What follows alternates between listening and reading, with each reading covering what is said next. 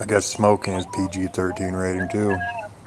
Welcome to Welcome to Draft Draft Utopia Utopia on on Talk Talk Shoot Shoot and Reese and Reese Street, Street, Chris Chris Ransom, Ransom, William Yanish, Yanish, Joseph Joseph Potter here. Potter here. And And today today we're going to we're going talk to talk about about the the college college football football guard guard rankings for the rankings for the 2025 2025 NFL NFL Draft. Draft. Um, Um, and let's and let's start start with with Georgia Georgia guard guard Tate Tate Ratledge. Ratledge. And this is And this one of is my one of favorite my guards in favorite the guards. draft because I look at Tate Ratledge, I look at the way he plays the game.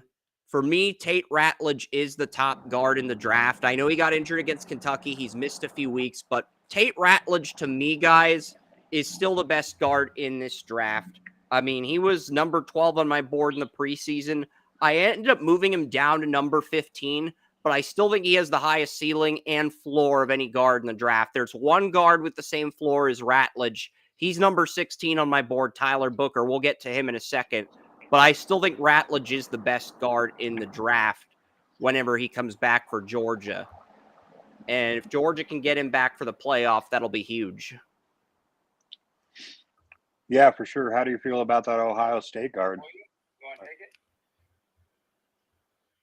William, you want to take this? What he said.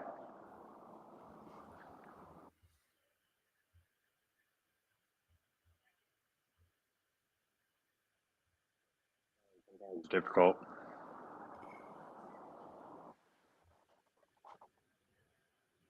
All right, Joey. I didn't hear anything from William.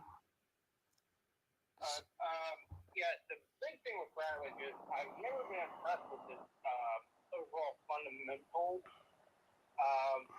abilities, but his sheer presence, his athletic ability, and his ability to do everything that needs to be done is kind of like an Orlando Brown thing, where he doesn't do much right in the air quotes of right, but the results are staggeringly impressive. And that's something that was a question with Orlando Brown coming out. I remember you actually questioned. I'm like, dude, he does everything right. He's amazing. Don't worry about it. And that's what I get from Ratledge. Like, he doesn't always do everything right, but he's just that guy that gets results. And, in a results-driven session, I think this is something that Sean King, former cornerback of the Buccaneers, now current coach in college football, said on the Ultimate Cleveland Sports Show, he said something about, this is we were a horse. I got some news on Ratledge whenever you're ready, but I'm going to let you continue your rant, Joey. They were fighting running back. They said this when those two were on the same panel debating something. So it was a very riveting debate. But at the same time, they said they agreed that it's a very negatively reinforced sport, where you have one bad thing happen. And I think that's what's happening. He should be a top 15 pick because of just his results. But because he's not the greatest at the little things, he may slide down because it is a negatively reinforced sport. And there are some medicals with Ratledge that cannot be overlooked. In 2021, he suffered a meniscus tear in his right knee that was a season-ending injury. This year it was the left meniscus and the left ankle that got injured. Had meniscus surgery, but is expected to play against Florida today. Coach Kirby Smart said he will be making his return today against the Florida Gators at the cocktail party in Jacksonville, where you're currently residing, Joey. So, yes, that is news. Well, the meniscus tear don't really concern me because my history of knee trouble is very prevalent on this to anybody who's ever looked at it. I have, had there's a reason why I've been at the house more the last 2 weeks, because my knee troubles have a problem. The meniscus, not as devastating as other things, especially in this day and age. It's like the medical technology existed when I had my first surgery, before I needed the surgery I needed 20 years ago that I didn't get. I wouldn't have any of these problems. The meniscus is going to get strengthened with every surgery. Now, the problem is they take a little out and mess with some other things while they get the meniscus. That's what you got to worry about later on. But in this day and age, I'm not sure how much they actually have to mess with. I mean, hate to go back to Nick Chubb, but look at his knees. I mean, his knee has been through a hell and back. Yet he's almost at full strength again after MCL and ACL problems for the second time. Medical technology, especially with knee surgery, has gone a long way. So the meniscus doesn't really bother me too much. Yeah, you don't want to overthink it with Georgia players coming off injuries if it's the best player at the position. I mean, Nick Chubb was the clear-cut running back, too, behind Saquon Barkley on my rankings and Joey's rankings in 2018, despite the medicals. We both had a first-round grade on Chubb. And even if Ratledge falls out of the top half of the draft because of the medicals, I don't think he's going to fall out of the first round entirely.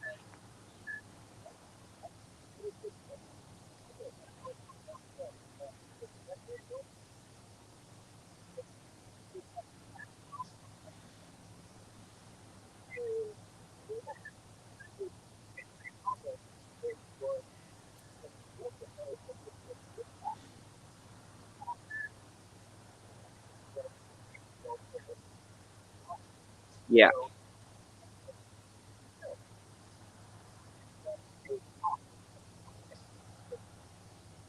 Yeah, he started in 2015. He was healthy then, but he had season-ending injuries in both 2016 and 2017. And that sort of led to his draft stock being devalued to a degree. But anyway, let's move on to the next player on this list. It's Alabama left guard Tyler Booker. He played both left guard and right guard off the bench before starting at left guard as a sophomore. And he ended up taking the left guard job from Javian Cohen a few years ago. And I have him at 16 on my board. I have the same floor grade on him that I do Ratledge, but I think Ratledge's ceiling is a little bit higher. But yeah, Tyler Booker, this guy was guard 4 for me at the beginning of the year, but I did have a first-round grade on him. I don't think I included him in my first-round mock because I don't know how many teams outside of the Lions, I don't know how many teams outside of the Lions are in the and the Steelers are in the market for a guard. And that's the problem right now. Bears as well. The Ravens were hurting last week, and Mike Paul made them hurt. So we're going to find out if they're in the market here this week.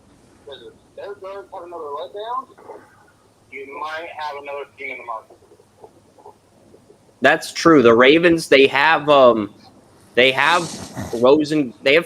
at right guard, and their current left guard is Voorhees. Voorhees has done well at left guard this year, but right guard play has been questionable at times, with Falele still adjusting. But yeah, Booker, I do think Booker would be an upgrade for any team. I don't think the Ravens are going to be picking high enough to get Tyler Booker. I have the Booker at 16 on my board. It just depends on where some of these teams are drafting. Ronnie Stanley's a UFA after this year. I think if the Ravens don't re-sign Ronnie Stanley, they're probably going to get their new left tackle for Lamar in the draft. And, I mean, if the Ravens win the Super Bowl but lose Ronnie Stanley, that would probably be it for their window as a title contender, and then they would probably be just another playoff team. As long as Lamar's healthy, they're just another playoff team. Kind of like the Colorado Avalanche in hockey right now, where reinforce your statement, I rewatched a little bit of the game this morning. Let's not get sidetracked on the Browns-Ravens. I know you like to talk about the Browns, but we need to talk about the college prospects. I'm staying on the offensive line here. I'm staying on the offensive line. I'm going to stay on track. I promise. But Rosengarten got beat a lot on all fronts. So He's the swing tackle. So yeah, so somebody like Ratliff, though, could potentially be an upgrade because he is one of those. Booker is safe. He play on right, left side. He may be able to shift out to right tackle or left tackle in a pinch. I'm not saying you're going to do it all the time, but if you're out of options, he's talented enough, then maybe you could throw him in there in a pinch. So there's another thing going for Booker. If a team like the Ravens says, Rosengarten ain't the swing that we need, here's Booker. So there's just a little tidbit. Just a little tidbit. I don't think the Ravens are as bad as you think they are, but we're going to get to that later in the show. I want to stay on track with the college guards. The next college guard, William, you have anything you want to add to Tyler Booker, the Alabama left guard, who you've watched some games of Jalen Milroe. What have you seen from Booker that stood out in your opinion? I've seen some excellent work with Milroe running, but Milroe is obviously the most dynamic player on the field when he's there, and I'm kind of interested in how you feel about Ohio State's offensive line and guards. We're going to get to Ohio State in a bit. Cool. They've got the number 4 guard on my rankings, but the There number we 3 go. guard on my rankings left Georgia to go to Jacksonville State. And Georgia had 3 guards in the top 5 before Clay Webb entered the transfer portal. But they had Dylan Fairchild at left guard, Tate Ratledge at right guard, and they had Clay Webb as a swing guard. And they were going to lose one of those guards to the portal, so they kept Fairchild and let Webb walk. But you watch Clay Webb last year, he was making guys on South Carolina look like his inmate at a prison cell. And then this year, he looked really good against Louisville's defensive tackle, Thor Griffith, who transferred from Harvard to Louisville. So for me, Clay Webb, I have been on the Clay Webb first-round bandwagon for a while. I had him at 18 on my board back in August. I moved him down to 22, but I still have a first-round grade on Clay Webb. That is the surprising thing, Joey. I couldn't move him out of the first round. The game film against Louisville was too good. Last year, you and I went to Edison on the Clay Webb side, and we loved Clay Webb. And then when they let Alabama let him go, I think we were both disappointed. We weren't surprised, but we were both disappointed. Georgia let him go, but yeah. We're good. Yeah. What'd I say? Alabama. They're both rivals. Who cares? They're both kingpins in the SEC. Like, But I feel like I'm going to get beaten down by... what? You think Nick Saban's going to whack you, Joey? Nick Saban's not going to whack you. I can assure you that Nick Saban will not whack you.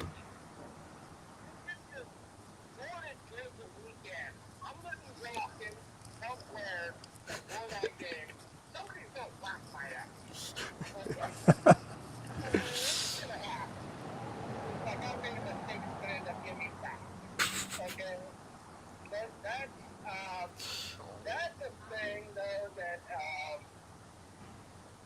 you and I both love this guy. I thought he did well early in the season. I haven't seen a game in the last couple weeks for him. Unfortunately, I did upload the Jacksonville State Louisville Week 2 game to Rumble. So that's up there. So we've already got Clay Webb tape. If we do resume the War Room back in March, we have Clay Webb tape we can watch. So that's there.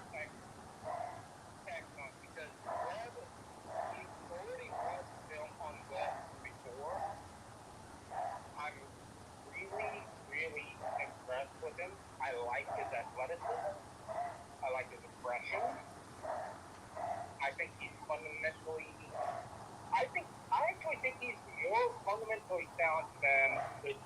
guards that are starting today. Yeah, I actually have Clay Webb graded ahead of Dylan Fairchild, but the crazy thing is there's a lot of draft fans that are saying Dylan Fairchild's better than Tate Ratledge. Also, there's a reason he belongs in the first round. I've got Fairchild as my number 1 second round guard. I initially had him in round 3 to begin the year, but I've liked him enough to move him up into round 2. But he's my 5th best guard. The reason I have him behind Bradley is very simple. It's like I stated it when we were talking about him. The ability to go from right guard to right tackle to left guard and to really, even though it's not big and you're not going to ask him to do it a lot, if you need it in a pinch, it's like 2 tackles get injured in one game, you need a guy to slide over. He's going to be able to slide over for a quarter or 2. And then you can bring in somebody else to take that up and move him back. He's not versatile enough. Yeah, and he's not big enough. That's the thing. Even though Clay Webb kicks ass on film, he literally does. He's only 6'3", 295.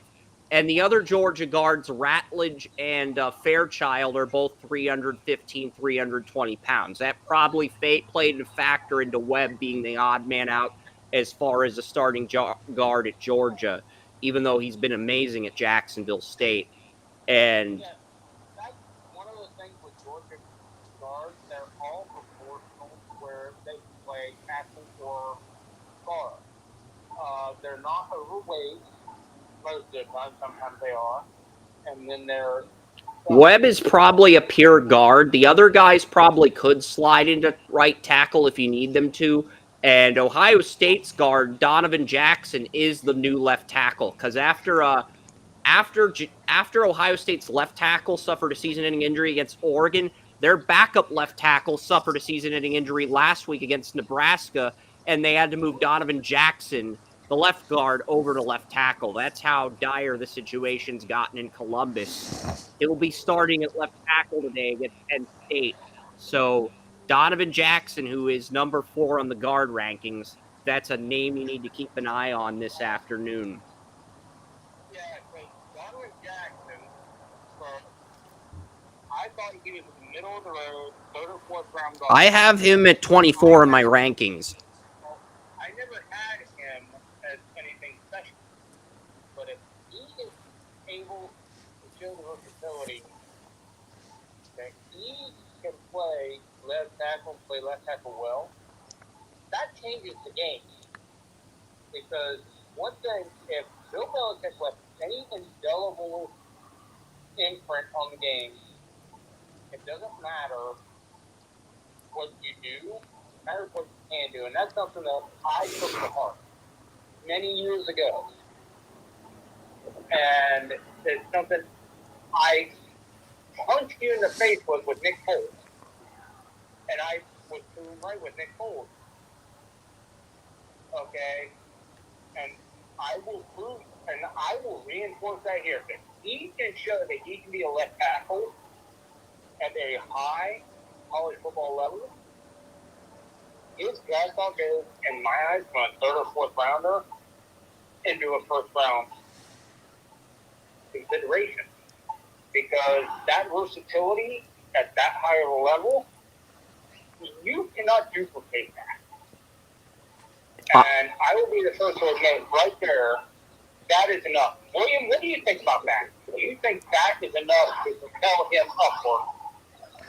Well, when it comes to offensive line, and you're talking about injuries, meniscus tears, ACL, MCL, I've had all that happen a few times, and it's one of those things that's really tough. And finding a guard, that is, I mean, Chris, is there someone in this draft that has, what do you call it, Quentin Nelson type ceiling? Is there anyone like that, or are they all just, solid, guards? Ratledge reminds me of Chris Lidstrom. Has the mean streak Zach Martin has, but I think he's closer to Lidstrom than Martin. Tyler Booker is interesting because when I view Tyler Booker, I'm trying to think of a good left guard that would be a good comp for him. Booker, I you know, Are you looking for when they were drafted or today on a call? I may have one for you. Because if you were talking about when they were drafted, I'd say maybe Joe Batonio. Because at the time, Joe Batonio played left guard or left tackle. And I think that Booker could be one of those guys who play left guard, left tackle, or right guard. So a young Joe Batonio may be the best comp. I was thinking Elgin Jenkins actually for Tyler Booker, Packers left guard. Packers. Yeah, that's a good one too. That's a really good one. So yeah, it's so Booker does have some good comp. So yeah, continue, please. Clay Webb, I would say comp for him would be Logan Mankins, former Patriot left guard. That would be my comp for Clay Webb. I know it's kind of out there, but he was a first-round pick out of Fresno State after the Patriots won the Super Bowl before the Spygate allegations came up. So it's not. All right. Hey, Chris, I've got an idea. That buddy of mine, Rudy Campos, do you mind if he joins, like for the mock draft? Yeah, He's from if you San and Rudy Antonio. want to pick together for San Francisco, me and Joey will pick together for Pittsburgh. That's fine. We'll do that. Perfect. All right, but let's get to the second round guards. That'd be awesome because, for me, it's like, and for our audience, it's like draft Utopia versus, the Under the bleachers or whatever William want for whatever brand, 100 yards of football. Well, I can't really use 100 yards of football. That's Logan's show. Logan Landers, that's his show. I'm not gonna drag him down this rabbit hole if he doesn't wish to be dragged down this rabbit hole. So I love him, man. He's a good dude. come on, Chris, you don't want to. I don't want to ruffle some feathers. You're gonna start scolding me like Ernie Johnson when he scolds Barkley and he says, "You don't want to ruffle some feathers." All right, round 2 guards. We've got Dylan Fairchild out of Georgia at 5, and the other second round guard is Logan Parr out of SMU. But yeah, those are my 2 second round guards. I've got it, and they're both left guards, by the way. So I don't see much difference in the two, except for one plays against tougher competition simply because he's. yep. They're both better fundamentally than you would think. They are both pretty good athletically. They are both pretty good with their hands and feet. There's nothing special about them, but at the same time, they have enough of a fundamental edge that they could potentially make a difference as a starter in the NFL, but they would have to have some seasoning. It's kind of like Zach Central last year. It's like he was aggressive, he was strong, but he needs seasoning. Because you can't just be aggressive and strong and be an NFL left guard or an NFL right guard. You have to be an NFL guard, you have to have the seasoning. And these guys, they both need seasoning. They don't have the athletic ability, but they have the fundamentals. They just need the seasoning. And they're going to go through growing pains. They're going to go through a lot of growing pains. I can tell by the way they play. They're going to go through growing pains. And they're going to have their first start. When they do get their first start, they're going to have an NFL moment that's going to say, I ain't ready. I got to hit the film a lot harder than I did in college. And that's because they don't quite have the athletic ability to back it up. But I think when they do that, I think you're going to have a good solid starter once that happens. So I think they're a lot like Zach Central. They're going to get their wake-up call. And Zach Zinner was a right guard at Michigan, so I'm not. He didn't play left guard in the college game. He played left. No, but if you like, the same thought process comes like you're going to have your wake-up call. Yeah. That's what I'm trying to get at is that they are not athletically gifted enough to make up for that.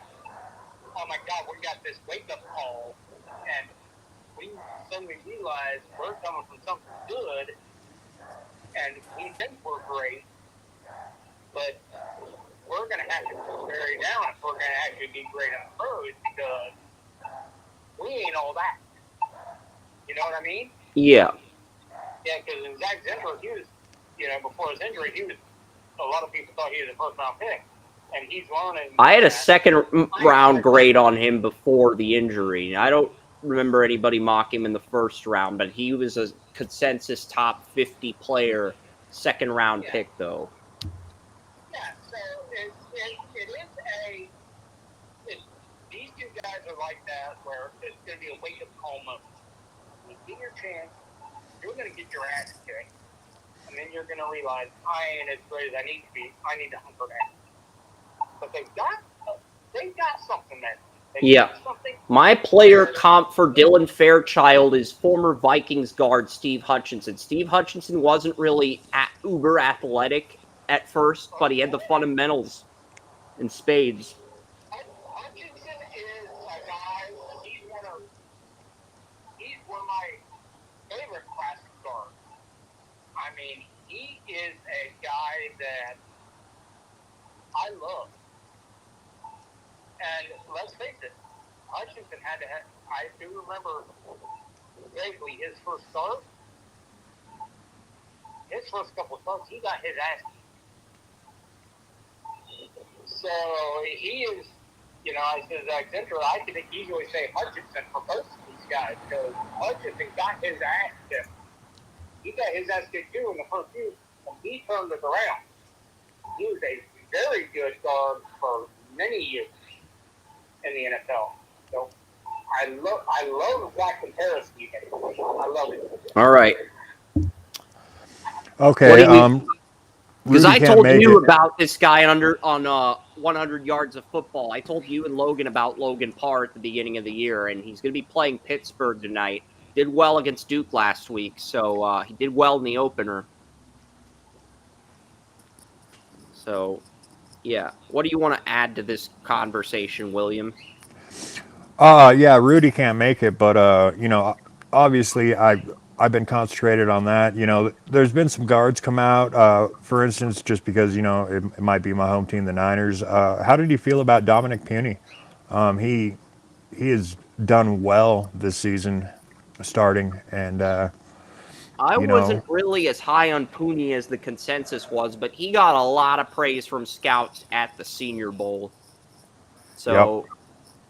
I'll say that much. I've got 2 third-round guards, Jaden Roberts, the Alabama Crimson Tide right guard, and Luke Andra, the Cincinnati Bearcats right guard. I have third-round grades on both of those right guards. So I do think it's going to be interesting to see how those guys develop. Jaden Roberts kind of reminds me of Trey Smith coming out of Tennessee. And Kandra, I would say... Kandra, hard to find a good right guard to compare Kandra to. Kind of reminds me a little bit of Cody Mock, but I don't want to use that comp directly. Quinn Miners, too. But those two, Roberts and Kandra, I think they're high. I think the guys that go in the first round are probably guys with Pro Bowl ceilings. There are some guys in round 2 that could reach Pro Bowl ceilings, but you're more likely looking at high-end starters. And then once you get to round 3, it's the same. Probably looking at a high-end starter, even though Roberts and Kandra have really high ceilings to where if they develop and max out in their development, they could reach the 90s, low 90s, as far as rating goes down the road. But, I think both these guys, Roberts and Kandra, are good right guards, but you could argue like the left guards in round 2. They're right guards, but they don't necessarily have the best athletic traits that you'd want. But yeah, Jaden Roberts and Luke Kandra come in at 7 and 8 on my guard rankings. Anything you want to add from the Alabama right guard and the Cincinnati right guard, William? Not really, man. You know, I mean, like when it comes to the draft, I'm going to be looking at one of them, you know, and you know, putting somebody across from Puny, and there's a whole lot of things going on. Like I mentioned, you know, sitting there talking about the injuries, it's like, where are all these coming from? But you know, I don't know, man. It's one of those things. Medicals are important when it comes to draft picks sometimes, you know. Yep. Joe? A lot of people, I know I've never really shared this.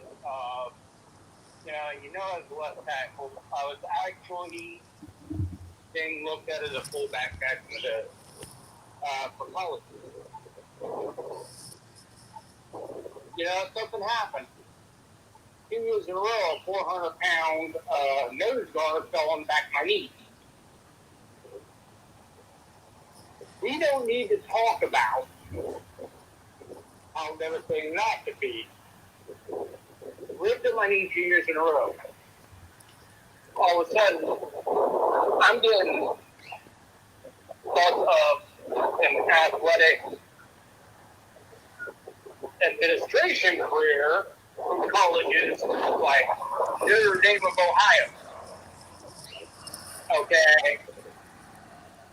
You go from here to all the way down here, and that's because of injury. Okay, and then my parents got sick. I ended up walking away from all of it to be a caretaker. It happened. It goes to show, I'm on injury or two.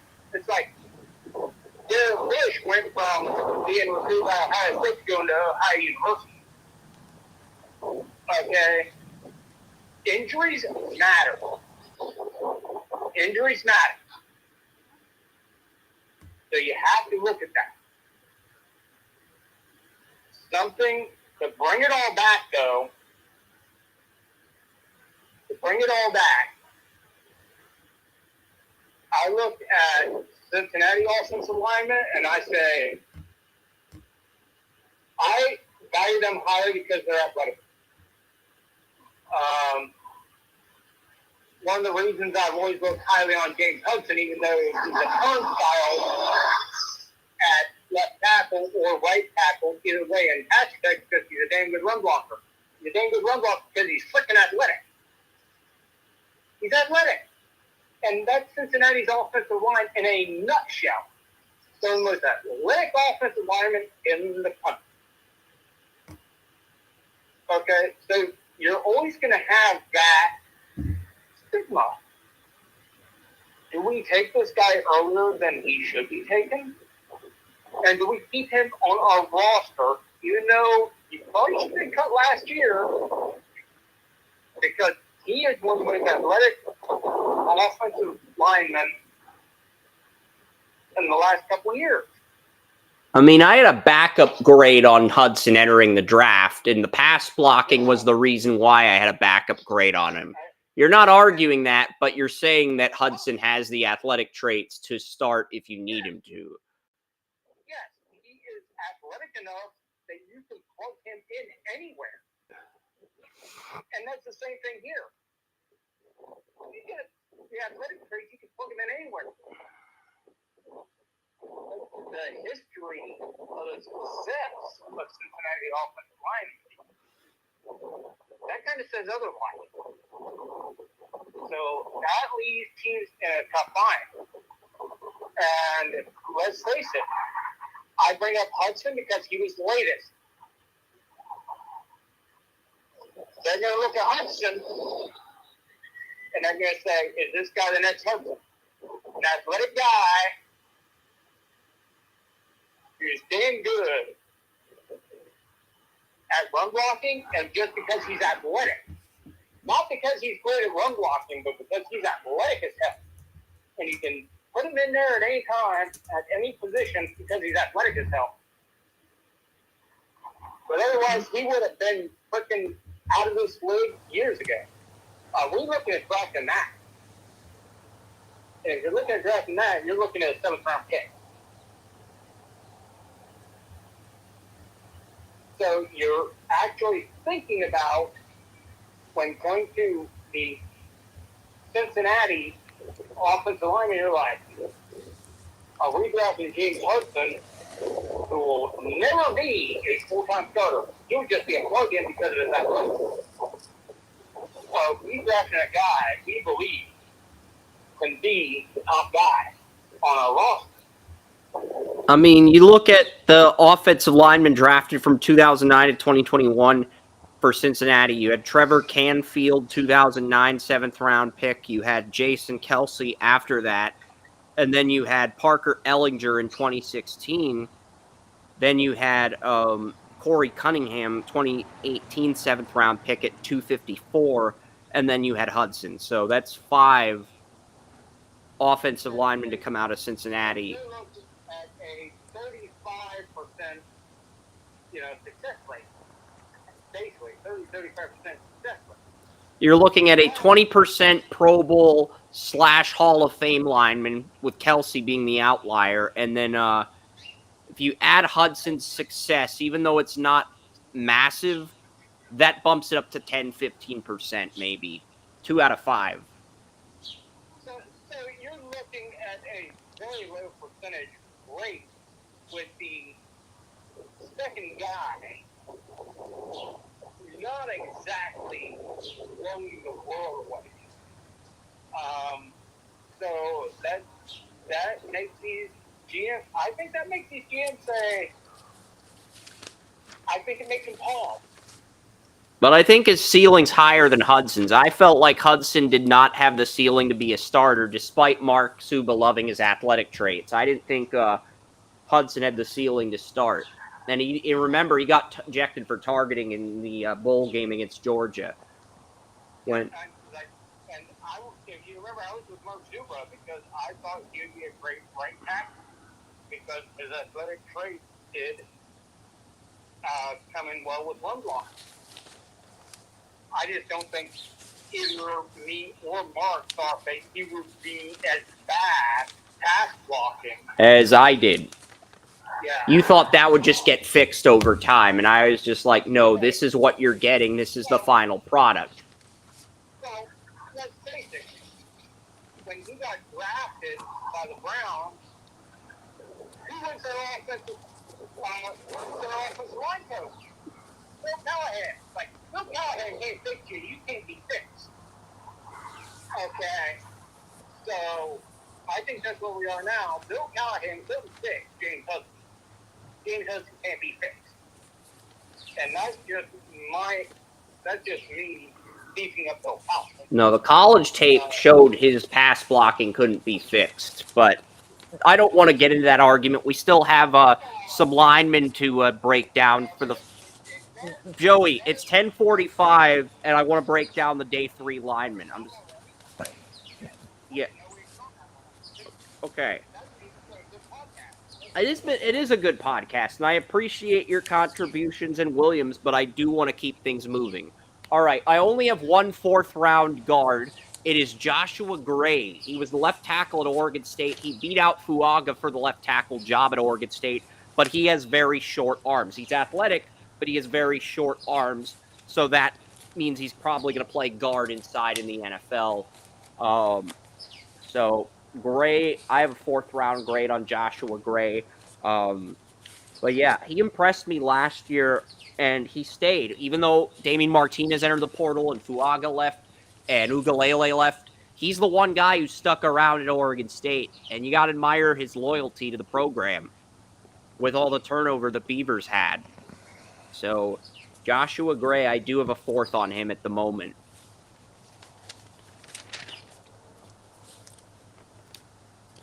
Anything you want to say about Joshua Gray? I only have one 5th-round guard. If you guys got nothing to add to Josh. I don't have much to add to that, bro. You're the brain. He said he doesn't have much to add on Gray.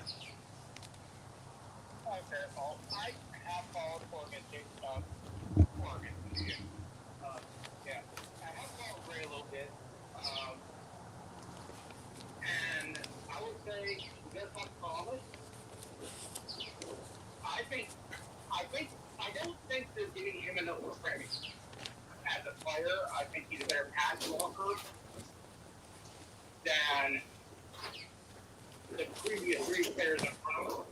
I do think he needs to work with his hand placement, which is, I think, going to hold him back a little bit.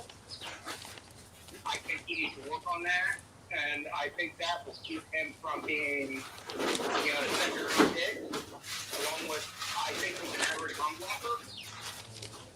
And I think he's an excellent pass blocker. I think he can slip into day two. I really do, because he's shown the potential to be in, especially for a team like the Ravens, where they always go back in the shotgun. They always go out and project pass, even if they run. If you project pass, even when you run, that works in his tape. He is very good at that type of thing. But the draws and such, the draws are where he thrives outside of the pass. I think he would do good with a team like the Ravens.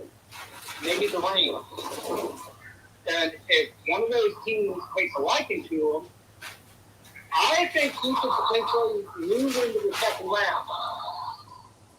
So I think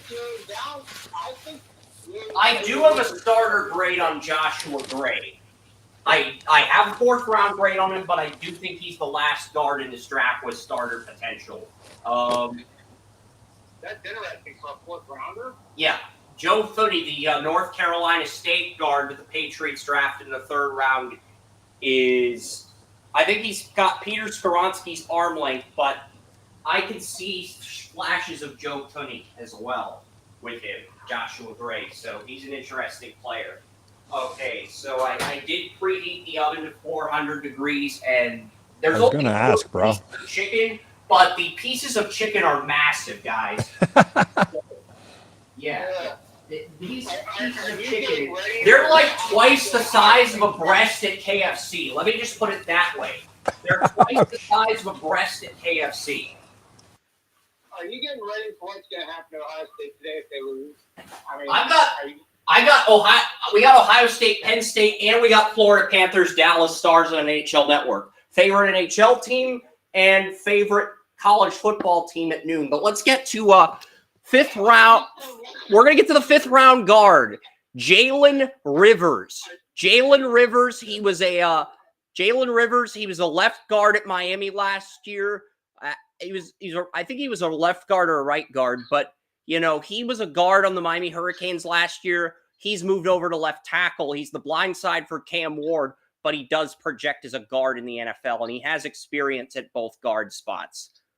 So Jalen Rivers comes in, and he's the only fifth-round guard in this guard list.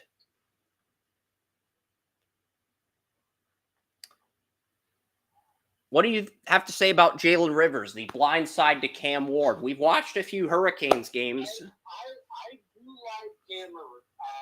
Jalen Rivers, but yeah. Sorry. I'm a big Cam Ward fan, so I do watch Rivers a lot. I think Cam Ward's the best quarterback in his class, and Rivers is a big part of that. He's good in pass protection, and one of the big things that you rarely see or give credit for as an offensive lineman is your ability to, if a quarterback moves in the pocket, to feel your quarterback. Okay, I know Cam doesn't move from the pocket a lot, but when he does, he moves quickly. And you sense it, you know it. Rivers does an amazing job at feeling his quarterback and moves with his quarterback. That's what I think his biggest strength is. He moves with his quarterback. He pass balls well, he runs balls well, he's nothing special there. But his intelligence and his feel for the game is one of the best in this draft. Not just for a guard, but for any offensive lineman. It's not going to propel him up into the first round or anything like that. It might get him a second round. It might get him into the second round or third round. But it's not going to get him into the first round or anything even remote to that. All right. But at the same time, he feels the game very well. And he's very intelligent with his football intelligence. And I think that's something we're going to have to watch. Yeah, because I have him in round 5, but this is a guy who could move up a round or two. I think that's what Joey's trying to say. He won't be a first or second round pick, but he could move up a round or two if he continues to play at a high level. Indeed. But the reason he's going to play at a high level is because of his intelligence. Yep.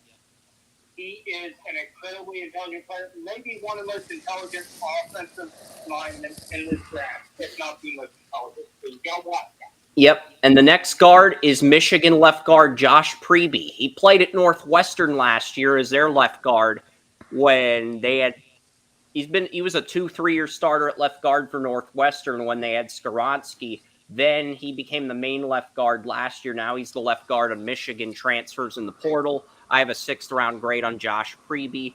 I mean, Michigan had to bring in new linemen through the portal after winning the title. And the other player I have a 6th round grade on is a small school player, an FCS offensive lineman, Jackson Slater from Sacramento State. Comes in at number 12 on these rankings.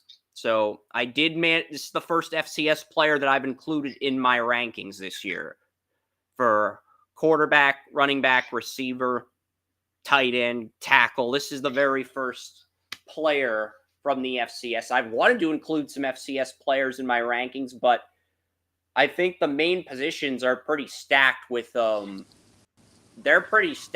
regular players on FBS teams at the moment with the portal and NIL and everything. William, do you have any thoughts on that? Not really, man.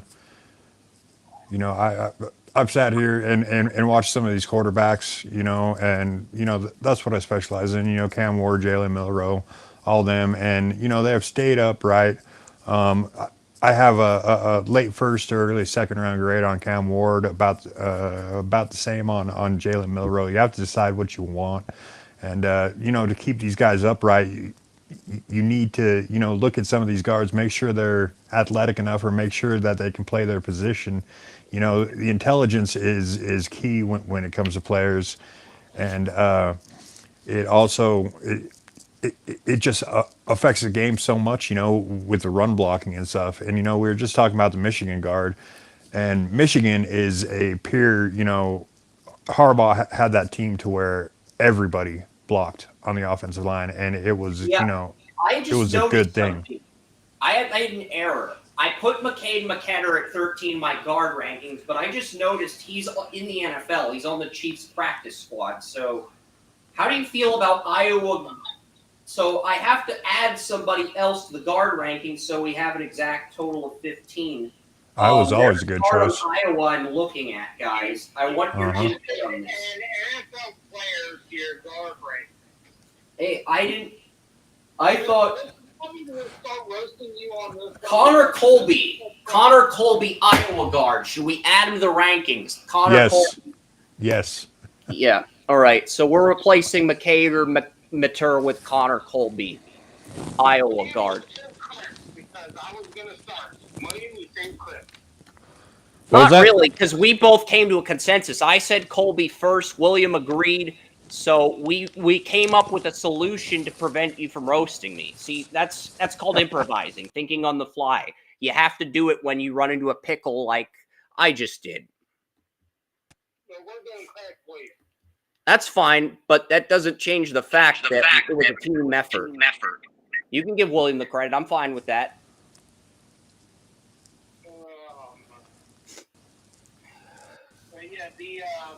These guys, I am of the belief of these last two.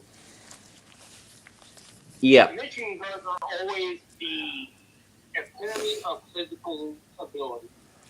But Michigan guards always have their comeuppance when they go into the NFL. Yep. They have to adjust.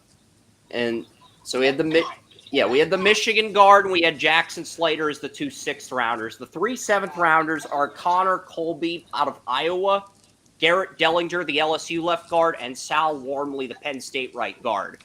We had Wormley in our rankings last year, but he went back to Penn State for his senior year. So he is actually in this draft, unlike McCade McKenner.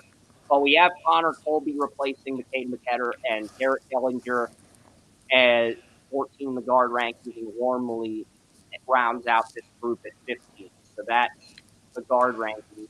That sounds good to me. Connor Colby has some good size. 6'6", 310, 315. 311, yeah. Yeah. And that's another thing like Michigan. You always have to look at Iowa for offensive linemen and just linemen, period. And yeah, that's a great choice to put in there. Yeah, that's why I wanted to go through the Michigan because after him, I think it was the guy after him. Who was the rankings again after the Michigan? Jackson Slater. He's a small school player on Michigan State. Slater. Yeah, because Slater was a guy I loved last year, and I thought he'd be good this year. I just forgot what order you put him in. Yeah, Jackson Slater, Sacramento State. Yeah, he came in at 12 on the guard rankings. And he's a guy who is strong. He's aggressive. He is going to be, I think he's going to be one of the darlings of the combine. Quite right. He's going to be one of the darlings of the combine. All right, I agree. All right, guys, what simulator do you want to use for the draft? Steelers? The kind that you can trade players for draft draft. Buzz? Okay, I'm load that up right now. Yeah. Okay. I've got an idea. Myself earlier, but I didn't. So yeah, and I gotta put the chicken in the oven. So I'm gonna videotape myself doing that, being a chef, and then I will upload. Why did you not put the chicken in the oven before? Because it's 10:59. You got to put the chicken in for like 60 minutes, and the oven's got to be at 400 degrees. The oven's got to be at 400 degrees, and I got to put the chicken in the oven. So I started the oven so that it would be at 400 degrees by 11 a.m. See, that's smart because.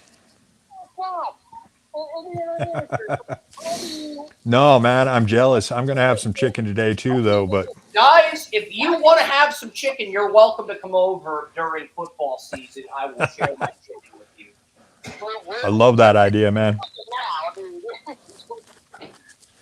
I'm making some pimento today and dusting some chicken thighs to make a sandwich just like Chick-fil-A. But so the timer has officially started.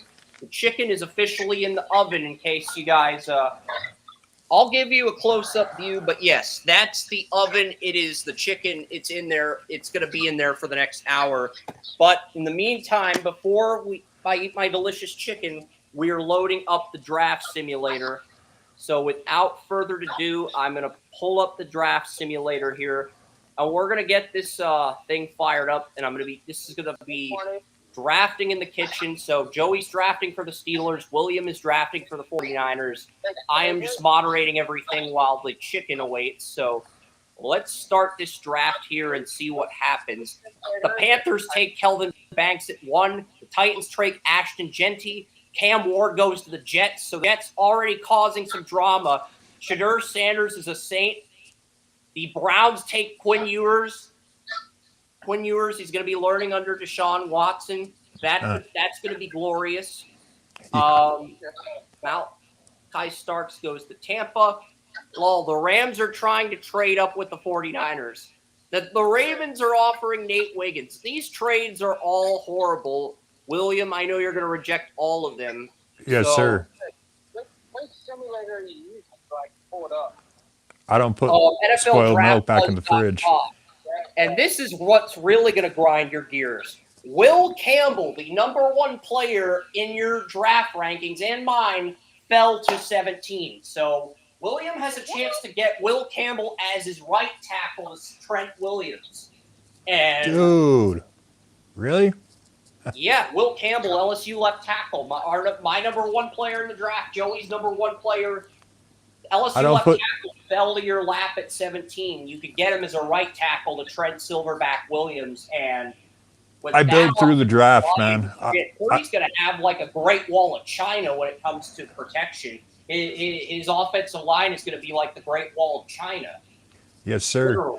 literally. If No, you put Trent Williams, you put Will Campbell with Trent Williams as a bookend, it's 49ers pass blocking is literally going to rival the Great Wall of China when it comes to protection.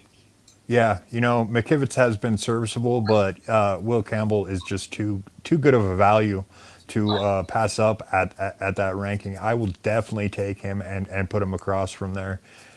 Dude, I love it. And Joey, next week you have to pick for the Browns. So this kind of fuck up will not happen under your watch next week. So let William have his moment and draft Will Campbell. Screw you guys. It all depends on what happens this week because we're going to have the dude that lost 50 freaking pounds over the last 3 weeks playing left tackle one more time. So we're going to see if he can be the left tackle of the future, and it's going to have to be in 2 weeks because we're only going on 2 weeks here. Yeah. So, and even then, there's no guarantee. Well, you are on the clock. Do you want me to pull up certain positions, Joey? Both Russell Wilson and Justin Fields are on 1-year deals. If you want a quarterback, Carson Beck is still there. So is Milroe. So is Nussmeier. I'm guessing you don't want a quarterback right now as your first pick for the Steelers. No, because there is. Honestly, I am thinking about it. Because Russell Wilson isn't that good anymore. Let's face it, it's just not. And then you have Best player on the board, according to the simulator, is Denzel Burke, but the Steelers have Joey Porter Jr. on a rookie deal for 2 more seasons after this year. I don't know what Dante Jackson's contract looks like, but I believe it's a 2 or 3 year deal. And Beanie Bishop Jr. looks excellent at nickel corner to the point where even though Cameron Sutton's going to be back from his suspension next week, Cameron Sutton's going to have to earn the starting job back. Right now, he's the dime corner. He's going to have to earn what little playing time he gets. So, I mean, I don't think the Steelers are in the market for a corner. You could go James Pierce Jr., but he would probably start out as a rotational player until he improves his run stuffing and coverage because you have Highsmith, you have T.J. Watt, you have really good edge rushers, and you have Nick Herbig, the player, Wisconsin edge rusher I told you about. Nick Herbig, he was a player I had a 2nd-round grade on. Steelers got him last year's draft. He's been pretty good in relief of Highsmith. So, I mean, you have a lot of good problems. Steelers safety tandem of Deshaun Elliott and who is it? Minka Fitzpatrick, probably the best safety tandem the Steelers have had since Ryan Clark and Troy Polamalu back in the day. You could get Xavier Watts. You could get Deion Walker. Steelers do have 2 good nose tackles, though. Their starter is Keanu Benton. Their backup is Montravius Adams. So the Steelers are deep at a lot of positions defensively, but a lot of the BPAs on the board are defensive players. That's the thing, Joey. Yeah, this thing is being really freaking stupid with me. It's showing me all of 2024 guys. Instead of 2025. Okay, it's starting to. It's starting to do. I think it's starting to act intelligently. So it's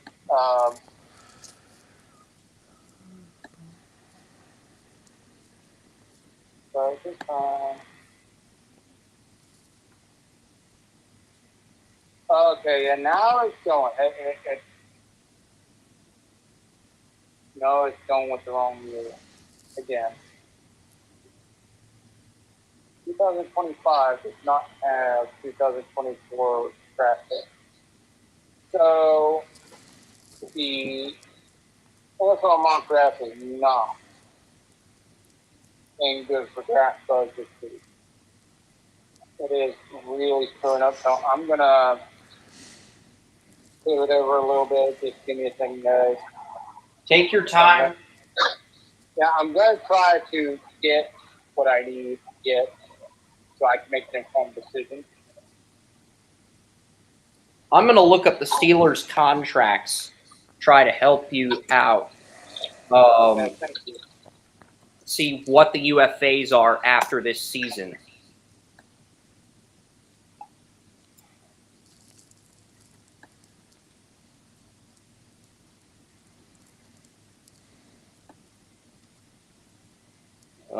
But yeah, both quarterbacks are UFAs. Both Wilson and Fields are UFAs. But I'm in agreement with you. I don't think we should spend I don't think you should spend your first pick on a quarterback. I'm in 1,000% agreement with you on that. So.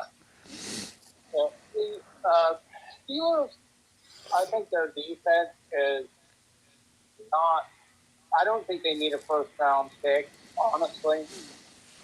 But I do think they are in need of a good running back, and I think they're in need of a. Well, Najee Harris is a UFA because they didn't use the fifth-year tender on Najee. The Steelers thought, oh, well, Jalen Warren's an RFA. We just lowball Jalen Warren, and Cordell Patterson's under contract till 2026. So we can roll with those two and not draft. That is an area of need if Harris walks. It is a big thing that you had to look at because we did that. We were all still saying running back we had anywhere. And then Genty is gone. Ashton Genty got picked second overall, I believe. Let me look at the draft tracker here. Wow. Genty got picked, though. I picked second overall in the simulator. I'm double checking, though, to make sure that is the Titans took him second overall. Kelvin Banks went first to the Panthers. I know Bill Sparks has been critical of him, but Genty, Boise State running back, went second overall to the Titans. And they got Tony Pollard and Tajay Spears on a rookie deal. So if they took a running back at 2 over a quarterback with their situation at running back, that says a lot. I don't think they would in real life, but the Cowboys took Omarion Hampton of North Carolina at 13th overall. So 2 running backs are already off the board so far. Well, I'm trying to give the Steelers a little bit of credit, which is not. Let's look at this, Joey. Pickens will be in the final year of his rookie deal. Van Jefferson, Scotty Miller, and Ben Skowronek will be gone. But Calvin Austin III, Roman Wilson will be there. Not like receivers in immediate need if you don't like what's on the board, because Austin, Wilson, and Pickens are serviceable if you want to roll with those 3 as your starters. Freiermuth and Washington are good tight ends. Connor Hayward's the third-string tight end. You got Mason McCormick replacing James Daniels. Sumalo will be in the final year of his contract. Roderick Jones and Fautano will be starting at tackle. Frazier will be your center. So offensive line's not really in need. Ogunjobi, Hayward, and Keanu Benton are your starters in the defensive line.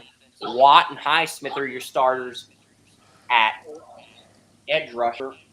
But Watt's in the final of his contract, and if you want to pay Watt, you may end up having to cut Highsmith. So James Pierce Jr.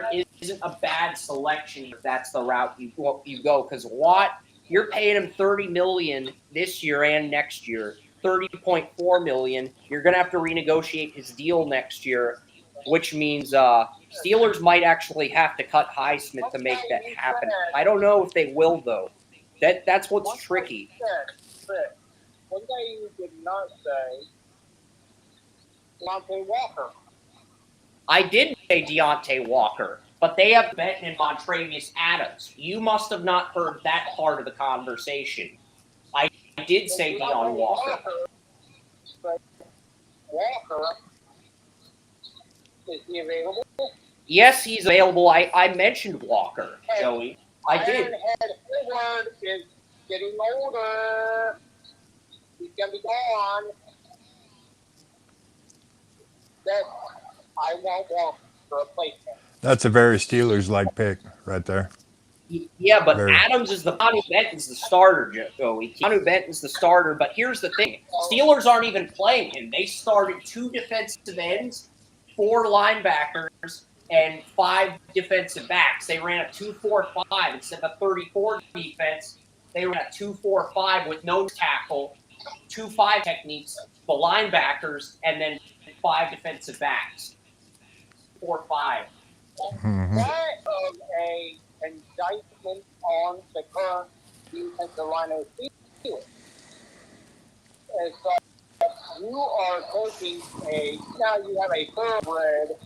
Yeah, you have Keanu Benton, a 2023 second-round pick, and an aging Montravius Adams, who are good, who are effective, but at the same time, What's the point? What's the point? Because you got a guy that's aging and effective. I say that about. and while I like Keanu Benton, I think Deion Walker's ceiling is higher.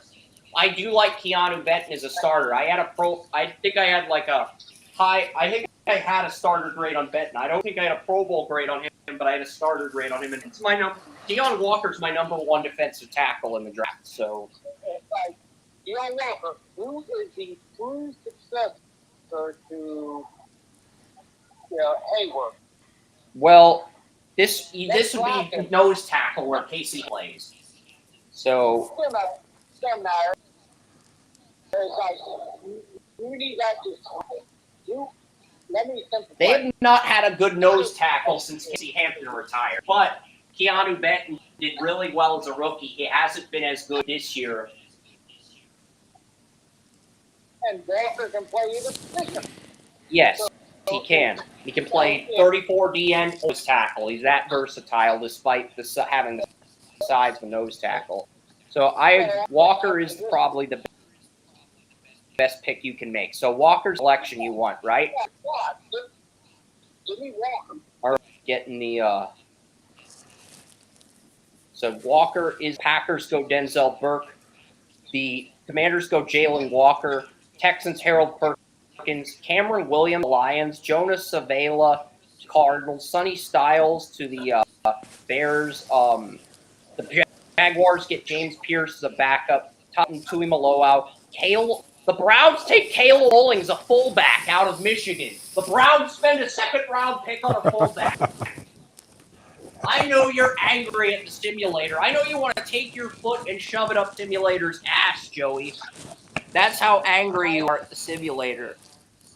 I am currently staring at the sky through the trees that I am standing under, trying to get to report on the Florida Georgia tailgating.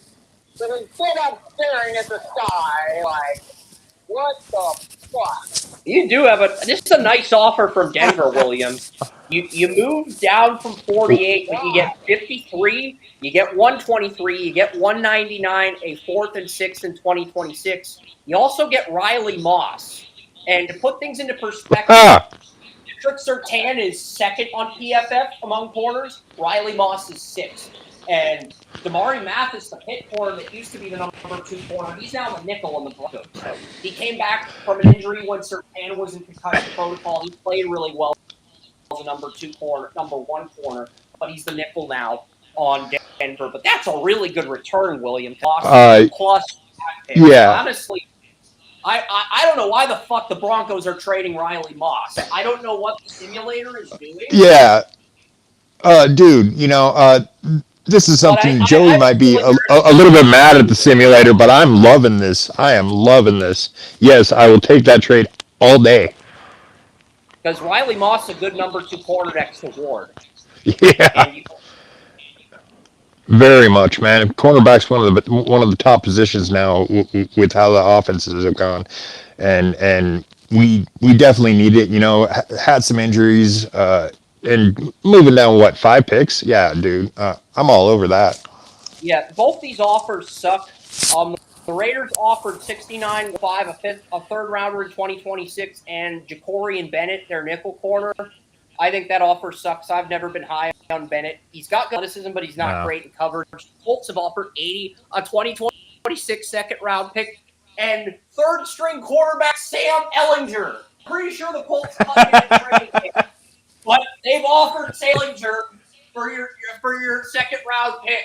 That's such a bad trade offer. I had to laugh at the Colts and roast them. Sorry, Chris Ballard. I have to roast you on the simulator if you're going to offer that garbage. That is absolutely hilarious because you are so desperate. You're offering up a guy that's not even on your roster anymore. I'm rejecting all of those, but I am laughing briefly at those. What happened to the Broncos one, man? Mikael Williams, my number one defensive end, is there. You could develop him for a year behind Leonard Floyd while Floyd's contract plays out. You'll have another edge rusher with Nick Bosa. That is an option. You can never have enough edge rushers. Ever. Siobhan Rebel is there. Ever. Oh, your boy Colston Loveland is there in round 2 to pair with Kittle as well. I think I know where you're going with this, William. As much as you'd like to get another end. We took the Broncos pick, right? Passing Loveland because you had him. We took the Broncos pick, right? Or trade. Yes. Right? And yes, you're up at 53. Yes. That is I am all over Colston Loveland, man. I am all over Colston Loveland. You know, he's got his boy in his pocket. So Colston Loveland is a 49er and a number 2 tight end to Kittle. Now, yes. The Ravens draft Donovan Jackson at guard. The Falcons get Travion Henderson. The Eagles get Damani Jackson. The Bills get Jason Marshall. And Joey is up. And here's what the board looks like. Kamari, C safety. Mikael Williams is my number 1 edge rusher in the entire draft. He is still there in round 2 for the taking. Siobhan Rebels, Carolina corner is also there if you can look pedicles. Jalen Milroe is there. You don't like Milroe. He's the best on the board at this point. You said he can't read a defense. Looking at quarterbacks are available. It's Milroe. It is Dylan Gabriel. It is Drew Allen. Those are the 3 that are available. Then you've got Miller, Moss, Cade Klubnik, Jackson Dart. It's not great. The QB options at this point are not great. Milroe is trying to think as a Steeler. Trying to be a personnel guy. And believe me, after getting my ass kicked by the Steelers as a Browns fan for 30 years, I am very well acquainted with how they think. The big thing is, you know that they are going to develop guys. So I'm thinking there's development, you want Miller. But at the same time, I'm looking at it, paying the salary for Wilson. They aren't paying our salary. Yeah. That is a huge, huge thing to look at. If you can pay a second-round quarterback with 0 issue,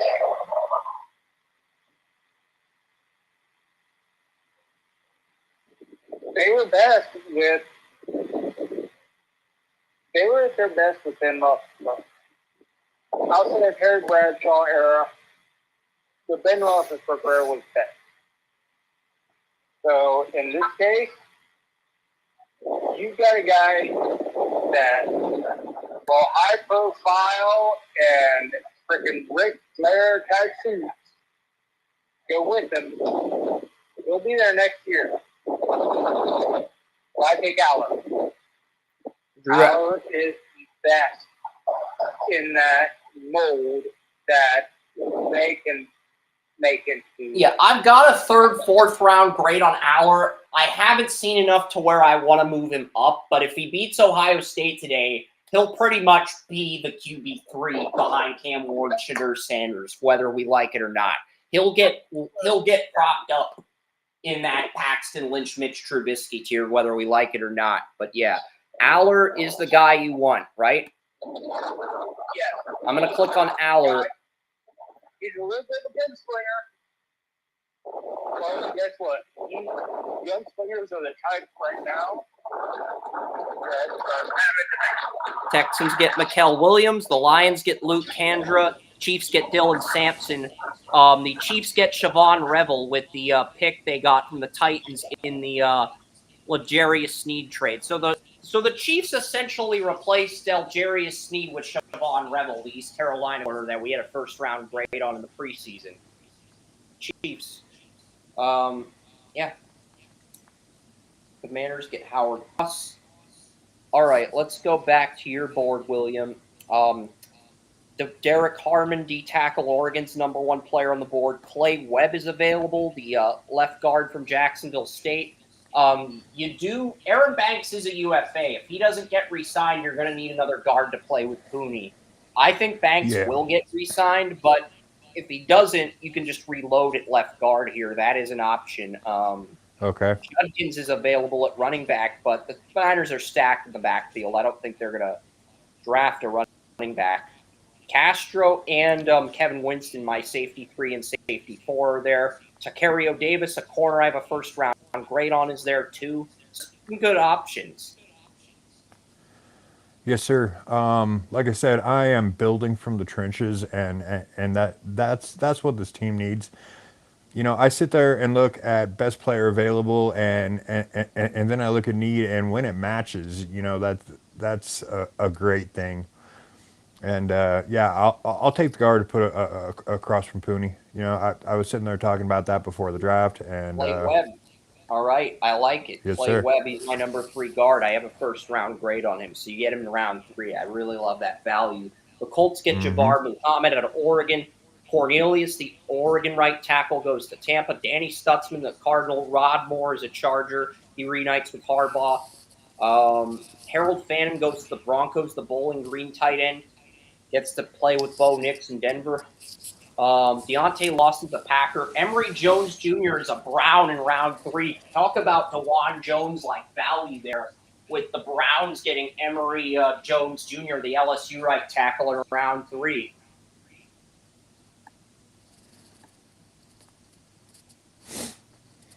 All right, you are up in the 3rd round, Joey. Emory Jones, if they get Emory Jones, that cements that they believe that Juan Jones is the left tackle of the future. They got Emory Jones in round 3. I have him in round 2. You have him in round 1, Joey. The Browns got him in round 3.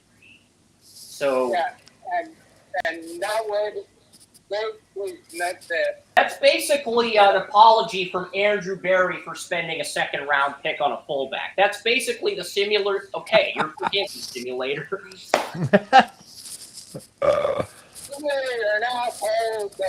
gonna make that work. I mean, you took a fullback in the 2nd round, but you also you ended up. You did good, simulator. You did good. You did a good apology to me. I was gonna roast your ass if you didn't. Who did the Browns take in the 1st round before they took a fullback? They took Quinn Ewers. So they took Quinn Ewers, a fullback, and then they got Emory Jones. So it's been all offense for the Browns. Okay, so simulator, you need a little bit more to make this shit up. Get fucked up twice. What, Quinn Ewers in the 1st round's a fuck up in your eyes? In this situation, the Browns, they don't need a quarterback like Quinn Ewers.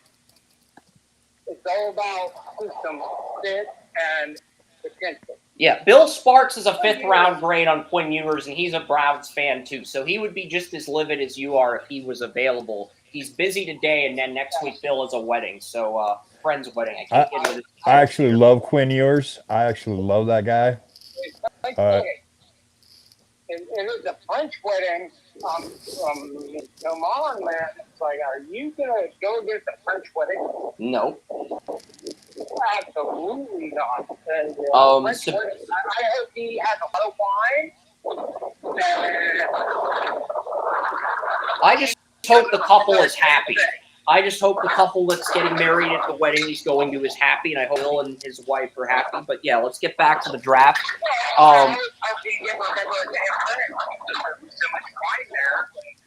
Yeah, wine is great.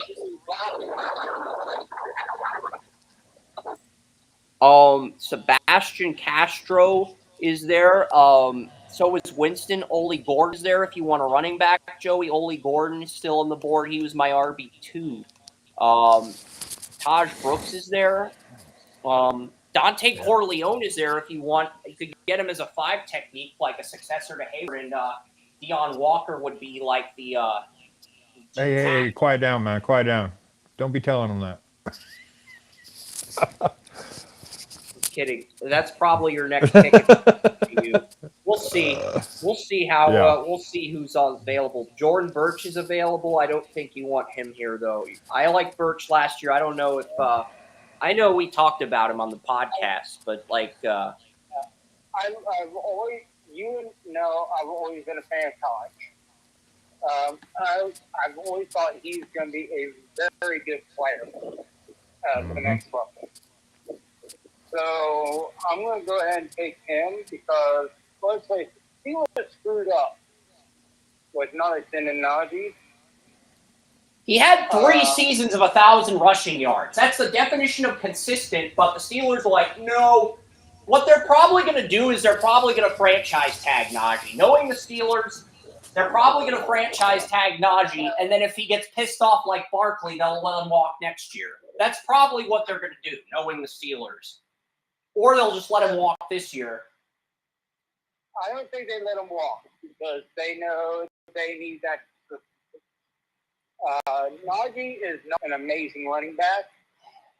Even if they franchise tag him, they won't keep him after this year because they need to use that money to extend Watt. Watt's contract is up in 2026. I didn't think it was up so soon.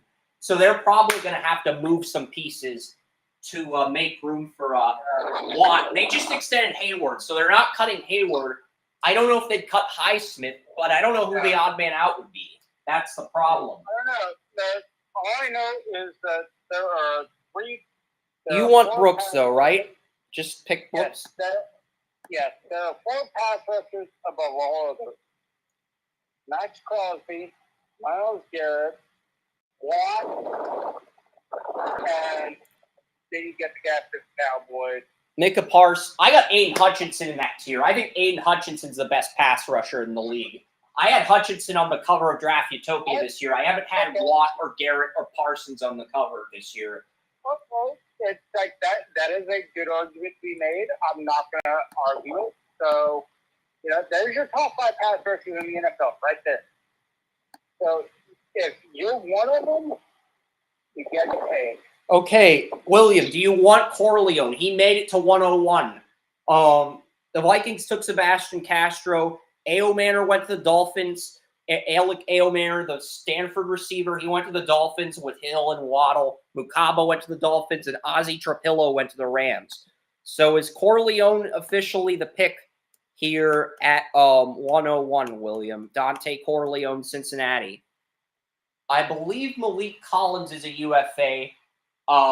You still have Hargrave for 1 more year, but you don't have anybody next to him on that interior. I'm guessing Corleone out of Cincinnati is the guy you want, William.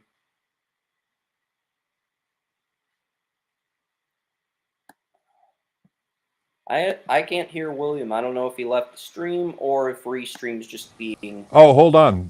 There we go. Sorry, my mic was muted. No, I love what's going on, dude. I love Corleone. I will take him all day. Build from the trenches. 3-3-5 and 4-2-5, whatever hybrid. Nickel packages are the most used, and defensive linemen. It's like the Giants, when they stop. Ontario Davis in round 4. The Browns draft Dylan Gabriel in round 4 after taking Quinn Ewers in round 1. They're doing the RG3 Kirk Cousins thing. The Browns. This is good stuff, Joey. But I feel like you're at the point where you're ready to roast the computer. You're putting your jokes together. You're typing them on your phone. What did they do? The Browns, they took a second quarterback. They took Dylan Gabriel in the 4th round after taking Quinn Ewers in the 1st round. And they still got Deshaun Watson's contract. So, yes. They just need to cut their losses with Deshaun Watson. Just get rid of him. That is something that they screwed up, and everyone knew it in the first place. Yeah. I agree, and there is rumors that whoever ended up actually pulling the trigger on that is probably going to get fired. Mm-hmm. So the thought process for the situation is, give me someone that works, and that guy that works right now, as Sean King said, one of the best players of the football in the NFL. Ole Gordon is available. Holy crap! Benjamin Morrison, the Notre Dame corner that I had my top 10 fell to the 4th round. How the hell did this fucking happen? We're officially R-rated, man. Chris, I love how you make sure I cannot say that Sean King said that Deshaun Watson was one of the best players of the football in the NFL. You come right in there and you rip it. I am thoroughly impressed with that. I wasn't trying to cut you off. It's just Benjamin Morrison. I have him in my top 10. I actually think I have him in my top 6, top 5. He fell to the 4th round. So, William, is that your pick? I mean, you yes, already sir. This is easy today. I'll take that all day. You already got Riley Moss. Now you get Morrison, too, to pair with Ward. That's just unfair, really. Like, as a Rams, Seahawks, Cardinals fan, for the 49ers to have Riley Moss and Benjamin Morrison, it's just not fair. But, yeah. Morrison's the pick, I'm guessing. This is not really... Yes, sir. Yeah. There's nothing else, man. There's, like, the value that late, just exceptional value. Morrison with the Niners. Yeah, you might I love Notre Dame players, man. For Morrison next week, Joey, knowing that he's that far down in the simulator, you might want to take a mental note. All of us might need to take a mental note. Yeah, Morrison is a very good player. You're up again, William. Ole Gordon, go ahead, talk about Morrison. Yeah, I was just gonna say, it's like Morrison is a very good player. How he fell that far, I don't know. The simulator has done some questionable things. Simulator has him at 136. That's why he fell as far as he did. And I don't agree with that. I still have him graded above Travis Hunter despite the injuries this year. I don't think you can move him back that far. I mean, that's just he's not going to fall that far, even if the medicals come up and he interviews poorly at the combine. He's not going to fall that far in the draft. Well, the simulator has done some questionable things today, and I'm trying.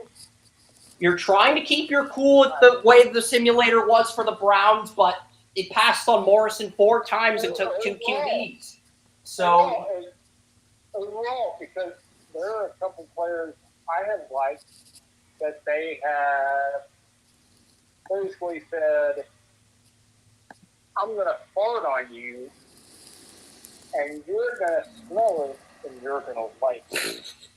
And I don't like that.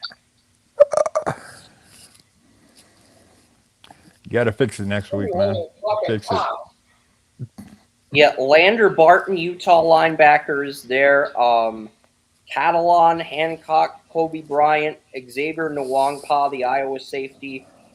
Best overall player on the board is Ole Gordon. Niners are already stacked at running back. They've got McCaffrey coming back. They do lose their backup Elijah Mitchell, but Jordan Mason and Isaac Garendo on a rookie deal are both amazing. Yeah, Jordan Mason back in the draft. So to get the number 2 running back in the draft this late in the 4th round is amazing value.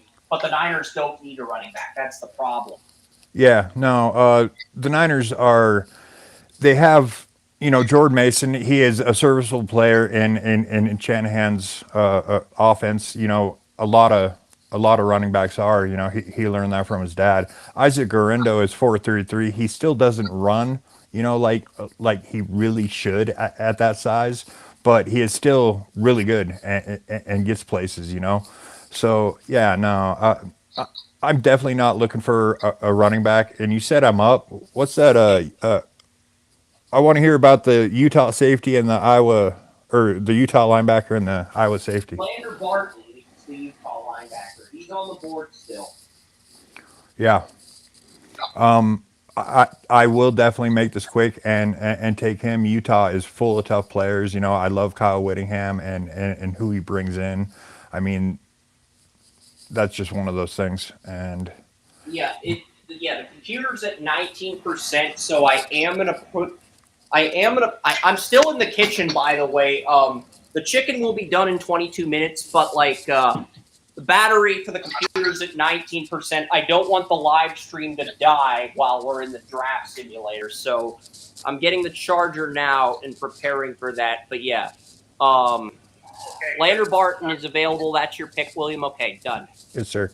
Okay, and that gives me a second to say to William, it's like, you just have to remember, 49ers aren't the only ones that are working with the Shanahan offense.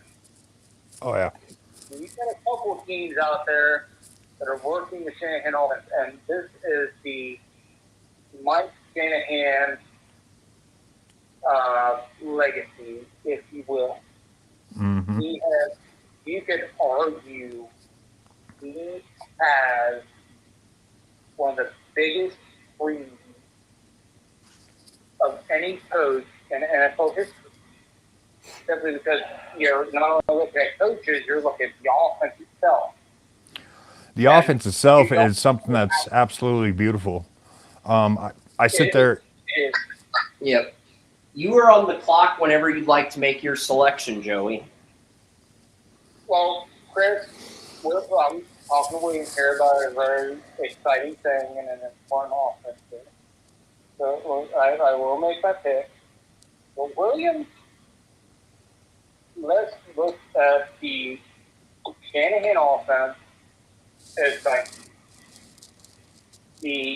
what, in your opinion, is the most important component? A precise quarterback that throws on time, a great running back to make the one cutting up, or a receiver that hits his precise route.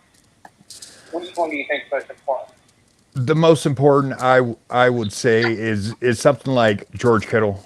George Kittle and having a receiver across from him, running those clean routes, and just being able to be all around, do everything.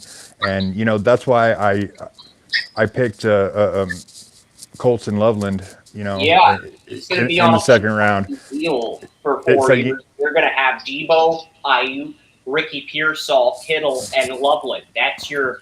You can run 12 personnel as well as 11 personnel. You can deploy 3 receivers. You can use the running backs. You can deploy multiple tight ends to block for McCaffrey or whoever, whether it's Mason or Guerrero. So you're in a great spot. Mm-hmm. Oh, No. You didn't pick the cheat code. You picked the cheat code. Yeah, but William's not done picking this round. William does have the final pick in round 4. I went through the draft tracker for round 4. Joey has 1 pick in round 4, and William has a 3rd pick in the 4th round, which is the final pick of the 4th round. So he's not done picking this round. Yeah, but George Kittle is a cheat code. I don't care what you say. But now he's got Colson Loveland to pair with Kittle. So 49ers have never had a good number 2 tight end next to Kittle. I'm not arguing that. Kittle, I mean, he fell in the 5th round of the draft in 2017. Yeah, just left, back, A, B, start, and you get George. Yeah. It's like cheat code. All right.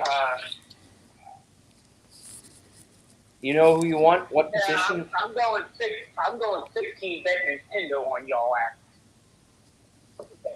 Yeah, we get it. Old cheat codes, you know, like cheat code combos for Nintendo. Absolutely.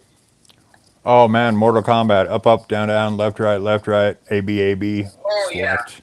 Oh, yeah. I was thinking of cheat codes for Donkey Kong Country, but I like your suggestion better, William. It was better. Chris, you're talking a generation of beyond what we're talking about. Like, Oh, I'm talking Super Nintendo. You're talking regular old Nintendo. Original. Okay, Man, all right. I missed that. I got one around here somewhere.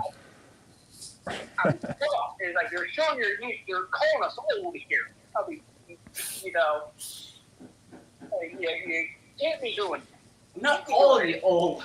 I like the old school video games too. There's a store that sells all the old video game consoles. It's called The Exchange. But they sell Super Nintendo, regular old Nintendo, Nintendo 64. They have GoldenEye 007, but you have to pay like $200 for the GoldenEye cartridge. Oh, I love that game, man. Okay, is that the regular cartridge or the gold cartridge? The GoldenEye cartridge. I think GoldenEye, man. I think 100 for the regular and 200 for the gold cartridge. And the console's like 75 to 160 bucks. It depends. Dude, I had all that long time ago. They did have a solid gold cartridge for GoldenEye. So which I remember that. The gold cartridge was $100 more than the regular cartridge, and I know they charged 100 or 200 bucks for the regular cartridge. But they also have the gold cartridge for an extra 100 bucks. Like, all the crap games are only $20, but all the good games like Super Smash Bros., Mario Kart, all the good games are like $150 to $100. Dude, I had this box full of Super Nintendo games and Super Nintendo, and it was probably worth, a couple grand by the time it was over what I had in there. Some dude stole it out of my storage. Oh, that sucks. Yeah, dude. I know. We're getting on another video game rant. Like There the we time go. we talked about Mario Kart during the 2017 Senior Bowl, but Joey is on the You bring clock. out my teen years, man. That was a long time ago. hour of sleepless time, so we deserve to get off on several generations of Mario Kart after several hours of sleep time. Yep.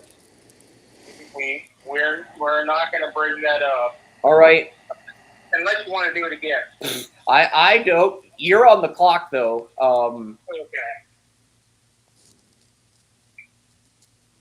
Okay, and the Steelers, what have I drafted so far?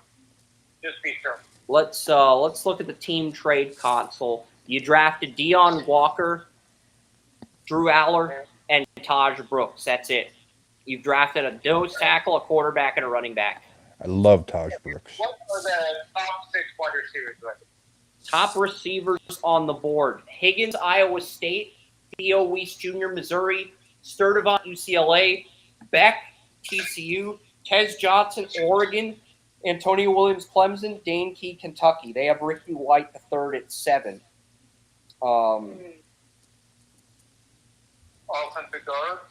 guard? Let's take a look at the offensive line. The Steelers do have Mason McCormick at right guard, but their left guard, Sumalo enters a contract here, and the backup left guard, Spencer Anderson's not very good this year. I mean, he was good at the Shrine Bowl, but he has his skill set hasn't translated to Pittsburgh the way he'd like it to. Jaden Roberts, Alabama right guard, is there. Joshua Gray, the Oregon State left tackle / guard, is there. I'll take Gray.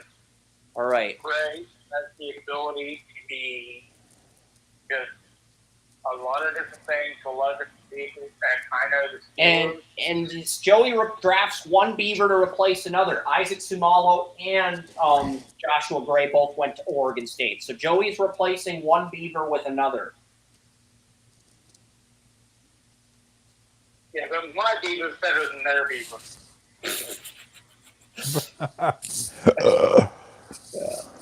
That was funny.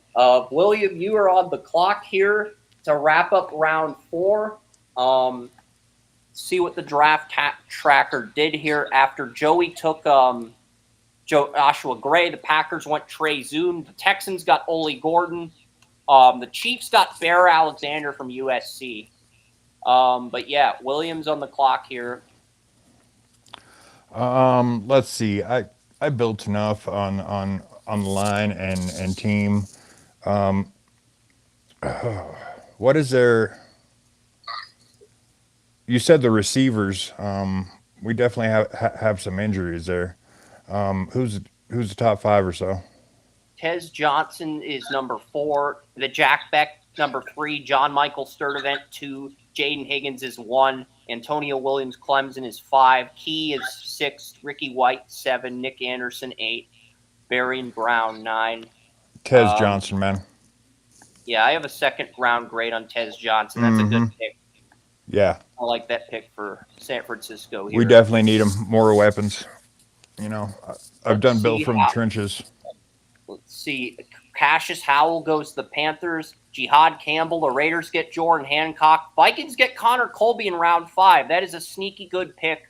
Provides some competition for Minnesota's right guard that they took in the second round. The Saints get Nazir Stackhouse. He will go to New Orleans where Joe Woods will corrupt him. And Joe Woods has any inkling of say in football life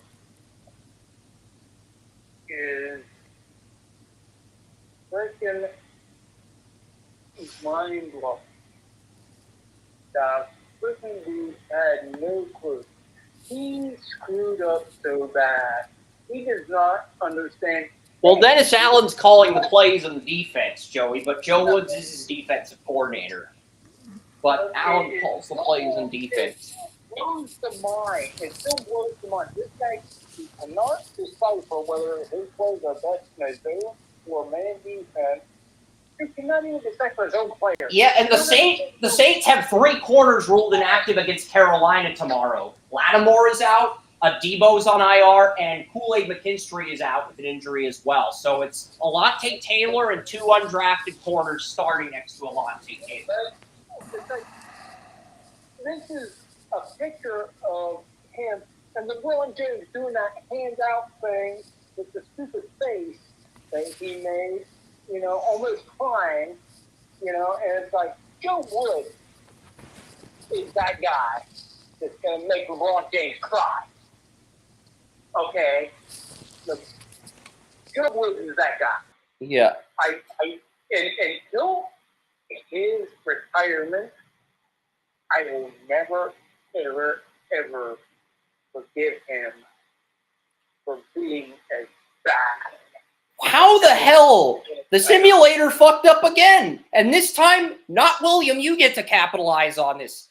Torrey Horton, they moved Torrey Horton down to 170 because he had a season-ending knee injury a few weeks ago. They moved him down to 170 behind Ricky White. Torrey Horton, Colorado. That's crazy, man. That is crazy. He's still on the board in round 5. Simulator moved him down to 170. Don't be screwing around, Joey. I'm not going to be screwing around with that. That is a... I mean, I thought the Benjamin Morrison decision to move him down to round 4 was bad, but Torrey Horton to 170, even with the injury, I would take him by 150. Like, how is he still on the board? I'm taking Torrey Horton because the fact of the matter is, Torrey Horton just isn't a normal great receiver. He's the son of a receiver that overcame a lot of shit. And he knows how to overcome. He knows how to rehab. Torrey Horton is one of my top receivers in this draft. Yeah, he was our number 4 receiver in the preseason, and it's like, he's still on the board in round 5. I don't agree with that. I don't care. It's like, if I'm the Steelers, I'm taking the Steelers approach, and I'm saying, Because you're losing 2 receivers to free agency, and while you do have Calvin Austin entering the final year of the rookie deal and Roman Wilson could be worse than Cedric Tillman if he does not pull it together, because he's barely played. And Cedric Tillman is starting on my fantasy team right now. I love Tillman as a route runner, but we're talking about Roman Wilson. Let's not draw Joey into a Cedric Tillman rant. Roman Wilson too, though. I mean, I watched him play, and that is he's good. He can develop. Torrey Horton, okay. What we're talking about is Tennessee players. Yeah. They do have a Torrey Horton. very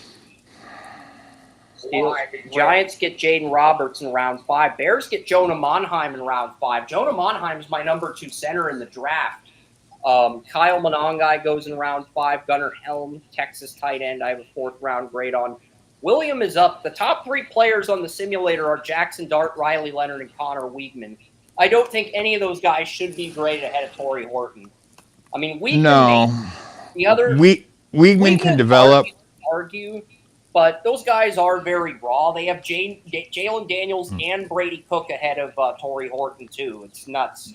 Kobe Bryant is there, Kansas corner. Donovan Edwards is there. Nwangpa, the Iowa safety, still there. I have a 3rd on him. I don't know how the hell he's there, but he's there. Yeah. Oh, man. Let's add some more weapons. I will take Torrey Horton all day. I like the safety idea. Torrey Horton, but Ricky White is there did if he? you want to add another weapon. No, that's all right. What are the safeties right there? Safeties, Nwangpa. Iowa safety's still there. I have a 3rd. Grab him. Nwangpa. Wooler, Grab him. Wisconsin safety's there, but it sounds like you want Nwangpa, and that's cool. Iowa, yes. Yes. All right. Oh, that was Joey's pick? Damn it. I thought that was Williams' pick. I gave Joey, damn it. I thought it was Williams' pick. The simulator ends up saying it's Joey's pick, and I get rickrolled by the simulator. You know what? We get it. Frickin' simulator. We got it right. They didn't. The Titans get Jackson Dart in the 6th round, and he'll beat out Will Levis for the starting quarterback job. Very much. Not saying it'll be a good result. Probably be a disaster, but I'm saying he'll beat out Levis. And the Browns get Ricky White in round 6. After torturing him all day, the Browns actually do something smart. Okay, what picks do I have here? I want to trade one. I want to extend something here because my pick does sabotage, which I'm not really too upset about, but I do want to success it. And that is a queer in this situation. Williams, you go upset with Tillman. We're going to have the Browns game going on. If you want to stick around, I mean, we're going to be doing predictions in a little bit. But we got like multiple events on in 5 minutes. We got multiple events. We got the Ohio State-Penn State game, and we got the Florida Panthers-Dallas Stars game. Both of those events are going to be on. We'll still be making predictions after this, but yeah, Hunter Wohler, Wisconsin safety, and Quincy Riley. I have both of those guys. I have a 2nd on Wohler. I have a 1st on Riley. Both of those guys are there. Wohler's a safety. Riley's a corner. Do you want either one of those guys here at this point? Give me the safety.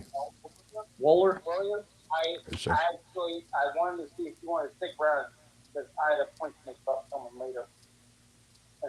Well, the Browns-Chargers game is the 7th game on our list. We got 15 games this week. That's the 7th game out of 15. So he's going to have to stick around for the first 6 games if you want to hear his Browns rant.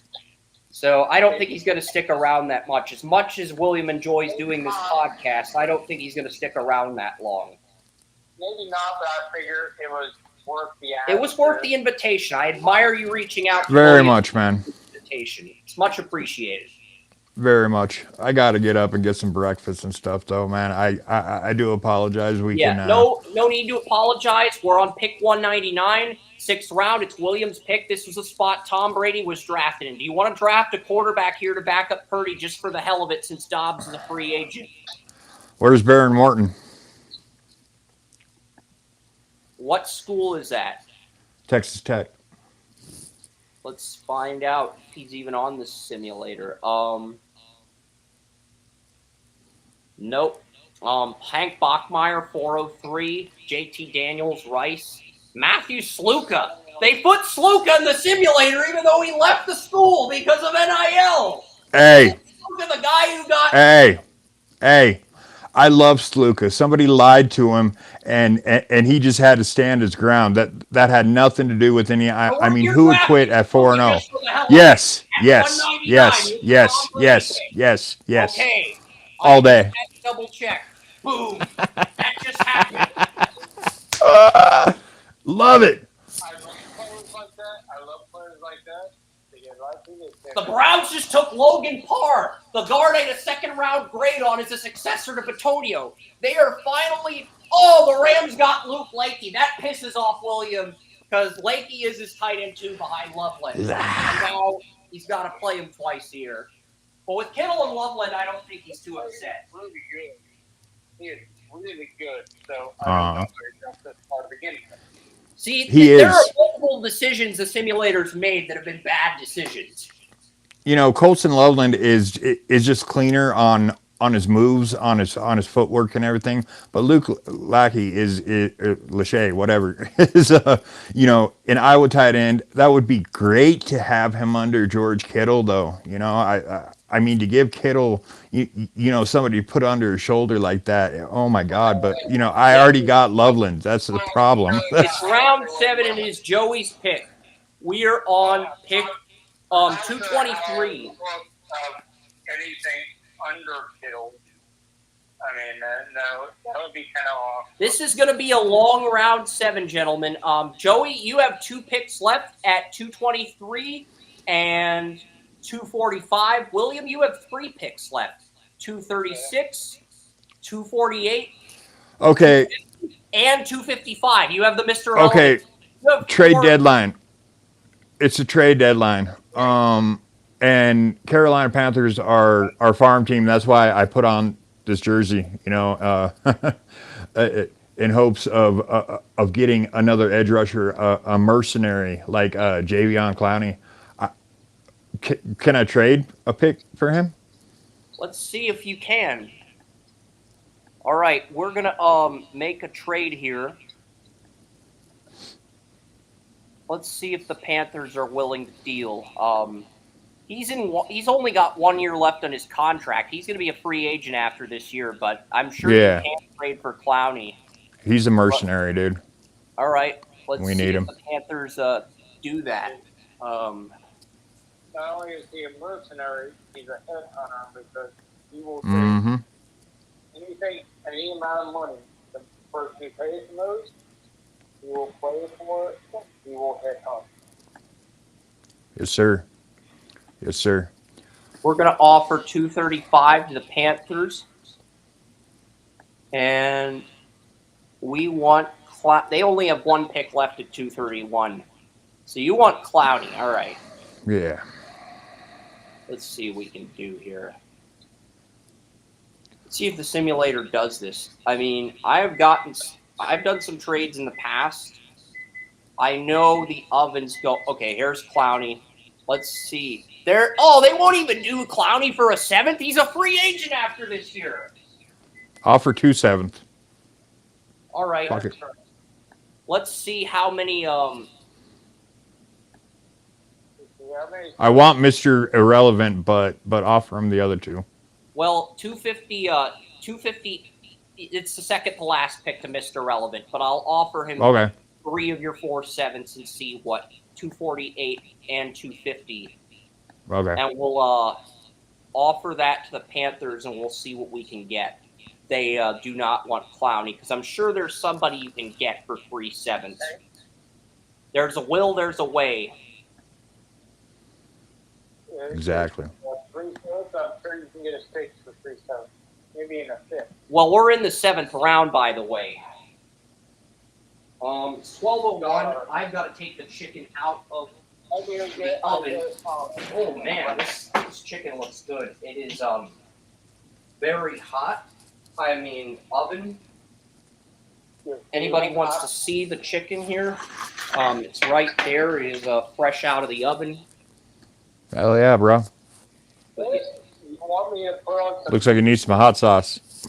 I got some barbecue sauce in the fridge, but it says to let this cool for like a few minutes. Mm-hmm. But I'm gonna try to get the trade here. We're gonna let's offer the Panthers this for Clowney, and let's see if they do this. We can't get Clowney. I'm sure we can get somebody. Yeah. Let's see, Clowney. Can we get Clowney here? Absolutely not. No, rejected. Oh wow. All right, man. 3/7. I'm Oh, seeing what else we could try to get for him. Josie Jewell out of Iowa. Let's see if this works. He's an inside linebacker, but yep. when we get him, no, they will not trade Josie Jewell. Damn it. Oh. Panthers. Oh I man. figured the Panthers are stupid enough to trade somebody terrible. That's our farm team, dude. They are a farm team. They give us we get such deals from them. It's like Dollar Let's General, see if Tayshawn Robinson, the defensive tackle from Alabama. No. Okay. No, they will not accept that. They will not. How about Shaq Thompson? Shaq Thompson? Wanham was on the Vikings last year. They gave him a huge contract. We'll see if Shaq Thompson. Nope. What can we get? How about Buffalo, man? We could trade with Buffalo. Let's do What a do they trade with got? Buffalo. All right, we'll try to. See what they got for edge rushers. Yep. Cancel trade. Make a trade. Joey's on the clock, by the way. You can make your pick whenever. But, William, we'll do the trade first. Let's see what we can get from the Bills as far as contracts go. Let's see. Let's see what we can get from the Bills. Which player is hot? See if Trubisky is available for 3/7. You could get Mitchell Trubisky for 3/7. They will accept that trade. I don't think you want Trubisky as your backup, but they will do that. If you, Trubisky is not hot. I'll take Saluka, man. He's got heart. I mean, you got to stand your ground. That's all I got to say about that. let's see, Epineza, nope.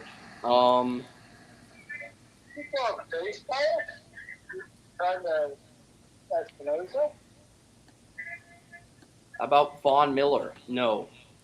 I don't think they're going to trade any good players or any stars. All right, who's on the board, man? It's Joey's pick. Oh, okay. Joey's pick. You want to cancel a pick and let's just let Joey make the trade, and then we'll try to figure out this. Yeah. Yep. Who is on the clock here in round 7? Okay, so we're on Joey's pick at 223. And available prospects, Brady, best prospects on the board. There's 3 quarterbacks. There's Quincy Riley, the Louisville corner. I have a first-round grade on. He made it to round 7. Quincy Riley is there if you want to gamble on him in round 7. You haven't taken a corner yet. And 4 of the top 5 players on the simulator are quarterbacks that I think are probably going to go undrafted. Okay, because the thing is, one of the biggest rumors that is available that is acceptable are one of the Browns cornerbacks to the Steelers. I don't accept that that's going to happen or is even possible.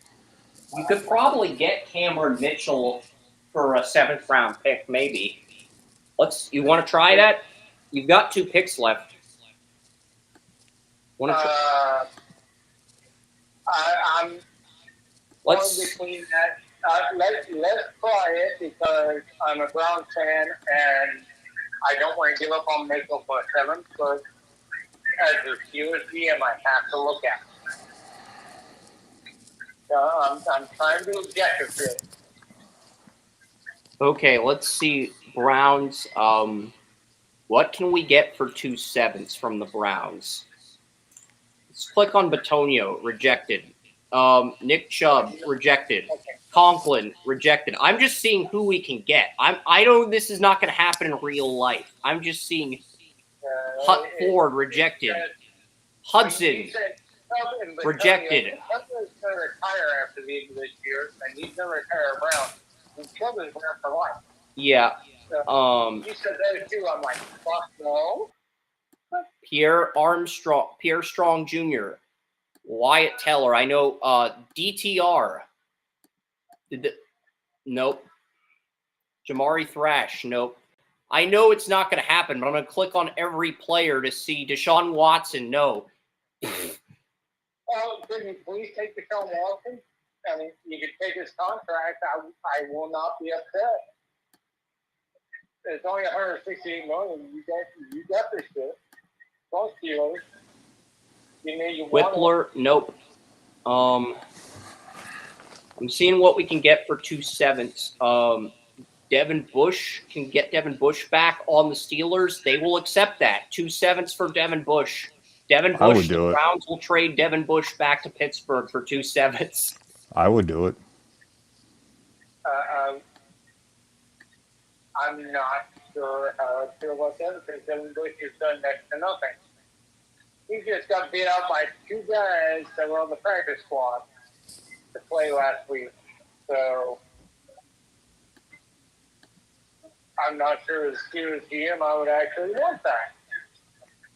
You know, Ronnie, the Steelers are willing, the Browns are willing to offer Ronnie Hickman. There is some interest. It's in the yellow. It's not a redirect, but Ronnie Hickman's available if you give up more than the 2 7s. Because it's in the yellow. It's not in the red. It's in the yellow. So if you give up 2 7s and a 5th or a 6th in next year's draft, you could get Ronnie Hickman. That's an option. Maurice Hurst is in the yellow too. So if you give up something else besides the 2 7s, you could get Hurst on the Steelers. Mitchell, no. Christian Hurley, Hickman is somebody who I feel can take over as free safety. Steelers have Deshaun Elliott and they have Minkah Fitzpatrick. They're not going to trade. They're happy with both of those safeties. It's their best tandem since Polamalu and Clark. I'm going to say this. If the Browns offer something else along with Hickman,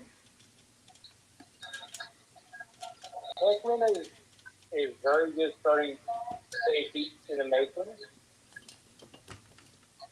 I would agree to it. You'd have to increase your offer to get Hickman. You'd have to offer 2 7s and a player in next year's draft or a pick. You want to adjust this offer? Let's adjust the offer. Offer a pick. I've already offered both your 2 7th round picks remaining. What pick in next year's draft do you want me to give up? Give him a pick. You don't have a 6. You got 3 7s and a 5th and a 4th. Offer a fifth. All right. I think is a very good future starter. All right. I like that. So let's see if the Browns will do this for. Let's see if the Browns will do this for Hickman. I don't know if they will, but yeah.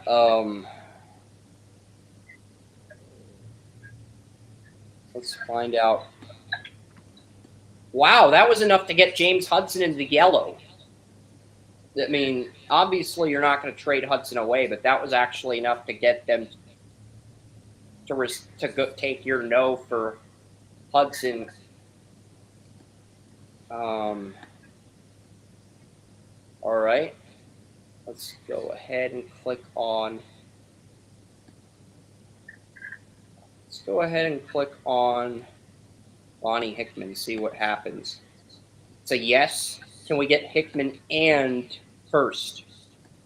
Probably not, but I'm going to try. Yeah, you got both of them. You got Hickman and Hurst for those picks. Really? You got Hickman and Hurst. Hurst has been playing really well this year. So it's like, really? Yeah, the simulator a fifth in next year's draft and 2 sevenths is enough to get both Hickman and Hurst. So is that the deal you want to make, Joey? They don't work with me, but no. If I'm the Steelers GM, absolutely. As a Browns fan, I am. Listen, it says.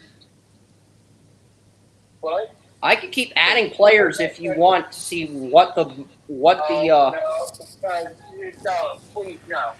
Please no. All right. I am a avid Browns fan, despite what I'm having to go through now and the emotional trauma of giving way to guys I love. All right.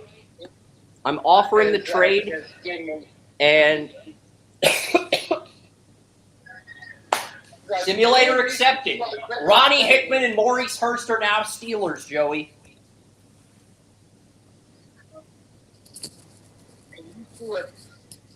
You know what, William?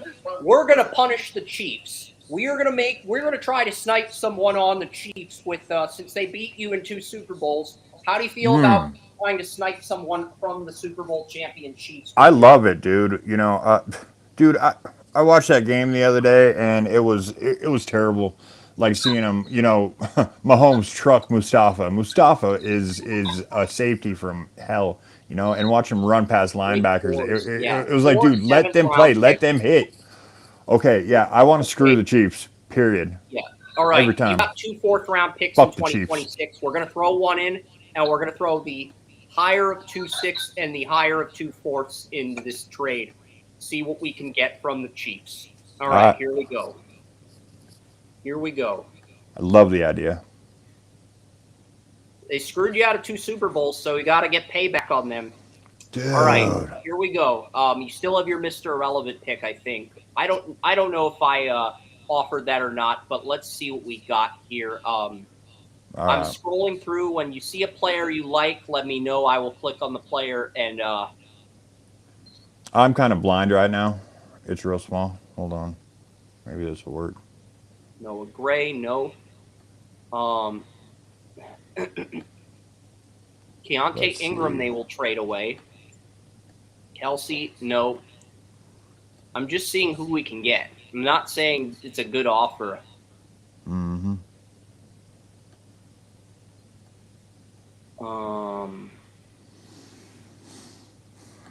Justin Ross, Clemson receiver, former Clemson receiver that Trevor Lawrence had. Could get him. Justin Watson. They will accept that. They're right on the fence of accepting, rejecting, but Justin Watson, the Chiefs' gadget weapon, yes. Get him. Is that a player you'd want on the Niners? Yes. So you don't even want me to scroll through the defense, just offer that for Watson and see what happens. So 4 sevenths, a 6, and a 4th for Justin Watson. All right. That's Mr. Irrelevant too? The second to last pick, yeah. That's the cost of. All right, that's cool. But you got Justin Watson from the Chiefs. He's one of their best. I mean, he's a situational receiver, but he's really good when he's utilized correctly. Yeah, and Shanahan can do that. You know, like I said, Shanahan's offense is art, and just watching it. And Watson would be a great player. You know, there's tons of injuries. We've talked about that on everywhere, and that's one of those things that we definitely need. And it's a luxury thing, but yes, I love it. Yes, so the draft is complete, guys. But before we load the predictions, I am getting my fried chicken on the plate. And I want to thank William for joining. Also, can you give me and William our draft picks? So Yeah. Nice. I can review the picks. It does not give you a grade. Well, actually, it says draft complete, and you can email. You can give the draft a title, a password. You can email it.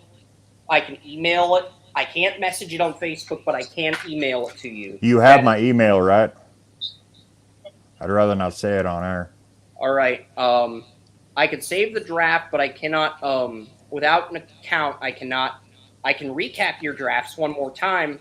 Joe, Did you recap them? all right, Joey, you got Yes. Deion Walker, Kentucky defensive tackle, Drew Aller, Penn State quarterback, Taj Brooks, Texas Tech running back, Joshua Gray, the Oregon State left tackle, as a guard, Torrey Horton at wide receiver, and Xavier Nwangpa due to a technicality because I didn't realize it was your pick. William got Will Campbell and Colson Loveland. Then he got Clay Webb, Dante Corleone, Benjamin Morrison, Blandard Barton, Tez Johnson, Hunter Wooler, and Matthew Sluka. He also got Riley Moss and, well, the Broncos took Xavier Restrepo, the Miami receiver, with the second-round pick you traded away. The Chiefs took Oscar Delt, the Georgia tight end, at 235. TJ Ferguson, Florida State guard, went to the Chiefs with the second pick you trade away in the 7th. Julian Fleming went to Penn State receiver, and the Chiefs got Kyle McCord with your Mr. Irrelevant pick. They got Oh my God. as a backup to Mahomes. Dude, yeah. Oh, I had fun today. I'll tell you that right now. Yeah, that's pretty hilarious. So you got Yeah. Moss, then Broncos corner, and Justin Watson, the Chiefs receiver, in trades. And the Chiefs get Kyle McCord. Probably not even going to be on the roster, but hey, it's still fun to speculate on. You know? Hey, he's serviceable, man, and might be able to develop.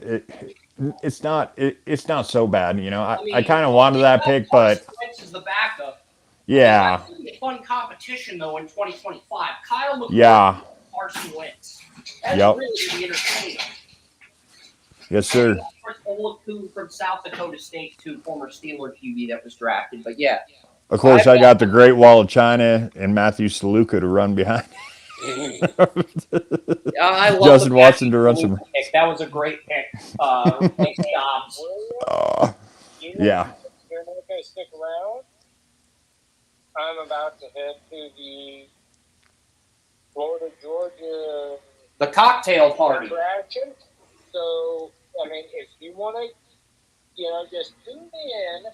You know, William's got the link. Look at that. William can come back anytime he wants. Yeah. I'll have a link to the show in Messenger. He's probably going to promote the video on Facebook because he's great at that. He's great at marketing, and he's just going to go get some breakfast and have something to eat. He might come back later. Yeah, We'll see. for sure. Come back with I'll try to pop back on, man. I got to make some pimento. Let William get his breakfast, Joey. He will make an effort to come back on. I promise Yes, sir. you that. Yes, sir. It's going to be 20, 25 minutes before I get there. Because I had to come back to the apartment for a second, so. Yeah, I'm taking the chicken into the kitchen here.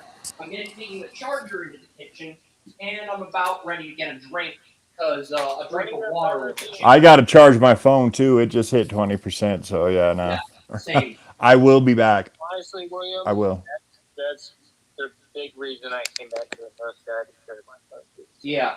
I will man. get water and then we'll load the NFL predictions because Ohio State, All right. Penn State, I don't load that on YouTube TV. All right. And Joey can call in the talk show as well. Give me just a minute, and yeah, I'll be back and full of fire. All right. All right, guys. Hey, send me that mock draft, man. Later. All right. Give me your email and messenger. I'll email you the mock draft. Awesome as always, William. William Yanish is amazing. I love having him on. I love having Bill on the live stream. It's a lot of fun.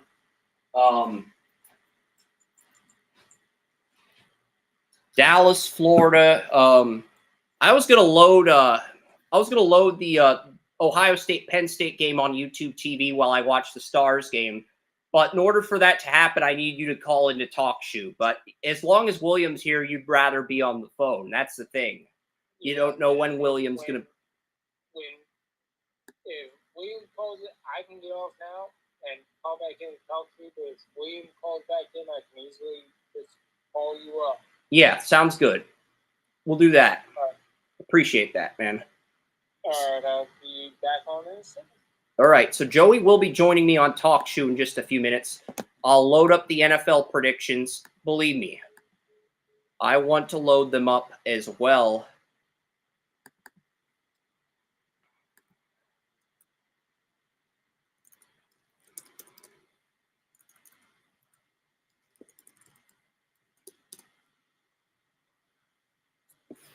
Dallas, Florida is tied.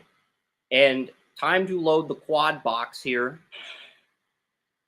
Penn State driving. Is that a touchdown? No.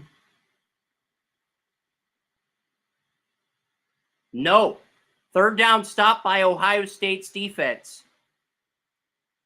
And look at Penn State here. Pocket collapses. Aller overthrows his man on third down and 10. Penn State's got to settle for the field goal. So, yeah. I'm still here on TalkShoe. My microphone's still here. I'm going to plug in this microphone now. All right. So now you can hear me on TalkShoe, everyone. I'm not muted.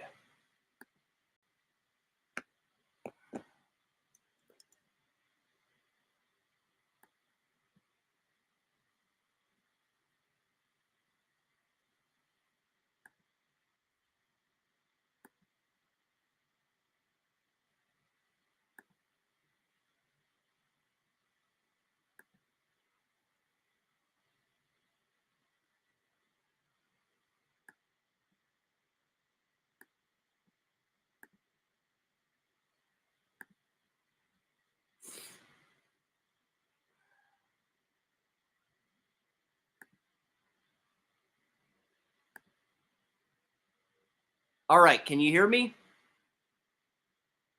Joey, can you hear me?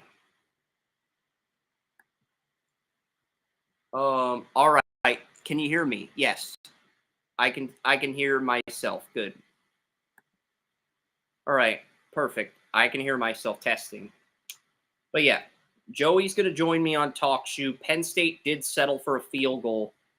And I'm going to get out of this. We're going to load the NFL predictions. I just got to make sure I'm on top of things, everybody. Yeah. So, yeah, I've got the predictions loaded, just waiting for Joey. And once Joey calls in, I'm going to eat my chicken, though.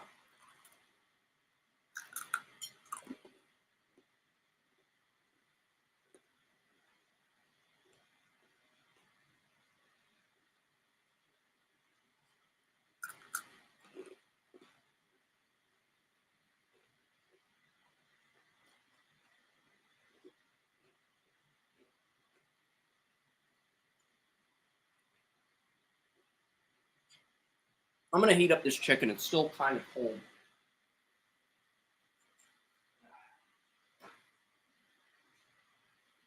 Heat this up for 30 seconds for a minute.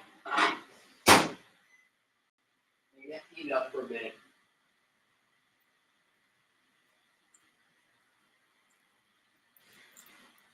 I'm still here.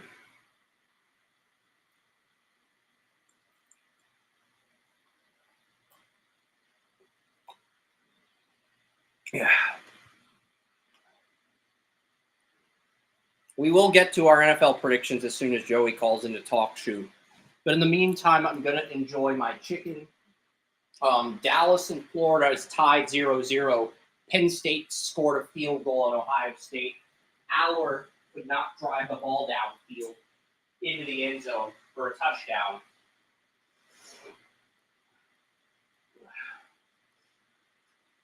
The chicken is too, it's too crispy.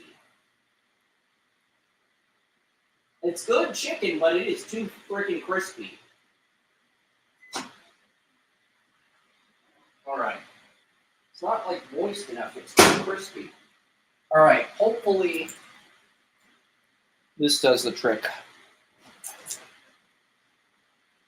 Yeah.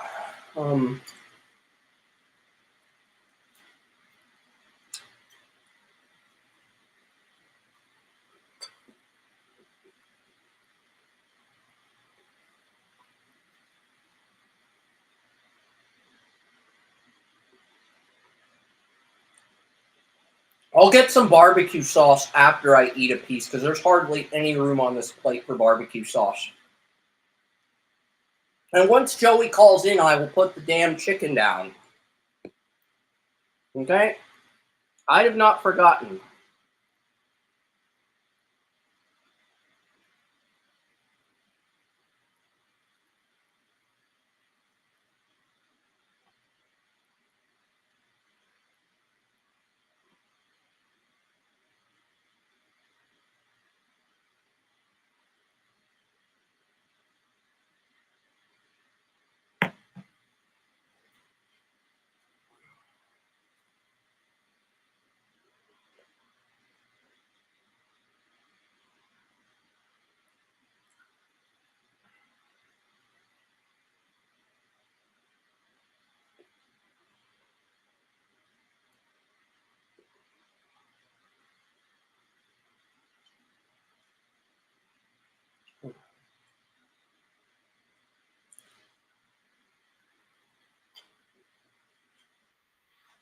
Okay.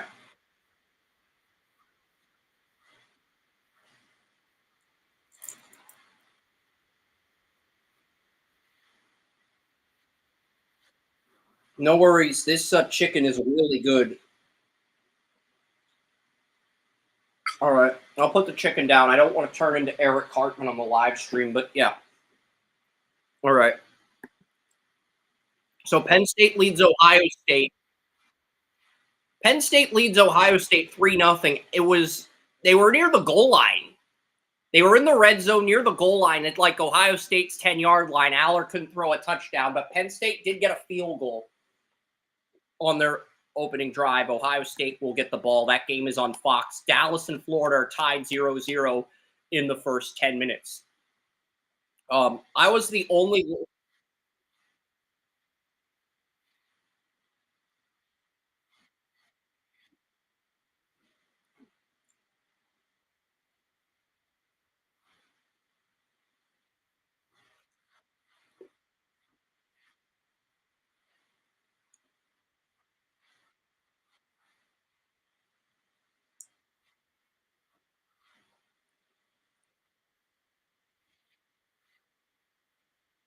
If you lose this game and you lose to Michigan, you're pretty much gone unless you make the playoff as a 12 seed and just win the whole thing. That's literally the only way to save your job at that point.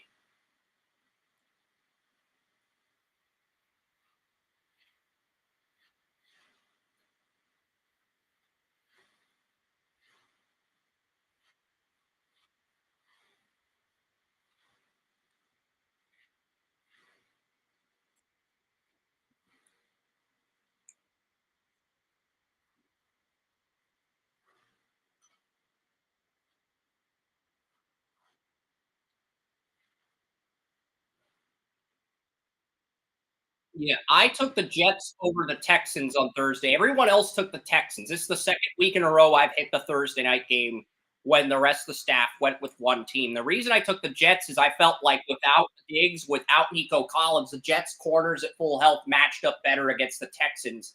And it was one of those games where it went back and forth. A lot of fans were irritated and pissed off when Quarterly fumbled the ball because Quarterly was about to get his first career touchdown on his first touch on a running play, and then he fumbles the ball at the 1 yard line like Deshaun Jackson did as a rookie.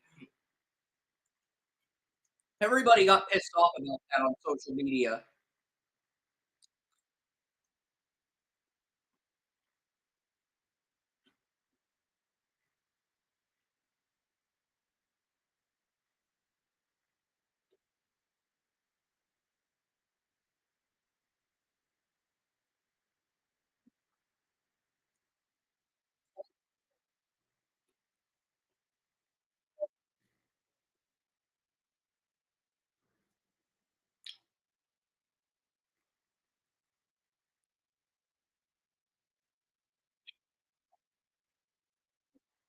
He elevated this team with a lackluster supporting cast last year, and this year it just feels like, this year it feels like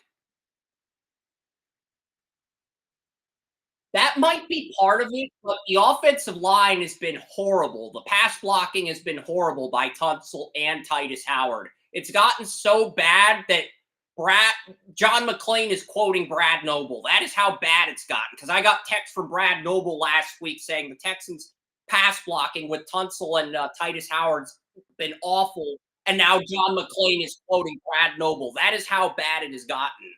When John McClain is quoting Brad Noble, you know you're in a crisis.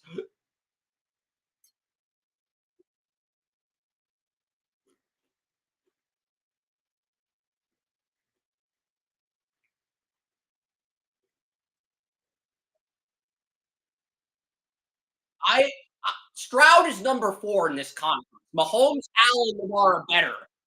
He's the guy. He's the next guy on the totem pole. Lamar. Think of the AFC as a deck of cards. Mahomes is the king. Allen or Lamar is the queen. Take your pick between the two, and the other guy's the jack. And then everybody else is. And Stroud's the 10. Stroud is the 10 in the deck of cards. He's the 4th guy on that totem pole.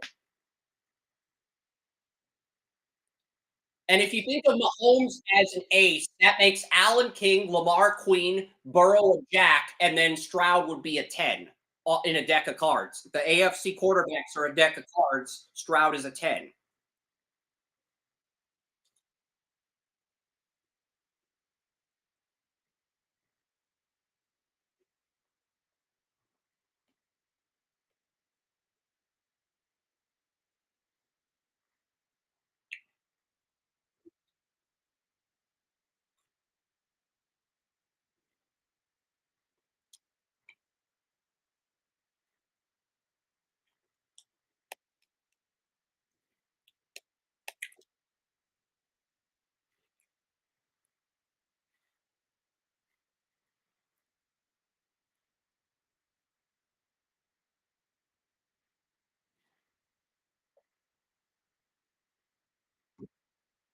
All right.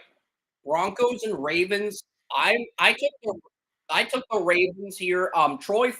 Josh Reynolds is on IR. Troy Franklin's playing.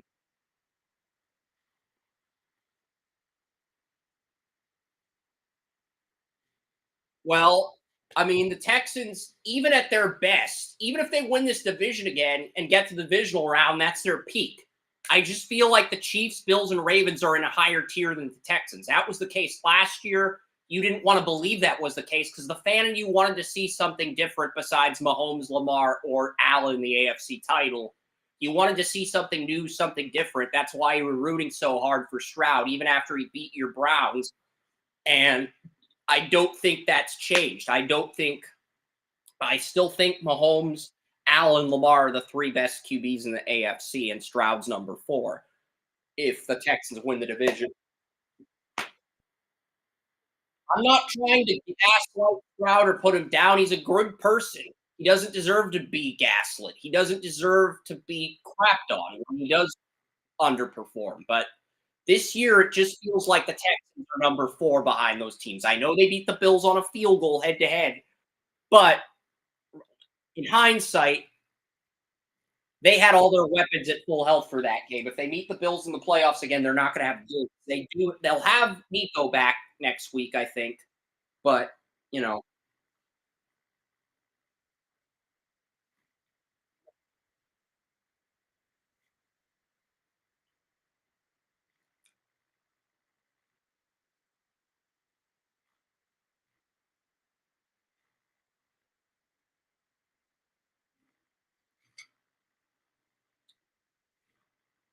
yeah, Joey's trying to provide some comic relief since my analysis is good. That means my card playing ability isn't great. And I'm good at some card games, but I'm not great at any card games.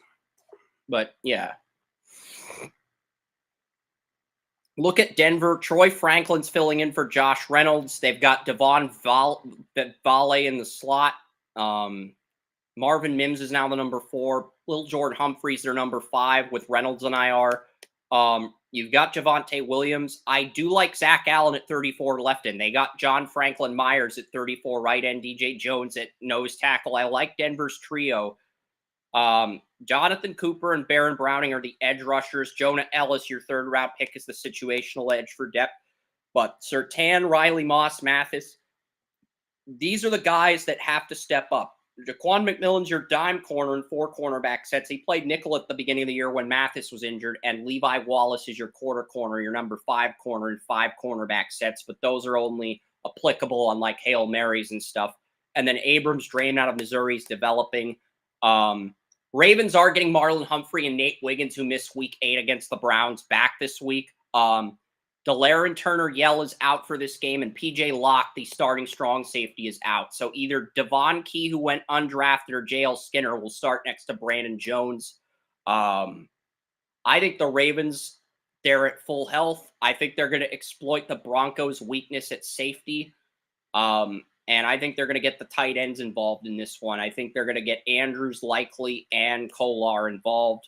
I think Henry's going to have success running the ball, considering that 2 of their linebackers, Singleton and Drew Sanders, had season-ending injuries. So I think this is going to be a game where the Ravens control the tempo with their running backs and their tight ends. And we've seen teams try to get creative to throw this Ravens defense off, whether it's throwing screen passes to the running backs, um, whether it's whatever it is. You've seen them try to get creative, but the execution just isn't quite there. Um, Marlon Humphrey, Brandon Stevens, Nate Wiggins are the top three corners in this lineup when healthy. Arthur Millette is back from an injury. He can be used situationally as a dime corner. You've got Ardarius Washington. He was the nickel in week 1. He's your number 5 corner. And you've got TJ Tampa out of Iowa State as your number 6 corner if you need him. A lot of depth here. And Hamilton, Marcus Williams. They replaced Geno Stone with Eddie Jackson, which backfired because Geno Stone had a nice interception last week. Geno Stone had a nice interception a few weeks ago. Eddie Jackson gave up some touchdowns to Tillman last week. Keaton Mitchell and Rasheen Ali are back from their injuries, complementing Justice Hill and Derrick Henry. The Ravens don't need those guys, but it's nice to have that depth at running back.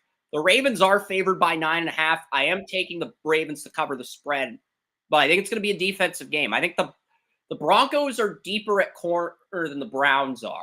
They've got 2 of the top 6 corners in Surtain and Moss this year, and they've got Damari Mathis, who missed the first 6 weeks, back from an injury as well. So even though the Ravens traded for Deontay Johnson, they might score fewer points against the Broncos than the Browns. So with the Ravens pass defense going from 1st to 22nd, people must think I'm crazy for saying the Broncos are only going to get 10 this week. Well, I think the Ravens defense is due for a rebound game. And outside of Cortland Sutton and Javonte Williams and the tight ends, they don't have that established number 2 receiver for Bo Nix. Nix has had to do a lot on his own. I think the Ravens are going to get their miscues together. Everyone else has the Ravens winning.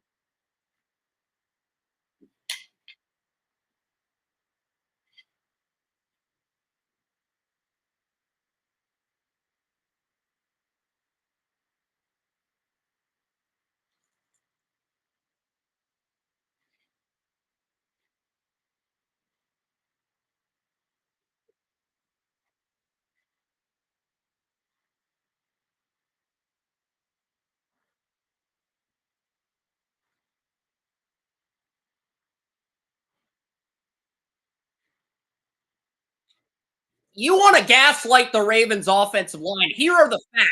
Here are the facts, Joseph. The Ravens are 2nd in the NFL in pass blocking, and they are 5th in the NFL in run blocking. Not trying to interrupt, but that is true.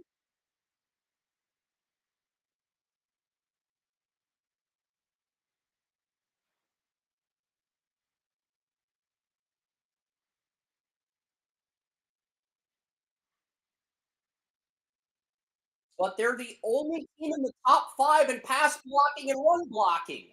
And that doesn't matter to you because of how they played.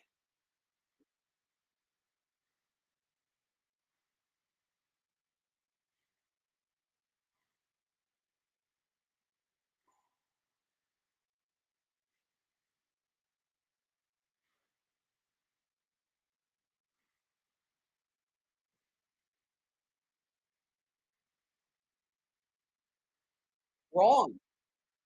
That's not true.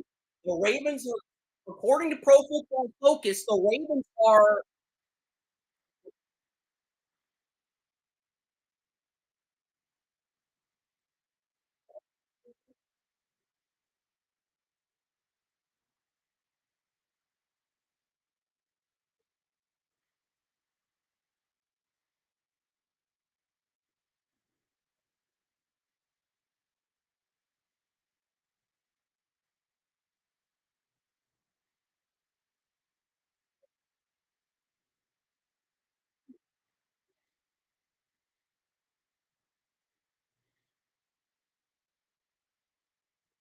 they played sloppy, but here's the thing. They are still in the top 5 in both pass blocking and run blocking, despite a bad game against the Browns. They're still in the top 5 in both categories. You cannot dismiss that.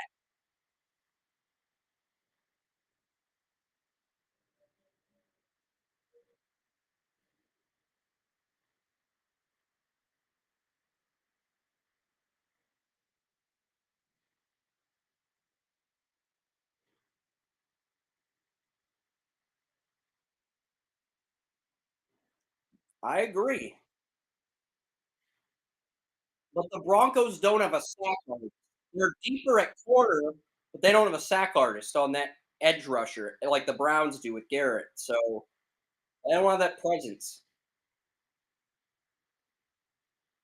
But Denver's deeper at corner. That's why it's interesting.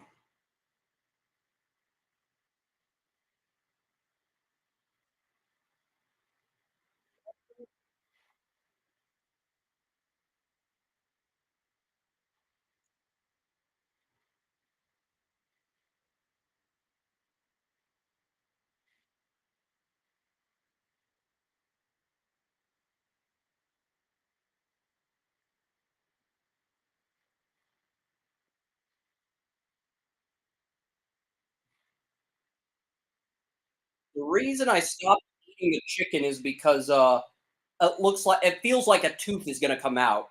And that has never happened. Like a tooth is not I don't think a tooth has fallen out of my mouth in years.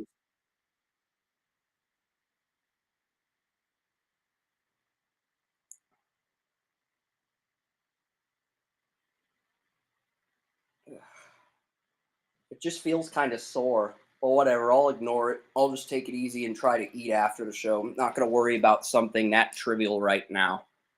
But yeah, Joey's taking the Broncos. The Ravens did trade for Deontay Johnson. They could rebound, but there's a few reasons. One, Joey puts way more stock into momentum than I do. I don't put any stock into momentum. I look at the two teams on paper. I pick the team that I think is better on paper. And that's literally 90% of what I do.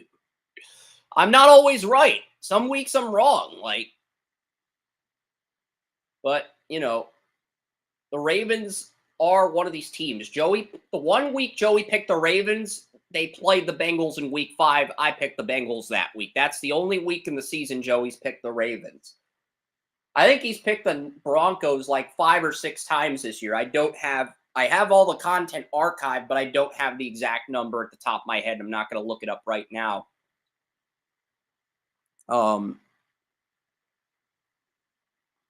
Florida State did score. The Florida Panthers scored on Dallas. It's 1-0 Florida, and Penn State leads Ohio State 10-7.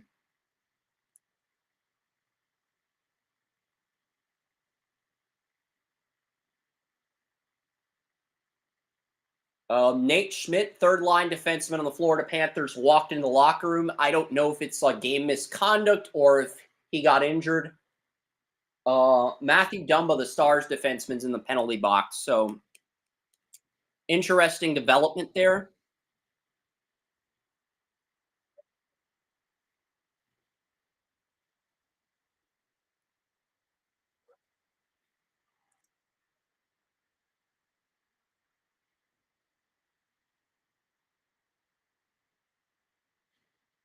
All right. What are they saying here?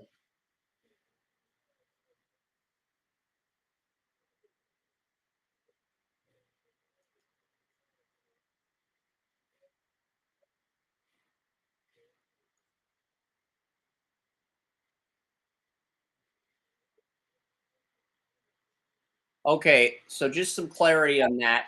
Um, Dallas did get a penalty for boarding. Dallas did get a penalty for boarding, and it looks like Nate Schmidt did get injured on the play. So that's what they got penalized for.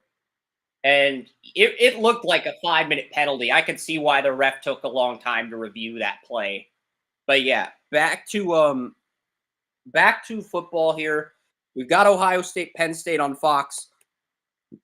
As far as the standings go, Bantle has moved up to 3rd in the country behind Matt Bowen and his grandmother. Kerm is 8th now. Wes and I are tied for 13th, but since I picked the Jets, he had the Texans. I've moved into sole possession of 3rd on Draft Utopia. We're both 18th. Tracy is 5th. He's 29th. You're 34th and 6th in the Pick'em standings. And Oren went 12-4 last week. Only trails you by 3 games. So good job making up some ground, Oren. Good job. You had the best week on the site. We'll give you your credit when credit is due. And you made up some nice ground after being 53-54. You went 12-4 and made up a lot of ground.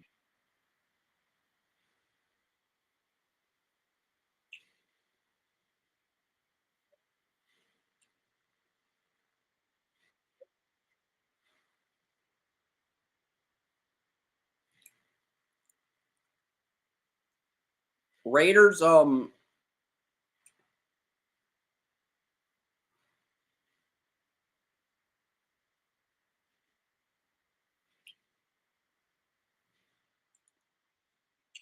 okay, so the Bengals could steal. Raiders could steal this game. Orlando Brown Jr. is out at left tackle. T. Higgins is out at wide receiver. So if Max Crosby dominates Mims at right tackle,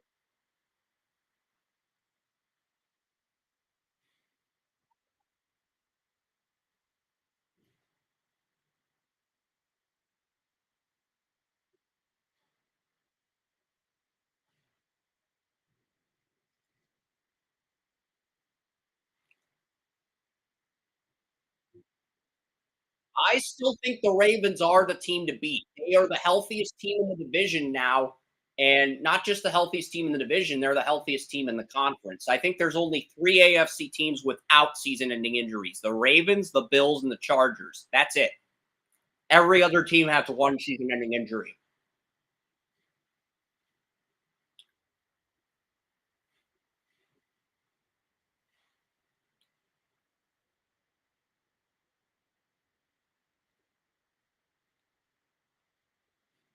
Yeah, and it's gonna be on Hard Knocks a month from now.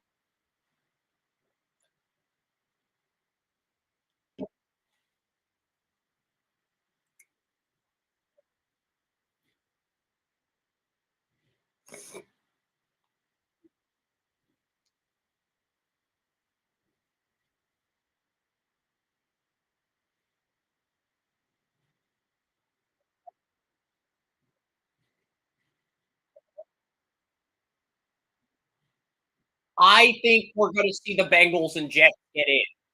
I think the Bengals and Jets still get in as the last 2 wild cards because nobody's ran away. I still think the same top 4 teams from last year, Chiefs, Bills, Texans, Ravens, are gonna win their divisions, but nobody outside of Kansas City and Buffalo is pulling away right now. That's the bottom line.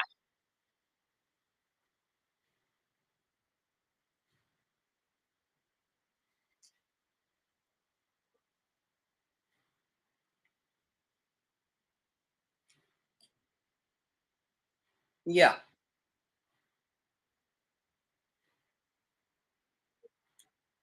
The Browns aren't fully healthy on defense, but that's not the point. We're talking about the Raiders Bengals.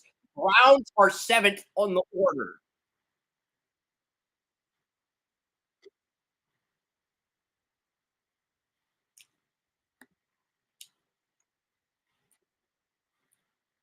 I think next week's the upset week, Joey. I've got 7 upsets for week 10.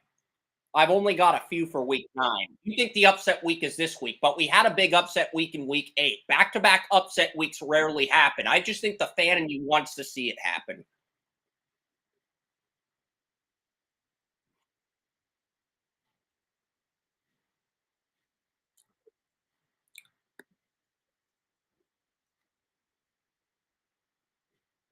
Chargers are 4-3, and so are the Chargers are 4-3, and the Broncos are 5-3.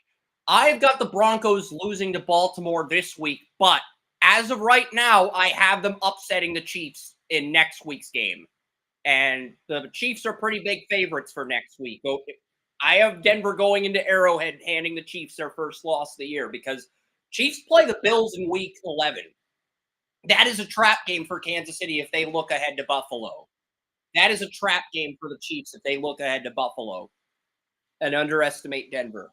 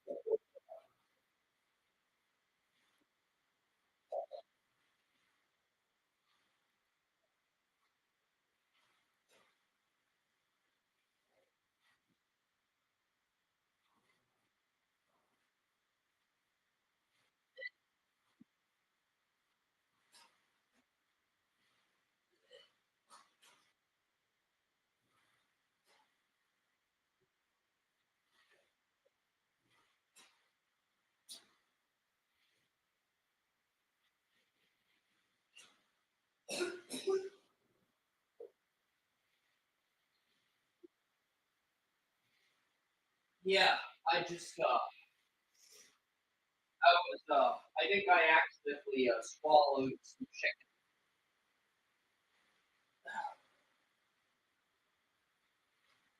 The Raiders are 2-6, Joey. The Raiders are 2-6. They've won 2 games against the Browns and Ravens on the road, and they won both those games by 4 points or less. They're 2-6 on the year. Their bye week is in week 10.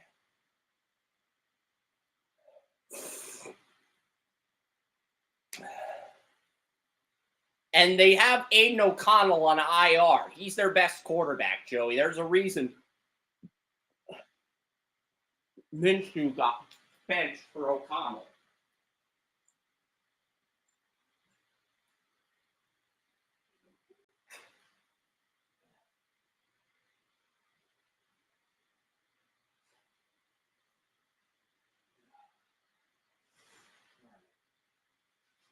Feel a little bit better, but I think I'm putting the chicken away for now. I can finish it later.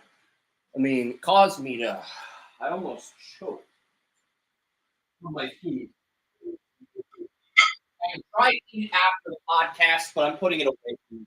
I'm gonna be responsible. I gotta be responsible. But yeah, Raiders Bengals.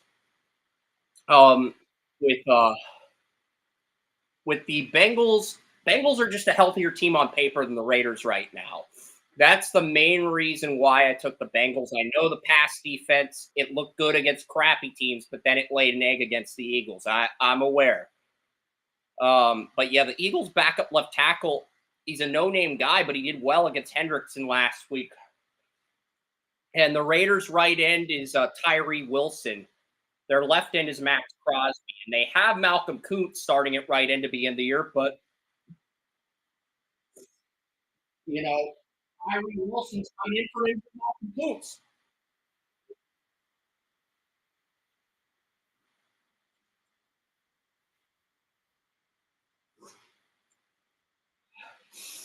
They have a Burrow's playing like a top 5 quarterback, and Trent Orlando Brown Jr. has been playing like a top 10 left tackle on Pro Football Focus, but they're not winning games the way you're used to seeing them. I still think they're going to turn it around.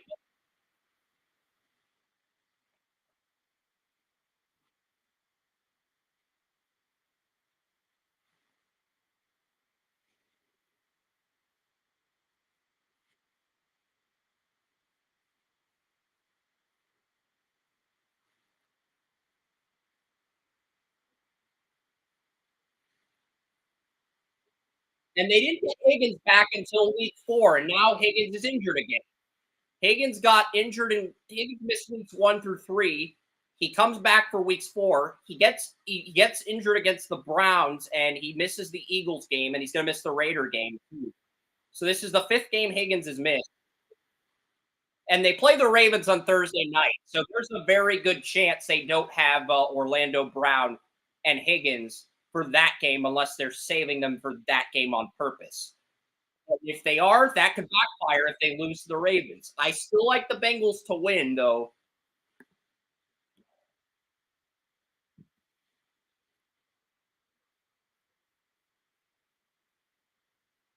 And Chase, you're forgetting Chase. You keep saying 4 words like life, and you got to internalize your thoughts. You got to like think about what you're going to say and how you're going to describe it. But they have Jamar Chase too.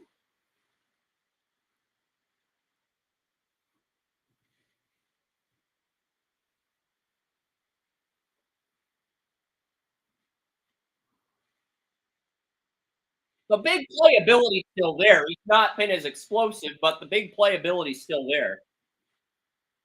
Oh.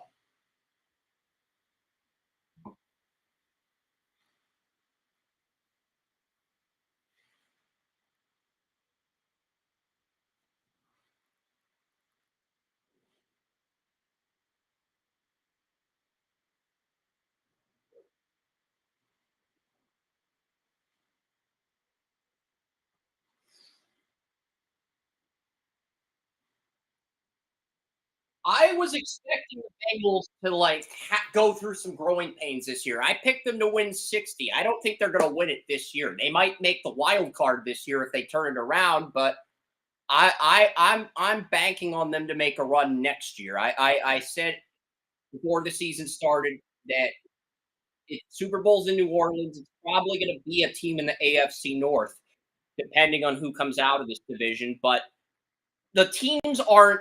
I think your issue is the teams aren't playing up to your standard, and it's irritating the fuck out of you to the point where you're just going to pick the opposite team of the AFC North until the AFC North teams start playing up to your standard. That's really what I.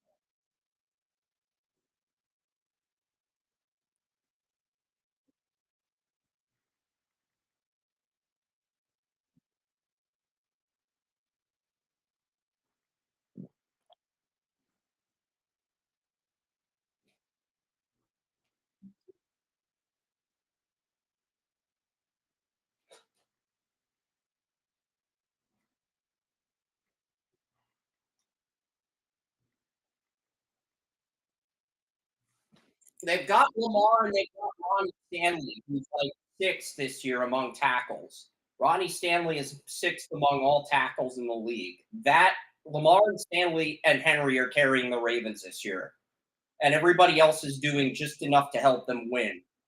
But those three are the catalysts in the offense.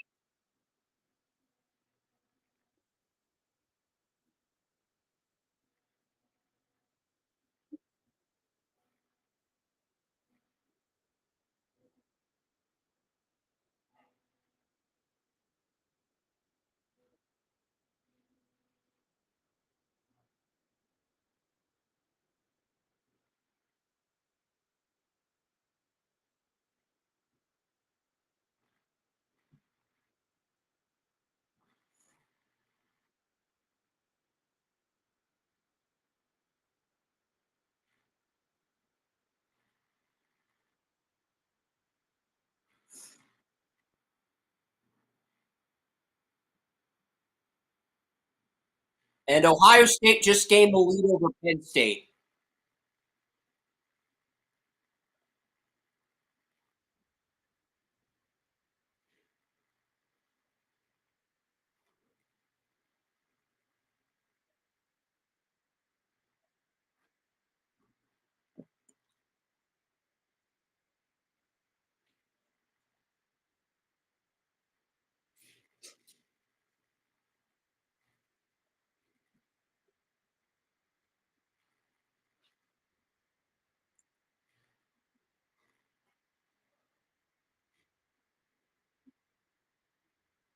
Yeah, it's 14-10 Ohio State in Happy Valley, but Penn State led the first quarter, and now Will Howard threw a touchdown, and now you got Penn State fans covering up their faces. But as far as Raiders Bengals go, I'm going.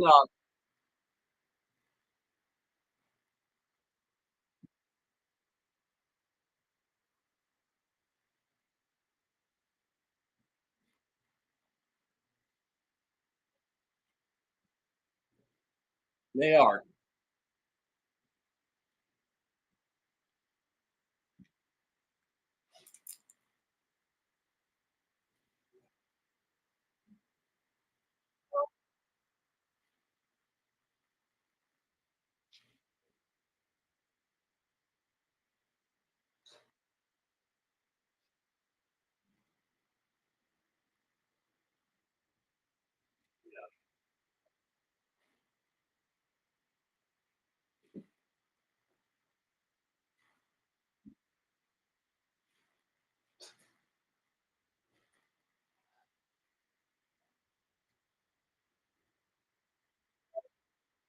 Yeah. Here you got Peter DeBoer and Paul Maurice having a conversation.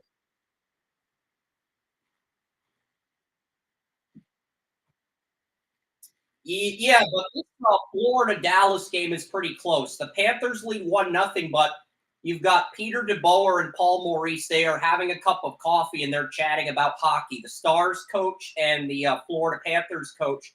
And they were actually teammates on the Windsor Spitfires in junior hockey. Peter DeBoer, the Stars coach, and Paul Maurice, the Panthers coach. The Winnipeg Jets fired Paul Maurice, and he wins the Stanley Cup with the next team that hires him.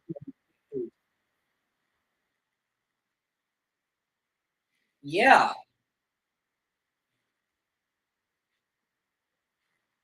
I mean, they were teammates in junior hockey as kids, Paul Maurice and Peter DeBoer. They were that had to be like 30 years ago, maybe 40 years ago, because I think both coaches are in their 50s.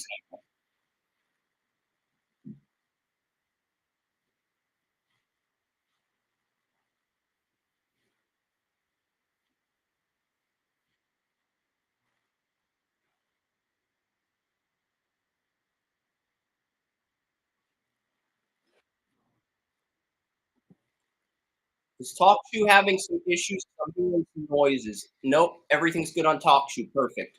All right, but yeah, I'm going to go 24-16 Bengals. 75% of the public is betting on Cincinnati. Everybody except Joe. Wait, you picked the Raiders. I entered Bengals on you, and I entered Raiders for Kern. I screwed that up. I got to fix that. That is, you picked the Raiders and Kern picked the Bengals. I'm going to double check that, though, before I make an ass out of myself.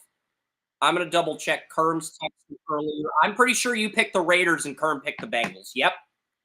So I screwed that up. I got to fix that. Hey, the Raiders don't have an identity after trading Devontae Adams. I mean, they might only win one game in the entire year.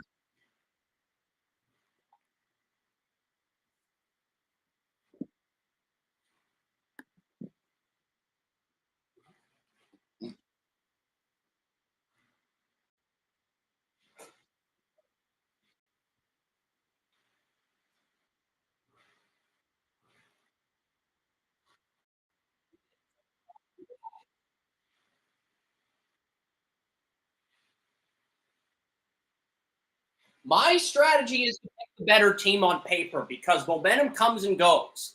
Joey just rides the momentum until things change. Whereas I'm the exact opposite. When it's the stop, when I feel like a team's peak, I sell high. I buy low, kind of like a stock trader. Sell high, buy.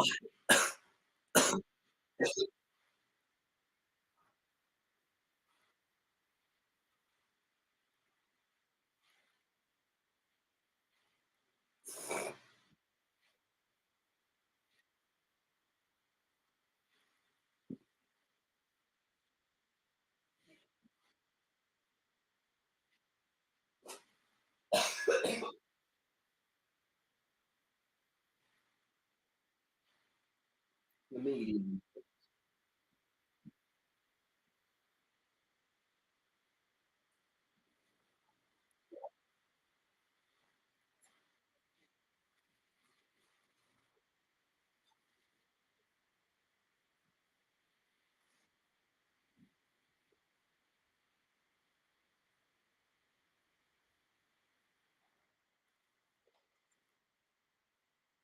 And the result.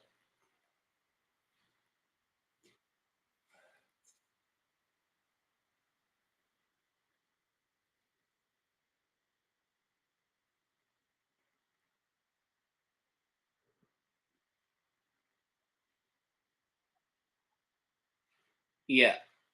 And I just without Devontae Adams and without Aiden O'Connell at quarterback, I just don't think the Raiders have much of an identity right now.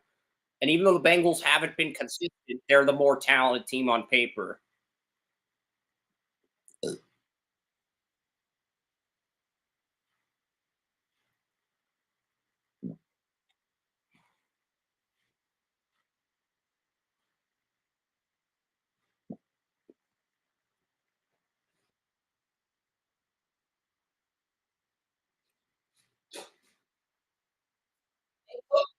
The Bengals' next two games are road games against the Chargers and Ravens.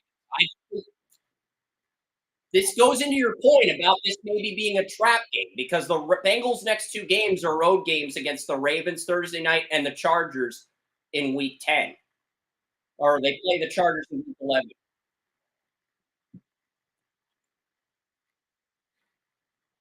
So they kind of have to win this game.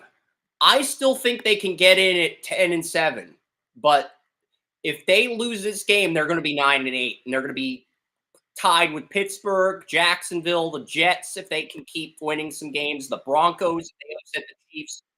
Heck, Browns. I don't think the Browns will turn things around. I think they're the bottom feeder in the North this year. But at the same token, you can't rule out the possibility that they do turn things around. But the Dorsey got fired from the Bills for a reason. And Dorsey got fired from the Bills for a reason, Joey. There's a reason Ken Dorsey is no longer on the Bills.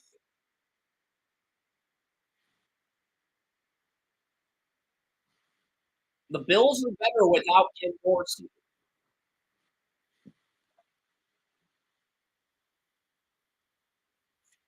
We'll get to Cowboys Falcons next.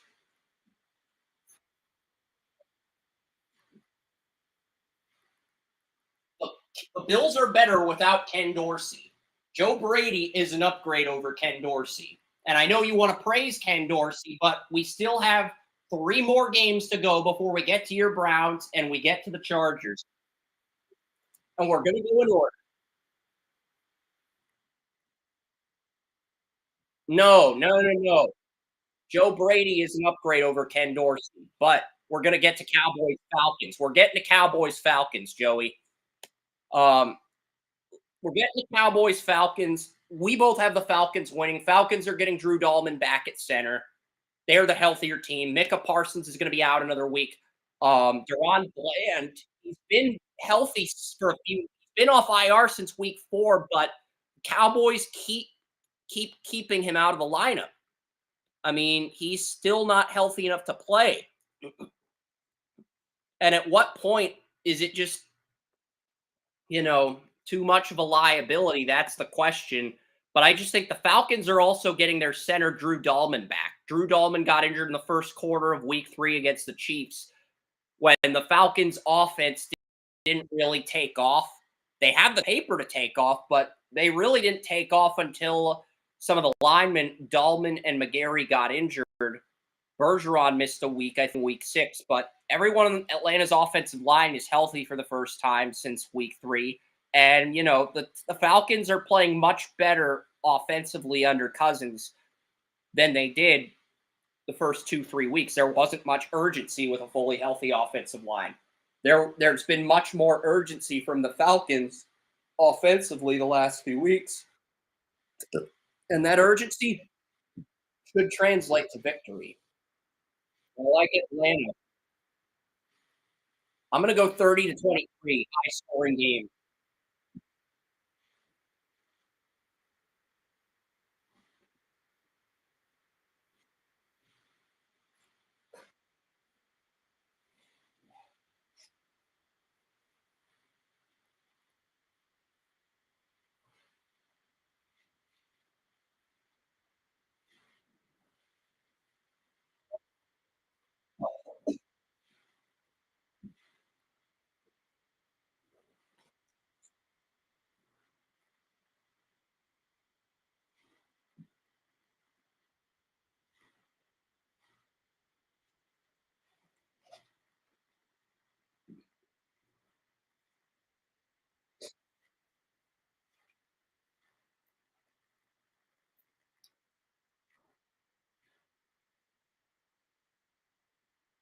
It's not play calling. It's not momentum. The Falcons have one of the healthier depth charts on the NFC. The only injury the Falcons have on offense is Rondale Moore, their slot receiver. And they've been able to make it work with Kaderil Hodge and Ray McLeod in the slot. Neither guy has any business starting in the slot, but they're able to make it work. That's literally the only injury the Falcons have. They're healthy on defense.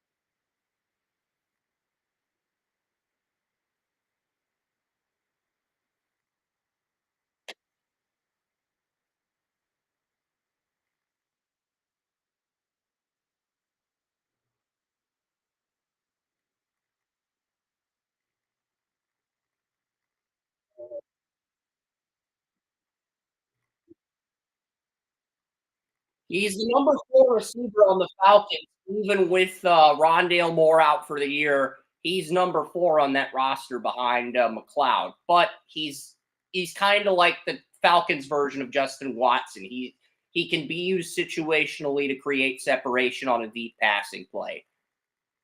That's basically his role.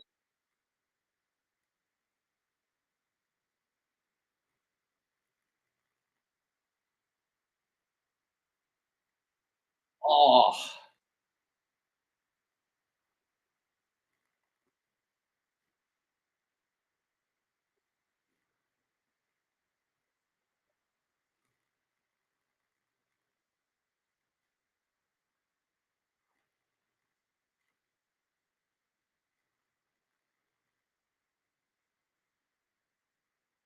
I mean, number 4 receivers definitely have value if you can utilize them correctly, but you don't think of him as the ideal starting receiver, an ideal top 3 receiver.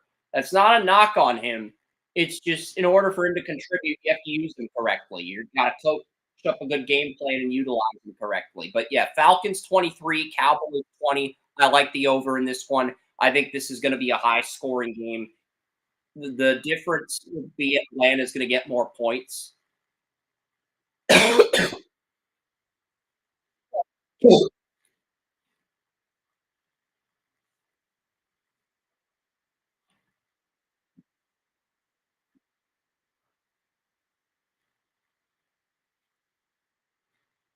Duke has just tied Cam Ward. The Duke Blue Devils have just tied Cam Ward, but it is first, second and goal for the Hurricanes. I get YouTube TV. I can quad box the college football games. So on ABC, Duke and Miami are tied.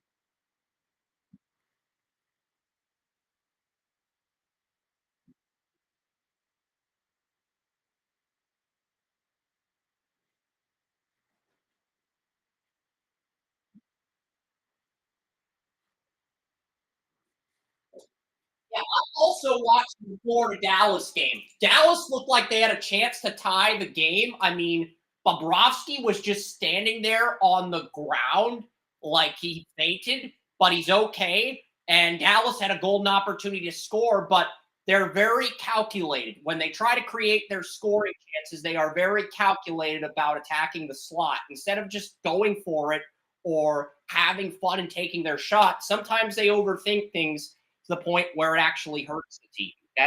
I've seen that a lot with Dallas Stars games over the past few years, where they've got an opening and instead of just taking the shot, they try to create the perfect pass, the perfect scoring opportunity, and they're not creating that.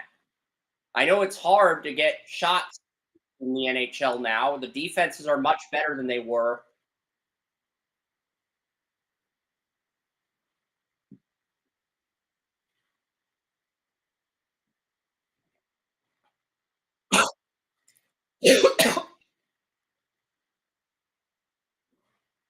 I never said that was. But my favorite NHL team is playing at the same time as my favorite college football team, and I figured you'd have updates on Ohio State, Penn State, but I've got that on my phone. I've got the Stars game on TV.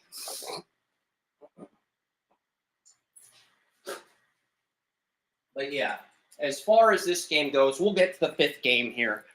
We've updated 4 games. Bantle and West both took the Cowboys. Kerm has the Falcons winning this. Kerm is the biggest Cowboys fan in our group, and he has the Falcons winning. And, you know, I've got, there are 3 insiders that have the Ravens winning the Super Bowl, but each of them has a different opponent in the Super Bowl. One insider has the Lions. The other insider is the Packers. And the 3rd insider has Atlanta in the Super Bowl against Baltimore. That would be crazy if the Ravens.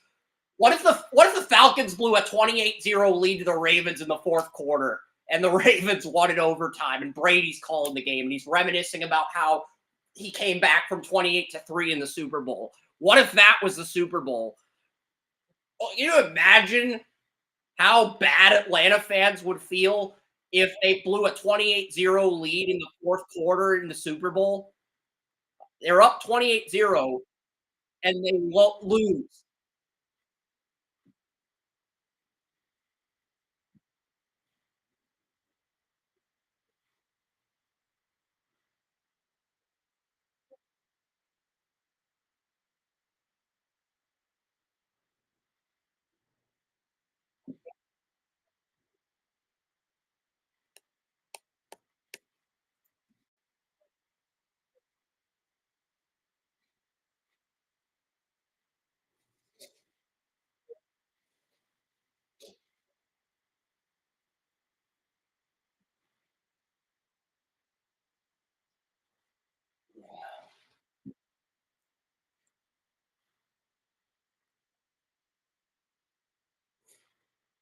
All right.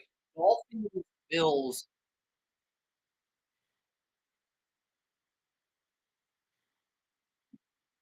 Well, Florida's not the program they used to be. I mean, back in the day before he moved to Jacksonville, Florida, Georgia was a huge rivalry when you had Tim Tebow and Matthew Stafford at their peak in college. It's not that now. It's never going to, it's probably not going to be that for a while until Florida.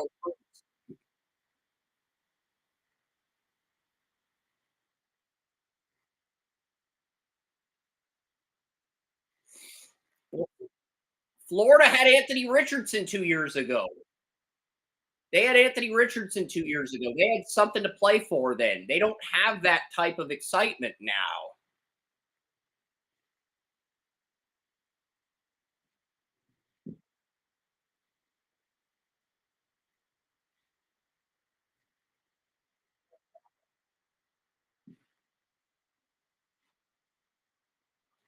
Yeah, Dolphins play the Bills. They don't because Georgia's a top five team. And what a save by Casey DeSmith. He's the backup goalie on Vancouver last year. He's the backup goalie on Pittsburgh.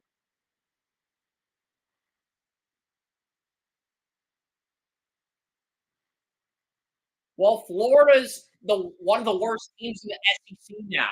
Florida is a bottom feeder in the SEC now. They're the new Vanderbilt. Under Billy Napier, they're the new Vanderbilt. Okay? I don't know how else to put it.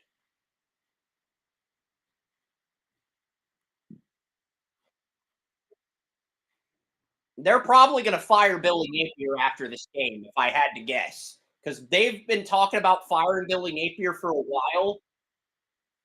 I bet they fire him after this game.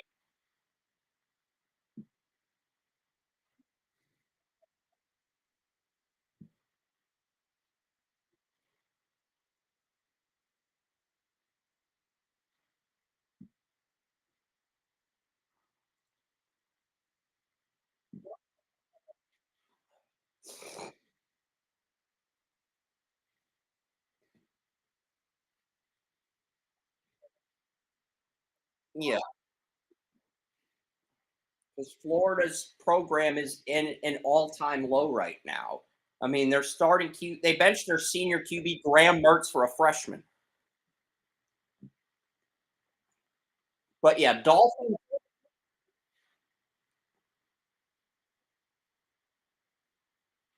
He was awful at Wisconsin last year.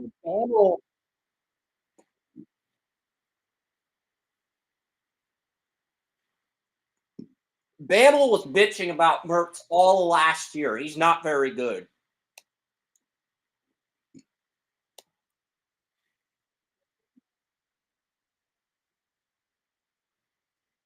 Yeah, I've got the Bills winning 35-14. Um, this is pretty cool. The president of Finland and the prime minister of Finland are at the global series for the NHL. The president and prime minister of Finland, they are sitting next to each other at the Stars Panthers game.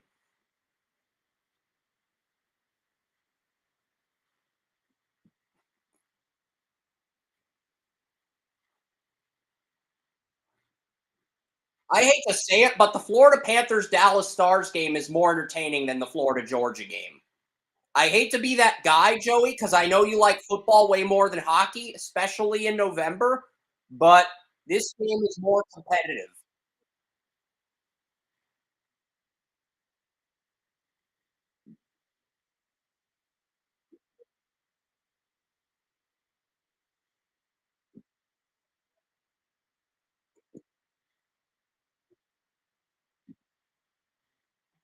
Mhm.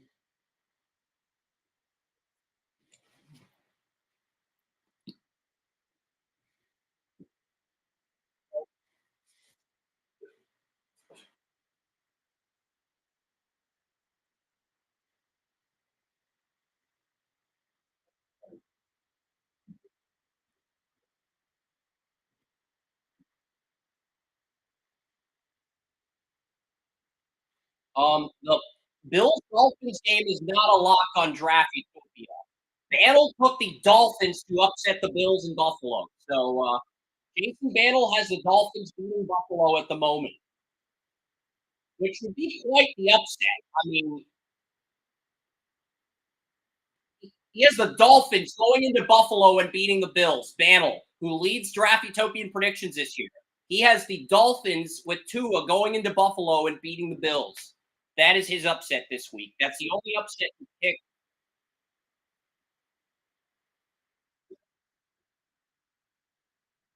No, the Dolphins. Dolphins upsetting the Bills, Joey. You're not hearing.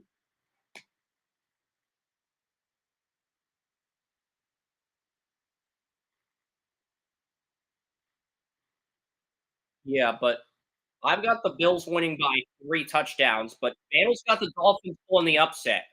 I'm going to give you an upset here. Saints Panthers. Saints top 3 of the Saints corners are injured. 3. Lattimore, Adebo, and Kool-Aid McKinstry are all injured. It's Alante Taylor and 2 undrafted players starting at corner for the Saints. I think Bryce Young and the Panthers pull an upset in Derek Carr's first game back. I do. With the injuries, and Jalen Coker has emerged. Jalen Coker, he was the receiver at a Holy Cross that a 3rd-round grade on. Went undrafted. Panthers got him as an UDFA. He's starting now. He had 6 receptions for 78 yards against the Broncos last week. Jalen Coker. And they traded Deontay Johnson away. So I think the Panthers have stronger depth at receiver than the Saints with all these injured corners, to the point where I actually think Bryce Young can squeeze a victory. Now, Ekwonu is out at left tackle. So the Panthers have a bunch of injuries at safety too. So I could be wrong on this, but Wes and I both took the Panthers. I got the Panthers winning 23-20. This is one of my upsets. I could be wrong on this, but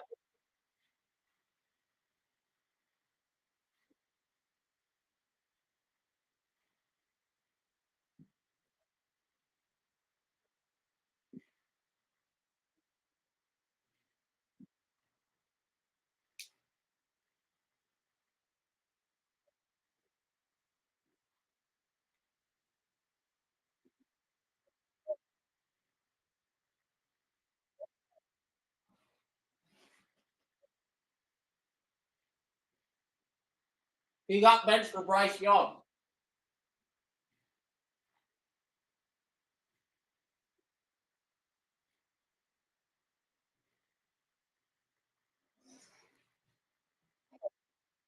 Bryce Young's got to turn around eventually.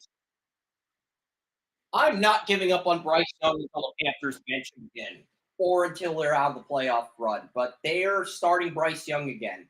And the Panthers are playing the Giants in Germany next week. My older brother said that game sucks. That game sucks so much that it makes last year's game between Gardner Minshew and Mac Jones entertaining on paper. And the sad part is you probably agree with my brother that the Giants versus the Panthers, Daniel Jones versus Bryce Young, that game makes the Mac Jones Gardner Minshew game look entertaining on paper, because even though that was a horrible match, it was entertaining.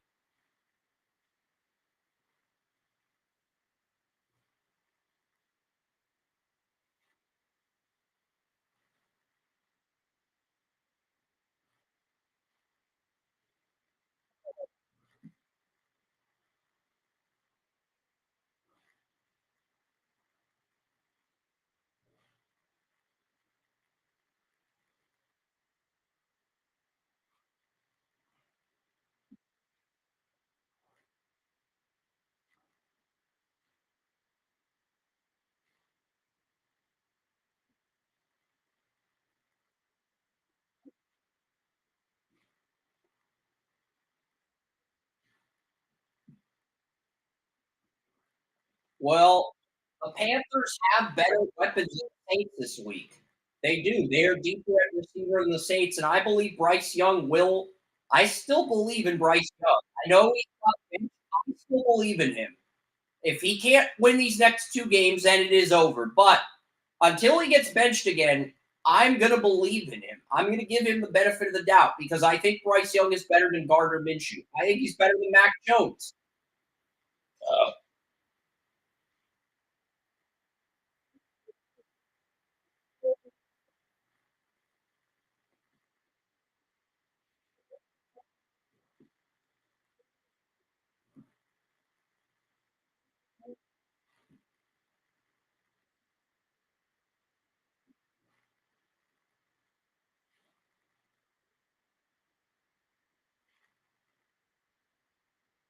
Andy Dalton had a thumb injury and a car accident.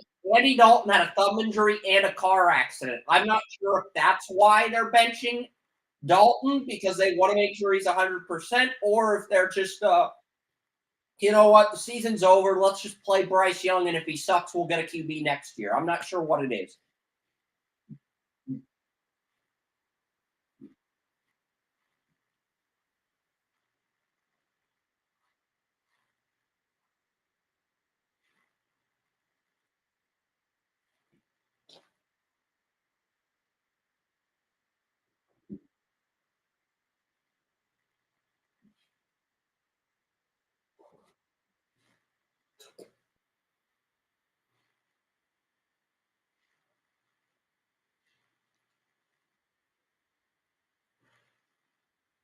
He won a Heisman, but it was in his +1 draft year as a redshirt freshman. It wasn't in his draft year, and he wasn't as good in his draft year.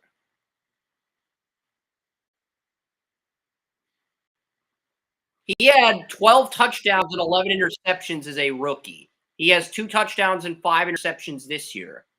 But yeah, I still think Bryce Young can rebound. You don't. That's fine, but like his QBR is 19.3. His QBR is 19.3, which is like a +15 in golf. A 19.3 quarterback rating is like a +15 in golf in a tournament, like a PGA tournament. But yeah, Bryce Young, he had 11 touchdowns, 10 interceptions, 59.8 completion percentage as a rookie. He still has a 59.8 completion percentage in year 2, but he has 2 touchdowns and 5 interceptions to show for it. And his passer rating has dropped from 73.7 to 59.4.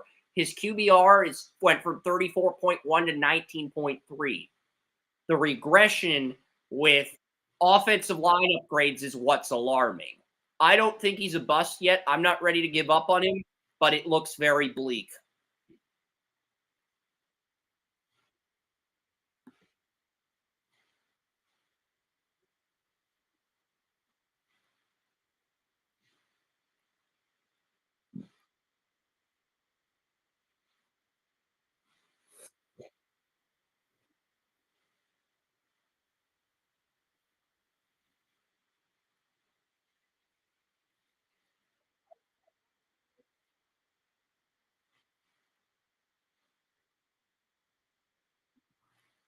Saints have a ton of injuries at the Saints have a ton of injuries at corner. 3 of their top 4 corners are out. That's why the Panthers might win. But Ekwonu is out at left tackle, so Bryce Young will have less time than usual if his blind side inactive for this team.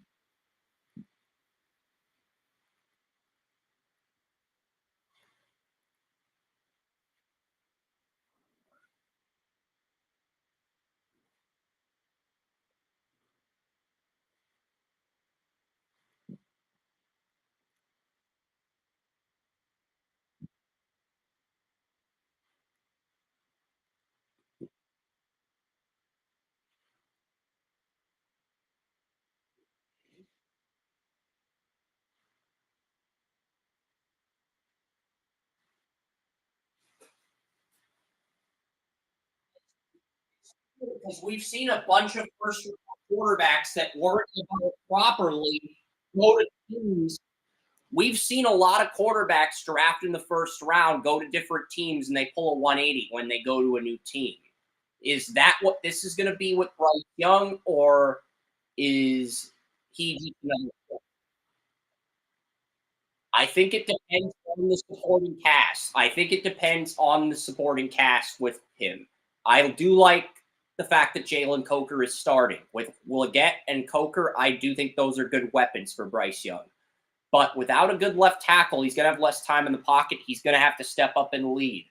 So if he cannot lead against the Saints, that means he pretty much has to beat the Giants. Because if he loses these next 2 games, I don't know if there's a role for him as a starter next year. He'll probably become what Kenny Pickett was, where Pickett gets traded to another team for a draft pick as a backup. And the Dallas Stars have just scored on Florida. Matt Duchene has tied this game at 2. The Panthers took a 2-0 lead, and the Dallas Stars have tied it. And you've got Dallas Stars fans from Latin and Mexico chanting for the Dallas Stars, traveling to Finland. So, yeah, Dallas has tied this thing at 2, and they're playing a backup goalie against the Panthers. They're not even playing Jake Ottinger. So yeah, the Dallas-Florida game is more competitive than the Florida-Georgia game. I'm sorry if that hurts your feelings, Joey, but Dallas and Florida are tied in the second.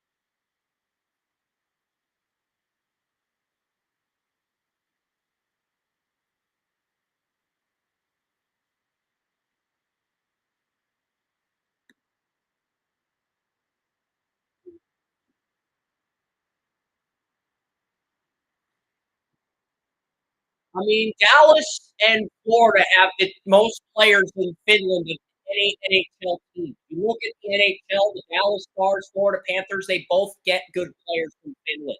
They both know how to tap into that Finland pipeline and develop talent from Finland and bring it to the States. They're the 2 best teams at finding that. Barkov's from Finland. Rupe Hintz, the Stars' first line center's from Finland. Miro Heiskanen, the Stars' best defenseman's from Finland. The Stars have a lot. The Stars have a lot of good players from Finland. Even Jiri Lehtinen, a defenseman on the 1999 Dallas Stars team, was from Finland. The Stars had gotten really good players from Finland for years. But yeah, Oren, Jason, Joey, Kerm, Tracy took the Saints. Wes and I took the Panthers. Chargers, Browns. Chargers have 0 injuries on both sides of the ball. I mean, Bosa came back last week. The Chargers are 3-0 when their starting lineup is at full health. When their 22 best starters are in the lineup, the Chargers are 3-0 this year.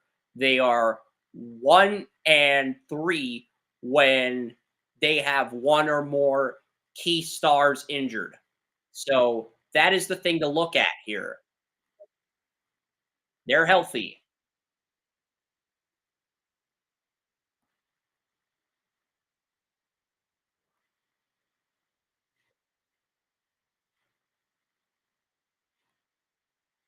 Owusu Koromoa is injured, and so is Jordan Hicks. Without Owusu Koromoa and Hicks, they are not going to be able to stop the run.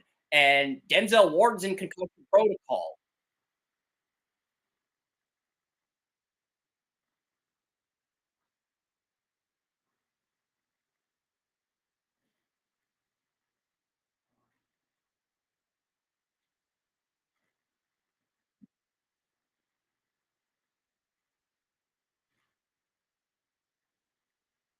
You're getting Sean King, the Buccaneers quarterback, mixed up with Sean Kemp, the Cavs point guard. Just you said Kemp. You said Kemp. I heard it's King. You meant to say King, but I heard you say Kemp. I don't think you meant to say Kemp though.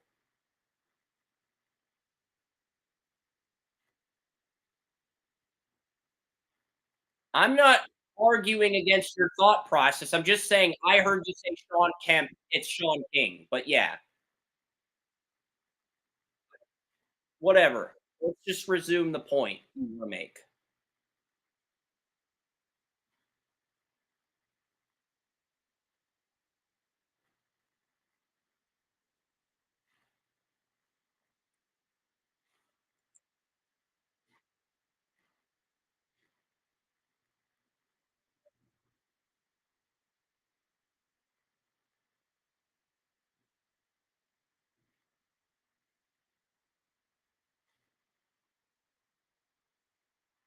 Ken Dorsey is not gone. The Bills got rid of Ken Dorsey and got better. If you're comparing Ken Dorsey to our Lord and Savior,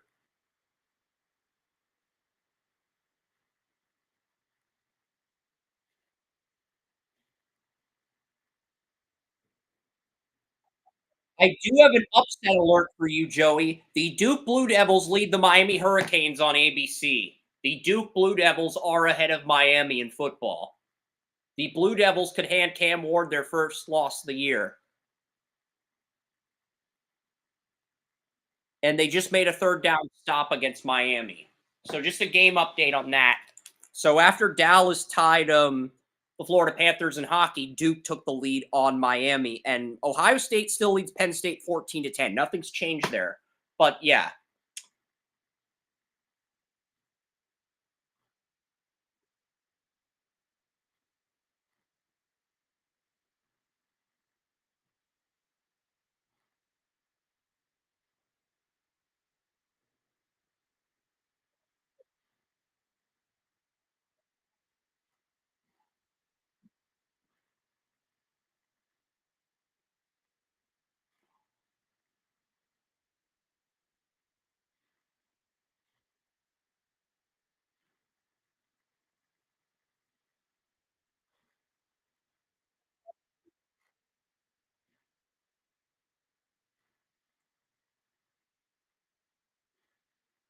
Yeah.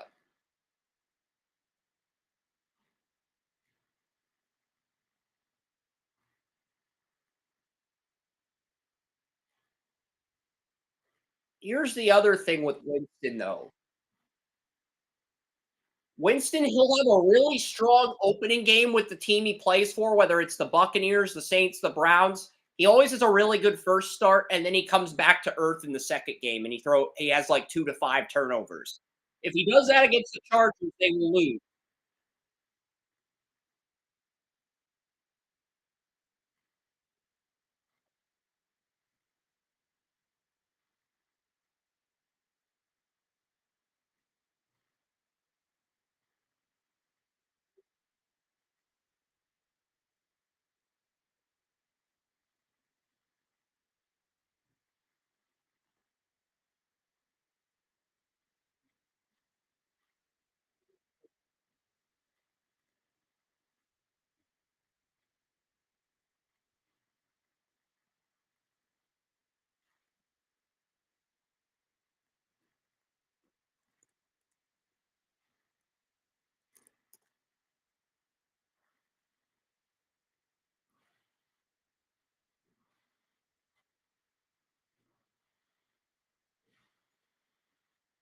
He had he had a good first year with the Saints in 2021. I think he tore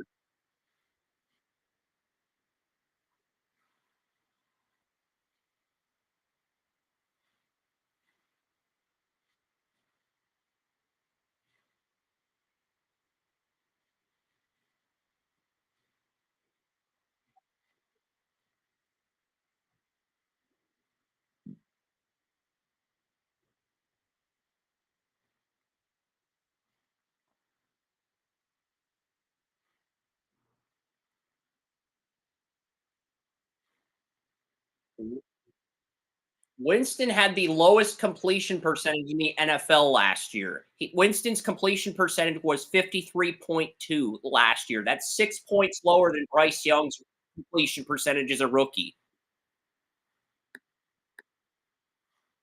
They don't say, but I'm guessing. Well, they don't say. When you Google the stats, they don't give you the amount of games played from last year. That's the problem.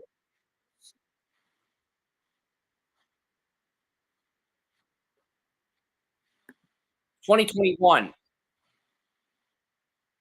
Yeah. He only played, 4 yeah, he only played 4 games last year. He went 2 for 5 against the Lions. He went 13 for 25 against the Vikings as a starter in that game. He went 0 for 1 against the Buccaneers, and he went 10 for 16 against the Packers. Because remember, Carr got injured in the game against the Packers. The Saints had a 17-0 lead, and they blew that lead, and the Packers came back and won that game.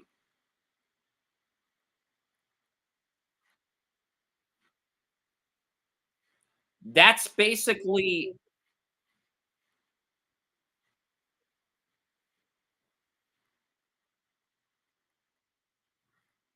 But he went 25 for 47 last year on pass attempts, and that is a 53.2 completion percentage, which is 6% lower than Bryce Young last year. He had the lowest completion percentage of any starter or backup in the league.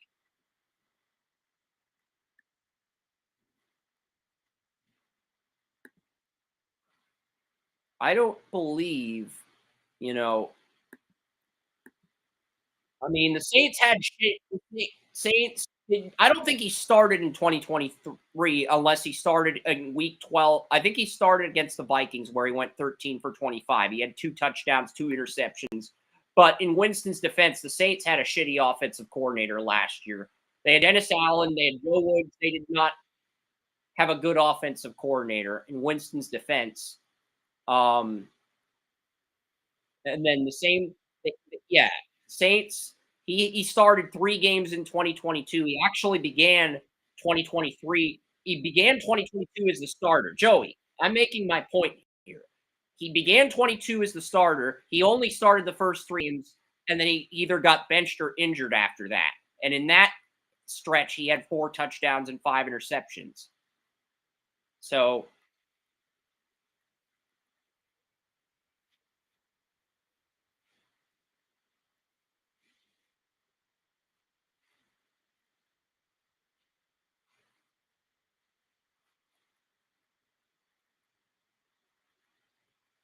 yeah, but you look at his first start with the Saints, he dominated 5 touchdowns, no picks. Then he had 0 touchdowns, 2 picks the next week. He had 2 games without an interception. He beat the Patriots, lost to the Giants in overtime when Brian Dable was in his first year. And then he had 4 touchdowns and 1 interception the following week. And then he had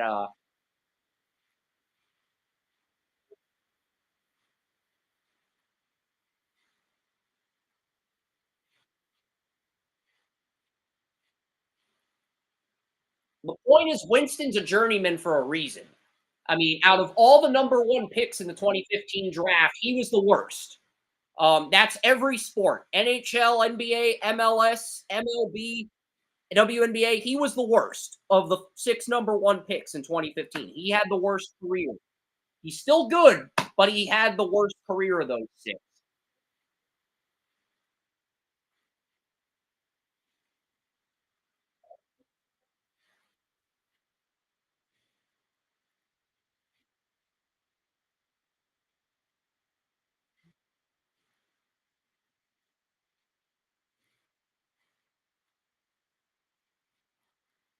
I wish you would look up the statistics yourself instead of just listening to people.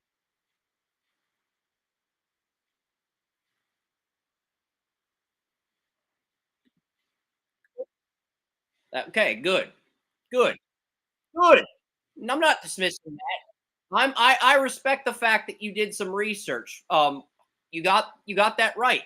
I respect that. That's good. I mean, he dominated the first 3 years in Tampa. I mean, first he had 4 seasons of 3,500 yards his first 5 years in Tampa.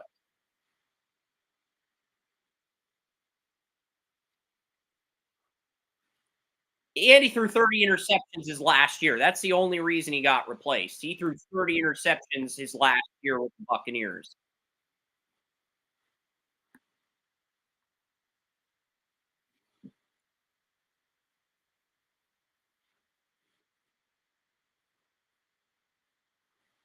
Well, they threw him under the bus because Brady wanted to come to Tampa. Because Brady wanted to come to Tampa, he gets thrown under the bus for throwing 30 interceptions, even though he had more touchdowns than picks.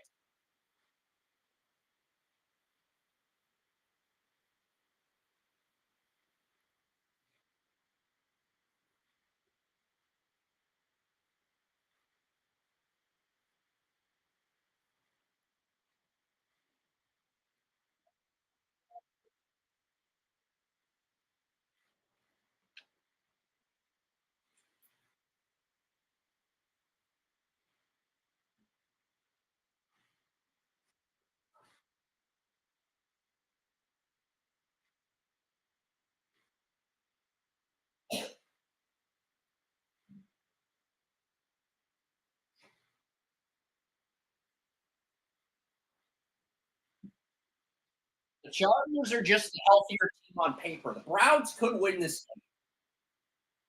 The Browns could win this game, but the Chargers are one of the 3 teams in the AFC, along with the Ravens and Bills, with no injuries. Ravens had 2 injuries against the Browns last week. Now their 2 corners are healthy. I mean, I put a lot of stock into what team is healthier on paper. Sometimes it works, other times it backfires. It could backfire this week, but I just without Koromoa, without Jordan Hicks, I don't trust either backup linebacker on the Browns. They cut Tony Fields. Fields was their best backup linebacker, and they cut him, and they let the Rams pick him up. So I don't trust the Browns.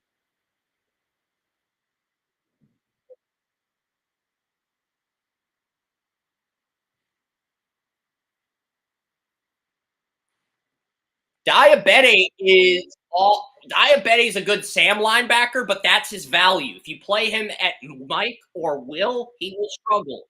So I think the Chargers are going to win this game. It's going to be relatively it's going to be a close game though. I'm going to take the Chargers, but it's going to be a close game. It's going to be a defensive game. I'm going to go 21-17. You're not the only one who took the Browns. Kerm and Tracy both took the Browns. So this was a 4-3 split decision.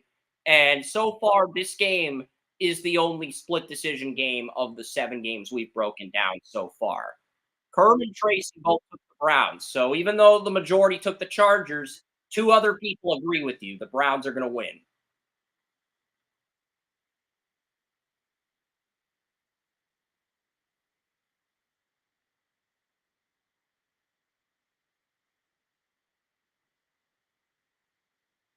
The Chargers dominated the Saints last week.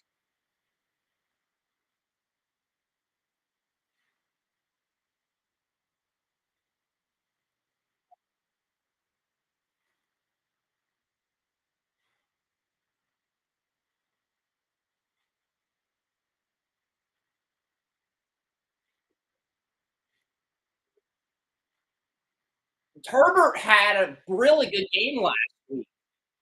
Lad McConkey went off. I mean, 6 receptions, 6 targets, 111 yards, 2 touchdowns. McConkey arrived last week.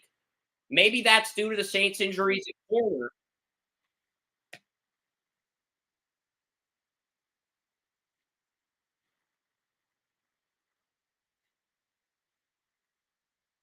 It is.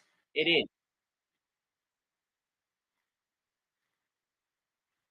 And the Browns don't have a linebacker that can stop a nosebleed without Hicks or Koromoa. They don't have a linebacker that can stop a nosebleed. They got to rely on their defensive line and secondary to win games. But they have a hell of a defensive line, and they do have a hell of a secondary.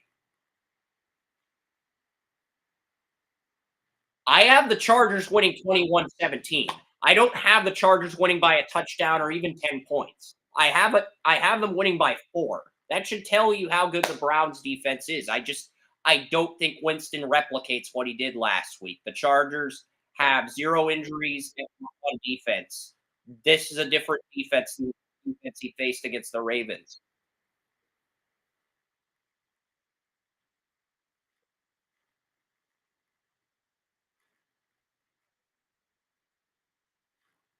Browns are plus 105 and the Chargers are minus 125.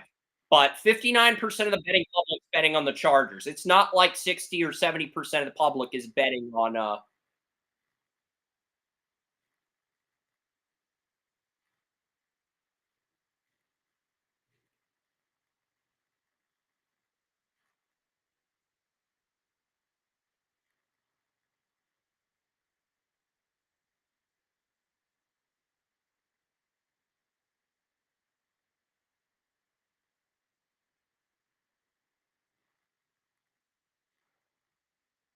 Joe Alt dominated last week. 0 quarterback pressures allowed. My player of the game wasn't McConkey. It was Joe Alt. He did not give up a quarterback hurry. Justin Herbert looked like Sun Tzu with all that time in the pocket last week.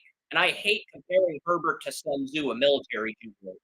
But, you know, it feels disrespectful to Sun Tzu, to compare Herbert to him. It feels disrespectful to Sun Tzu to compare Herbert to him, but like that's how composed Herbert was with Slater and all. And Saints have Granderson, they've got Cameron Jordan, their defensive line's good, but the Browns' defensive line's a different animal.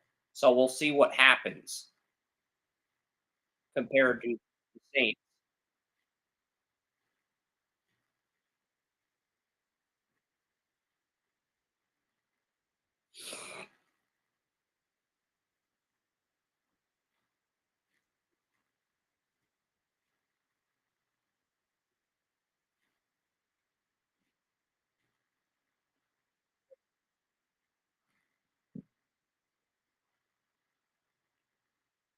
Yeah, this is going to be a defensive game with Bosa and Mack at full health, Garrett and Smith. This is going to be a defensive game. Over-under is 43, but a lot of people are betting on the over, thinking Winston's going to replicate his offensive success. The Chargers, they're going to have another offensive dominant performance. That's not going to happen. This is going to be a defensive game. The under's going to hit here. Look, even if you don't want to bet on the Chargers or bet on the Browns, one thing you should bet on in this game is the under. Because over-under is 43. The under's going to hit. This is going to be a defensive game. I think it's going to be a 21-17 type game. And it's going to be very tight, very competitive. That's probably the one thing Joey and I do agree on, that it's going to be a lower scoring game. And even if we disagree on who wins, the one thing we probably agree on with this game is it's going to be a lower scoring game.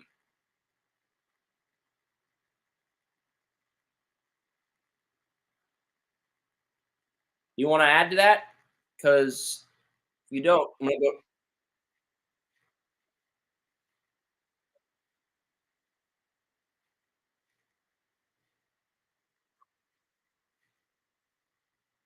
Well, the over-under is 43. So you're saying you're taking the over. I'm taking the under. I think it's going to be lower than 43 points. Over-under is 43. I think we see less than 43 points between both teams combined.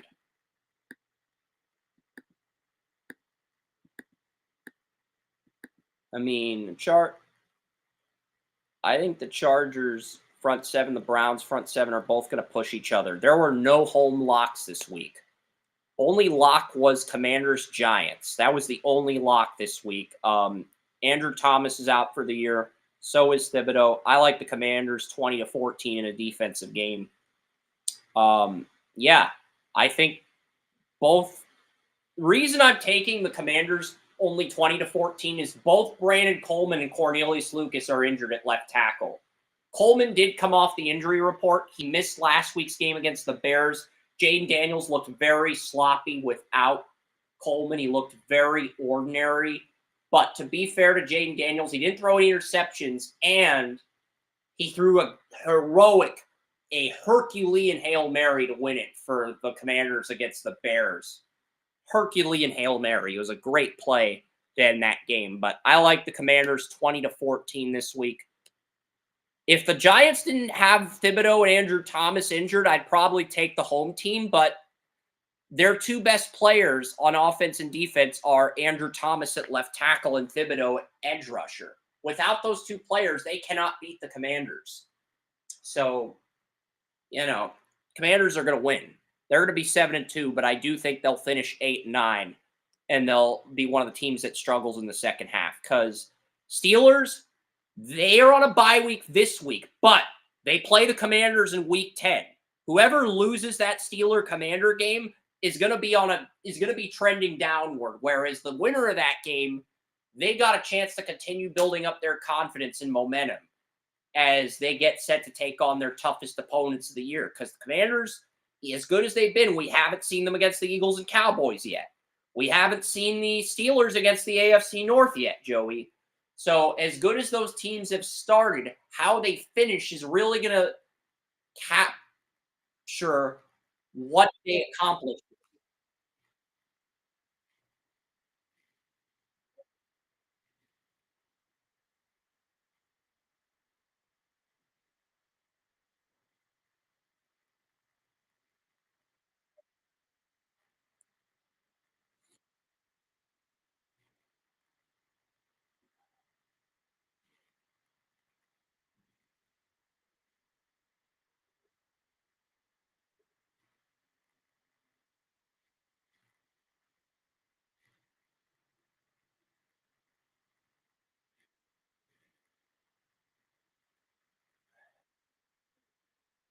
Yeah, and I kind of feel like the Steelers are underestimating the Commanders because usually when the Steelers play an AFC North team after a bye week, they practice for 2 weeks. Steelers have been kind of lax this week. They kind of use this bye week as a vacation, and then they're going to come back Monday, Tuesday to start preparing for Jane Daniels. I would have prepared for Daniels this week during the bye because if you don't, and you lose the game, you could lose your momentum as you play the AFC North. If you beat Jane Daniels and you prepare for him for 2 weeks, you have that momentum as you head into your division rivals. That's all.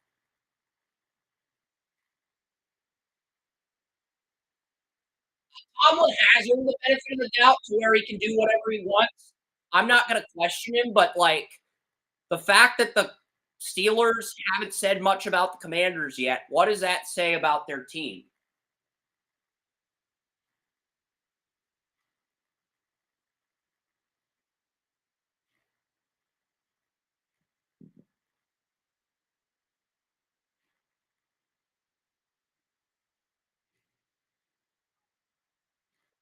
I had Drake May ahead of Jane Daniels. I looked at Jade and I was like, he's got the best deep ball accuracy, but he only makes 5 out of 6 progressions. Drake May and Caden Williams both made all 6 progressions, so they're better. The end. That was my thought process.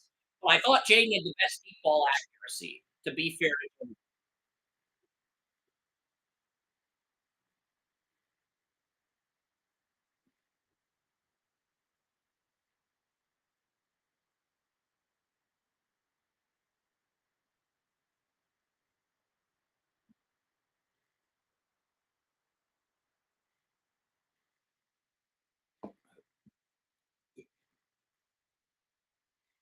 All right.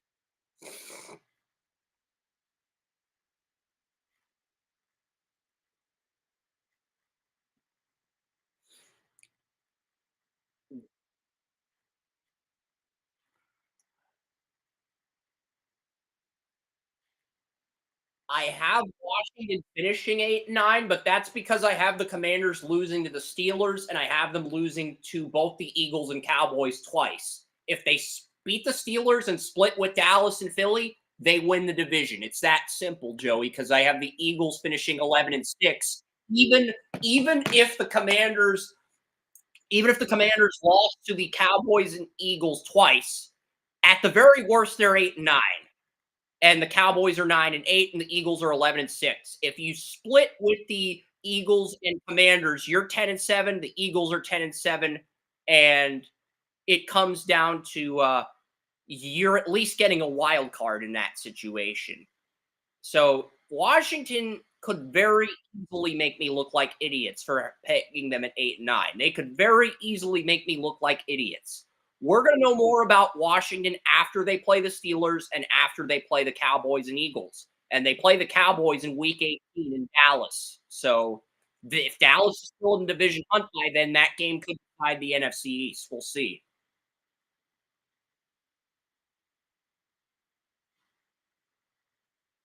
I don't give people the benefit of the doubt. I just go by what I saw in college. I let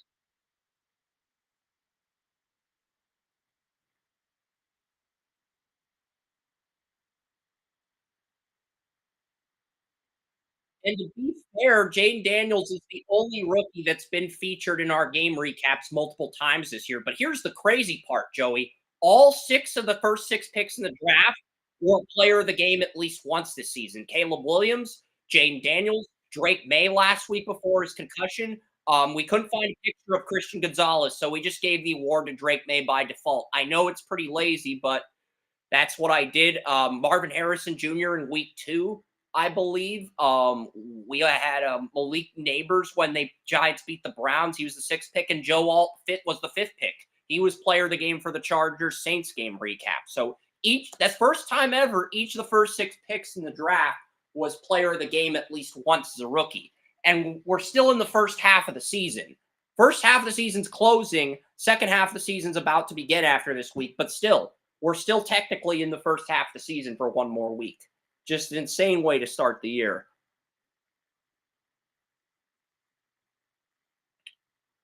But yeah.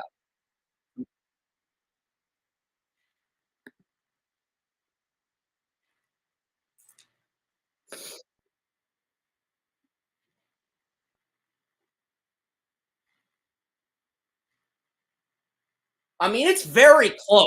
I had a max grade on Caleb Williams, 99 out of 99. I had a 98 on Drake May, and I had a 97 on both JJ McCarthy and Jaden Daniels. Okay.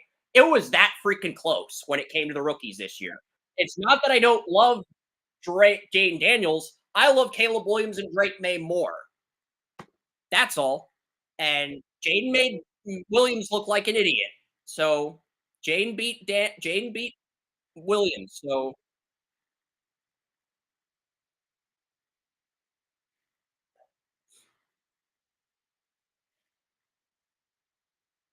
I believed in May and Williams. I thought Jaden Daniels was that third guy behind those two. But he played well.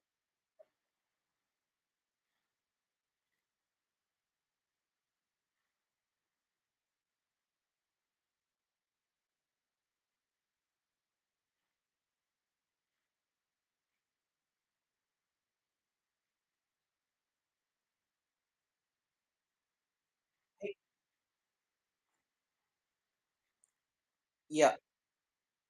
Patriots are playing the Titans. That's the next game. And, Jalen Polk's coming back from concussion protocol. The Titans, I just don't know what to think of the Titans. We don't know if whether Will Levis has been dealing with some injuries the last few weeks. We don't know who's going to start with the Titans. That uncertainty.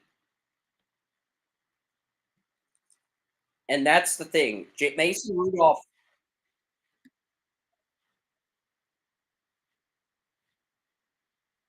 not really. Objectively, I'm not really upset with any quarterback outside of Will Levis because everybody at Draft Utopia thought Will Levis was going to suck. Orrin thought he was going to suck. Wes thought he was going to suck. Lisa thought he was going to suck. Brian thought he was going to suck. Everybody sort of weeded Will Levis out. So, no, I am not surprised that he's underachieved. I'm surprised it's taken this long for the Titans to realize he's not all that.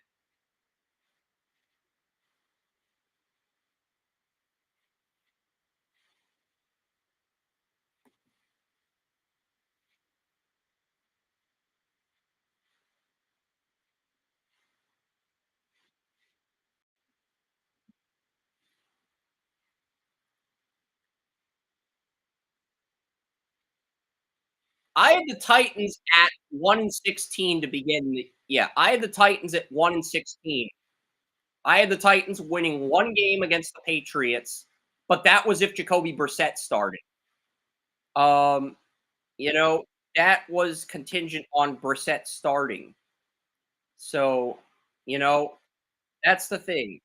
That was contingent, and now that May is starting, the Titans are going to lose this game. Okay? I mean,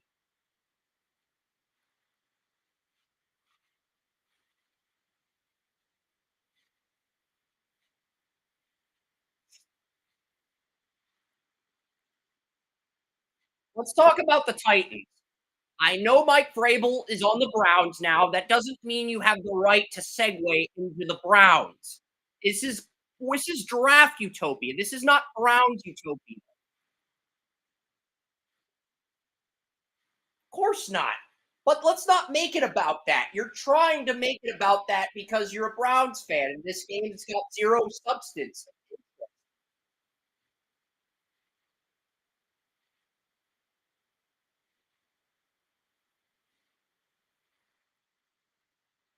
Harold Landry is their best asset on defense. They've got a good defense. How about Jarvis Brownlee, the Louisville corner that I had a third-round grade on that went in the 5th round? He has done really well as a rookie. Let's talk about him. Let's talk about him because with Louisier injured, with Snead injured, I mean, Brownlee's been the bright spot for the Titans. He's been their best draft pick.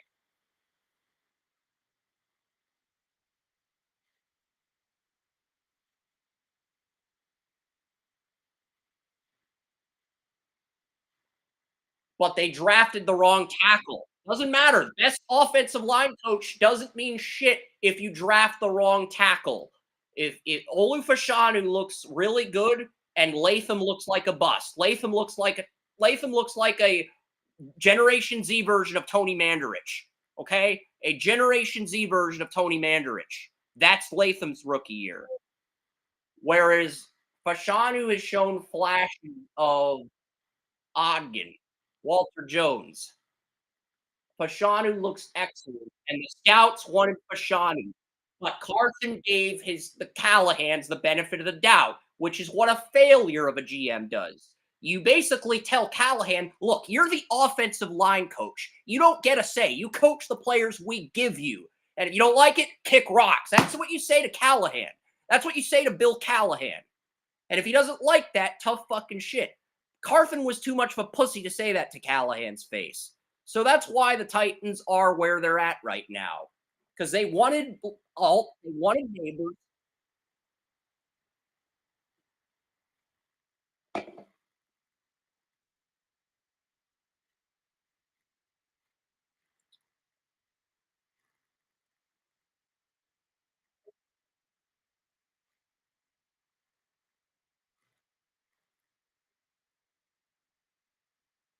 Latham is just not a good tackle. I mean, he's a good he could be an okay right tackle, but he's not a left tackle. I mean, he gave up 10 quarterback hurries in 5 starts.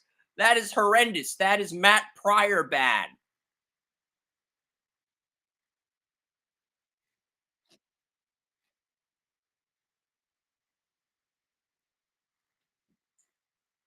Yeah. So, of course, it's a player from the 80s. Tough shit. That's football.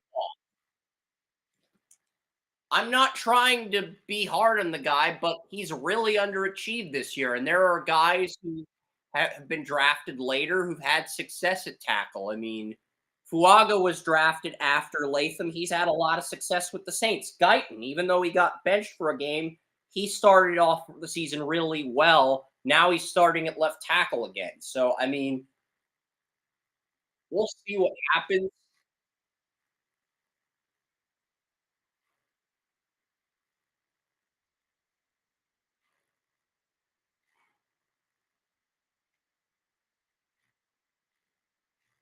I had Latham as my 5th best tackle in the draft. I had Alt at 1, I had Fashanu at 2, I had Fuaga at 3, and I had Tyler Guyton at 4. I had Latham at 5, and I had Fautanu at 6. Fautanu suffered a season-ending injury, and Latham's had a rough rookie year. So my top 4 looks pretty accurate on paper right now. That's all I'm going to say. It doesn't mean it's going to stay that way, but right now, my top 4 looks like the correct top 4. And you can argue that Fuaga should be ahead of Fashanu. You could definitely make that argument. That argument has merit. I mean, you can even argue he's ahead of Alt because he's playing left tackle, whereas Alt's playing right tackle. You could definitely make that argument. That argument has merit. Okay, so we're not disagreeing, but I think this is going to be a defensive game. I'm going to go with the Patriots 20-19. 74% of the public is betting money on the Titans. I like the Patriots here. Only Bantle and Kern picked the Titans. Everybody else has the Patriots winning. This is the 3rd time this year where a majority of the staff has picked the Patriots to win. It happened against the Dolphins a few weeks ago. It happened against the Jaguars, and the Patriots lost both of those games. So I'm a little bit nervous now, but I was the only one who picked the Patriots last week against the Jets. A lot of people figured the Jets would win. They'd get out of this funk they're in. But I just felt like the Patriots at home, they're a tough team to beat. And I felt like they could win with May. And then May gets a concussion. I'm really nervous. I'm thinking, oh, shit, I'm going to look like an idiot now. And then the Patriots get lucky at the end of the game. And I look like a genius because I stuck with the Patriots, even after May got injured. I had to rely on Brissett in predictions. So I did not enjoy that.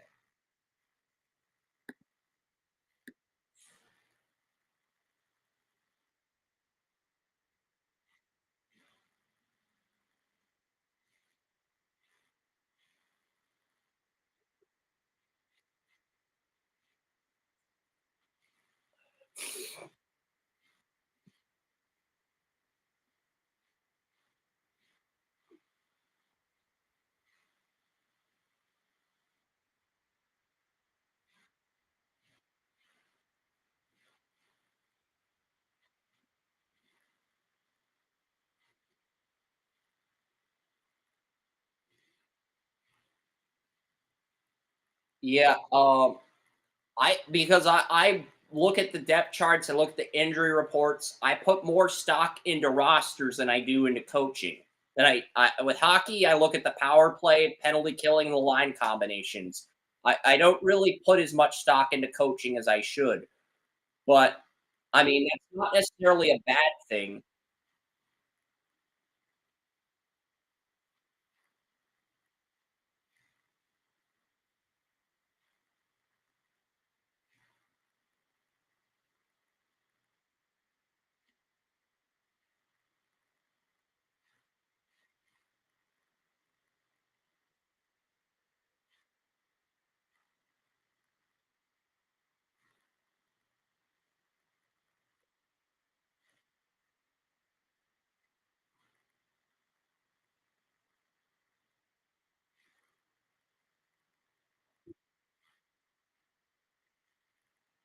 I don't know. I wish I had a definitive answer for that. I genuinely don't know. I guess I have my way of thinking and you have your way of thinking. And sometimes the thoughts when we have a common thought, but the our ways of thinking intersect or they intertwine. Because I've got the Patriots 20-19. I think it's going to be a defensive game. Both teams have good defenses, but I just have a little bit more confidence in Drake May than I do whoever the Titans have. And if Drake May's out for this game, I might pick I might flip to the Titans, but I'm gonna try to stay positive for my Patriots because I mean, it's been very it's a very interesting game to say the least. It's now 17-10 Ohio State, and the Florida Panthers did regain the lead after Dallas tied the game in the third period. But Jaguars, Eagles, I like the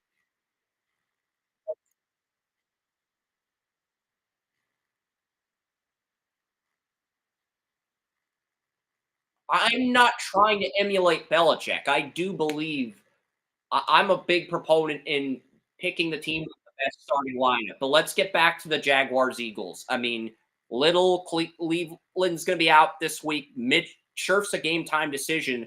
Um, Cooper Hodges, I love Cooper Hodges at Appalachian State, even though he wasn't at the Senior Bowl or the Shrine Bowl. I love Cooper Hodges because I was uploading some App State game film to Rumble. Hodges was the guy that stood out to me. He's going to get his first start at the left guard against the Eagles this week. Um, so, and with Kirk out for the year, with Duvernay on IR, the Parker Washington is now the slot receiver. And you're going to be dependent on Davis and Brian Thomas Jr. Without Duvernay, without Kirk, you have your number 5 receiver Parker Washington playing the slot. And you're dependent on that. And Evan Ingram's your starting tight end. It sounds like Tank Bigsby has jumped ETN as the starting running back. The Jaguars defense is fully healthy. This is the healthiest the Jaguars front seven's been since week 1. I know the Jaguars lost to Green Bay, but they showed a lot of effort, a lot of fight. I think they're going to beat the Eagles. Mailata's out until week 11, Joey. Mailata, the Eagles left tackle. Lane Johnson got injured against the Bengals, but he returned to the game after missing the second and third quarter. He came back in the fourth quarter after getting injured in the first. Darius Slay is going to be out this week for the Eagles. So it's basically going to be Trevor Lawrence versus 2 rookie corners, Quinion Mitchell and Cooper DeJean. And this is where I give the Jaguars the advantage because 75% of the public is betting on Philadelphia.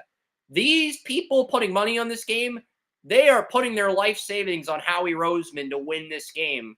And honestly, this feels like a game where the Jaguars can turn their season around because outside of the game against the Lions at Detroit and the home game against the Jets, which I think could go either way, I think every other game on the Jaguars' schedule is winnable, Joey. That's the thing. The Jaguars got the tough part of their schedule out of the way early. And I said after the Packers game, the rest of their opponents are going to be a lot easier. So I do think the Jaguars are one of these teams that could surprise in the second half.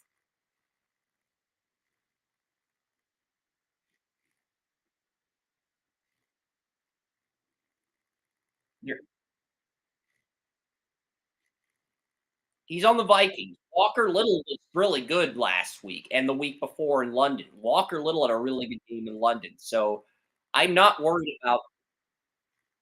And they got Javon Foster, the Missouri tackle. You forgot they drafted Javon Foster in the 4th round out of Missouri. I know he hasn't played this year, but they've got he'll get an opportunity if something happens to Walker Little. So we'll see what happens.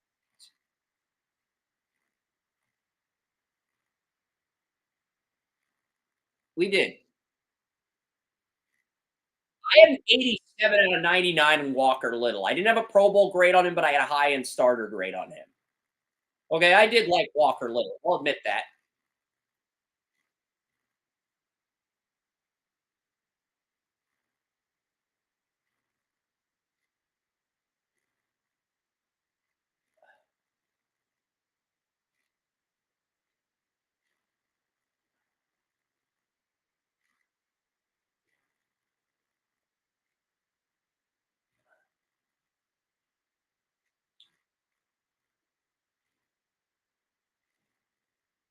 I mean,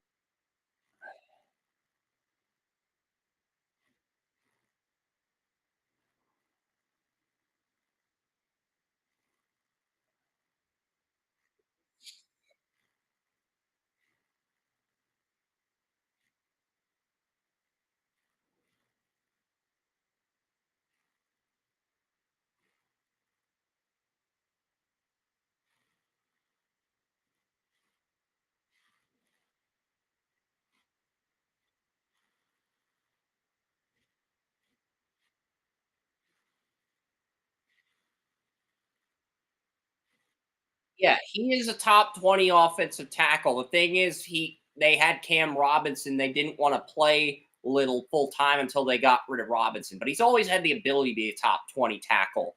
But when Robinson was on the team, the perception was he's a top 25 tackle and Robinson's a top 20 tackle. That's the perception. We both know perception can be bullshit sometimes. But that was the perception around the league.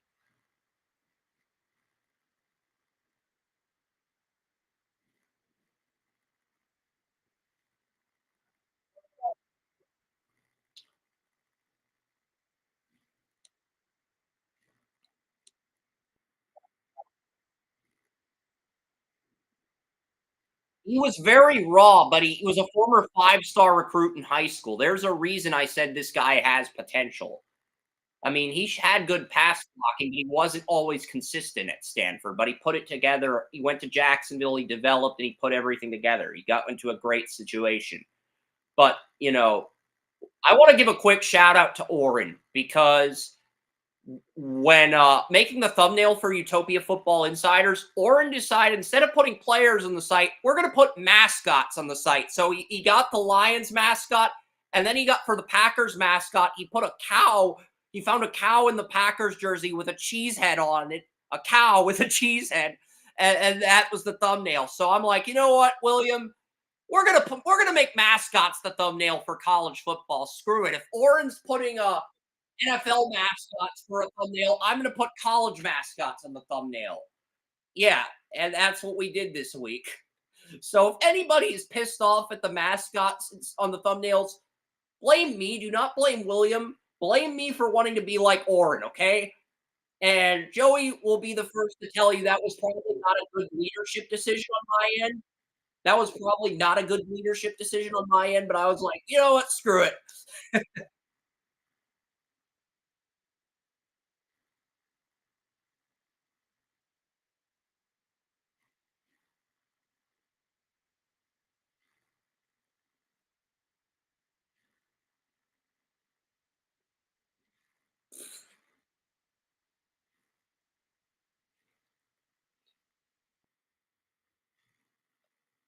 Oren wanted to watch the World Series, and I told Oren that if you just get the thumbnail up, William and I will handle this, and you can watch your World Series. You can have your night off because he did a show a few weeks ago during the NLCS or the NLDS, and he wasn't happy at the time, but he manned up and did it. So I was like, you know what? I owe you one. Sometimes I give members of my team a break when I feel like they've deserved it, and Oren deserved a break at that point. And I recognize that. I had enough business acumen to say, you know what? Game 1 of the World Series doesn't start till Friday, but if next week's World Series goes to Game 5, Oren's going to be locked in on that on Wednesday. And you know what? My business acumen was right. That's why.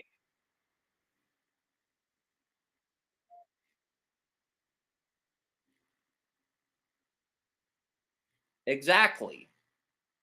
I gave Oren a week off. That was a smart business decision because his team won the World Series. He feels like $1 million now, and you know what? He got to celebrate with his friends and family.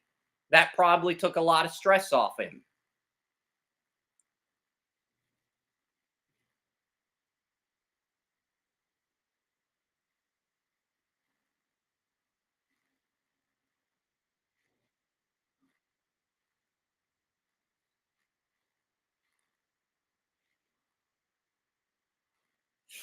Oren went 12-4 last week. He's the last person you get to rip on predictions. He went 12-4 last week. He had the best record.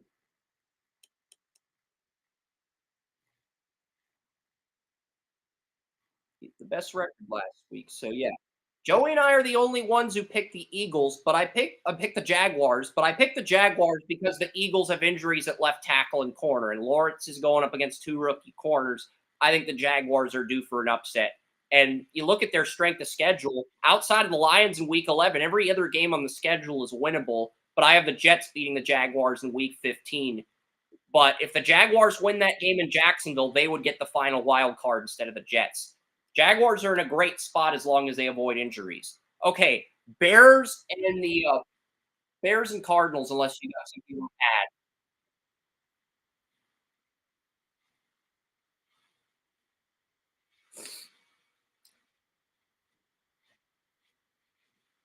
I think the Jaguars and Jets can both come back in the AFC. AFC is just that wide open. I think the Steelers are going to struggle in the second half. I think the Chargers are going to get the first wild card, but those last 2 spots are up for grabs. Only reason I say the Chargers are going to get the last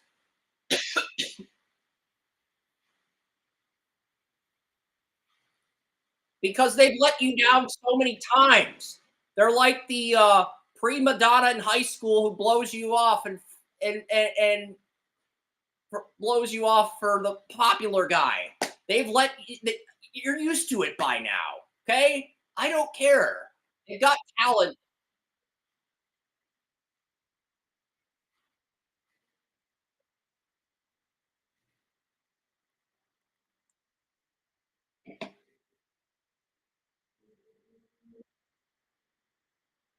Yeah, I mean, the Cardinals are going to win this game against the Bears, Joey. You know, I studied the depth charts for the Bears. Both Braxton Jones and Kiran Amagaji are injured at left tackle. Larry Borum, the backup right tackle, is injured. So they don't even have – they're going to have to bring somebody in from the practice squad unless they take Borum off IR. Because he's designated for return, but he hasn't been activated off of IR yet. So if they don't activate him within the next 24 hours before that, they're going to have to pick someone up and they're going to have to sign an emergency tackle at the last minute. So, yeah, that does not look good. That's one reason why I've got the Patriots upsetting the Bears next week. Because if Braxton Jones, Kiran Amagaji, and Borum are all injured at offensive tackle and their only healthy tackle is right tackle Darnell Wright, that does not bode well for the Bears. That does not bode well for Caleb Williams, a rookie quarterback with a warm body as his blind side or a backup guard as his blind side. That does not bode well for Caleb. So even a team like the Cardinals that lost 2 edge rushers to season-ending injuries can succeed against a team that's as depleted at offensive tackle as the Bears are. And, you know, the Cardinals the last 2 weeks since they upset the Chargers on Monday night, which I predicted a few weeks ago, they have been red hot. Only Yumi and Wes have taken the Cardinals. Oren, Jason, Kerm, and Tracy all have the Bears winning. And the Cardinals are favorites. So this is Bears are a popular upset this week. There are more people at Draft Utopia picking the Bears than the Browns. Doesn't that piss you off a little bit as a fan? Doesn't that piss you off slightly? I would think that would piss you off to a degree. Not a lot, but a little.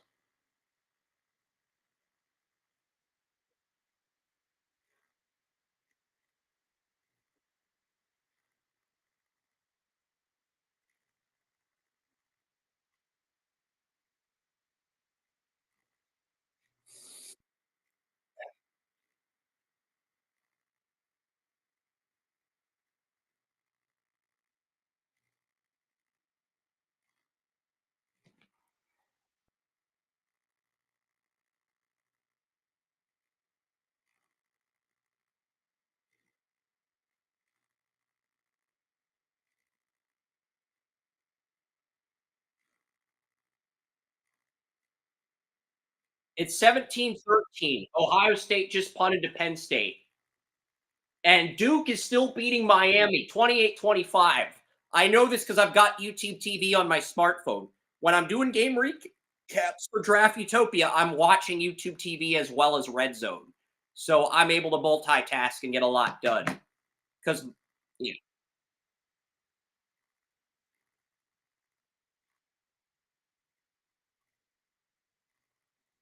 Because it's Cam Ward is losing to Duke. And Miami's the home team. So that is a big game. The Florida Panthers still lead the Dallas Stars 3-2, but Dallas has gotten a lot of pressure on Florida, but they just haven't been able to get that equalizer goal. This game could go to overtime if Dallas can score before regulation ends. But Packers-Lions, it's in Green Bay. I think Green Bay wins this game. Packers are healthier than Detroit. I'm going to go 28-20 Packers in the upset. And Tracy and West have the Packers winning.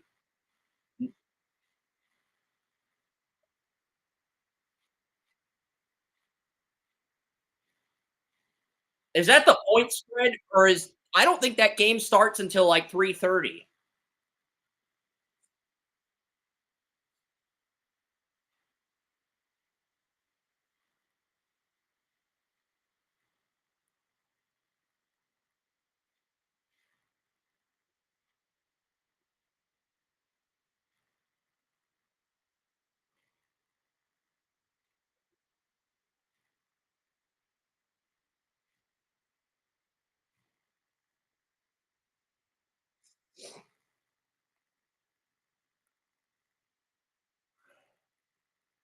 Yeah, I got a question. Can Dallas still compete for a Stanley Cup? Yeah, but it's going to be hard. I mean, they're 5 minutes away from getting swept by Florida. And you look at the Central Division this year, the big surprise is the Winnipeg Jets. The Winnipeg Jets are 10-1. They have 20 points. They have the best record in the league in 11 games. And the Minnesota Wild have been really good too. They are 7-1-2 on the year, and the Dallas Stars are 7-3. Dallas has had a good year. Winnipeg and Minnesota have just been better. So if Dallas were to get in the playoffs, they would have to go on the road to Minnesota, the city they used to play in, the North Stars. But yeah, they'd have to go on the road to Minnesota for 4 out of 7, and they'd have to go on the road the next series. So I'm just saying that's going to be hard.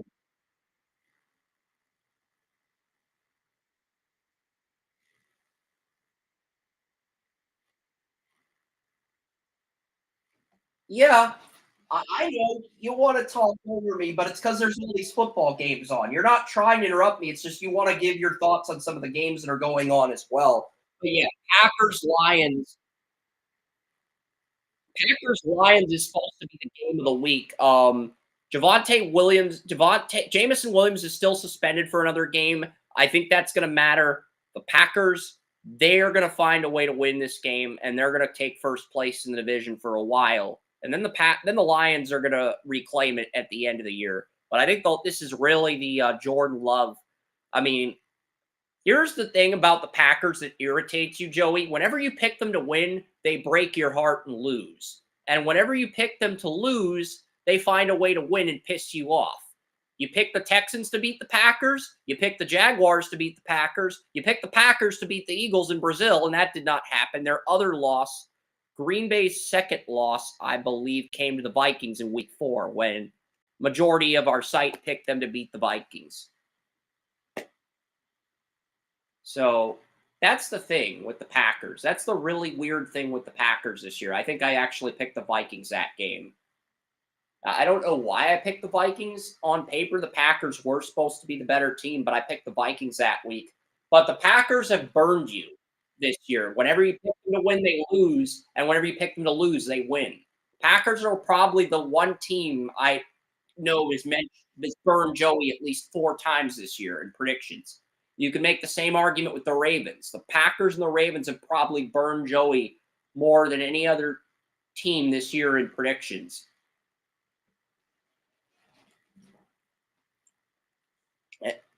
And I just think you're at the point where you're going to pick against them because you're tired of being burned. And because the Lions went into Green Bay and beat them. I know the Lions don't have Aiden Hutchinson. They don't have Marcus Davenport, but they still have James Houston the fourth, and they have Josh Paschal.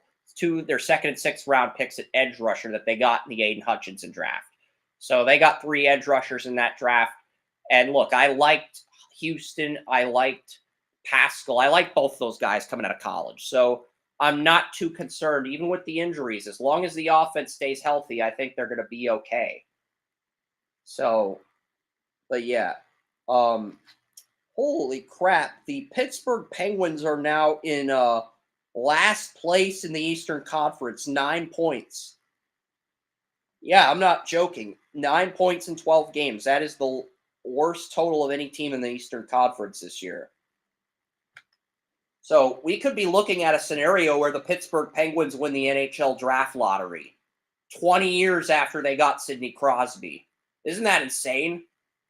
That we're having that conversation that the Penguins might actually win the lottery.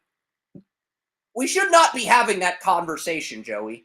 With Crosby, Malkin, all the core guys the Penguins have, we should not be having a conversation about them winning the NHL draft lottery. But here we are 20 years later. I know, it's pretty messed up. But I also think your attention's more invested in these football games. We got 3 games left for NFL predictions. Lions, Seahawks. I took the Lions. Their health. Seahawks have 4 defensive players on IR. Rams still have a lot of players. Rams still have some injuries, but I think the Rams are healthier than Seattle. I'm going 30-27 Rams. Kerm and Tracy have the Seahawks winning.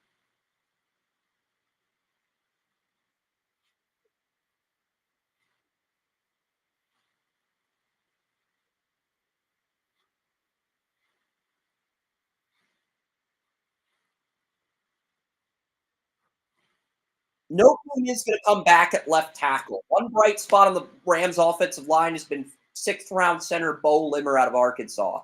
He's filled in for Jonah Jackson. He has not given up a sack this year as a rookie.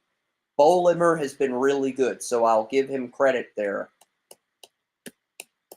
Because he started like 5 games and he hasn't given up a sack yet. I'll give him some credit because I did not think Limmer would be that good.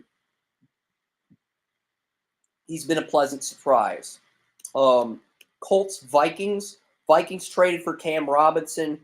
I don't see them losing 3 in a row in prime time.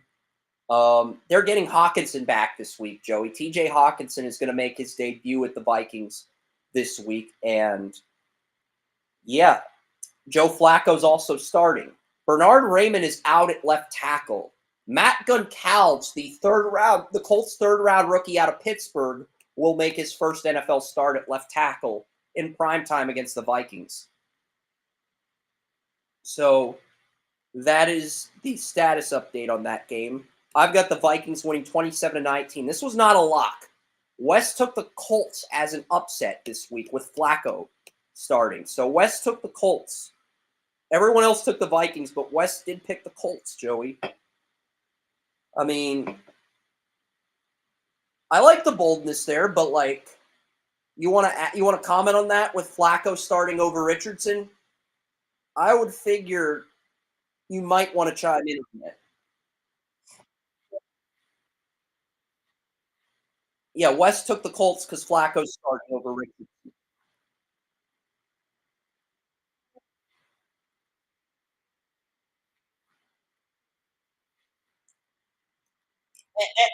And it's funny.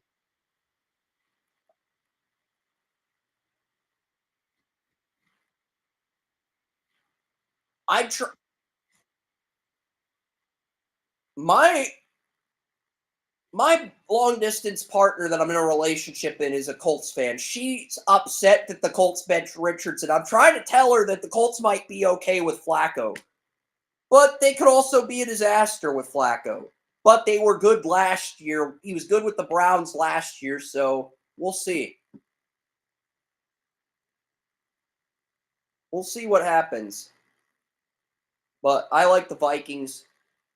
Buccaneers, Chiefs. This is not just my highest scoring game of the week. This is my highest scoring game of the year.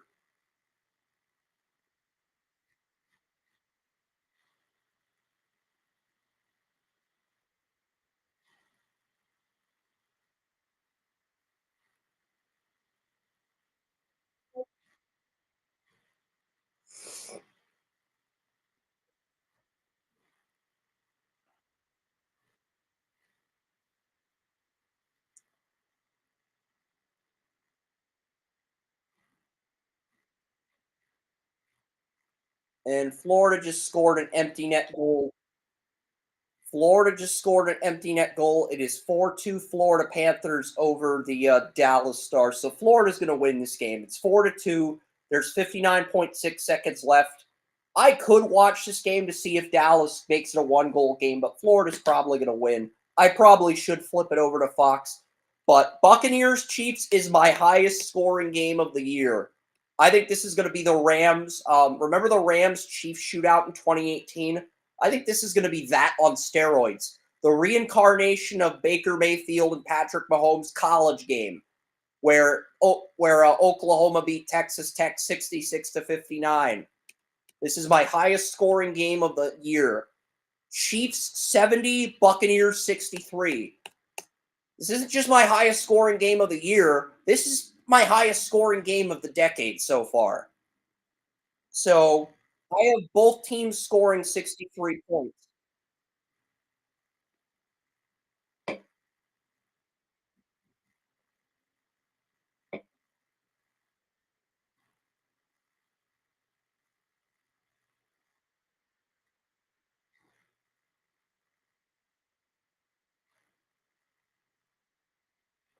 If this score actually happens, I will do 100 jumping jacks in the live stream next week.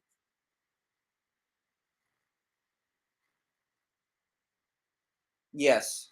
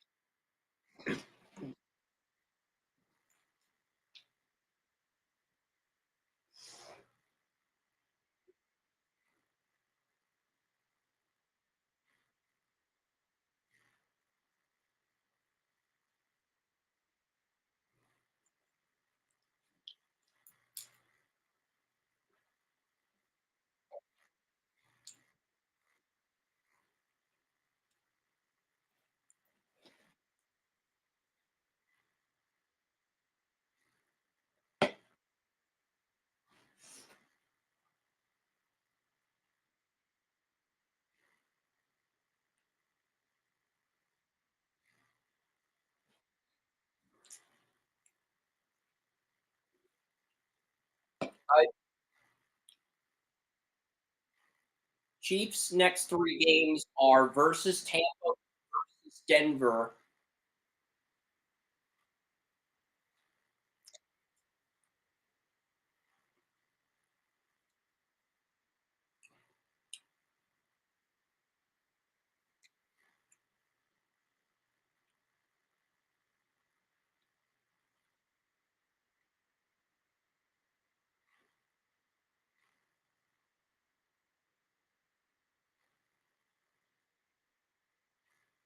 I've got 70 to 63, Joey, and if it happens, I will attempt to do 100 exercises of Joey's choice on next Saturday's live stream.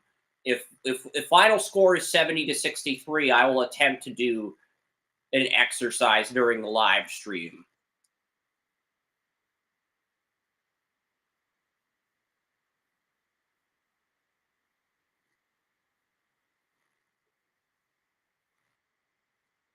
Because that's the final score I predicted for this game, 70-63, Chiefs.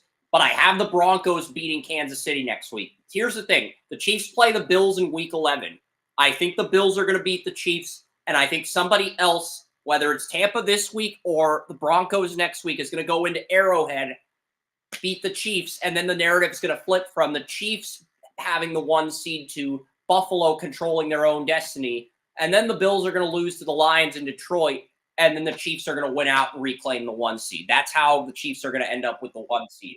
There's going to be that drama spike where the Chiefs lose the Bills.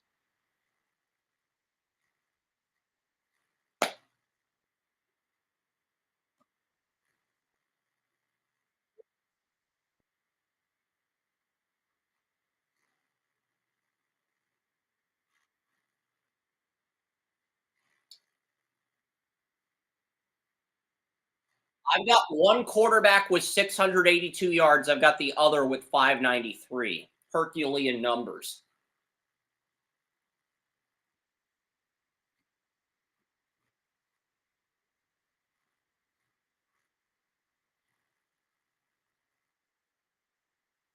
Yeah, agreed.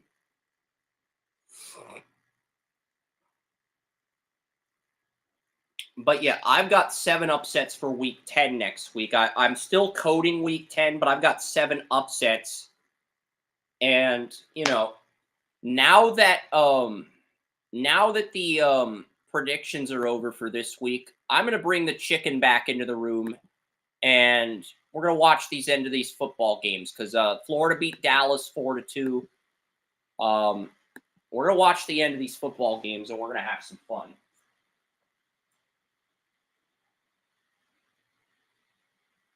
I don't want to eat the chicken too fast either. So, yeah. We'll watch the end of Ohio State, Penn State, and I'll provide some updates.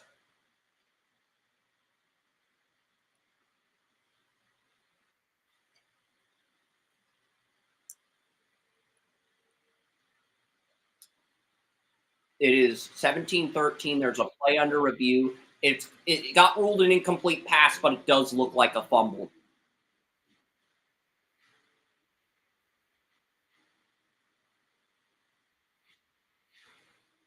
Yeah, there's 12:03 in the fourth quarter. So if you're a little ahead, let's just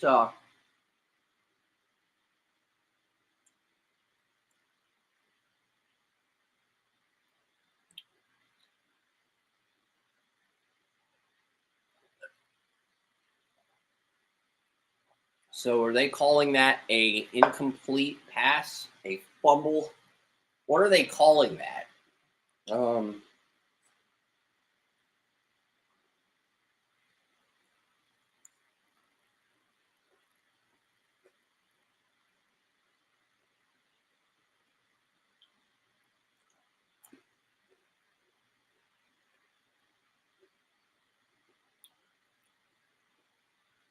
I'm not saying Dallas won't win the cup, but it does feel like a bigger uphill battle. With Minnesota and Winnipeg Stars do have their work cut out for them.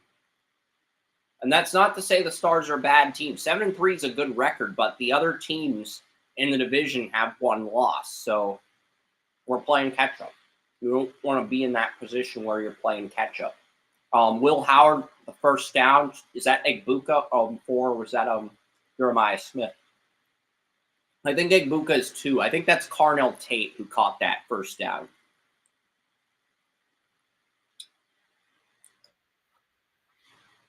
I know. One thing we'll talk about during the commercial is the World Series odds, because I disagree with the MLB on the World Series odds. The Dodgers and Yankees are 1 and 2. I can agree with that. But they put the Orioles as the number 2 team in the American League and the Astros as the number 3 team in the American League. They didn't even win their wild card games. They hosted wild card games and they both lost. The Bregman's a free agent, and Corbin Burns, the Orioles' best starter, is also a free agent. So how are those two teams better than the Tigers or the Guardians, for that matter? Even without those two stars, they're not. I mean, they're not. What do you think, Joey?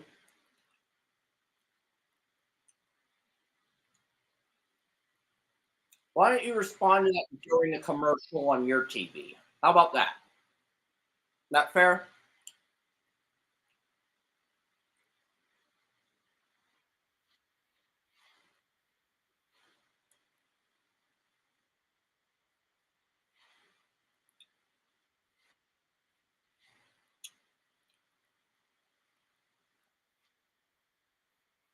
He's better than Kyle McCord, but not by much.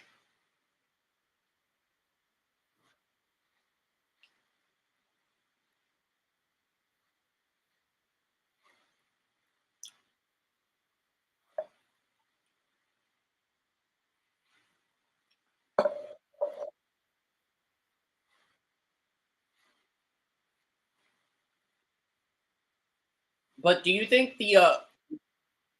we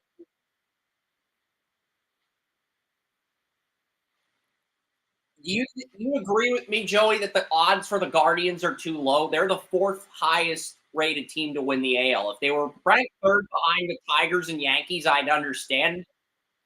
But they're ranked behind the Orioles, who are losing their best pitcher, and they're ranked behind the Astros, who Bregman's a free agent. If Alex Bregman signs with another team, the Astros aren't winning the AL West. The Mariners are.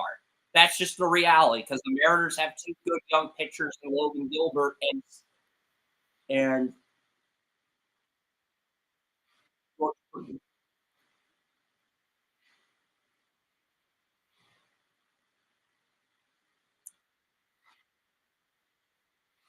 last year, the Tigers and Guardians were 4,000 and 5,000.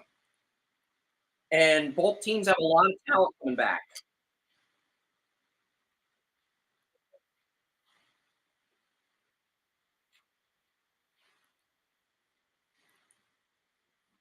It's almost like the sports books on FanDuel are saying, big market team, big market team. We'll give them higher odds. Small market team, fuck you. You're plus 2,500, bitch. Guardians are small market team, so they're plus 2,500. That's kind of what I'm getting from FanDuel. I'm sorry if that pisses off.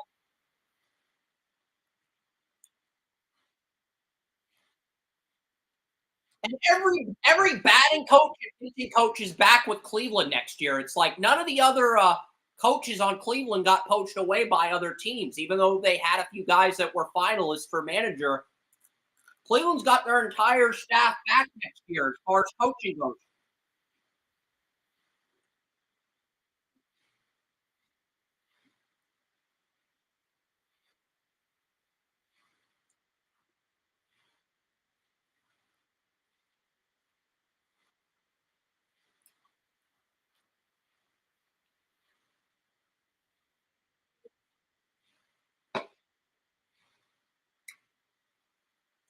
Tigers don't have any free agents until 2027.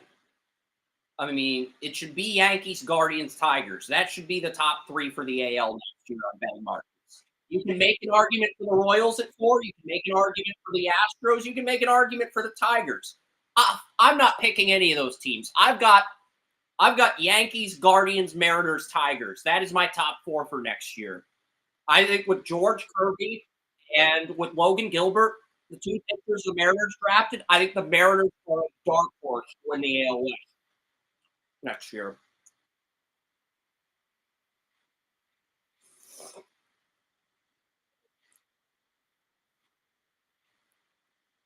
Don't you agree that's the top 4? Yankees, Guardians, Mariners, if Bregman leaves, and Tigers? That's got to be the top 4 for next year.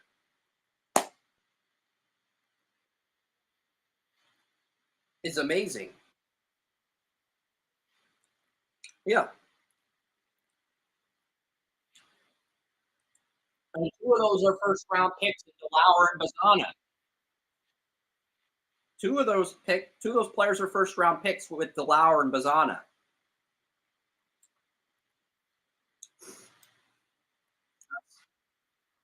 Yeah. Cleveland. So I would rank the top 4 in the American League: 1 Yankees, 2 Guardians, 3 Mariners is my AL West pick. I know they're underdogs for next year, but they have the 2 best starting pitchers in that division in George Kirby and Logan Gilbert. Two, yeah, you can. You can argue the Tigers are number 1 since they don't have any free agents until 2027. But outside of the Tigers, Guardians, Yankees, whoever you want to rank in the top 2, number 3 team who's going to be whoever comes out of the AL West. And right now, if Bregman leaves the Astros, I'm picking the Mariners. The Seattle motherfucking Mariners are my pick to win the AL West next year. You heard it here first. I don't know. It looks like Puzzlesny.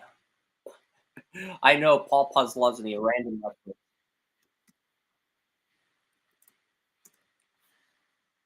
That is Tyler Warren, the tight end. Tyler Warren, the tight end William Yanish raved about. That's Warren. He started over Theo Johnson last year and Brenton Strange. He started over both of them as a sophomore. Warren's a hell of a player. And he's carving Ransom. He's carving Ransom. Daniel Kelly calls Lathan Ransom my nephew. You were not related at all. But yeah.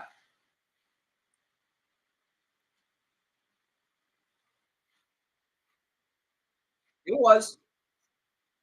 Okay, I finally finished the first chicken wing, and I'm going to throw this wing away. I'm going to get some barbecue sauce and some water on the next commercial, and then we're going to be back. It took 3 hours, but I actually finished a wing without throwing up. Yeah.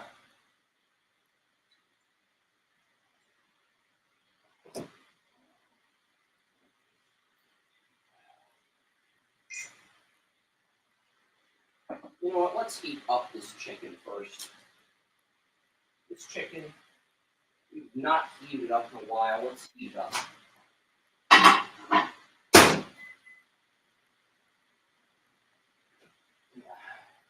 Theo Warren does look good.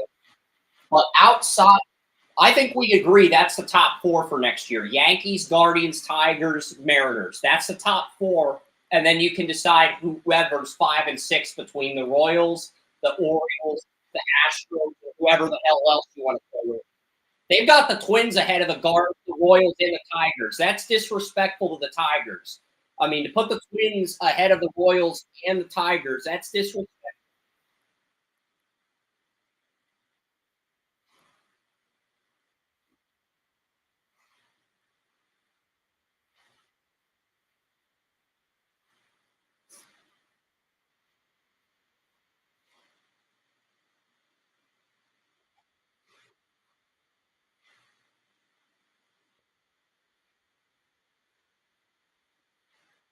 I think the Mariners will win the AL West, but that doesn't mean they're going to do shit in the playoffs. AL West is just weak right now, especially if the Astros lose Bregman. AL West is just the weak division right now.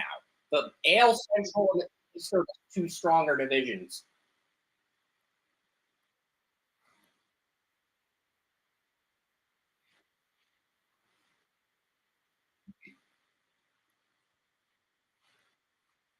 They've got 2 proven veteran pitchers, and I think they got a good team.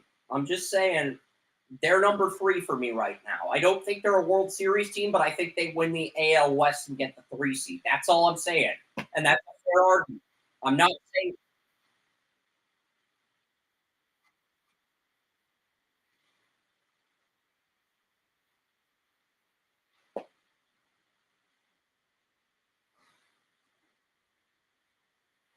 they've got Kirby, they've got Logan Gilbert. If the rest of the team can step up, they are dangerous.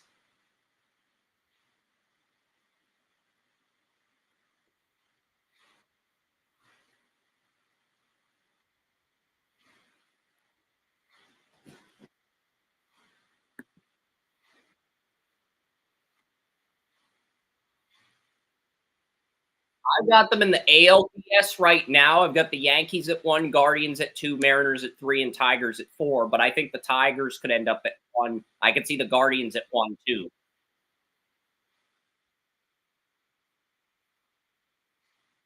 No, no, because I think any of those 4 teams could come out of the AL next year.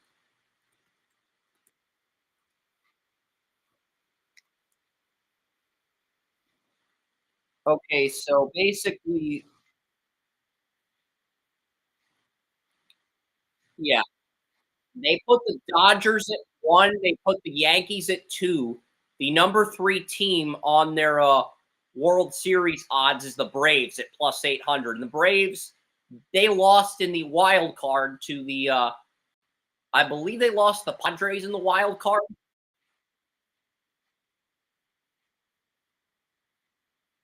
Tyler Ward, Tuimaloa, JT Tuimaloa, 44 on Ohio State. He just made a big play.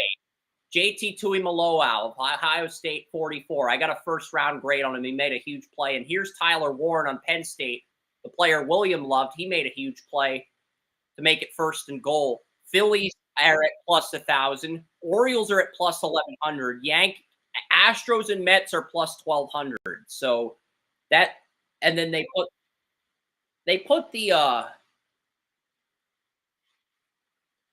the Guardians at plus 2,500, the Cubs at plus 2,500.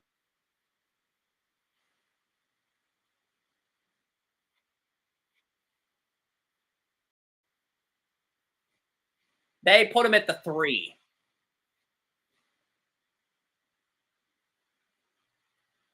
He was short, but they kind of screwed him over.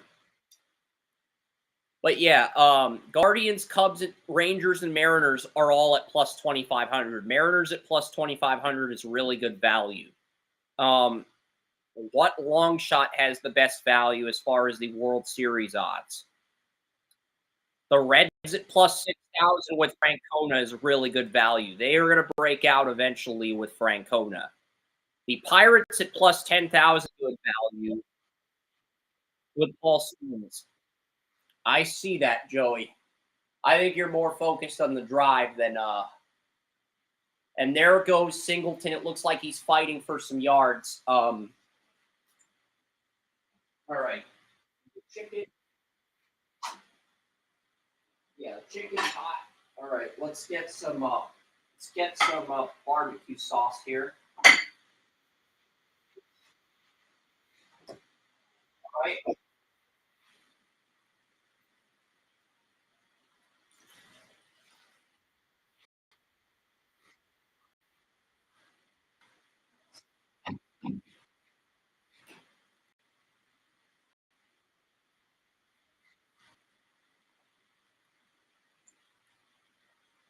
Yeah. The White Sox World Series odds are plus 50,000, which I think is too high because they have the worst record in MLB history. They should have the same amount of World Series odds as the Carolina Panthers do for the Super Bowl this year. You know, the Carolina Panthers Super Bowl payout is $100,000, Joey. If you bet on the Panthers right now, you bet $1 on the Panthers, that's plus 100,000. That's the payout if the Panthers win the Super Bowl. You bet $1 on the Panthers to win the Super Bowl, the payout is plus 100,000. I'm not saying it'll happen. I just think that's a great payout. 4th and goal. Big play here coming up. And Ohio State, that is a stop by my Buckeyes.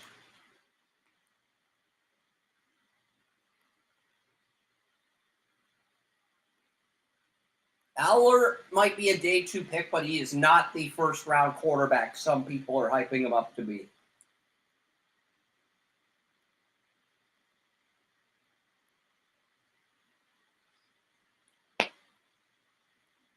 Because I know some Browns fans that want the Browns to draft Aller in the first round. And I could say you are probably 1,000% against that. Basically, you want Shadur or Ward. Otherwise, you don't want a QB. Otherwise, you'd rather roll Winston and Watson. I know the Browns want to get out of Watson's deal. I don't think they can due to salary cap. But that's what everybody said about Russell Wilson, and they found a way to get out of it. So, and they got another and they paid another team to take on his contract. So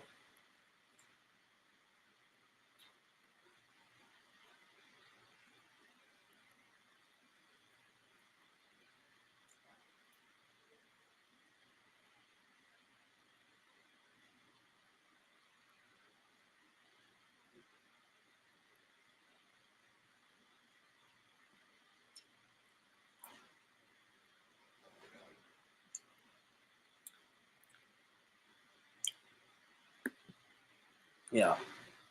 As far as the MLS playoffs go, the only team to advance so far is my LA Galaxy.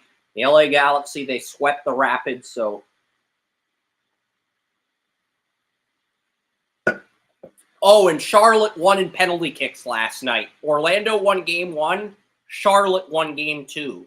So Dave Tepper might screw you out of $1 if Charlotte FC wins game 3 in Orlando. Dave Tepper has officially screwed you out of $1. How does it feel to lose a bet to Dave Tepper? I mean, I'm rooting for Orlando too, but I think Dave Tepper is the last sports owner you'd like to lose a wager to, Joey. I would think that's the last guy you'd want to lose a bet to when it comes to sports owners. Dave Tepper, Panthers owner who owns Charlotte FC. If they eliminate Orlando, your team to win the MLS Cup, you're out of $1. But they're plus 4,000 to win the MLS Cup.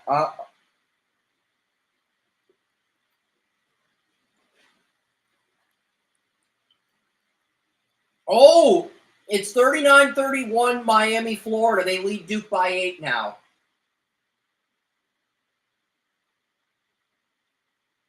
Ole Miss is beating the crap out of Arkansas, 56-24.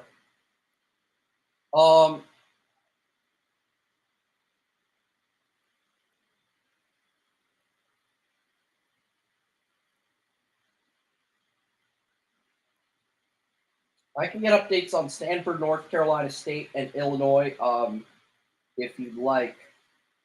Vanderbilt, Auburn, I can get an update on that. Or Memphis, UTSA. Let's watch. UTSA leads Memphis by a few points, but yeah. What do you think of Aller, Joey?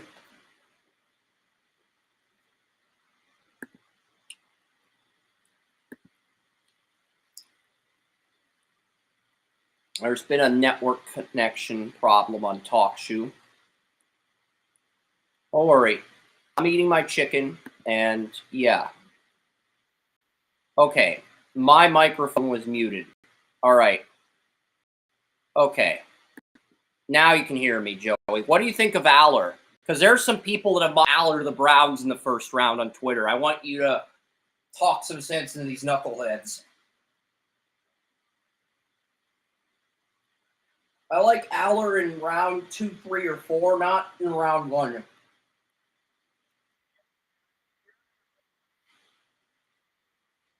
Yeah. They got some Browns fans want Aller in round 1. That is like drafting Tim Couch over McNabb with Cam Ward in this draft.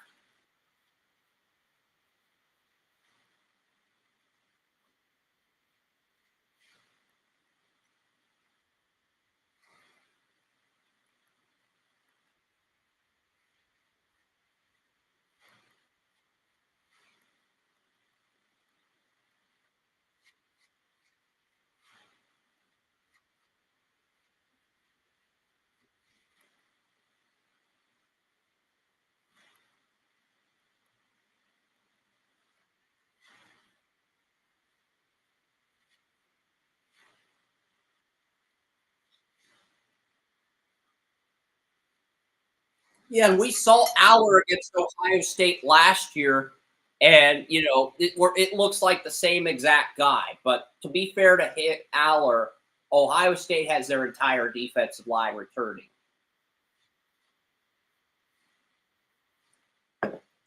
This is, yep.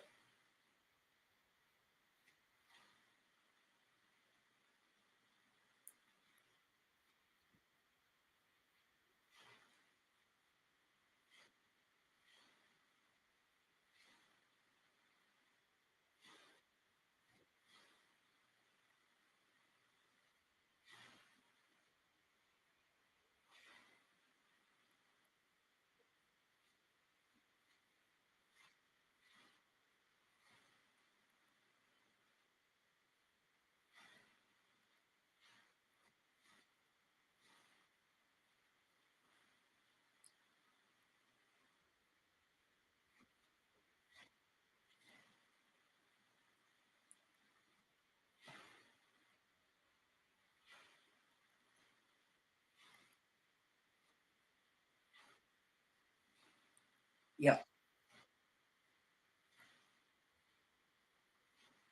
Yeah. Art Modell is a semifinalist for the Hall of Fame. If Art Modell gets into Canton, do you think we will see Browns fan throw beer? Remember the Browns game against the Jaguars in 2000 when they threw beer bottles onto the field? I feel like that's going to be Browns fans in Canton if Art Modell gets in. They're just going to throw beer bottles, and Goodell, it's going to be like when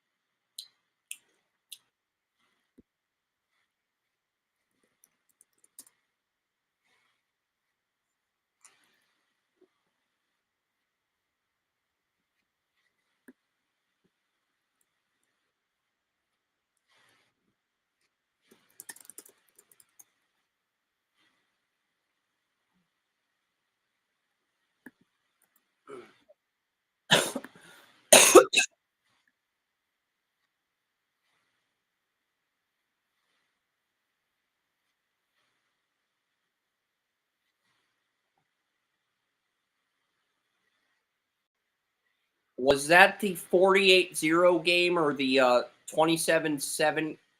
Was that the 27-7 game on September 3rd?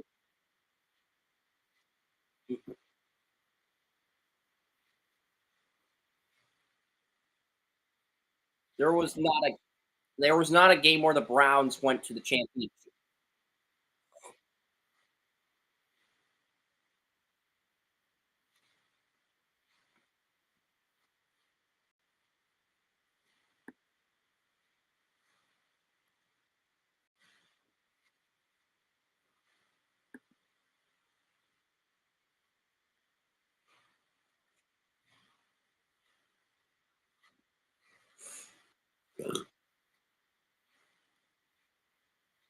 No, the Browns played the Steelers in the wild card, but I believe there was a game where the 12-16 2001. 12-16. Do you know the exact date of the Beergate game? Because I'm looking up the was the the score.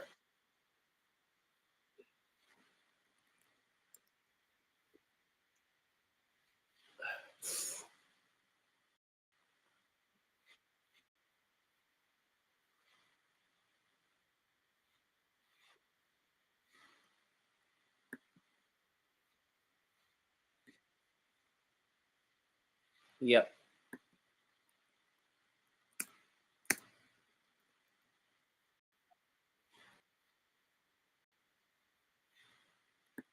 Bottlegate. It's Bottlegate. It wasn't Beergate, Joey. It was a Bottlegate. That's what they called it. Bottlegate. It's Bottlegate. It's Bottlegate. According to Wikipedia, it's Bottlegate, and it's the 15-10 game that I found the football game.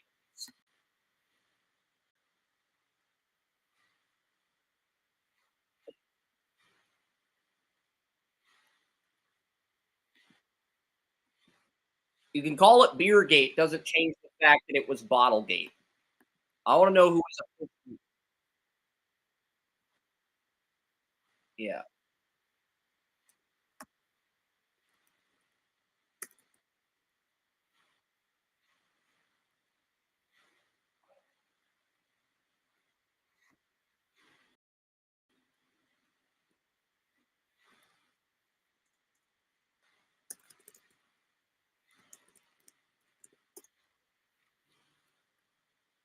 Yeah, that works. I'm just gonna pull that game up on Pro Football Reference. I want to see who officiated that game and their history as officials, like what they did after the game, like what happened to the officials after that game. The referee was Terry McCauley, who's now the play-by-play analyst for CBS or NBC, I believe. So Terry McCauley officiated that game, the Bottlegate game. So he called the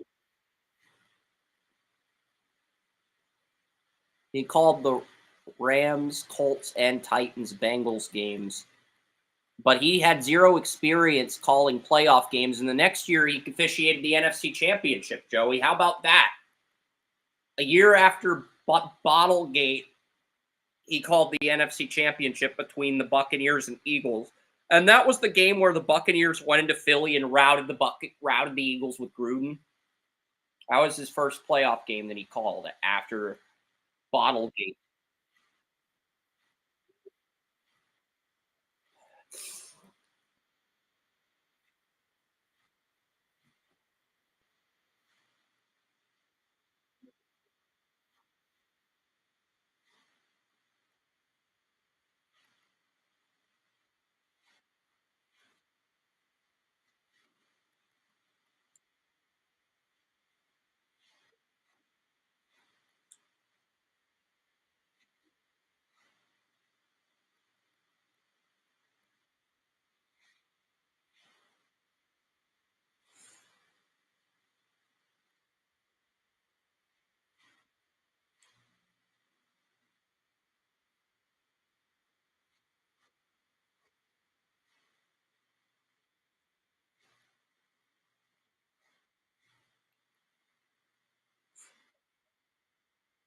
And then he called the Super Bowl between the Eagles and Patriots in Jacksonville, and he called the AFC Championship between the Broncos and Steelers when the Steelers were a 6 seed. He called the Bears Saints NFC title game.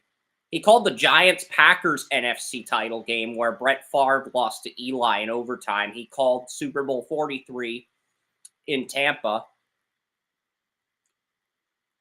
He called the NFC title between Aaron Rodgers and Caleb Haney.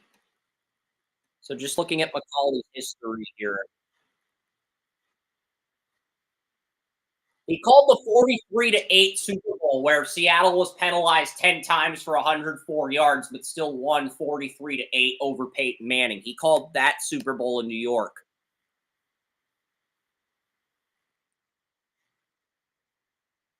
Yeah, 10 times for 104 yards.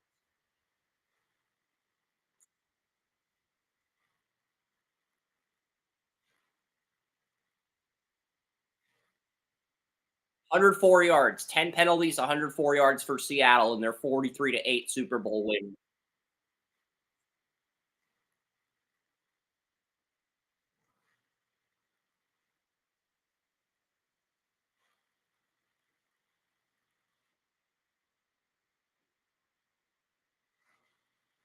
Yeah.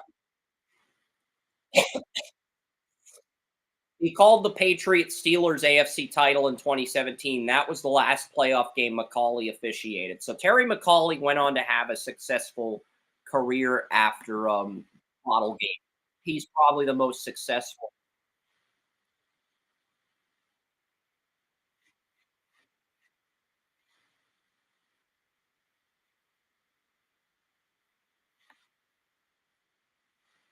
Yeah.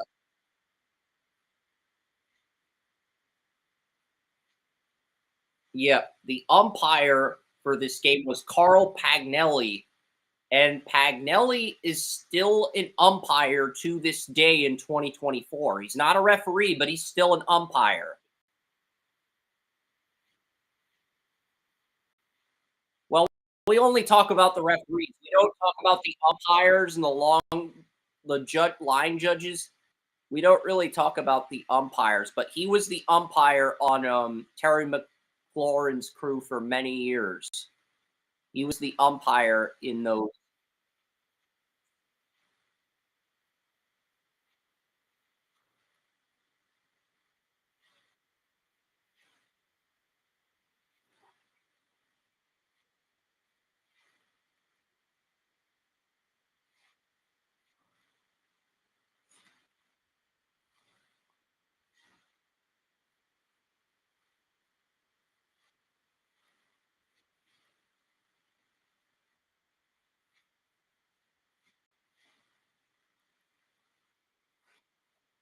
Yeah.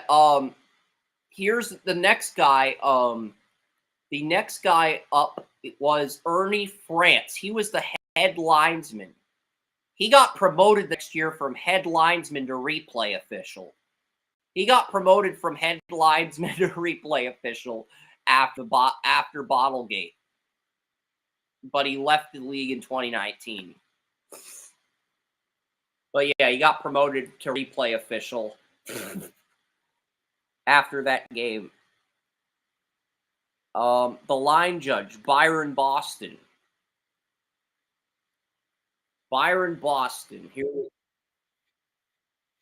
Yep. And Byron Boston was a line judge until 2019 after that Browns game. He was still never a referee, but a very good line judge up until 2019. Billy Smith, the back judge. Billy Smith got promoted from. Yeah, he was the back judge for many years, and then in 2015 he got promoted to replay official. Then he was replay official and umpire for a year, but realized that was too much work, so he just stuck with being a replay official. But he's been a steady replay official since getting promoted to back judge.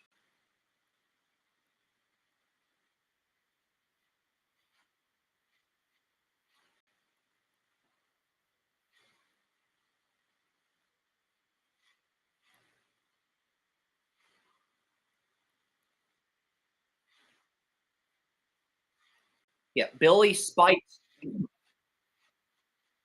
Spixma, the side judge. Yeah, Billy Spixma, the side judge. He got promoted to line judge 3 years later and then became a replay official after taking a 10-year absence from the NFL. He came back as a replay official for 3 years. Spixma's probably one of the referees Joey was referring to that you really didn't hear much from, because he was a side judge for 3 years, then he was a field judge, and then he left the NFL for 10 years and became a replay judge.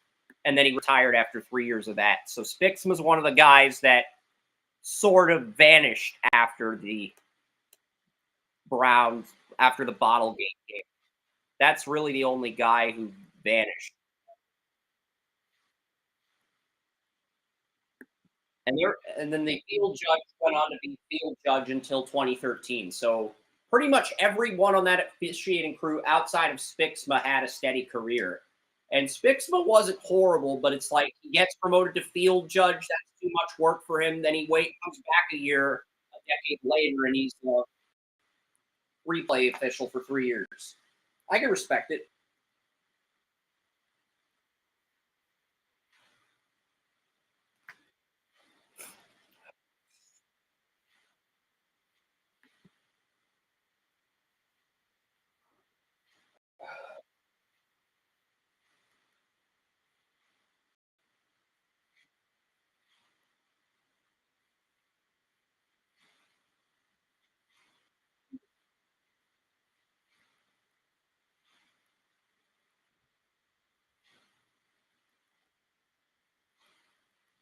Well, one of those things that Jaguars fans try to forget because they're not the victim of the circumstance. Browns, on the other hand, they're the victim of the circumstance in that moment.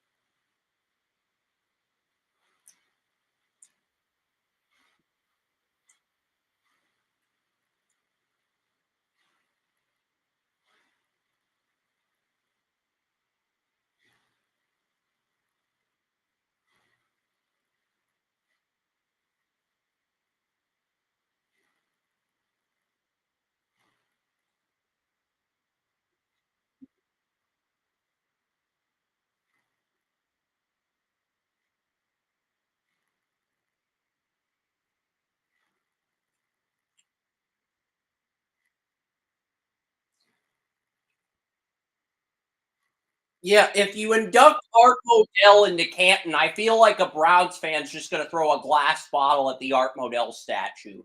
They're just going to throw a bottle at the statue until it breaks.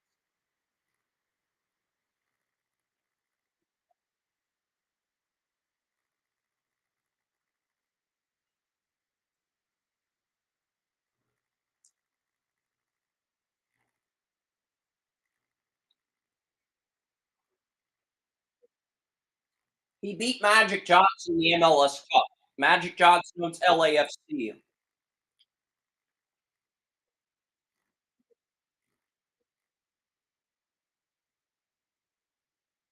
Okay.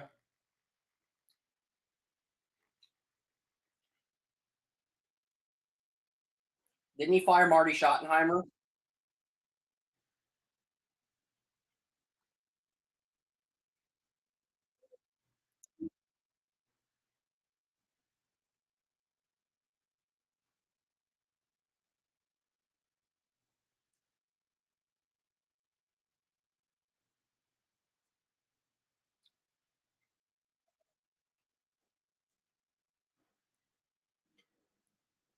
I think part of it was that the Avs had Indian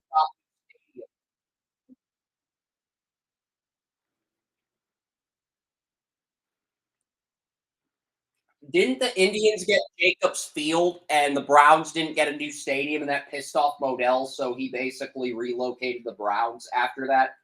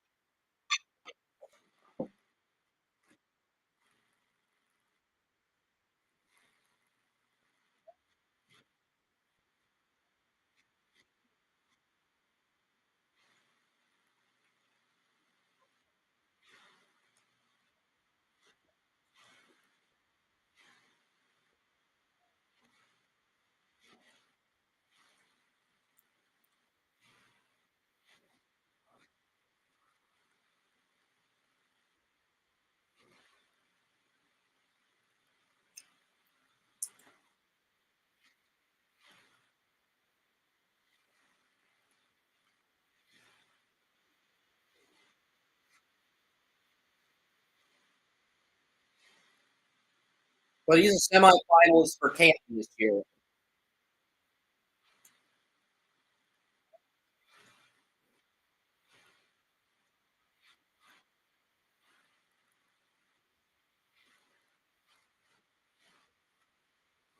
Yeah, but he's a semifinalist for Canton. You're right. You're right when breaking it down. But he's a semifinalist for Canton this year. He's one of the semifinalists, so he got into the next round of voting.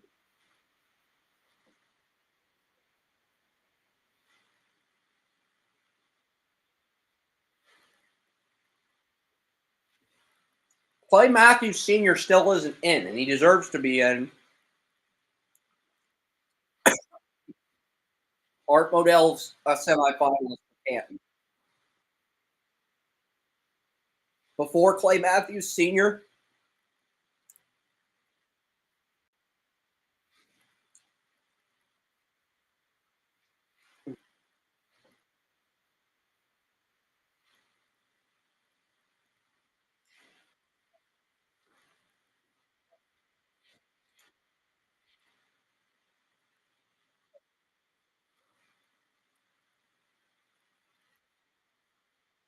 you can validate Ozzie Newsome because he drafted Ray Lewis and Ogden. You can validate Ozzie Newsome.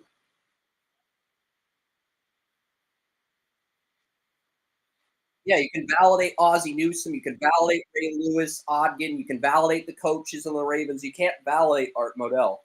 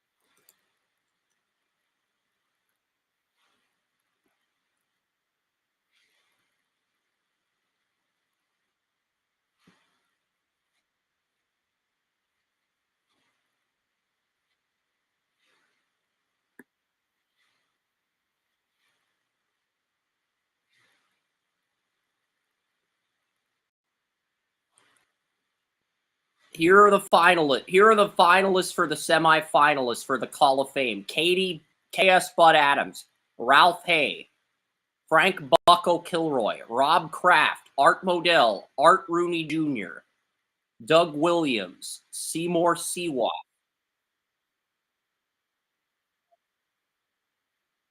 Yeah. I'm a Patriots fan, but if Art Modell gets in over Art Rooney Jr., I am calling bullshit on that.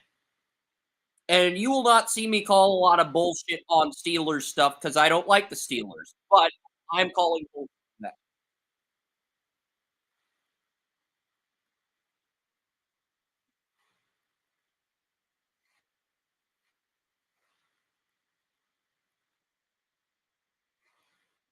Giants. There's Giants and Steelers. The Maras and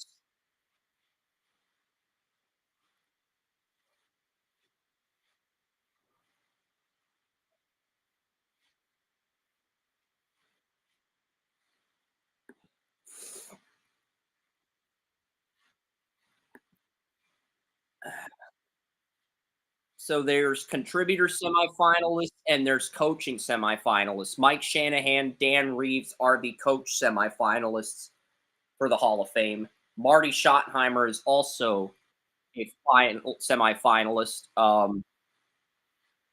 Mike Tomlin, Mike Tomlin, yes, Mike Shanahan, Tom Coughlin, Mike Holmgren, Chuck Knox, George Seifert. There are some good candidates this year for coaches in the Hall of Fame. Owners, it's pretty clear cut and dry. Rooney Jr. and Kraft are the only owners that deserve to be in on the list I read. And I'm sorry, but that's a sad reality. I don't think Odell's going to get in because people are losing their shit over him being a semifinalist.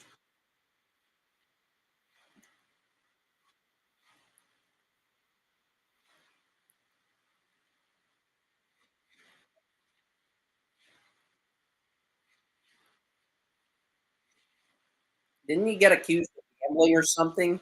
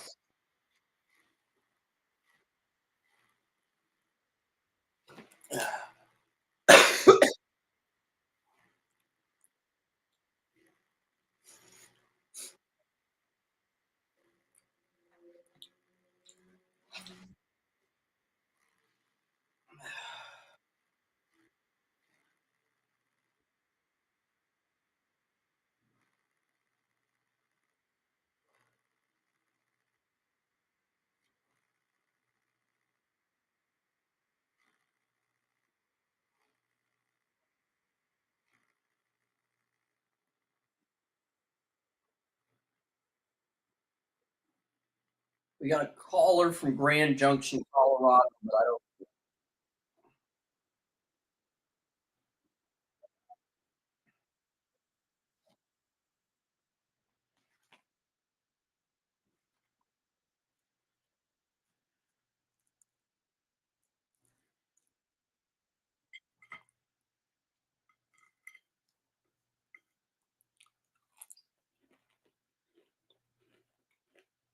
Well said.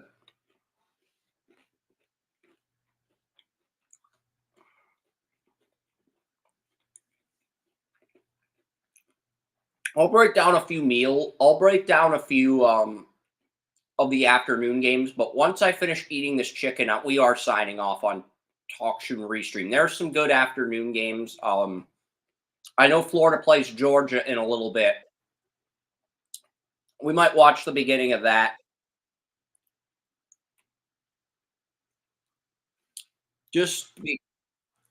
Yeah, it's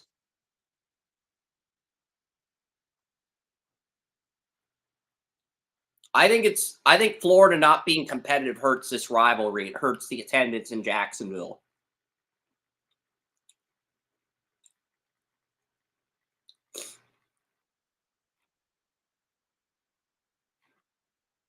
Good.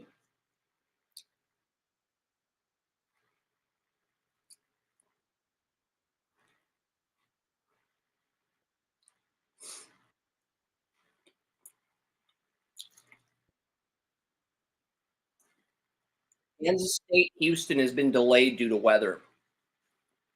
What's on next? Kansas State, Houston. So yeah, I'm gonna flip it over to ABC. Florida, Georgia is gonna be on as soon as this Miami Florida Duke game is over. And Miami Florida came back to beat Duke. So why is the Aflac duck in a Dr. Pepper commercial? The Aflac duck. I had a great idea for an Aflac commercial, and the idea was so good that Aflac's Twitter handle actually liked my tweet. But what I proposed is you have the Aflac duck and the Michigan Wolverine mascot, like a live Wolverine, have a dance-off. And the Aflac duck wins the dance-off. And Coach Prime's making jokes about how Harbaugh beat Saban in the Rose Bowl. And then you have the duck dancing against the Wolverine, honey badger, or whatever, and then the duck saying Aflac, but the duck is breakdancing. That was my idea for an Aflac commercial. I'm sure they considered it, but then they said, you know what? This is too complicated, so we're just going to go do our usual shtick and simplify things.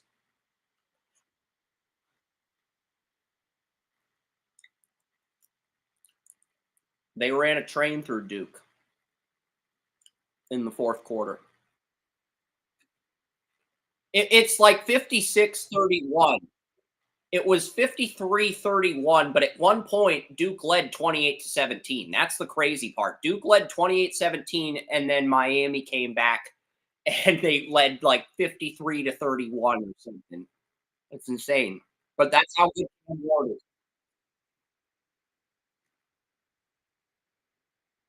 They did in the fourth quarter. And Duke led by 11 at one point. That's the shocking part. But I think that says more about Cam Ward. If he could score 53 points after trailing 28.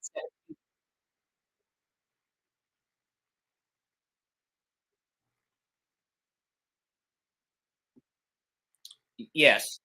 Doesn't matter what gender you are. Don't let anybody run a train through you. Have more self-respect than that.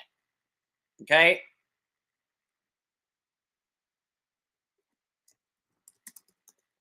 Duke, Miami, Florida leads Duke 53-31. Miami, Florida leads 53-31. Duke led 28-17 at one point in the third quarter. But the fourth quarter's been all Miami. Okay? I mean, you were up 28-17 in the third quarter. You had this game and lead well within hand. I just think the Hurricanes are that good. Maybe my choice of word, ran a train through, wasn't the best choice.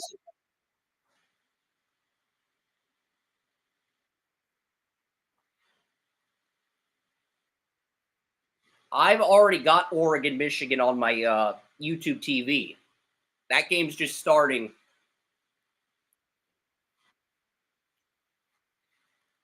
Will Johnson is out for this game. CBS. I get CBS. I get Duke. I get all the with YouTube TV. There's 4 games on at once. But Will Johnson, Michigan's corner, that's projected to go top 5, missing his second game in a row, so he will not be playing today.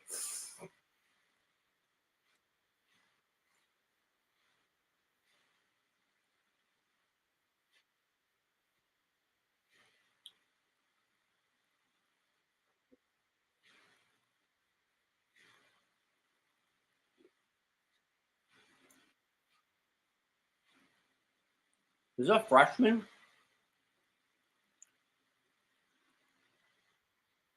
Yeah.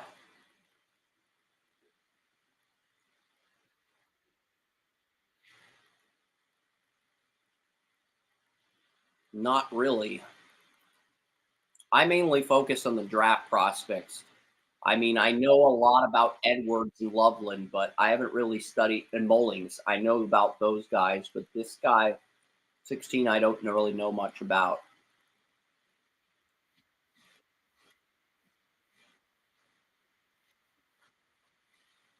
Yeah, true freshman, I figured.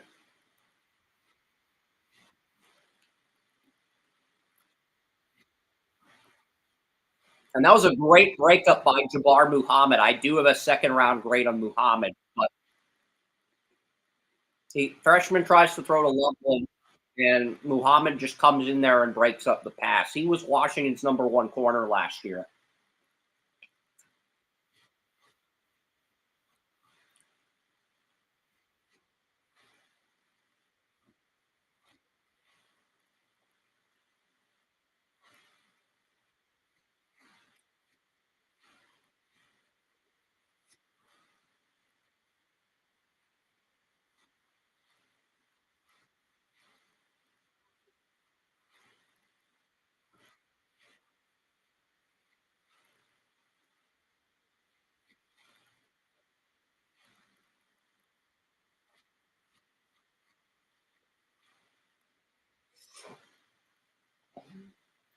Water.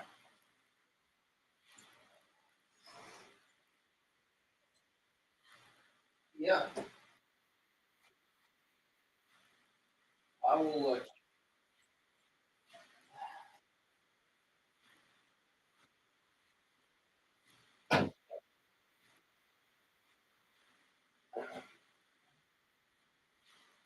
Yeah. And Jeffrey Percy, the Michigan Michigan offensive lineman, got injured. It looks like the Hurricanes are going to take a knee here, and then we will get Florida, Georgia. Because Kansas State versus Houston was supposed to air on Fox. That has been delayed due to a thunderstorm.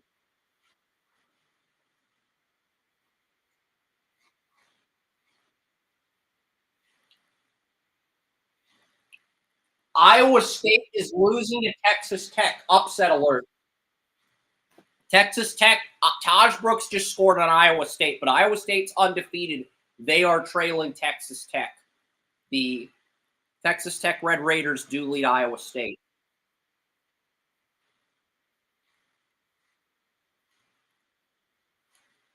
Well, you were right. It's pretty good. I got him in like the 5th round, but he'll probably go earlier than that.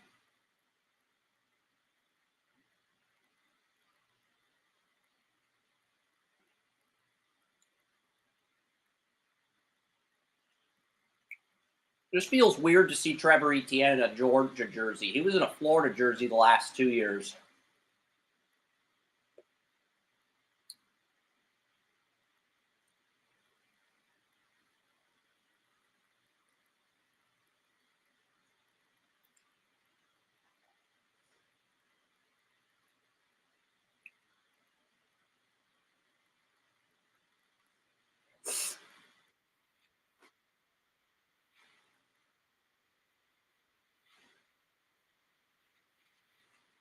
Yeah.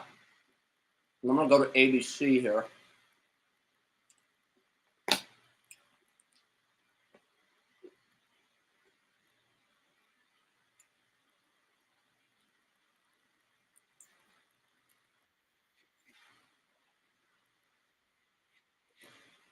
Yeah. Yep.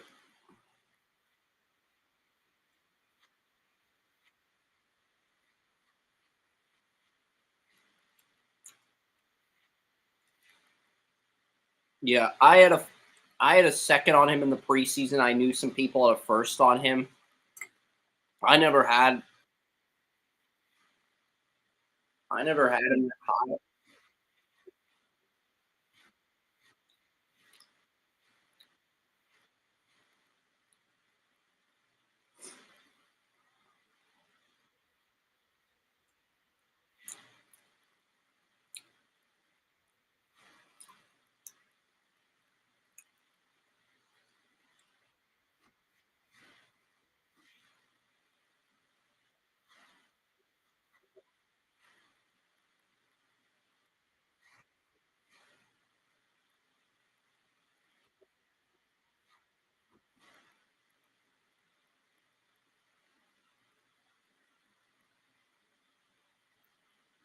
Yeah. They had a Heisman House commercial this year where Reggie Bush and OJ Simpson were playing tetherball in the Heisman House or something. I don't know, but not only was Reggie Bush in the ad, but OJ Simpson was in the ad too. I don't know what OJ Simpson was doing in the ad, but I loved it.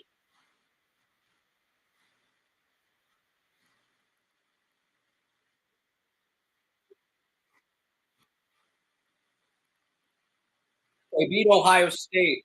That's why they're the number one team in the country. I don't think they'll end the year in that role.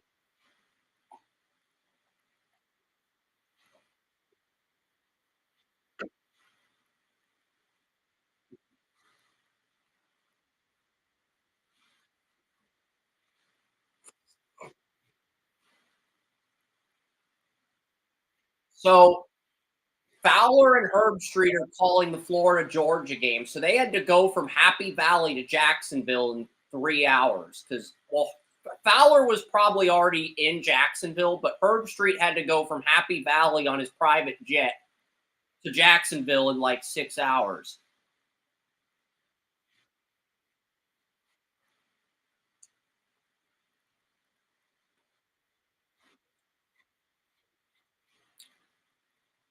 DJ Lagway, the freshman quarterback from Florida, is starting over Graham Mertz. And I like Lagway a lot more than Mertz. So we'll get to see what he can do. There are some people that have Lagway in the first round of their 26, 27 mock drafts. It's like, guys, calm the fuck down. Let's see what this kid can do first.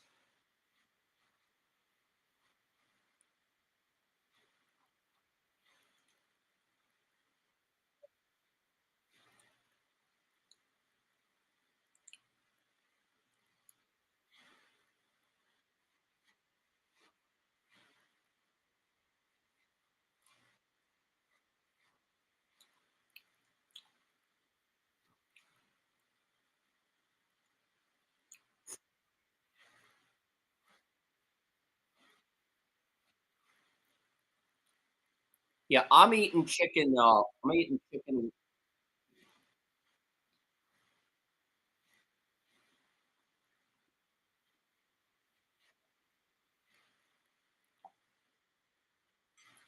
Lagway, a lot of people were speculating on when Lagway was going to make his debut for the Gators. He's better than Graham Mertz.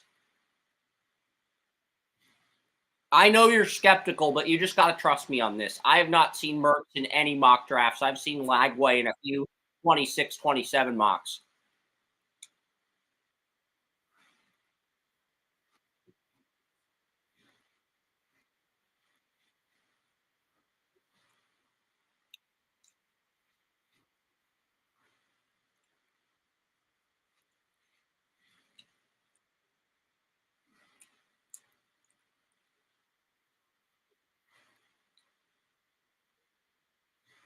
Carson Beck led Mandarin High School to a state championship, and he's the first Jacksonville native to start as quarterback for Georgia.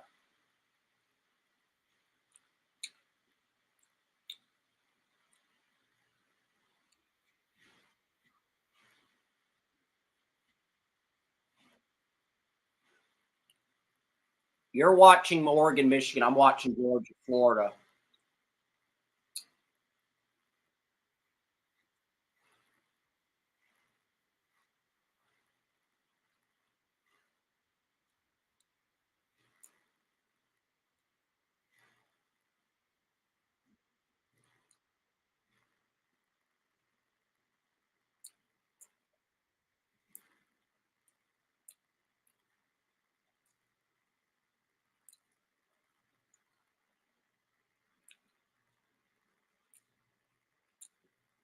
And Micah Morris is starting for Tate Ratledge today.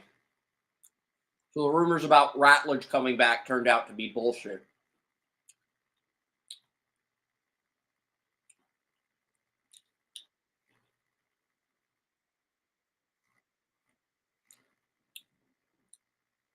Yeah, the Georgia, Florida's on ABC. This is a way better game.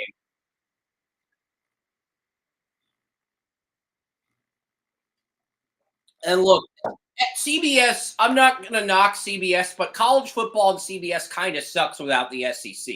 No offense, Joey. I mean, CBS fumbled the bag when they allowed ESPN to secure the rights to the SEC.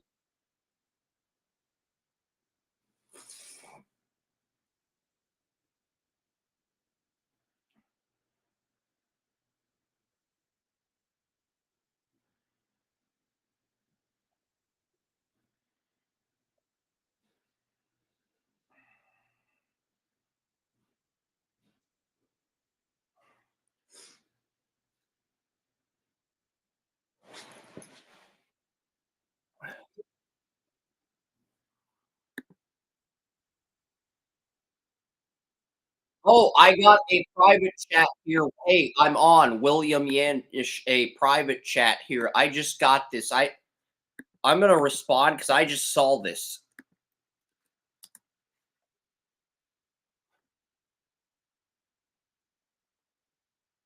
Yeah, if you're on here, I will bring you on, William. If you're actually in the room with us, I will bring you on camera. But if you just want to hang out in the chat, that's cool too.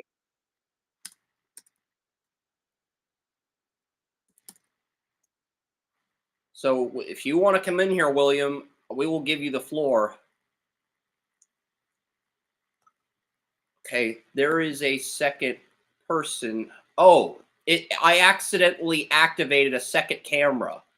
So apparently I accidentally have two cameras on. I don't know why I have two cameras on Restream, but I accidentally activated a second camera of myself. I thought William arrived. I was going to put him on, but no, he's just in the private chat. And I don't know when he texted me. Like, I've been so busy eating the food. I just saw this.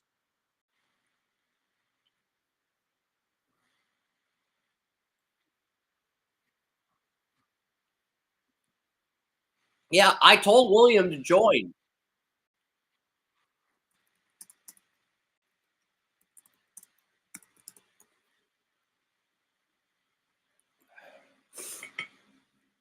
I told William, feel free to join. But yeah, chicken was good. A little spicy, but, you know, it wasn't bad. Cooked it for the first time.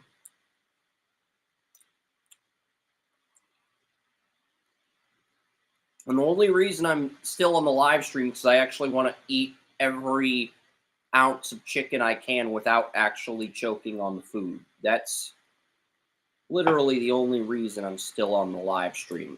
Because we've covered all the predictions. We pretty much talked about everything we want to talk about today. Oh, Kelsey Mitchell, she signed with the Chicago Sky. That was some WNBA news. Joey texted me earlier this week. Jason Marshall Jr. has a shoulder injury that caused him to miss the entire season. Cam Ward threw for 400 yards on Duke.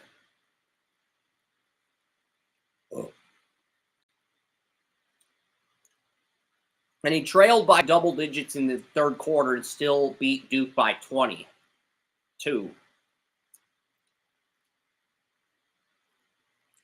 And threw for 400 yards in the game. So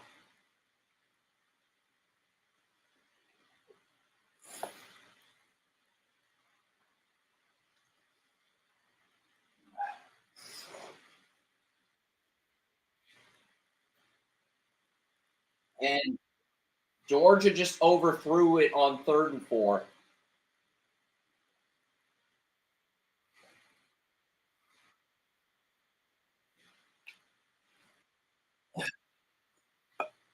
Yep.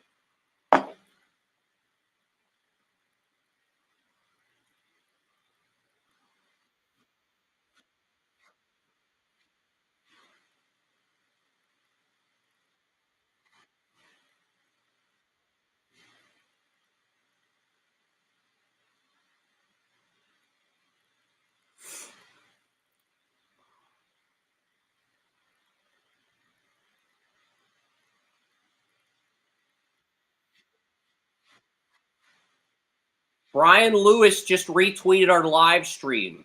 Thank you so much, Brian. You are the man.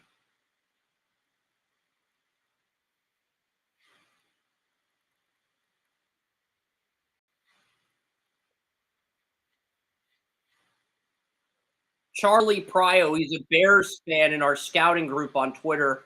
Drew Allard feels so when watching him live.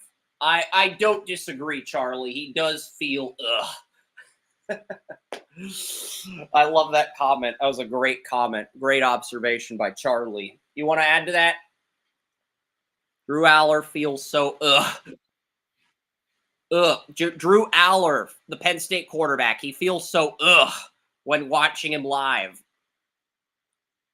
He used the words to describe the word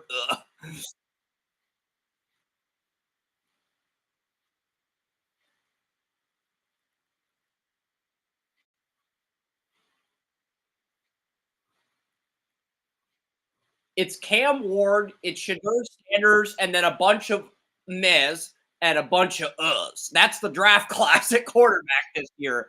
Cam Ward, Shedeur Sanders, uhs, and mehs. That's the draft class, ladies and gentlemen. That's me being sarcastic about the draft class at quarterback.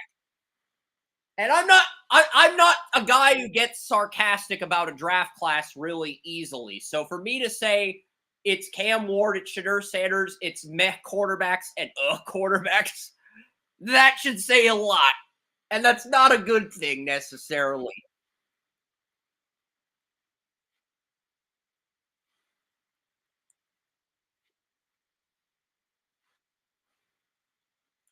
I have a second round grade on Shedeur, but the reality is somebody else is going to pick him in the first round, even though they shouldn't.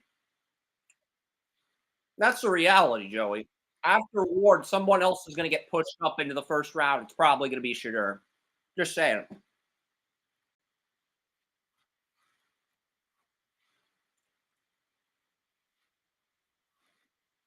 And next year's not going to be much better. You got Arch Manning, Nico Imaleva, and then you got everybody else. The next two quarterback classes.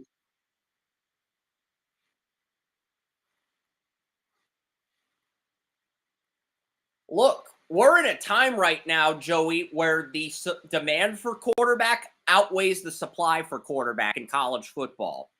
Because you look at the top 5 quarterbacks in the next 3 drafts, I would say Dylan Raiola, Arch Manning, Nico Imaleva, Cam Ward, and Shedeur Sanders probably. And then you got Bryce Underwood, the number 1 high school recruit. He's probably going to be in the 2028 draft. He's going to LSU next year. So, I mean, and, you know, we're in a time, Joey, where the demand for quarterback outweighs the supply. As unfortunate and subjective as that sounds, that is the harsh truth and the harsh reality of the situation. The supply outweighs the demand right now. I don't like saying that. I take zero pleasure as a sports fan in saying that.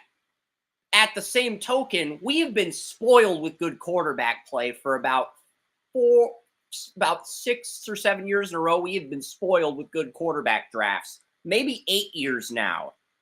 You could count, if you think Winston and Mariota aren't busts, the argument that we've been spoiled for a decade with good quarterbacks. So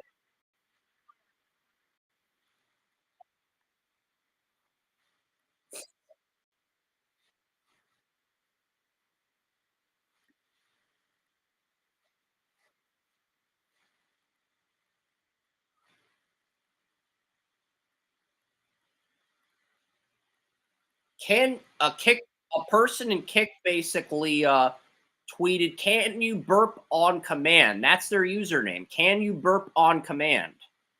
They commented in the chat room. Yeah.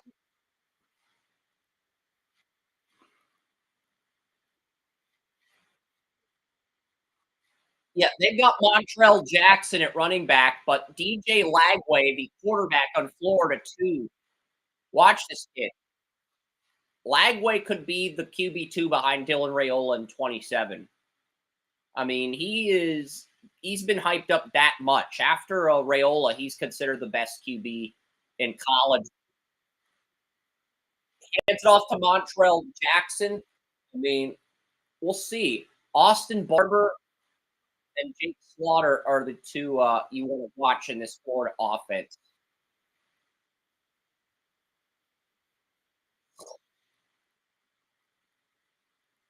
Let's see what Lagway does here.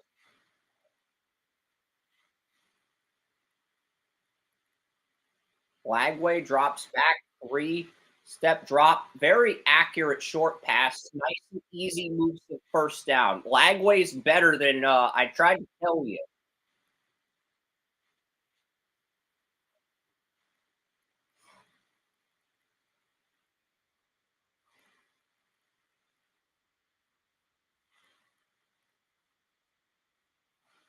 You're a few plays ahead of me, but Lagway looked good on that first down.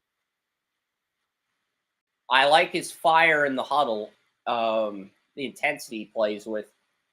And that's the play Joey was talking about, where he overthrew it, looked like he threw it into coverage. That's the play Joey was trying to describe.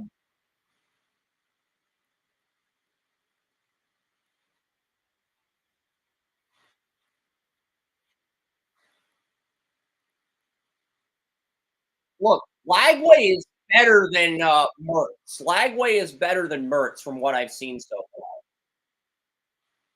But we haven't seen him under pressure yet. That first third down was super manageable to the point where, you know, that first down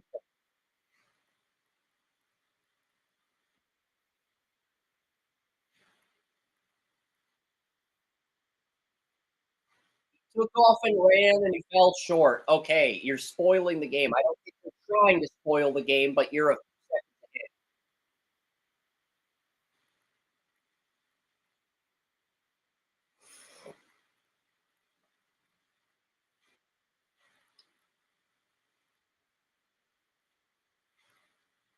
he did have 8 open on this play. He did have a few guys open. But, he has the athleticism to make something happen. It is his first start.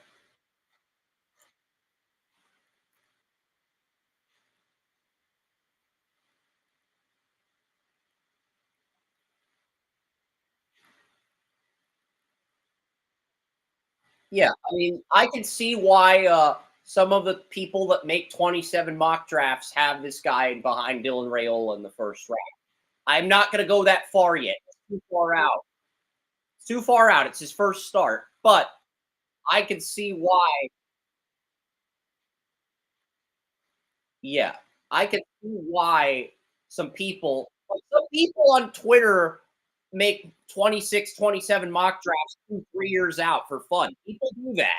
I don't agree with it, but people do it. I mean, Carson Beck, Florida's lucky that Georgia didn't score, but at the same time, you got to give their defense credit for making the stop. But Lagway's interesting. I've got one piece of chicken left, and I've got to get some more barbecue sauce and put it in the microwave and get some water. So, yeah, I got good chicken.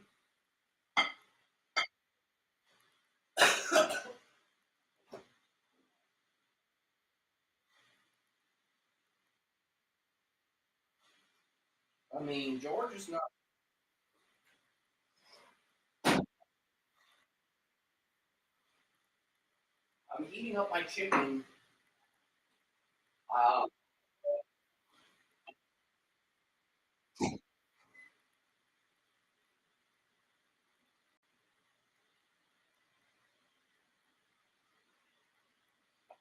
Yeah, I saw a hilarious election meme. Like somebody posted an election meme where Pat Summerall's talking about how he'd vote for Kamala Harris, and then John Madden basically says he's voting for Trump because Brett Favre likes Donald Trump.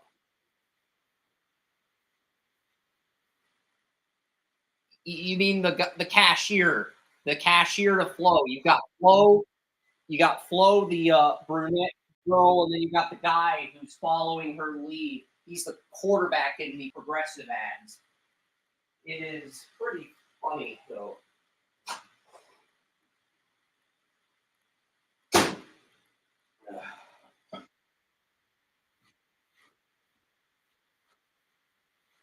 I like Jill Stein and Robert Kennedy, to be honest, but yeah, I think Kennedy and Stein are the two best candidates, but it's a two-party. It's not going to change. It doesn't matter how much we hate the two-party system. It's not going to change. It's not going to change. So we won't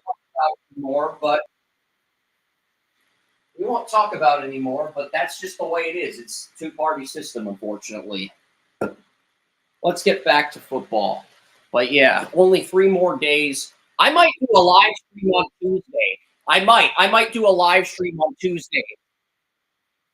And what I'm thinking is the 2020 chess set. I'm going to basically play political chess until the election is decided. That was a joke. I'm not going to do that. I'm not doing that. But yeah, I'm back. Joey's a few plays ahead of me. I'm just getting I got the last piece.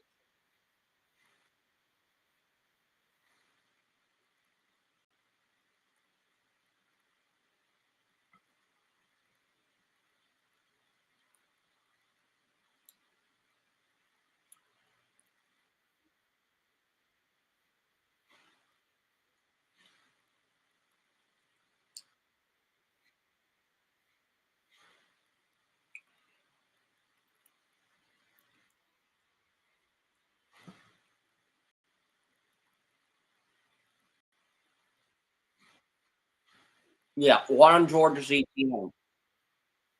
Yeah.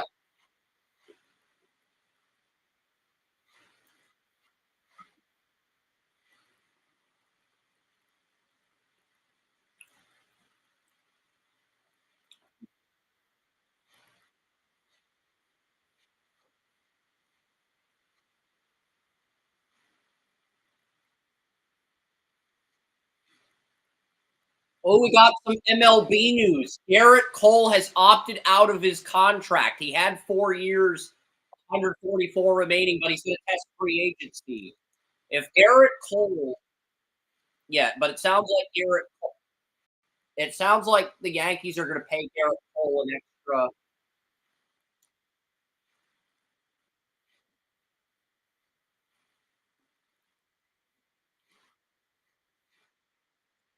Yep.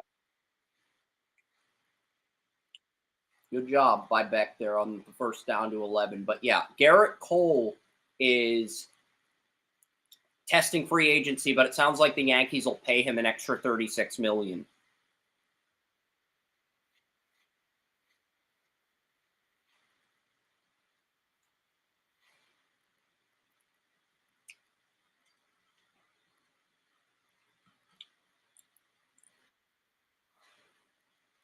There's other news in sports, but Joey is laser focused. He is locked into this game.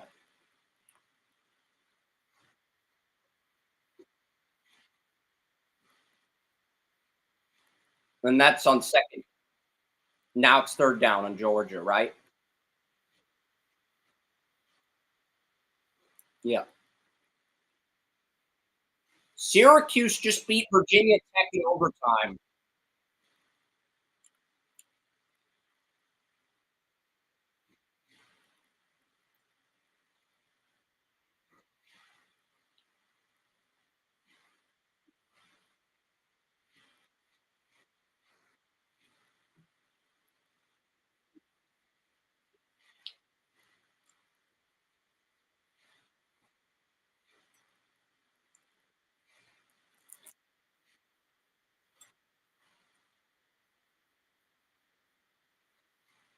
Billy Napier's just an awful coach for Florida.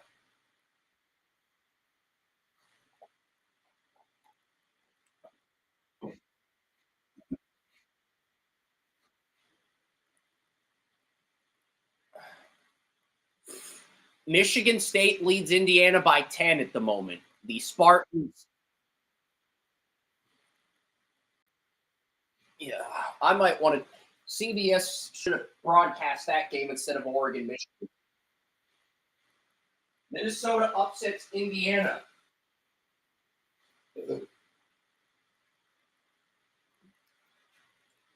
I think that's the guy filling in for Tate Ratledge at right guard.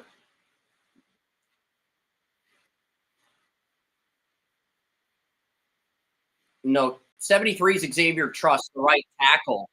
And he looked like he just powerbombed the Florida guy. I mean, Xavier Truss, it looked like he powerbombed the Florida edge rusher. So that was a penalty for powerbombing the Florida guy, Xavier Truss.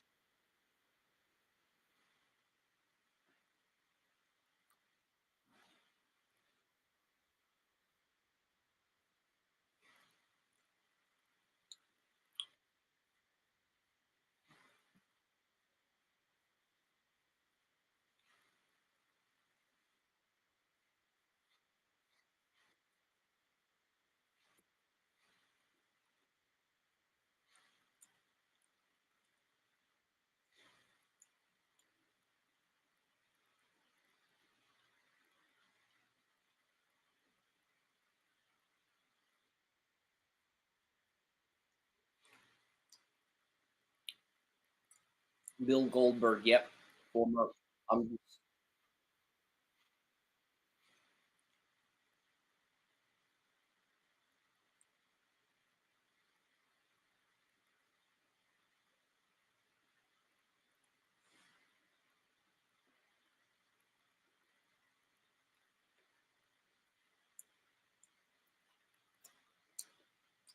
Carson Beck.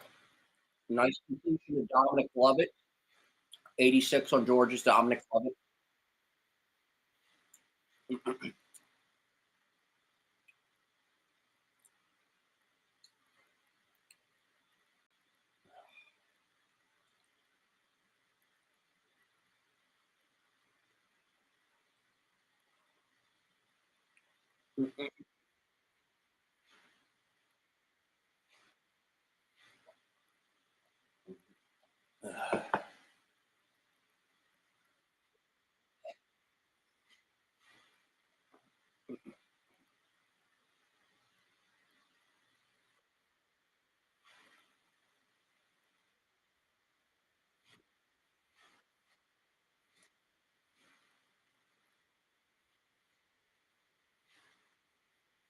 Yep.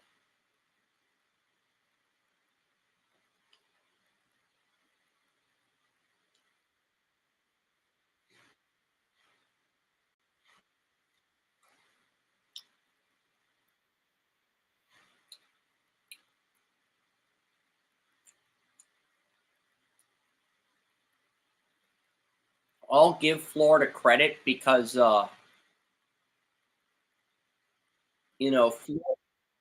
Florida's actually kept this game scoreless for a while.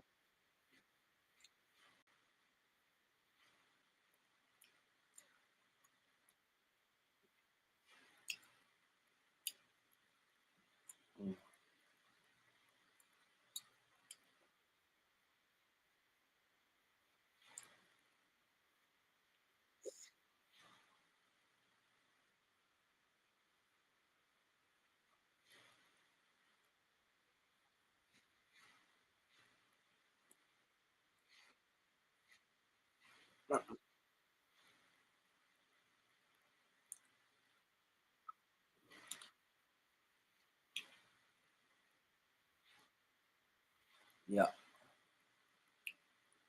Beck threw on the run. That was Benjamin Urasek who attempted to make the catch, but he didn't have a foot in bounds.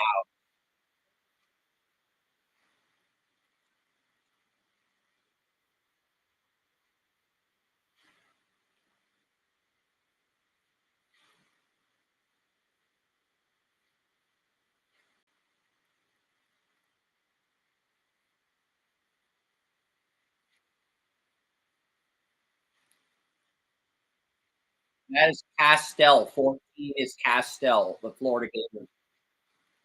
Castell is 14 on Florida.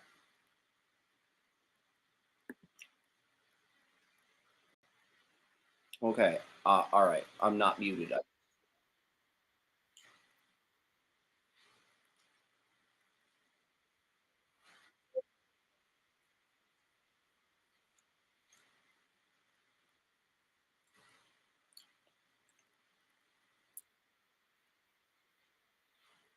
Florida's defense is a lot better than I expected.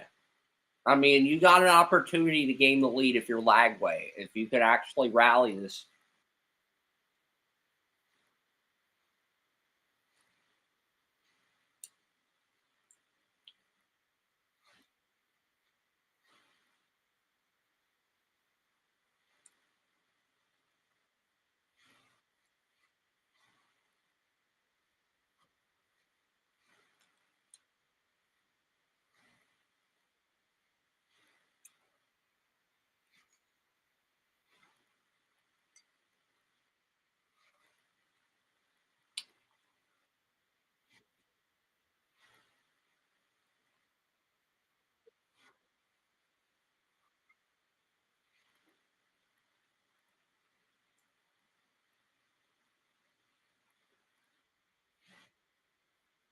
Yeah, I'm still here, Joey. I am still here. I'm still here, Joey. I'm still here. I'm still here. I'm still here, Joey. I am still here.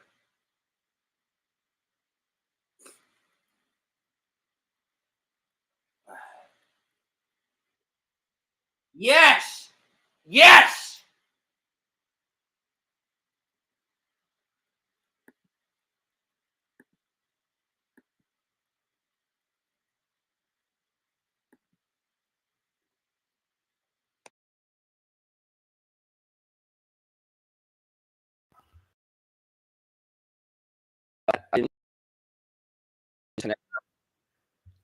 Yes, I'm still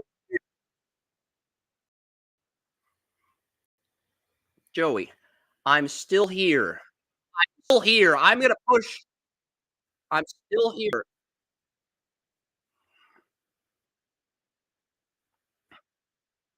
I'm still here. I'm still here.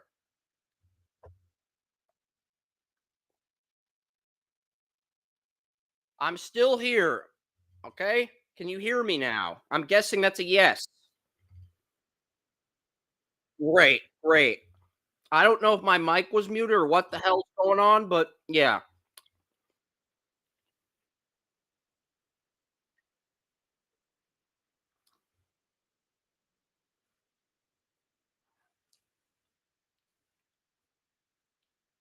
Eric Cole opts out of his contract and he gets rewarded by the Yankees with an extra 36 million. He basically tells the Yankees, unless you pay me an extra 36 million for getting you to the World Series, I'm going to opt out of my contract and become a free agent.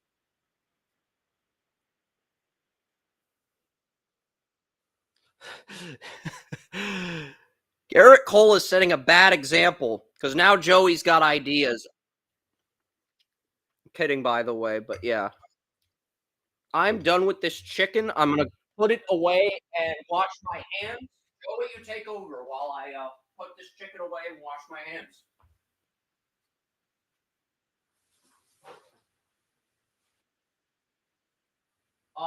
Tonight, I'm going to probably watch SMU versus Pittsburgh on the ACC network after the live stream. I'm probably going to watch Pittsburgh and SMU. They're the only other two ranked teams playing tonight.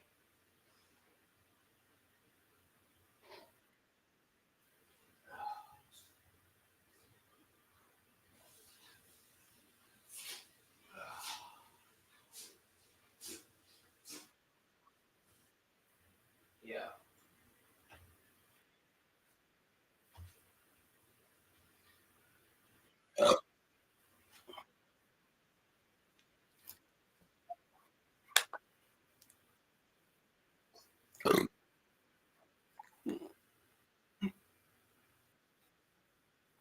What do you think of the animation of this game, Joey? The animation clips, like you see it on NBC, CBS. All the companies are trying to incorporate animation into the games.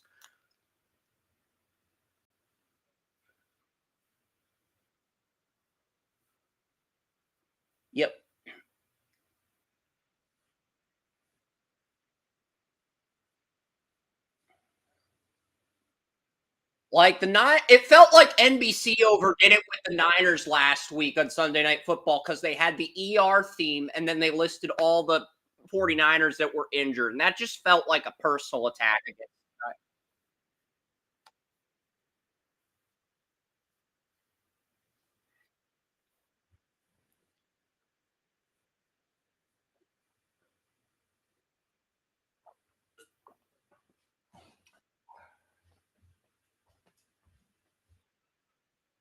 Yeah, well, formation.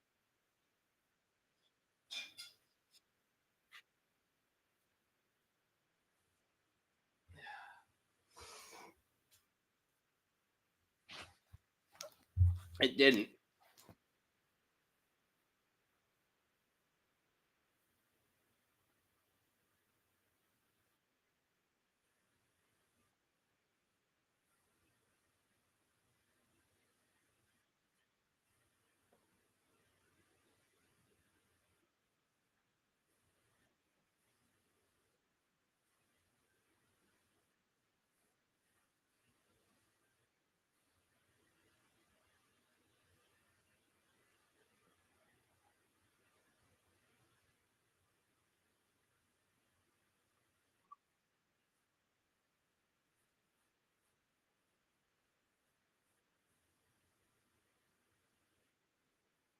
Oh my gosh.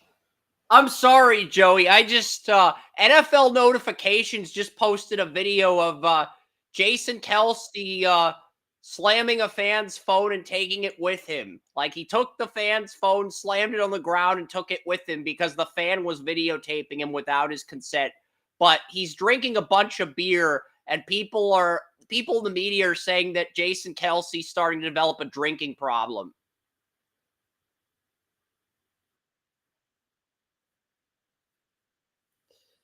Here's the thing. Here's the thing with the fan. The fan was stalking Jason Kelsey without his permission. It was as clear as daylight.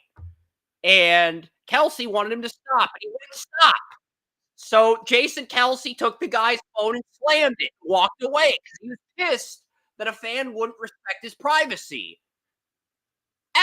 I can't really blame Kelsey for that, to be honest.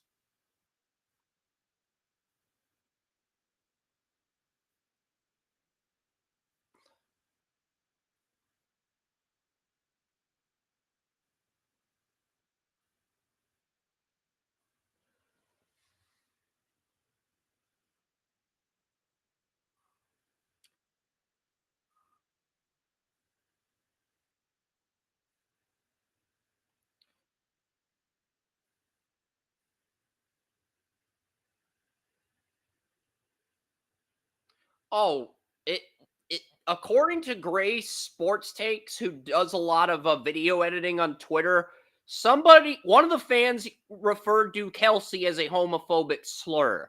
The six-letter homophobic slur that starts with an F and ends with a T. Okay, if you're gonna call Kelsey that, you deserve to have your phone slammed by Jason Kelsey. I'm sorry. That is unacceptable. There is a zero tolerance policy for homophobia when it comes to that.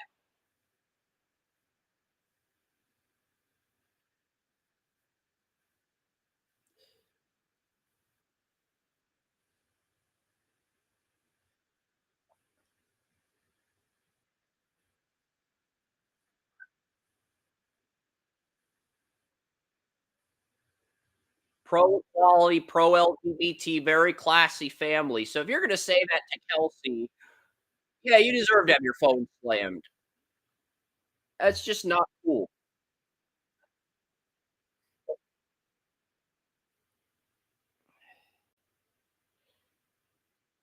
I mean, I bet Kelsey wanted to kick his ass, but he just slammed the phone and walked away because he didn't wanna get into a fight. He didn't wanna get into an altercation.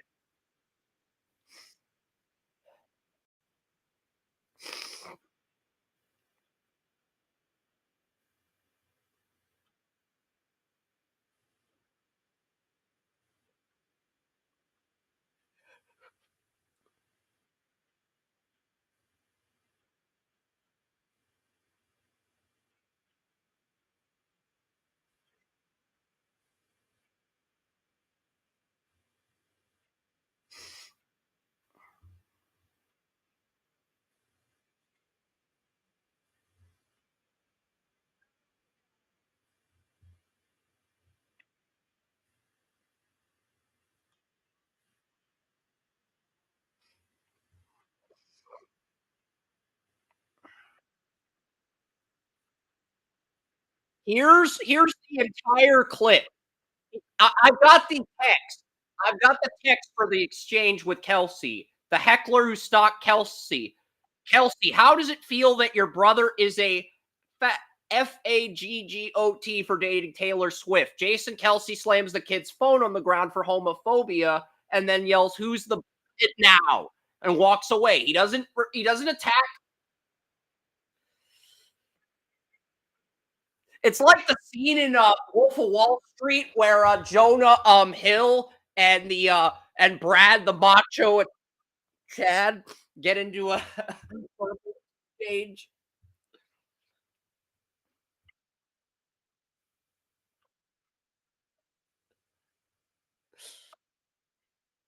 I don't understand it either.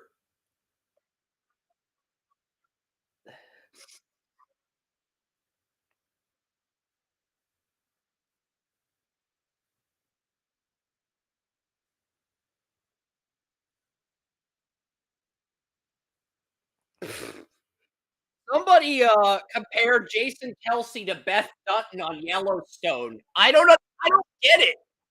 I watch Yellowstone. I don't see the similarities between Beth Dutton and Jason Kelsey.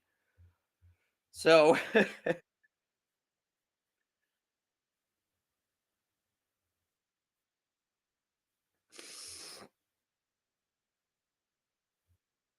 yeah.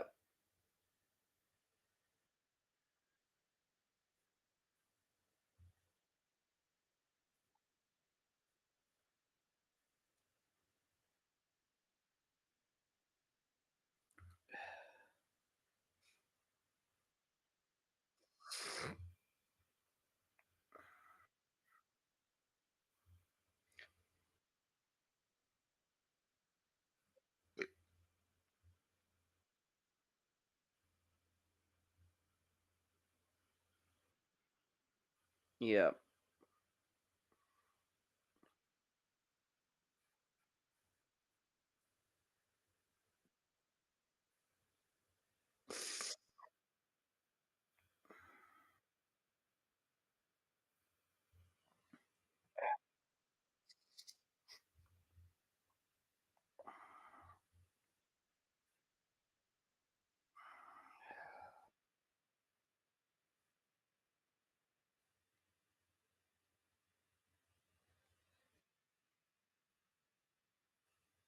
Well, the government took a guy's 7-year-old squirrel. So a pet owner in New York had a squirrel for 7 years, and the government basically took the guy's squirrel from him and euthanized it. The squirrel was harmless. It was like a family pet, and they just seized the pet from the guy.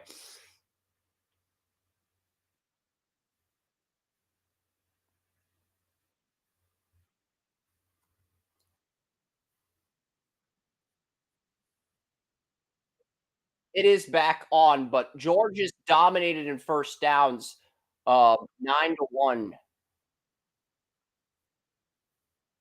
Not a 6. 28. 28 got it. 28 caught it. Not 24, 28. I just saw the play. Who is that on Georgia?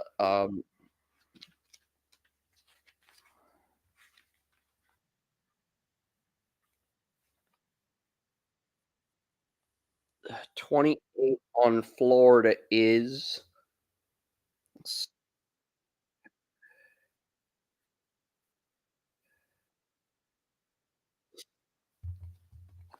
Lagway for Florida.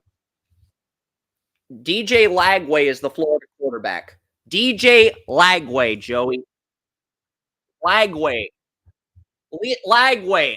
I mean, DJ Lagway. That's his name. Don't question it. I know because there are some 2027 mock drafts that have this guy behind Dylan Raiola. I know Shane Hallam makes a few mock drafts, but he just does them in Excel. He doesn't do them in anything else.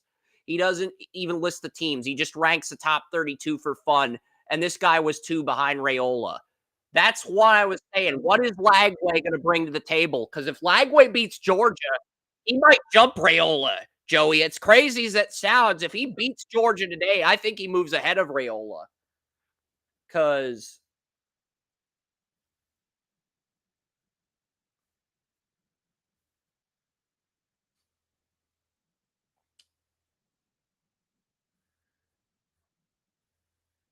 and he just burned Starks, the top safety in the draft. He fucking torched Starks on that play. You see that? That's impressive.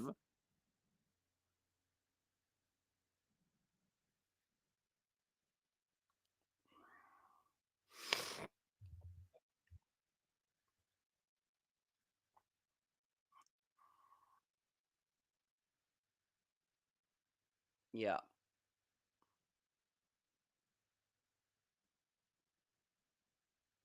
And Malachi Starks, that's Mizell, number 11, caught the touchdown pass.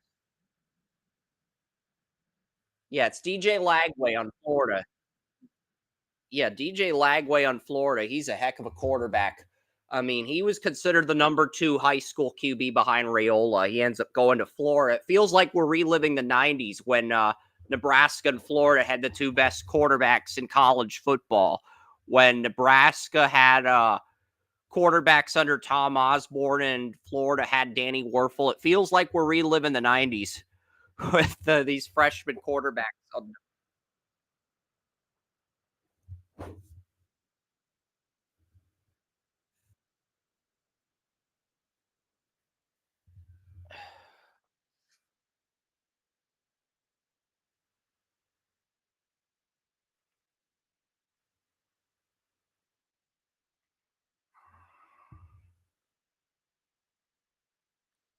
Well, you're talking about Cam Ward, the Florida State quarterback. I forget who was on Nebraska at that time.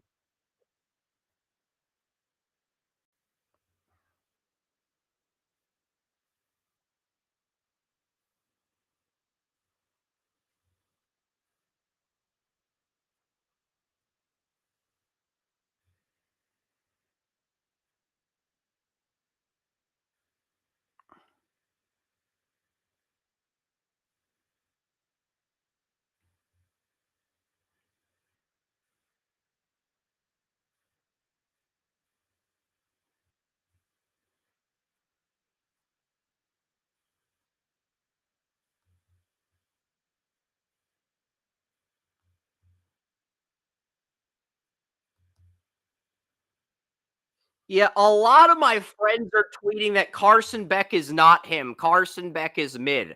I've had a 3rd round grade on Carson Beck for a few weeks now.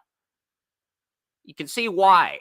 And everybody on Facebook gave me shit for saying Carson Beck is not a 1st round quarterback in April, May, July. I watched the tape last year. I was convinced he was not a 1st round quarterback. He'd be the Connor Cook, the Christian Hackenberg of this draft cycle.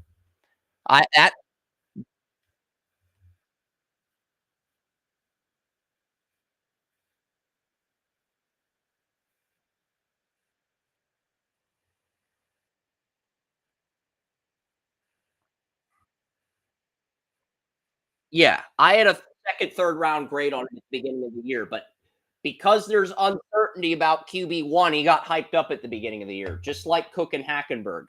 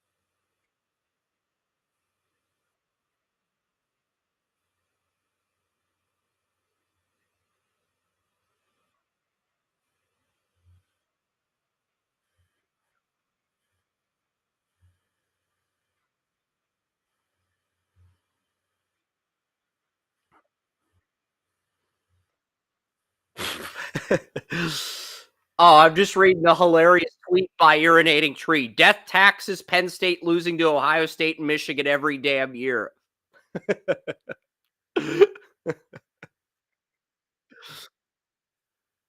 Yeah.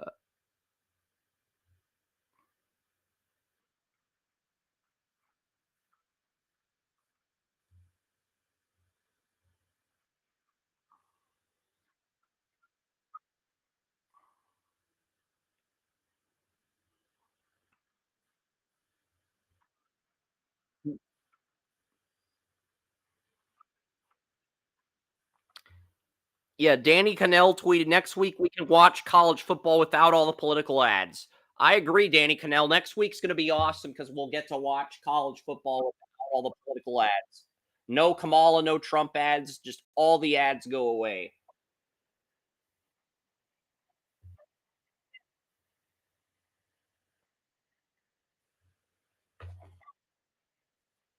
Yeah, I mean, I've opened up my college football guide twice now. I've got the Phil Steele magazine. It's more detail oriented than the Athlon Sports, but I've opened this up twice now to try to do research on prospects for the games.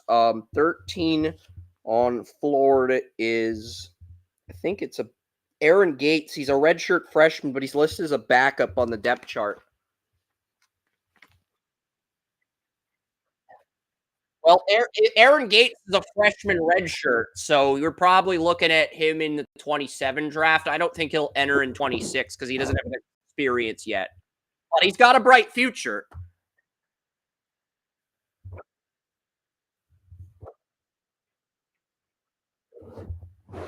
I don't. Yeah, I mean, he's a freshman redshirt. Yeah, I think he'll be in 27. I think he'll be in the 27 draft, not the 26.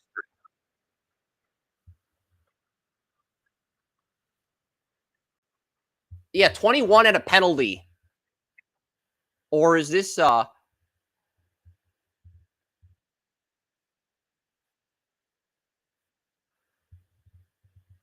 well, I think you're a few seconds ahead of me. Tate Ratledge is in the game at right guard for Georgia now.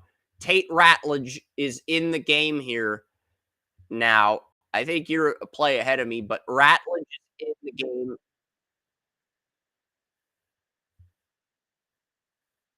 Yeah, that was just a horrible decision by Carson Beck. That was a horrible fucking decision by Beck. Horrible decision.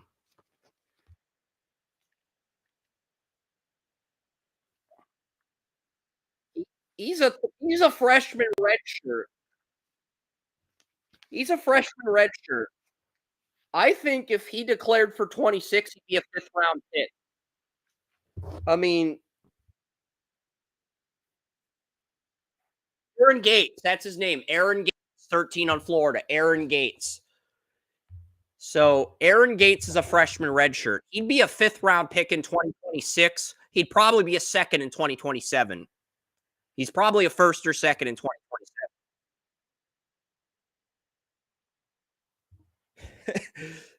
Is he even going to declare for 2026? He'll be a sophomore redshirt next year.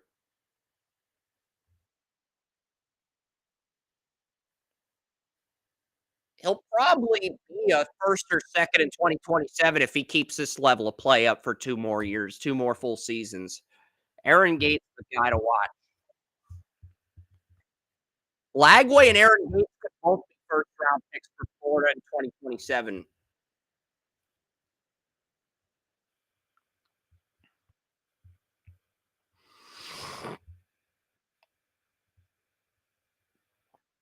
Yeah, Carson Beck laughing emojis. Carson Beck laughing emojis.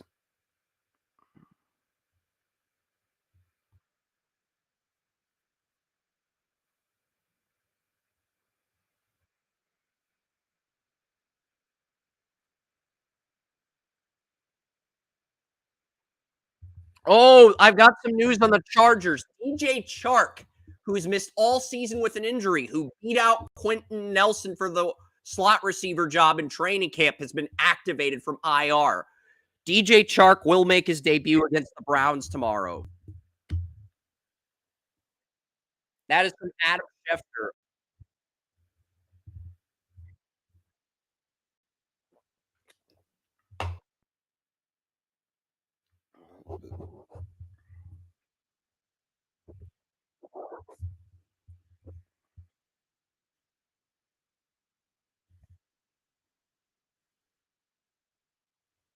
Yeah, and he beat out Johnson for the slot receiver job in camp. And Johnson was a first round pick by the Chargers in 23. So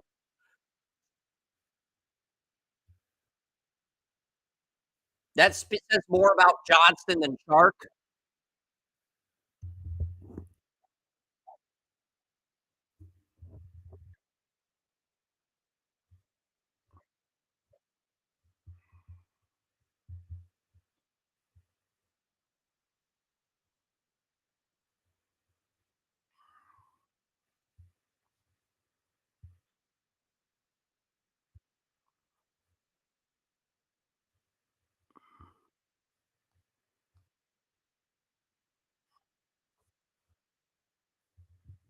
Yeah, now that the Chargers are playing Chark, it makes the matchup against the Browns that much tougher. Because if he's playing and Johnston's playing, now you got a game plan about.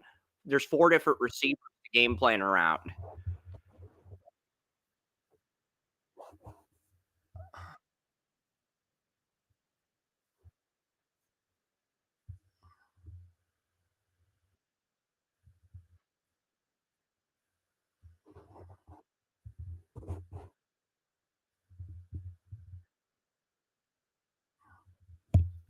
I'm telling you, Winston's going to have 2 interceptions.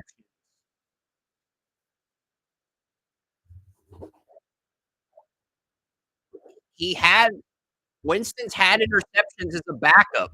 Winston's had games where he's thrown 2 or 3 interceptions. So I don't know. It's easier said than done. Shit.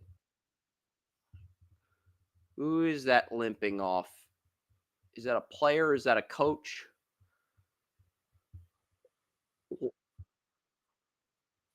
Oh, shit. Let's see. We'll find out once is that who is that? We'll know once the number I think that might be number 11, Mikael Williams, the edge rusher that I have at 5 on my big board. No, that is Thomas. That's Thomas 20. So that's Thomas. Somebody tweeted that Carson Beck looks like Sideshow Bob on The Simpsons. I can't unsee it, Joey. Somebody tweeted that Carson Beck looks like Sideshow Bob on The Simpsons. I can't unsee that. I can see it.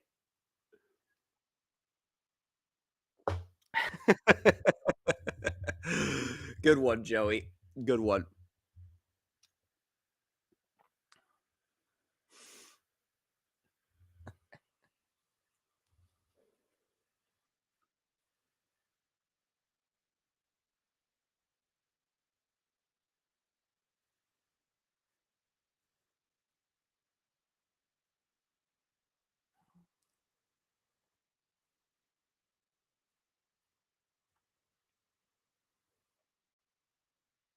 Yeah.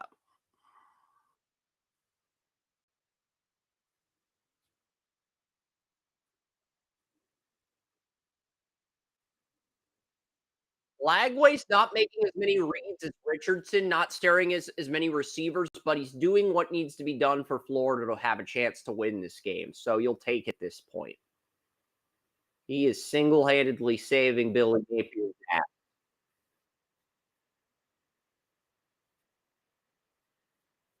That was a beauty. That was a great run.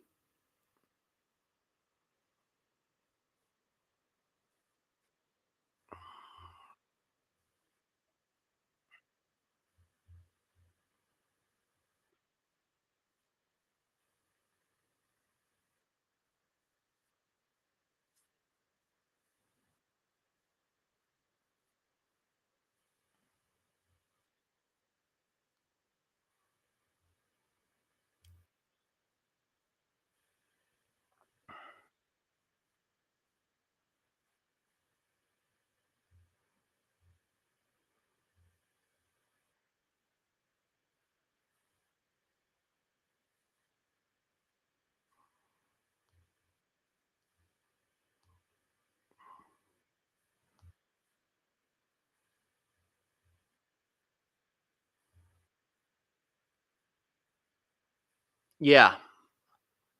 He looks good. Lagway, I've been very impressed with him today.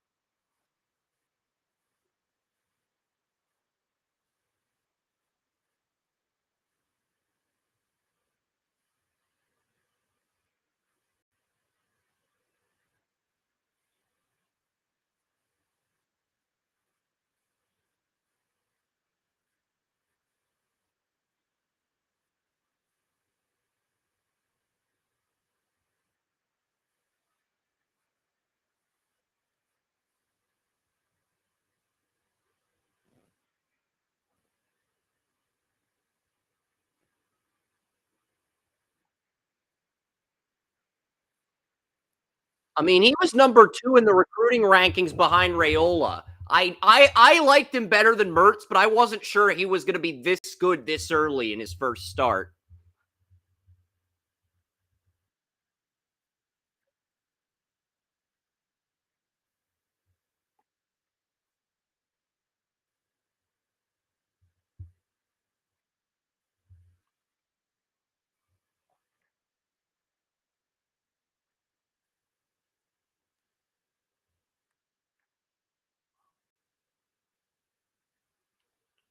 Who does he remind you of, Joey?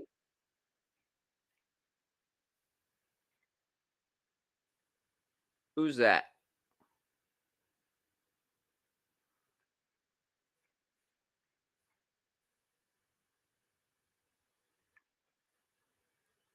My guess is Vince Young. Oh,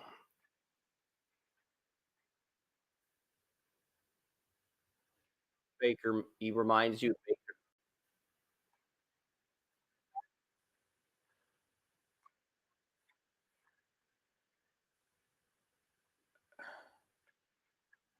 Well, Baker got up to 3 reads by his sophomore year, 4 to 5 by his junior year, and then he got up to 6 by his senior year. So the talent was always there with Baker, but the progressions were a process. It's not something he mastered overnight.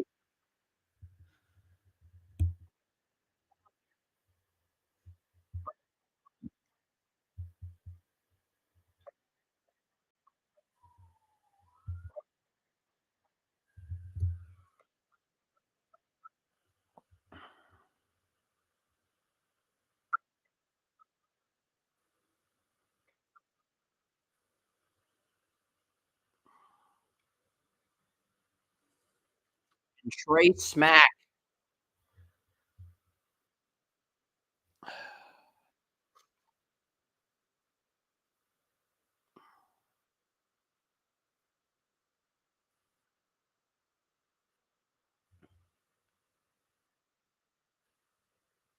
Now it feels like it's a rivalry. It feels like the rivalry's back now.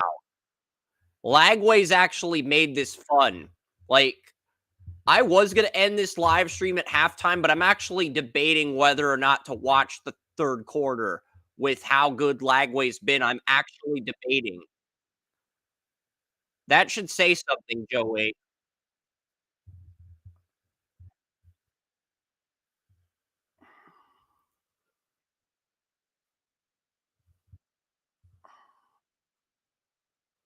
If he leads Florida to a win today, it's his team from this point forward. Graham Mertz is the backup, and it's his Lagway's roster from this point forward if Florida wins today.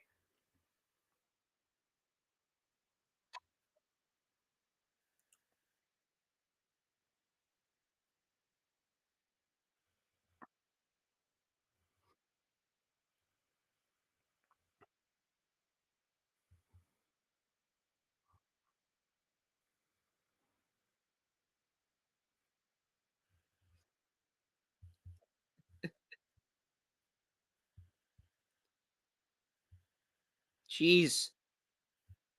Yeah, I got a hilarious clip, a clip that would get on Come On Man in today's era.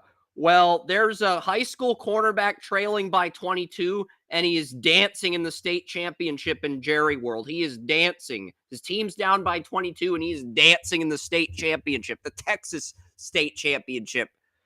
The corner on North Shore High School. He's just dancing. His team's down by 22 in the fourth quarter, 42-20. In the corner is fucking dancing, nodding his head up. He's dancing before the ball's even snapped. What is your reaction to that as a coach? If it's the state championship and you got a player doing that. I'm kind of curious. I kind of want to pick your brain on that. I mean, you got a corner, and the corner's basically saying, you know what? Did TalkShoe disconnect us, Joey? I don't know if they did or didn't. Because I think I'm still on TalkShoe. But I don't know what's going on. I think TalkShoe may have disconnected us. I don't know. Or maybe your phone died. I don't know. William is on. That's awesome. I'm glad you're on. Okay, yeah, you're still on, Joey. But yeah, it's like what happened is a high school corner is dancing. They're fucking dancing. Their team is down by 22 points in the Texas State Championship at Jerry World, and they're dancing. What is your first reaction to that as a coach? What is your initial reaction to that?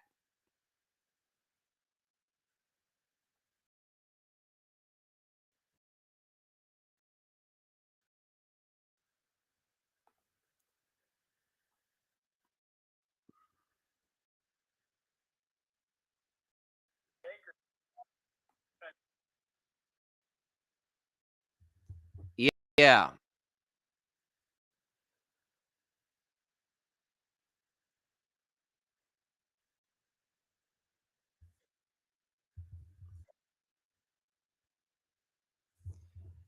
I mean, that's just embarrassing. But it's hilarious too. Like there's a high school state championship and there's a corner dancing. Their team's down by 22. You benching that guy if you're the coach of that team that's trailing by 22 in the Texas State Championship corner. He's like freaking dancing. His team's losing money and he's freaking dancing on the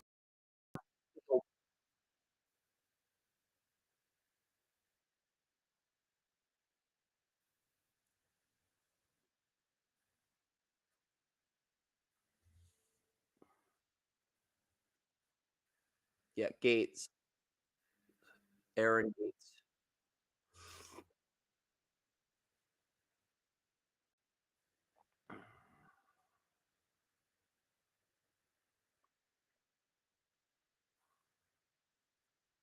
Yep. Florida looks like they could have 2 first-round picks in 2027 with Lagway and Gates. Both those guys look like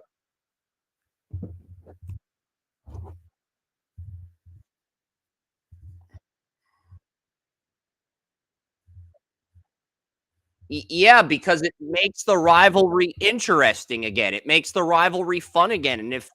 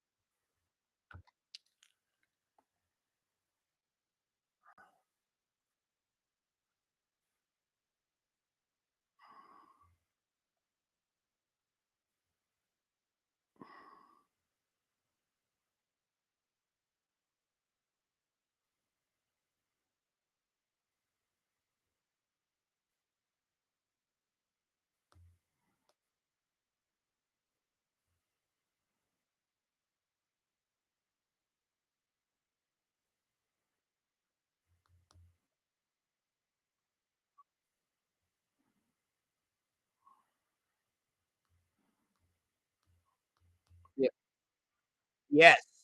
William shared our podcast. I appreciate that, William. I'm just checking some stuff. But yeah, looking at the pressure here by Florida, this is just 15 and 35 just ganging up on Carson Beck.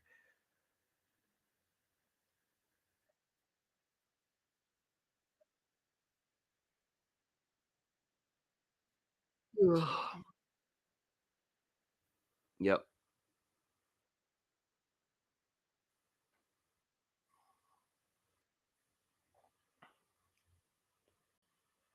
You know, the beginning, you know, Louisiana team, not the SCLSU Mud Dogs, but the Louisiana team and the Water Boy. The opening scene of that was actually filmed at TIAA Bank Stadium, but the rest of the movie was filmed at Camping World Stadium for the Water Boy. Did you know that? The opening scene of the Water Boy was filmed at Everbank in Jacksonville.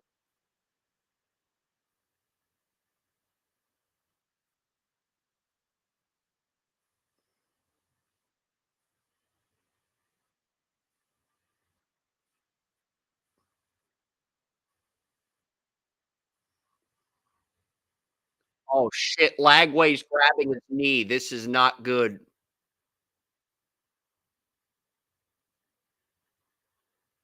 The trainers are rushing on the field,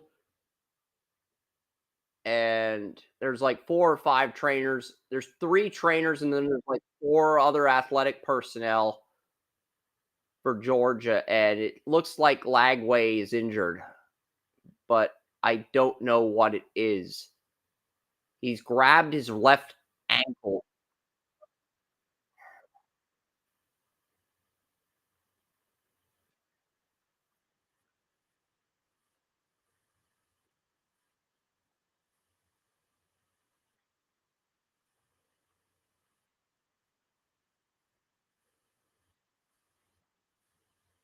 I don't think this is season ending, but it might be a cramp, it might be a rug burn.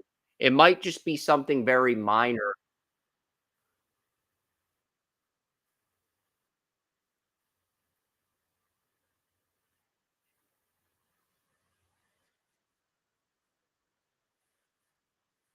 And Graham Mertz is just smiling in the fucking background. He's like, "Yes, the quarterback job is mine again." And he's smiling. Fuck you, Graham Mertz.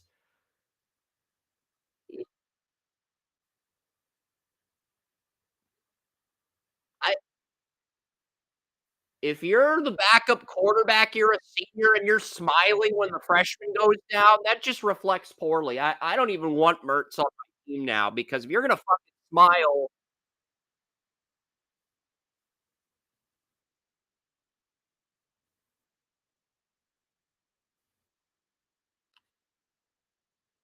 no, the Florida quarterback Graham Mertz is fucking smiling. Graham Mertz, the backup on Florida, he's smiling. He's fucking smiling that his teammate got injured. Fuck you. You're off my board. I'm not putting up with that.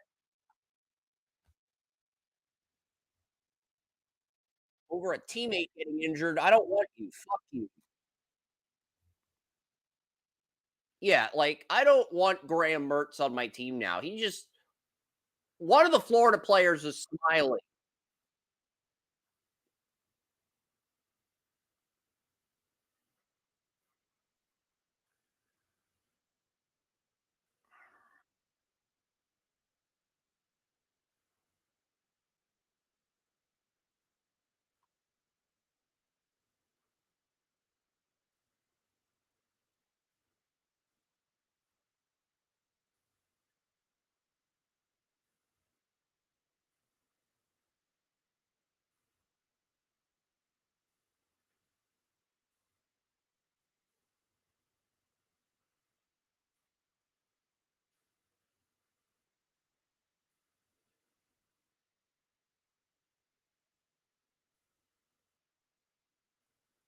What if they're just gonna bring him back to the locker room to check on him and he might play in the second half?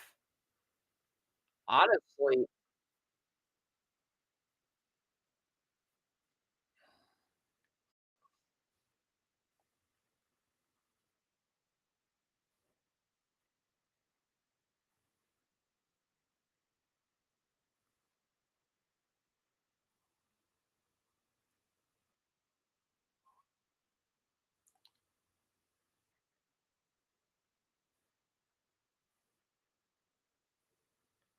it was Aiden Warner. It was not Graham Mertz who smiled. It wasn't Graham Mertz who smiled when Lagway got injured. It was the quarterback who came in. Um, a he was smiling. I caught 16 smiling when Lagway got injured. The other freshman quarterback who came in, who's coming in now for Lagway, the guy who smiled at Lagway's injury on the bench. Sneaky motherfucker. And he fires a dime, and he overthrew his guy. Aiden Warner. He was the guy who was smiling when Lagway got injured. I thought it was Mertz. It wasn't. I apologize to Mertz. I'm not going to apologize to Warner. That was a dick move.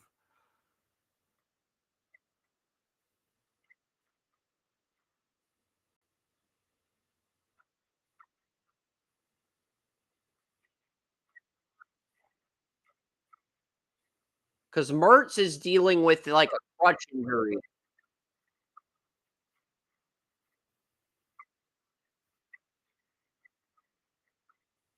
Yeah.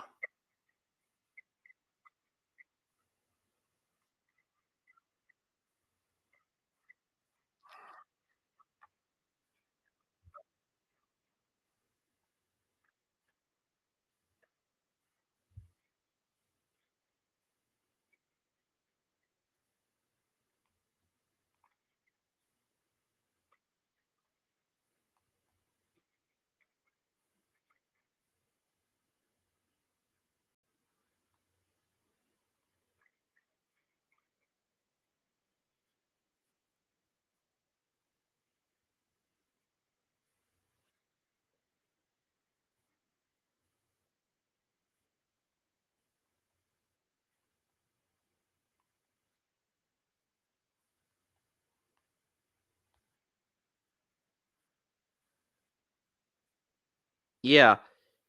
We're hearing that it's not an MCL or an ACL. It is a hamstring injury. That's what the early speculation is. Could be a cramp. It could be a hamstring at worst.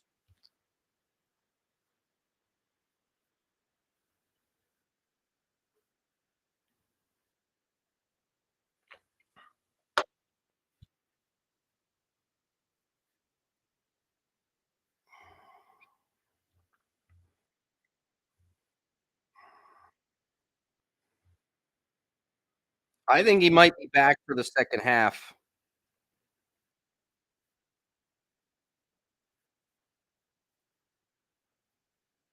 Yeah.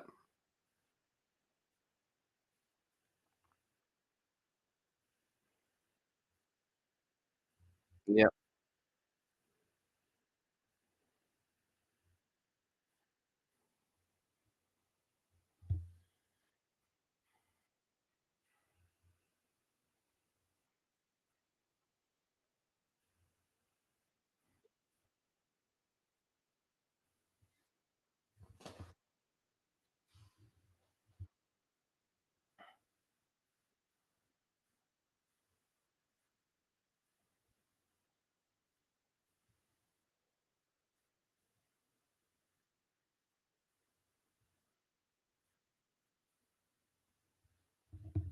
They've got their quarterback of the future in Lagway. He's going to be in the NFL, I think, in a few years.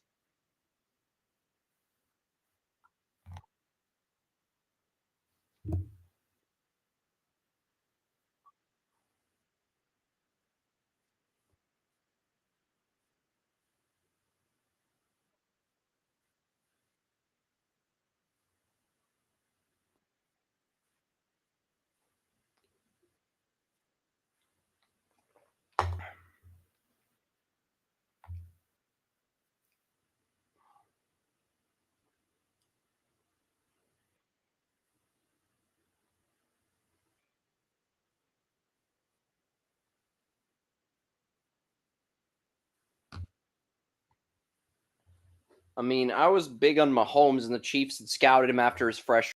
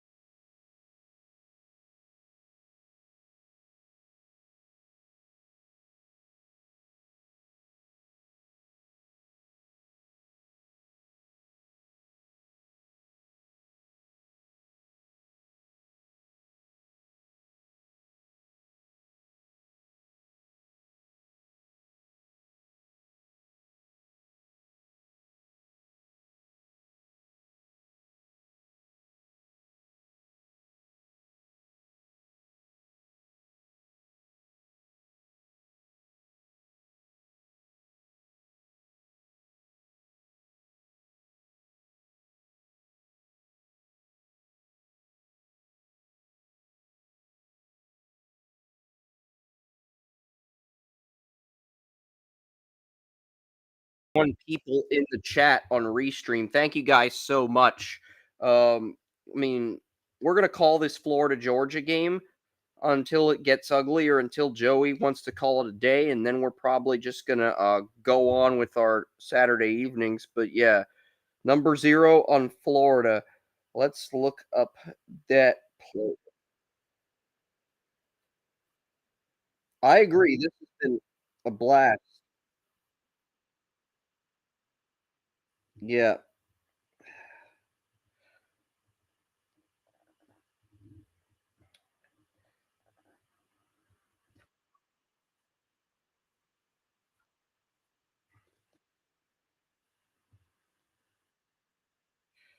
Trying to get 0 on Florida, figure out who that was, but I don't know. I'm not gonna worry about it. Let's just watch this game and have some fun.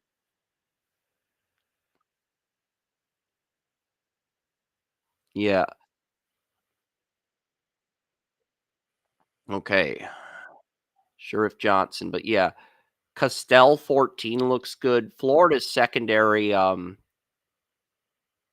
and Tyler Marsh, the assistant head coach to Becky Hammond on the Aces, has just been hired by the Chicago Sky.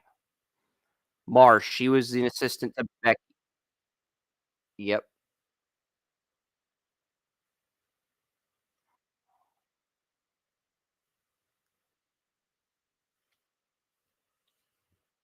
I am worried about Georgia. I think Ole Miss might actually rout them next week. Ole Miss comes to Georgia. Jackson Dart threw for 515 yards. Jackson Dart threw for 515 yards versus Arkansas. I know Georgia has a good defense, but the way Georgia's offense is played today, I actually think Ole Miss might win, Joey, when they play Georgia next week. Ole Miss. And this is a classic.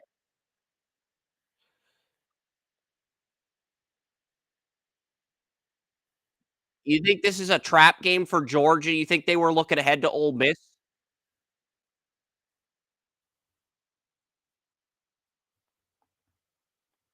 All right.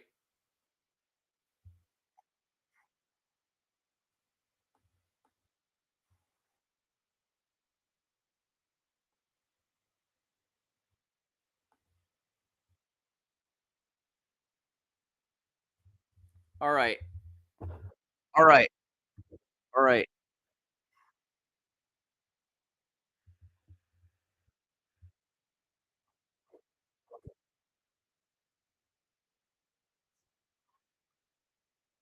All right. That's good.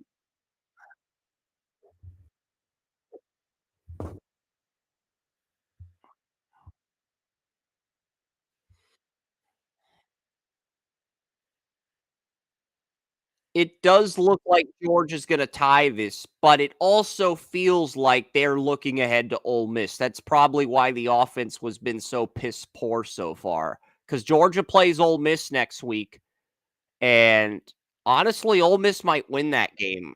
The Ole Miss Rebels, they just destroyed Arkansas today.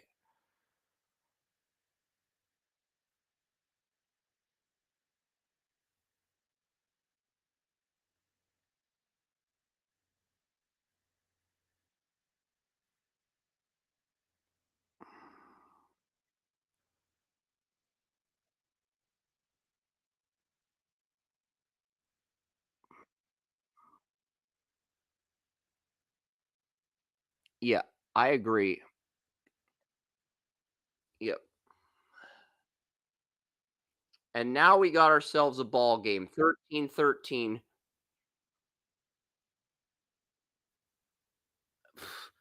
So Nate Frazier gets an unsportsmanlike penalty for gator chomping.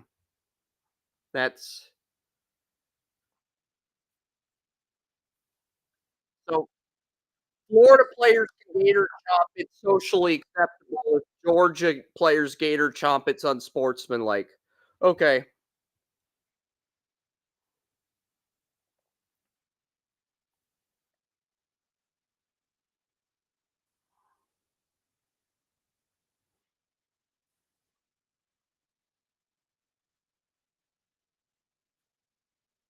Yeah.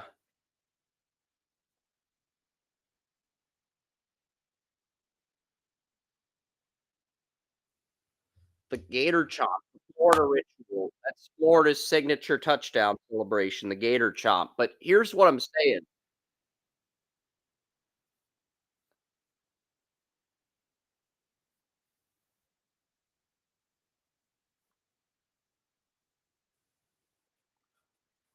Well, that's the thing. I think the reason Georgia got a penalty for unsportsmanlike conduct is because they did the Gator Chomp. The Gator Chomp is supposed to be Florida's celebration. That's basically what the refs are saying is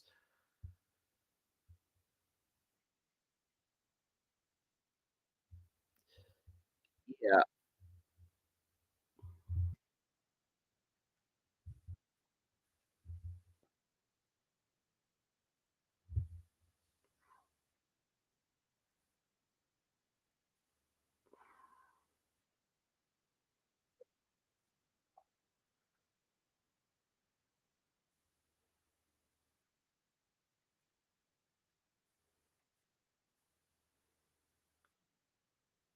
Do not give the University of Florida ideas about bringing a live gator on the field. Because if they do it and the gator attacks Ugo, Jaguar Gator is going to be making a YouTube video about how a live gator went onto TIAA Bank Field and how it was a disaster for the annual cocktail party. I can already see it now. We don't want to do that. We don't want to give. I mean, that's the thing. Like, we don't want to. But the thing is, Georgia might be looking ahead to Ole Miss. That's probably why this game's still tied. I mean, Jackson Dart played phenomenal against Arkansas today. If he plays half that good versus Georgia defense, which is really tough to score on, then Georgia's in trouble because I do not think Carson Beck can win a shootout versus Jackson Dart.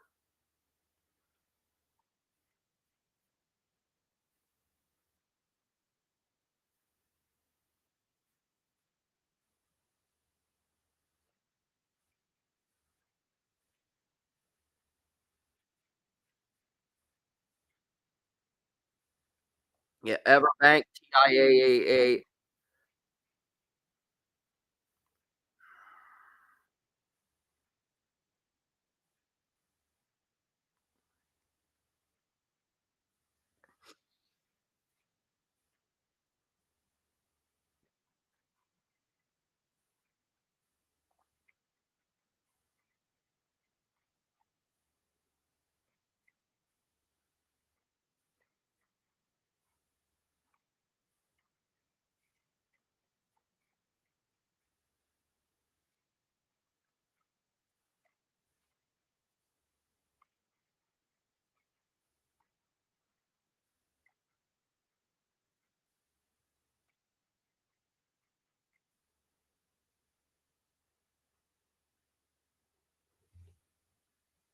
Yeah, I agree. I mean, it is pretty unique. Yeah, it does. But I'm just saying, Georgia's going to have trouble with Jackson Dart if they have to play a shootout type game against Ole Miss next week. Do you think Georgia looked ahead to Ole Miss prior to this game? Because I'm wondering if they did look ahead to Ole Miss and underestimate Florida. There's still plenty of time left for Georgia to win. There's also plenty of time for Florida to do something.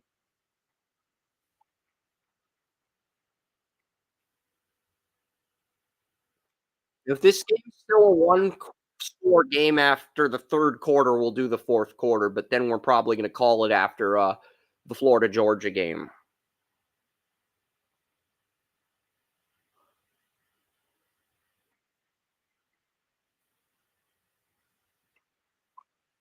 Um, if you want to keep going, we will go until the end of this game. If you want to keep going until the end of the Florida-Georgia game, we can keep going. I'm cool with that.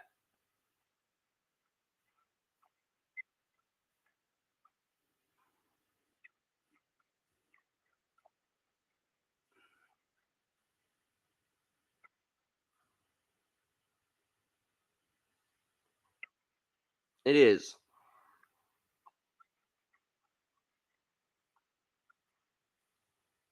ES This is the type of game that would get re-aired on ESPN Classic.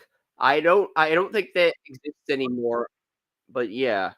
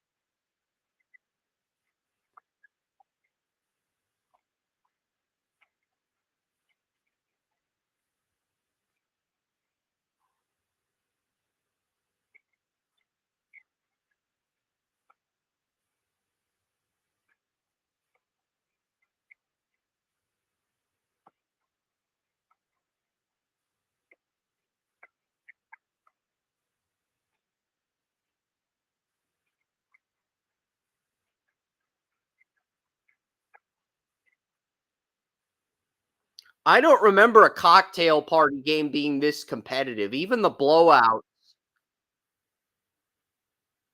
even the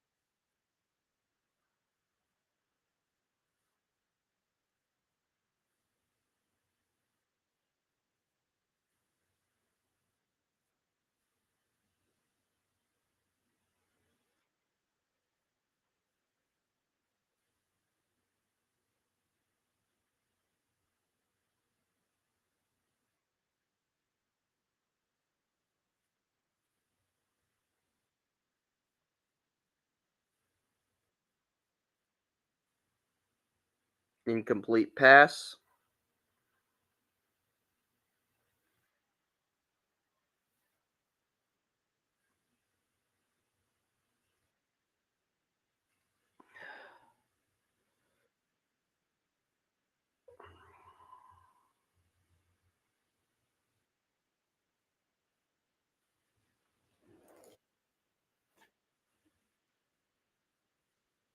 It's been a very entertaining third quarter.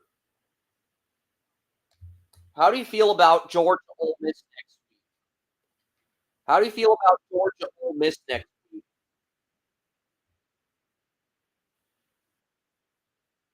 I think Georgia's made more careless decisions, and if they don't clean things up offensively, they're going to have trouble. Lane Kiffin might actually beat Kirby Smart next week, as much as I hate to say it, because Georgia's just been very sloppy offensively, and Carson Beck's just playing like he's on fire, literally. He's been, not Carson Beck. Jackson Dart, the Ole Miss QB. He's been playing like he's on fire, the Ole Miss QB. He's dominated against. I'm worried about him getting into a shootout with Beck because I don't think Beck can keep up with Jackson Dart. I think Dart might win that game next week in Athens, Georgia. And Jackson Dart, Ole Miss has been dominant. Like Jackson Dart threw for 500 yards on an Arkansas team that beat Tennessee. I think Jackson Dart might upset Georgia next week. I'm not saying they will, but it's a trendy pick. This Carson Beck shows up next week. Ole Miss beats Georgia. That's what I'm saying. That's all I'm saying.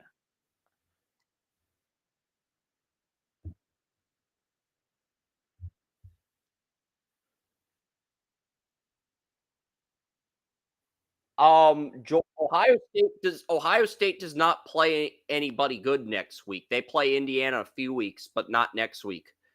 I'd say LSU, Alabama, and Ole Miss versus Georgia. Those are both going to be elimination games, Joey. Those are going to be elimination games. Whoever loses those games is going to be out of the SEC running. Those are essentially going to be, yeah.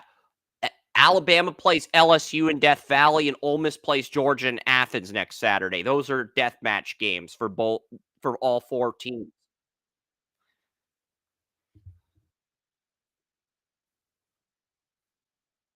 I think LSU and Ole Miss are going to win. I would everybody's picking Alabama and Georgia to win next week, but I think Ole Miss and LSU both win next Saturday. I'm calling it right now.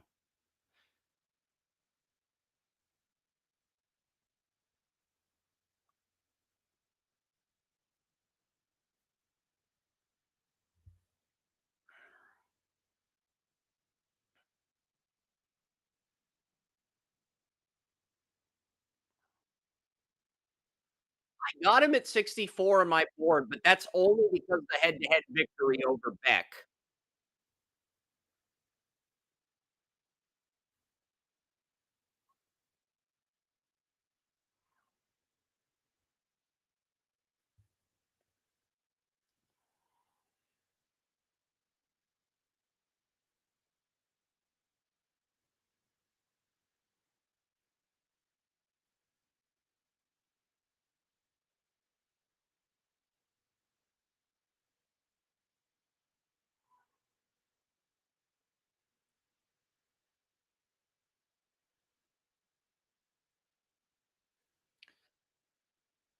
Some people say it's a college stadium. It's not an NFL stadium. It's a college stadium, but those people haven't been to Jacksonville, or if they have, they just hate the city and they just want to smear it like college cowards. It's just they just want to smear it.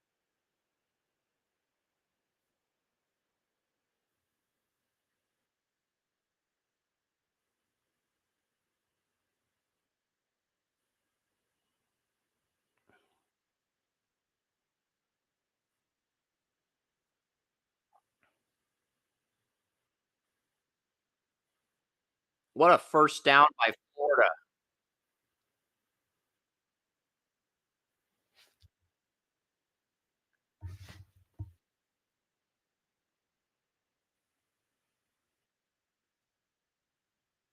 You do know that the next 2025 this in Jacksonville next year. This game is going to be in Jacksonville next year. 2026, it's going to be at Mercedes-Benz Superdome while the Jaguars Stadium gets renovated. And then in 2027, Joey, the Florida Gators will host this game at Raymond James Stadium. That's what they're saying. They're saying Mercedes-Benz and Raymond James Stadium will each get to host the game for a year while the Jaguars Stadium goes through renovations. And then it will be in the new Jaguars Stadium in 28. That's what I'm hearing.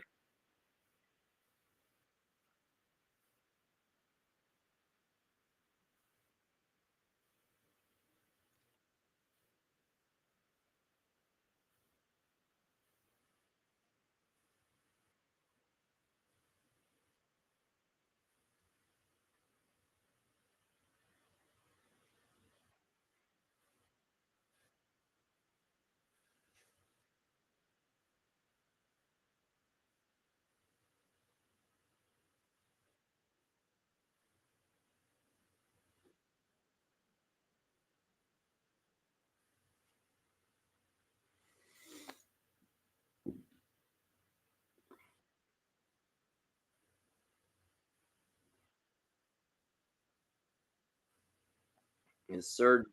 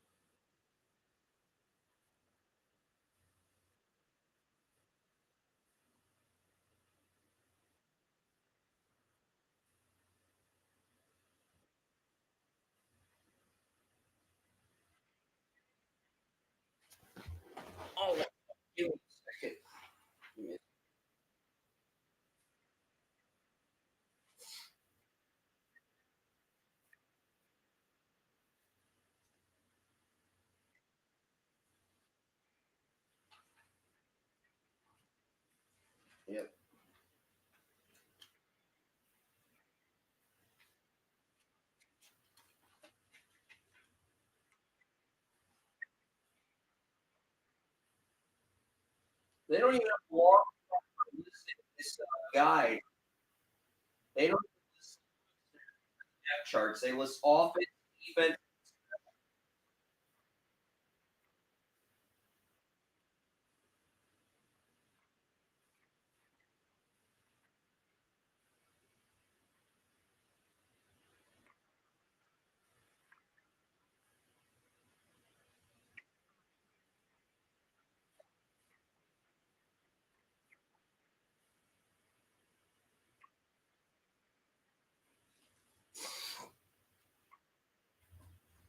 Well, basically, Phil Steele said Florida was going to have the best special teams they've had since 2020, and they have had a special teams up until that miscue.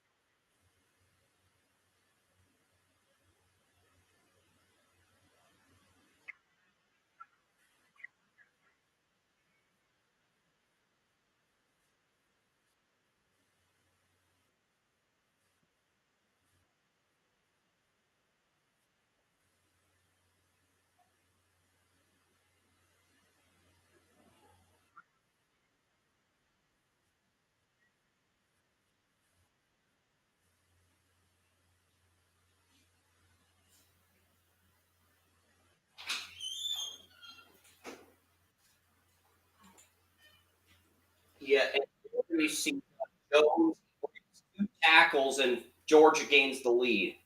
So Georgia gains the lead. I just saw the play. I'm a few seconds behind Joey, but I went to the restroom and then I see Cash Jones breaks two tackles to get a 22-yard touchdown, and Georgia takes the lead.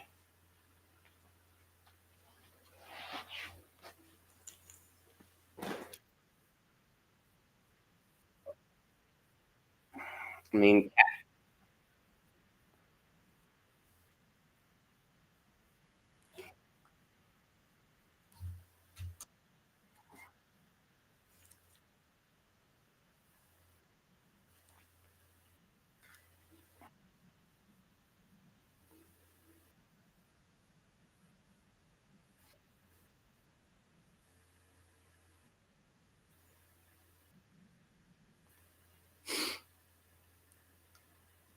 I'm looking here to see what they say about Cash Jones. He's a wide receiver, but he is a junior. He was a third stringer at the beginning of the year. He was a third string receiver at the beginning of the year. According to the Phil Steele magazine, he was a third string receiver at the beginning of the season. Cash Jones, the guy who just scored, he was a third string receiver. So I don't know if they use him as a decoy here off the bench. I agree. His mustache is better than Paxton Lynch's mustache. I think you could put it up there with Minshew's mustache. Maybe not as vintage as Minshew, but probably the best stash I've seen.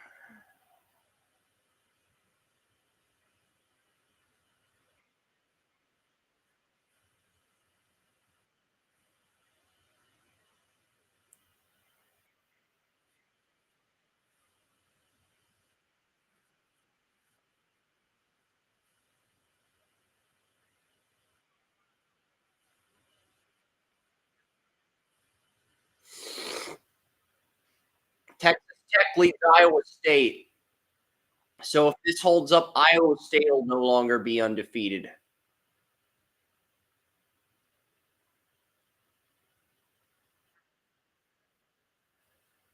Georgia with the sack here. Big sack by 32 on Georgia.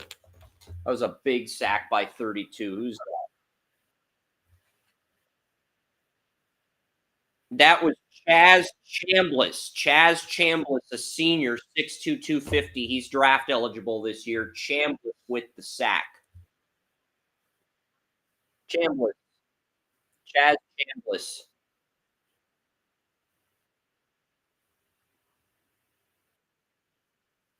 He's now on my radar. He wasn't on my radar at the beginning of the year, but yeah, Chambliss is on my radar now. I mean, Georgia, they are should have been on my radar, but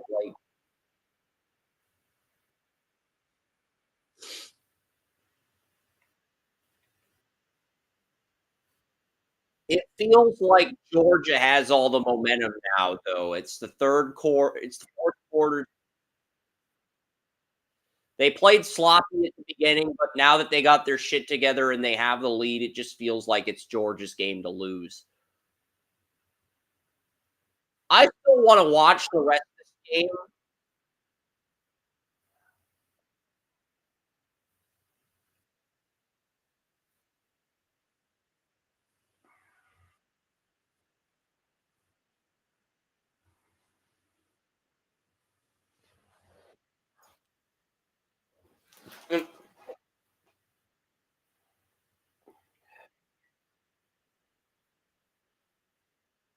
Well, people can still hear you on Restream, but I'm not complaining.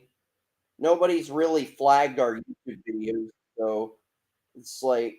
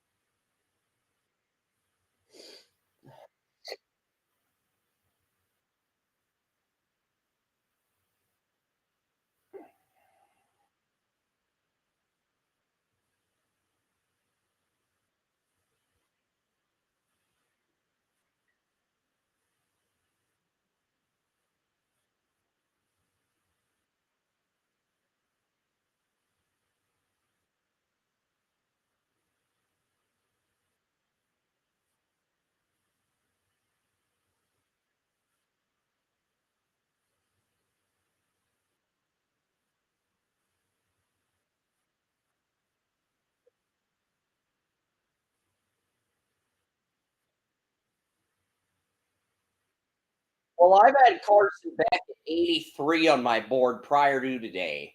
I'm not going to move him down any further because I think the consensus is going to be where I have him now. Consensus is going to have him where I have him now. I probably should move him down to the fourth round. But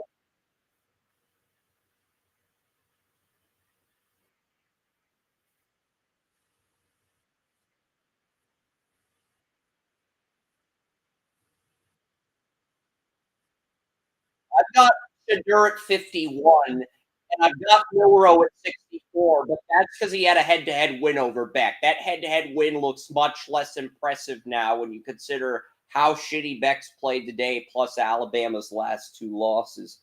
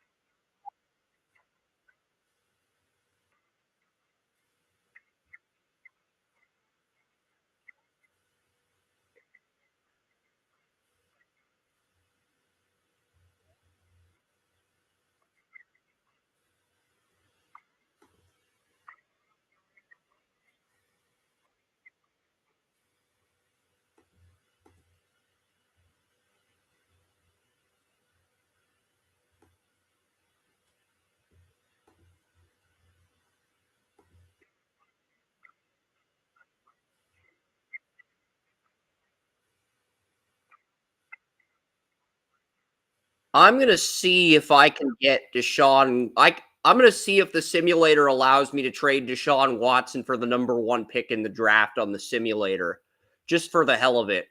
That'd be hilarious if the Panthers gave up like.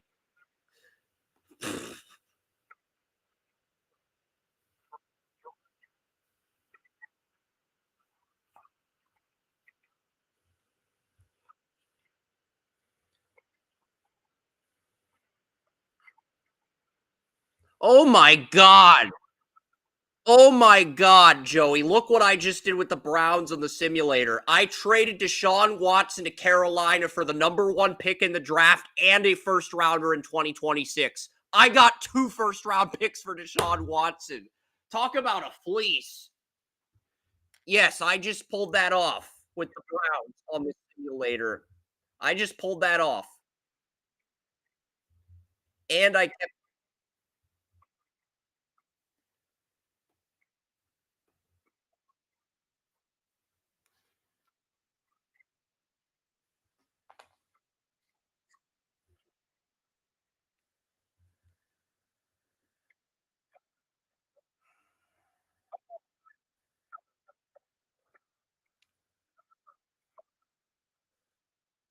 Sheesh.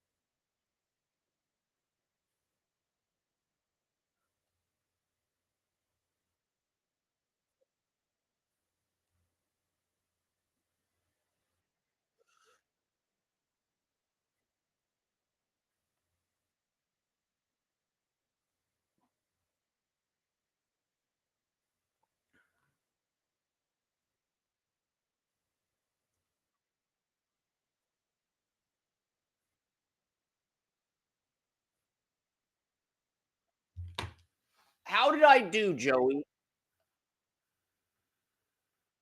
I got a little sidetracked. I decided to see what I could get for Deshaun Watson on the draft simulator, Joey, and I got the number 1 pick in the draft and a first rounder in 2026 for Deshaun Watson. That's what I got for Deshaun Watson. I got 2 first round picks for Deshaun Watson. I traded him to Carolina. The Dave Tepper firestorm continues in Carolina.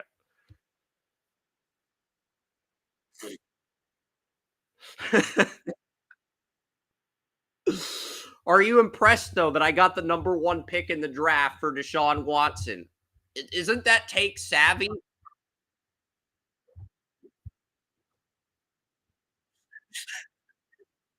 Because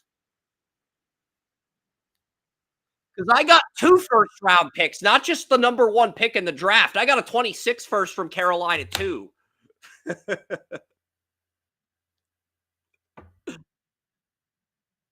And I kept the Browns first round pick. So hey, I kept the Browns first round pick in 26 too and 25. So hey, that's 4 first round picks in the next 2 years. That's pretty good.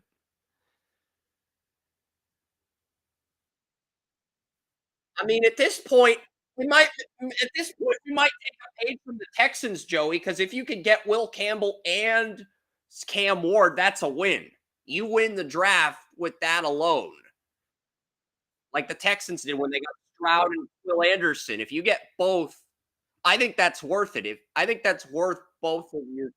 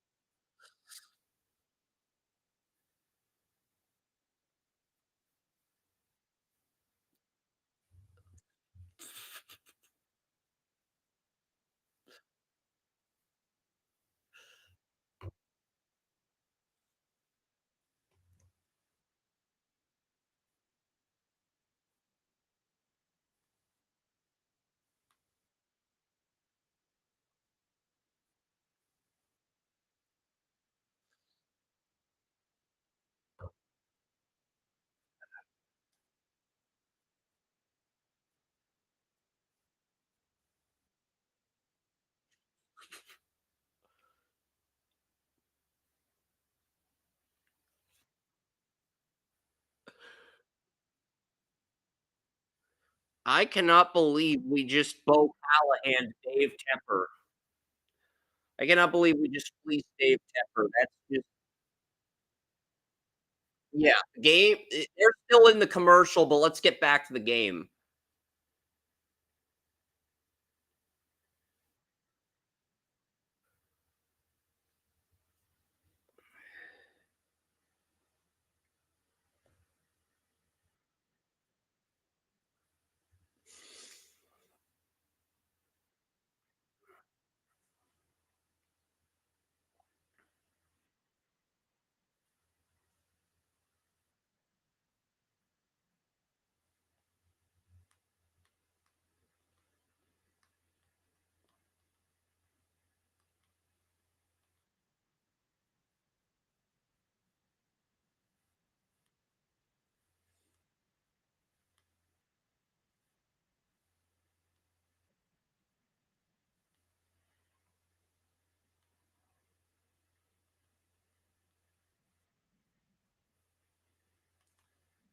Yeah.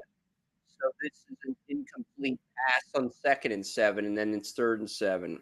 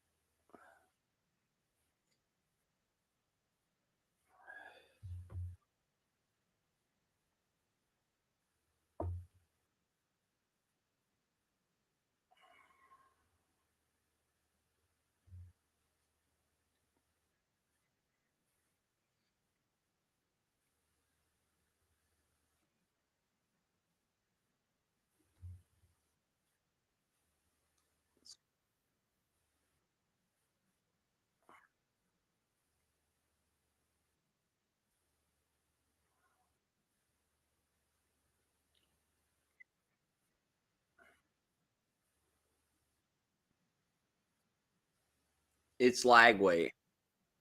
Yeah, Lagway. I think if Lagway never goes down, this is a completely different game. That changed the momentum of the game and gave Georgia chance after chance to get back into the contest.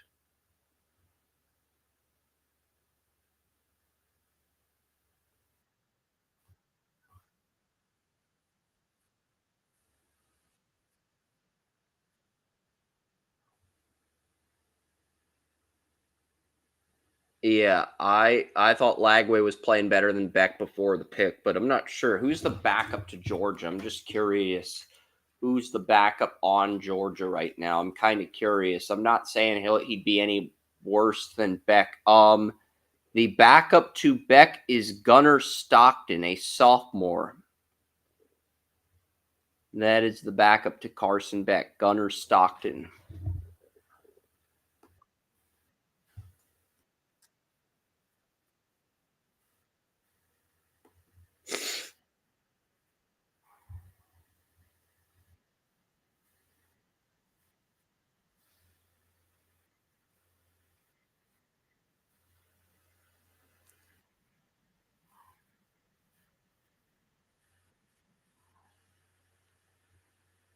Yeah, he was 12 for 19 as a freshman. He's 10 for 12 this year, but he's only thrown 12 pass attempts. But he'll probably take over for I would think he's going to take over for Beck next year.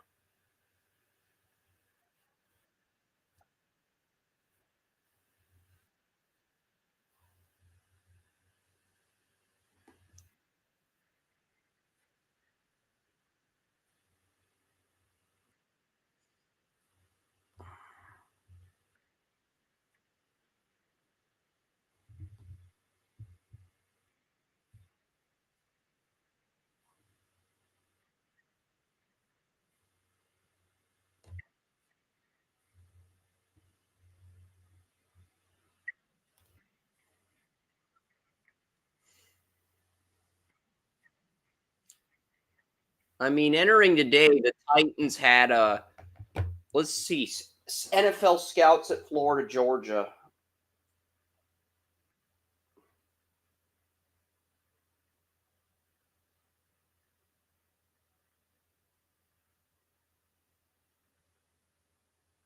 I'm just curious what NFL scouts are at the Florida, Georgia game.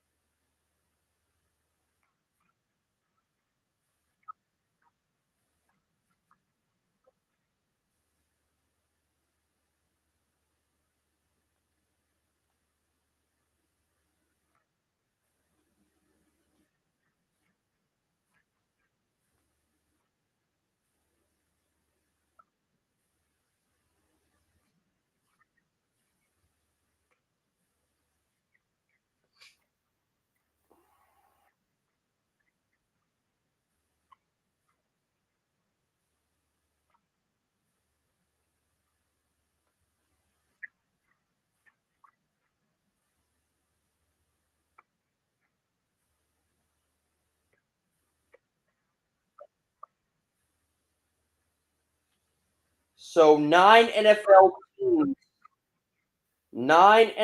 teams sent their scouts to this game, Joey. 9 NFL teams. So 9 of the 17 teams that saw Beck against Alabama sent scouts to the game.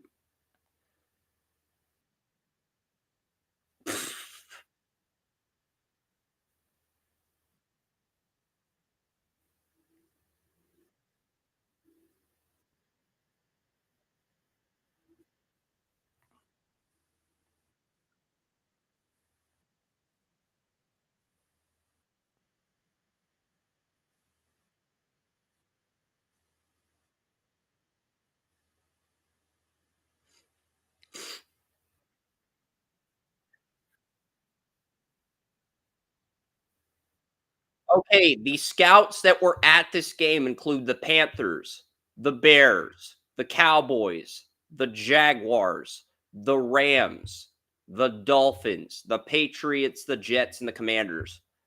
Only the Panthers among that group is scouting Beck. I think everybody else pretty much, maybe the Rams. Maybe the Rams if they want to groom Beck to be Stafford's successor, but those are literally the Rams and the Panthers are literally the only teams of those 9 scouting Beck. The Bears have Caleb, the Patriots have May, Cowboys have Dak Prescott, Jaguars have Lawrence, um, Dolphins have Tua. They could potentially take Beck to groom behind Tua if the concussions continue, but Jets have Rodgers and the Commanders have James Daniels.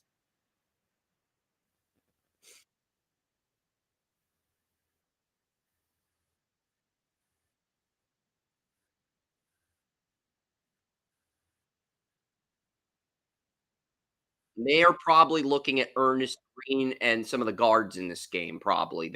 If I had to guess, that's probably what the Jaguars are doing. But looking at the scouts that are credentialed for this game, out Carolina's the only one of those teams scouting Beck. Maybe these other teams could draft him as a long-term project, like the Rams, the Dolphins, the Jets, but none of those teams are entertaining the idea of starting him right away. Whereas the only team that might is the Panthers, and as long as they've got the number 1 pick in the draft, they're going Cam Ward easily. You know,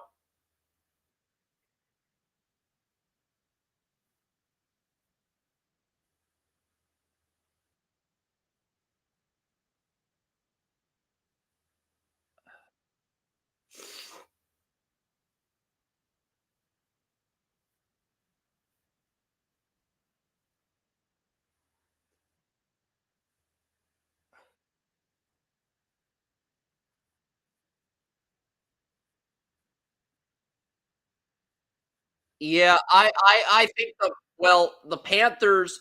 I think the Panthers are the only team of the 9 at this game that's looking at drafting Carson Beck, and I'm guessing they took him off their board after this game because they've got the number 1 pick in the draft. I'm guessing they took Beck off their first round board after this game. I bet one of the Panthers scouts said, "I will shove a scorpion up Dave Tepper's ass before we draft Carson Beck." That's probably what the Panthers Southeast scout is saying. I will take a live scorpion.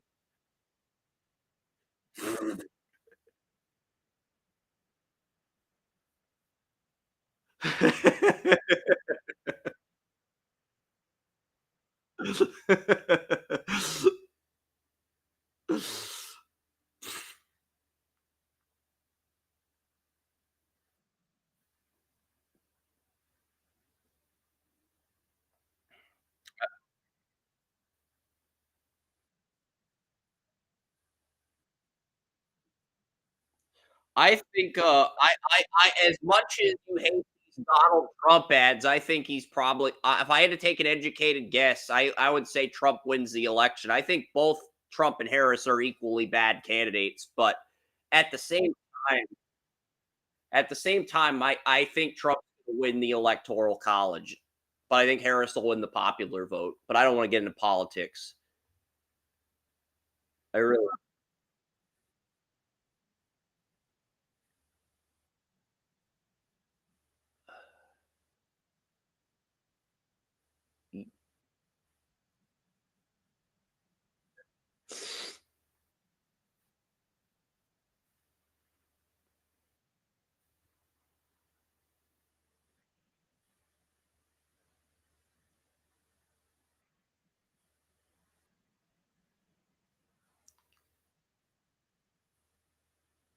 Yeah, that first down was an ugly pass. I'm guessing.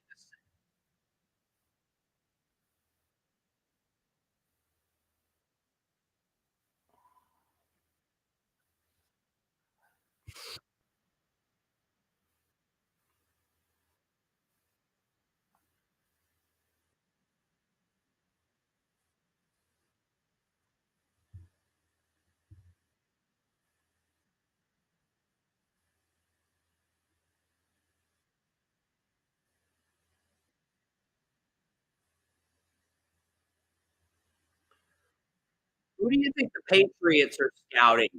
I'm guessing they're looking at edge rusher Mikael Williams after trading Judon and Uche. They're also probably looking at Malachi Stark.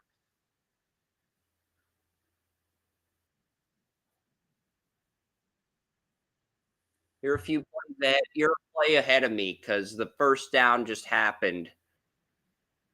I'm not blaming you, Joey, but it's like this is such an exciting game. You can't help yourself but commentate as the plays are happening live.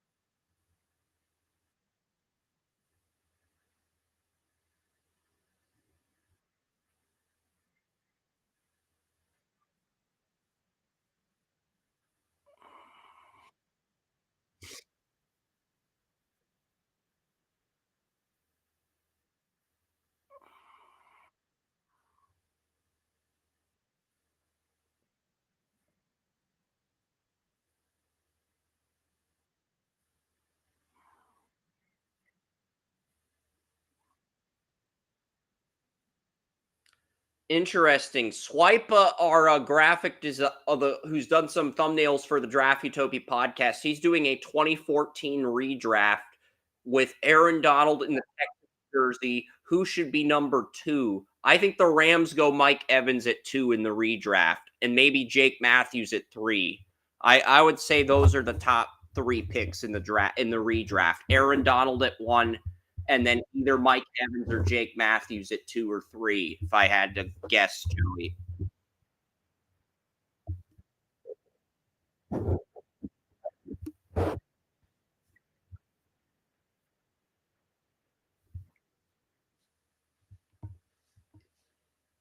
Yeah.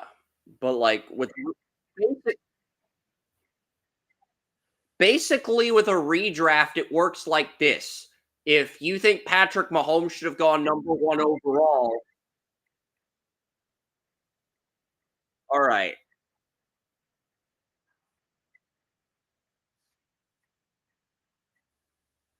Let me explain how a redraft works briefly.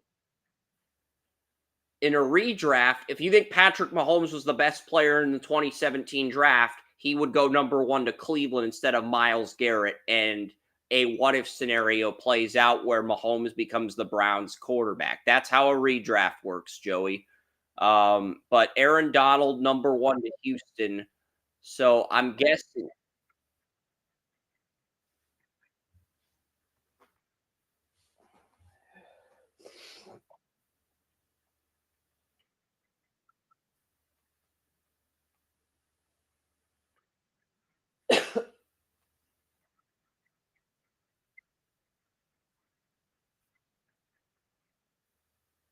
Yeah. There's 7 minutes, 29 seconds left. Look, I'm just trying to help Swipe.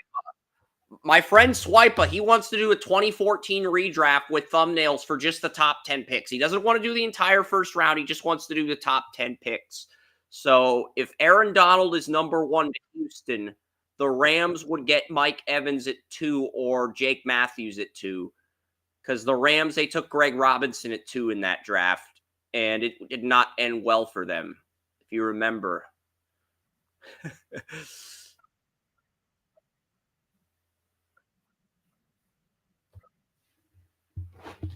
Interesting.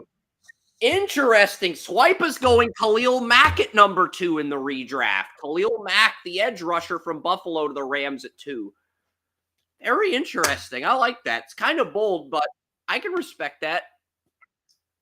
How do you feel about Khalil Mack at number 2 in the redraft ahead of Mike Evans?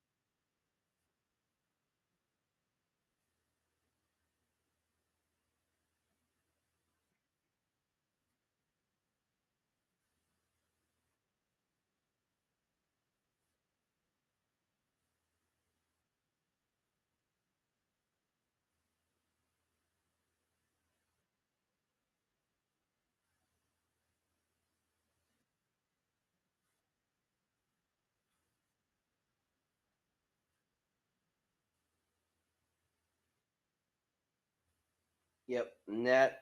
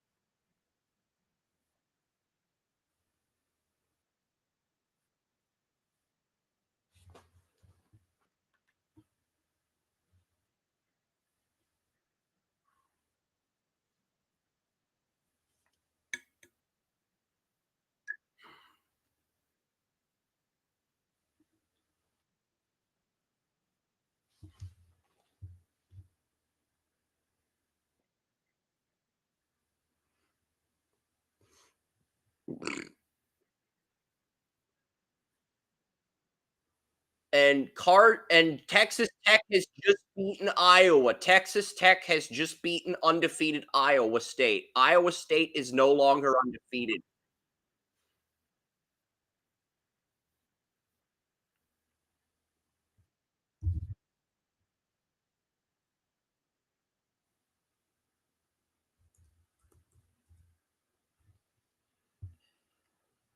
Yeah, even if Georgia holds on to this win, the highest I can rank them is 4th in my top 12 playoff. I think Oregon and Miami are 1 and 2 still in my playoff. BYU is going to move up to number 3 as an undefeated Big 12 team. You can make a case for Texas Tech at 4 since they're the only undefeated SEC team without a conference loss. You can make a case for Texas A&M or Georgia at 4, but that's the highest I would rank either team. And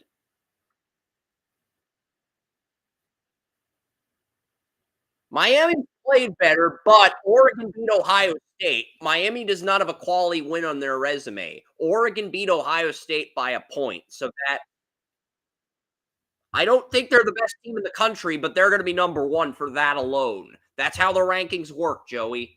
They don't the team that's the best on the field is not number 1. That's the flaw in the rankings. That's the flaw in the rankings.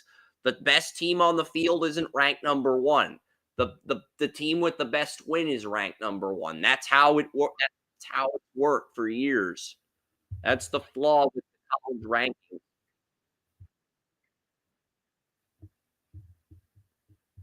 2 touchdowns now.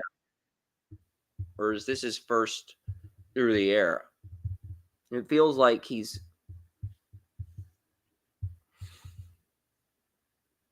but I think Oregon and Miami are 1 and 2. Oregon's going to remain number 1 until they lose a game, even if you think they're overrated. And I don't blame you for thinking that, but they beat Ohio State by a point. That's what the committee gives a shit about.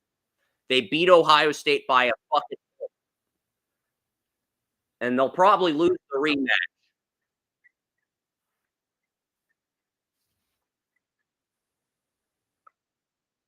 I think Ohio State's going to win the rematch in the Big Ten championship, and the Hurricanes are going to be the number 1 seed when this is all done. That's Texas A&M is number 4 in my rankings right now, because they're undefeated in SEC play. Their only loss came to Notre Dame, so I would put them at 4 ahead of Georgia, at least until Georgia beats them or until they lose. And then I'm going to put the other unbeatens at 5 and 6. So Indiana is going to be number 5.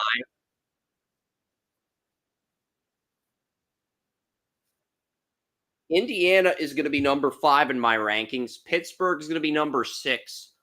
Army is going to be number 7.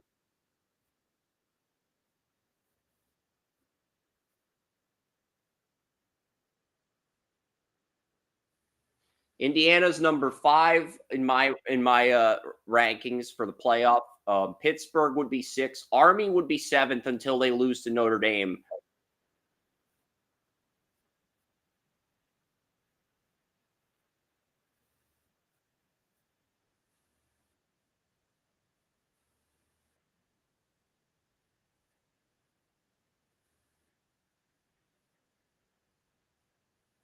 He emailed the football to the linebacker. That's just how that's just how bad of a decision that was. He looked at the defender and he emailed him the football. That's how bad of a read it was.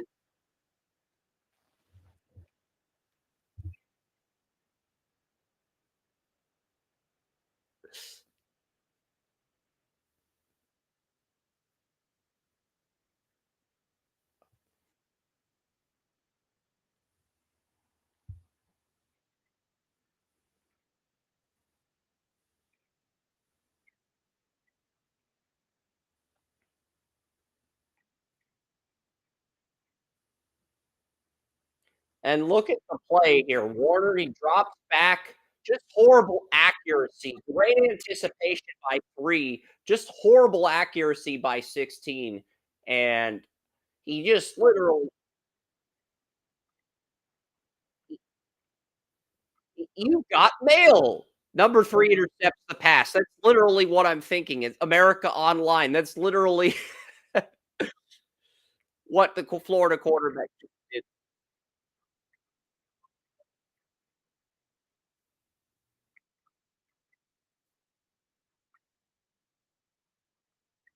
Yeah, so Kirby Smart's like in 2 years, you could come to Georgia through the portal because you threw the game for us.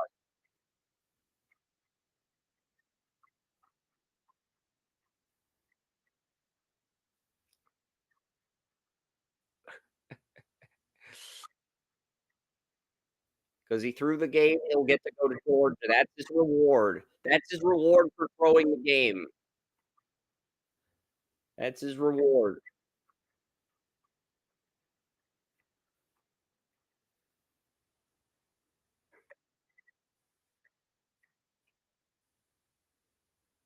Yep. So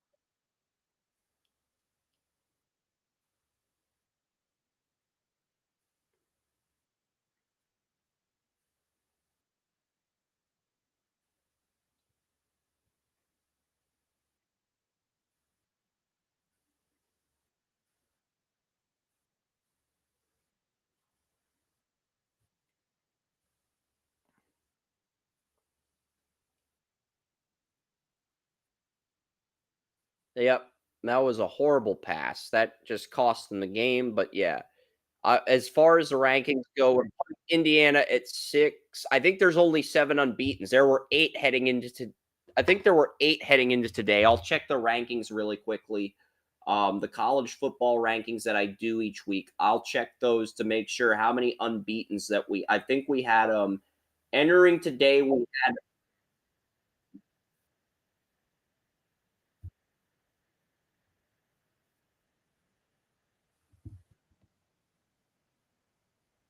no. That's too fast and simple to the point. That's the problem. I want detail-oriented results. I want detail-oriented results. There's 8 unbeatens. I appreciate you throwing that out there, but there were 8 unbeatens. The only unbeaten that lost today was Iowa State and Penn State. So there were 8 unbeatens. Now there's 6. So and there's not an unbeaten in the SEC. So what's going to happen in my playoff is Number 1 is going to be Oregon. Miami's going to be 2. Number 3 is going to be BYU. Texas A&M is going to be 4th in my playoff because Texas A&M has not lost an SEC game yet. If they lose tonight, Georgia moves up to number 4. But Georgia is going to SEC leader is going to be number 4. Number 5 is going to be Indiana. They are going to be 5th because they're an undefeated Power 5 team. Pittsburgh is going to be 6th. Army is going to be 7th. And those are the 6 unbeatens. There's only 6 unbeatens left. Those are the 6 unbeatens. So you're going to have the 6 unbeatens in the top 8, and then Ohio State will be Georgia will be 8, Ohio State will be 9, and Texas will be 10. And then there's just going to be all sorts of fuckery in the poll. Yeah, that's how it's going to be.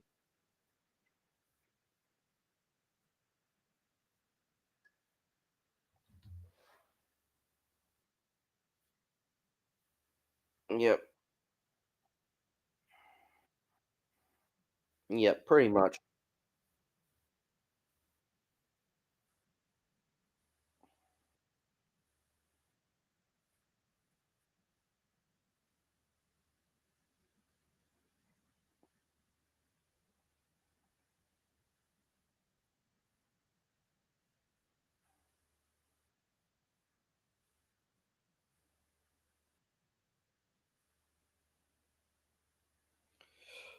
Oh my God. One scout compared Carson Beck to Rocky Balboa. You deserve to be decked for saying that. You deserve to be decked for saying that, for even thinking that, for tweeting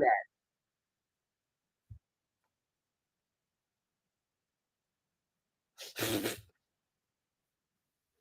Yeah, you'd get arrested for attempted assault and aggravated assault. We can't have that. We can't have that. You're too valuable to the brand. We cannot have that. But that guy is an idiot.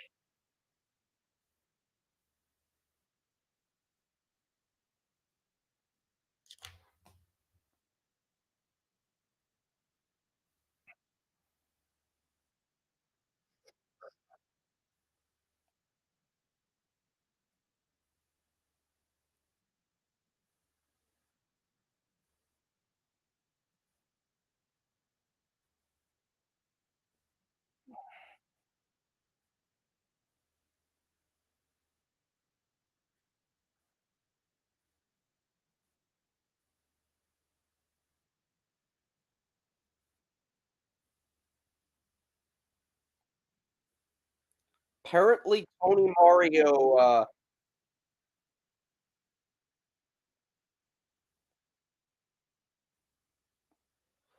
Apparently, the player comp I got from one of our former writers for Carson Beck was Brock Osweiler. That's the comp I got from one of our former writers. One of them just one. Yeah, it's not a good comp, but at the same time, I can see it from an ego standpoint, from an attitude standpoint. I could see it.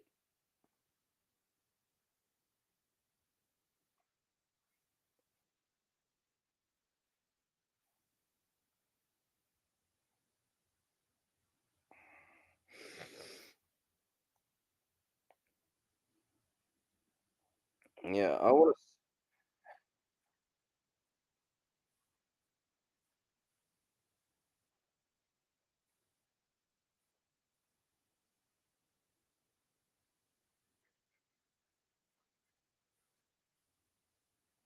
I mean, Carson. You look at Osweiler. He threw 3 interceptions against Oregon State. He threw 2 interceptions against Oregon. He threw 2 interceptions against Illinois. I mean, he had 14 interceptions. Osweiler did at Arizona State. He had some really abysmal games.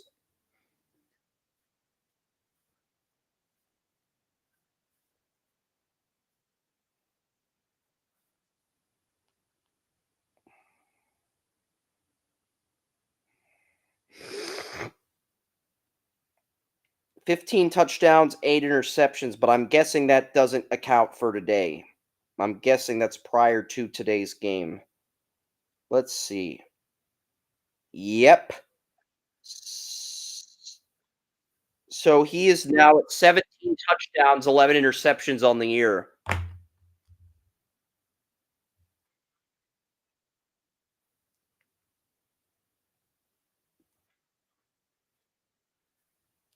And I don't think Beck's arm is as strong as Osweiler or Mallett's. I don't think Carson Beck's arm is as strong as Ryan Mallett's or Osweiler was coming out of college, Joe.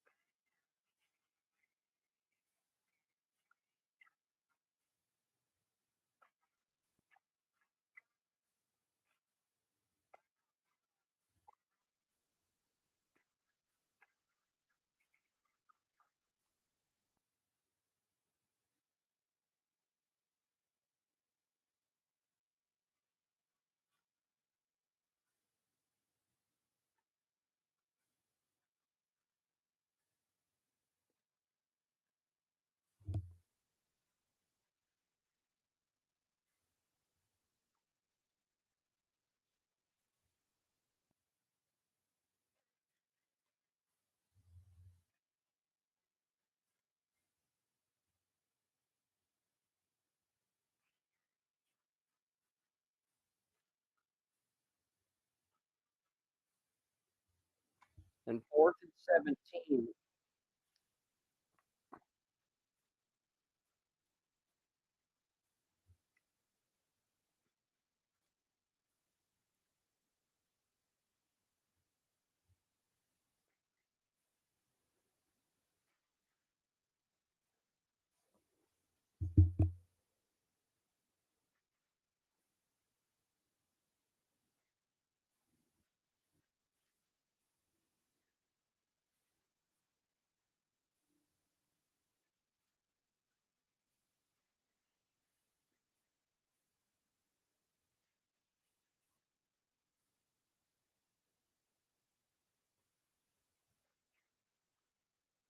Not really. I mean, I'm not sure why he made the throw he made.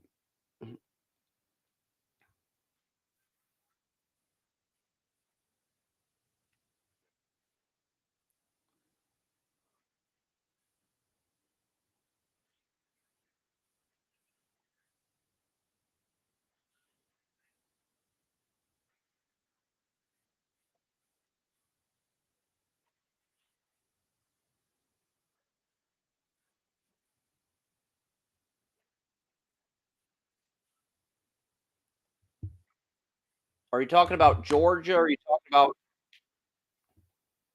um what are you talking about? Yeah. Yeah.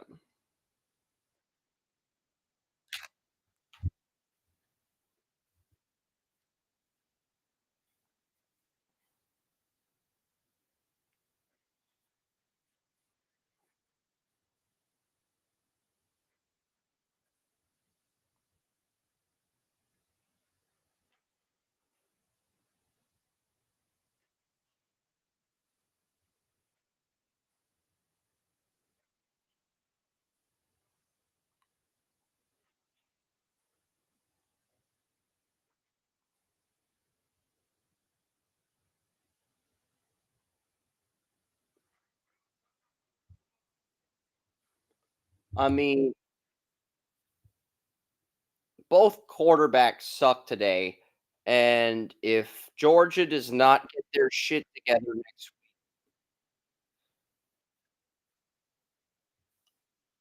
was. I'm talking about Lagway looks amazing, but Carson Beck and the backup on Florida both suck today. That's what I'm saying.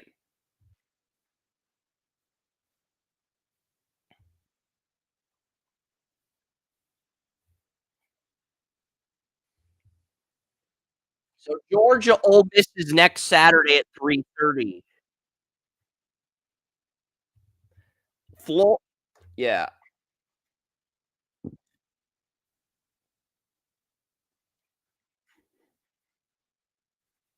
Yep. And they're showing a Stanley Steamer ad here in Pittsburgh. It's a very popular plumbing company, Stanley Steamer. STEE.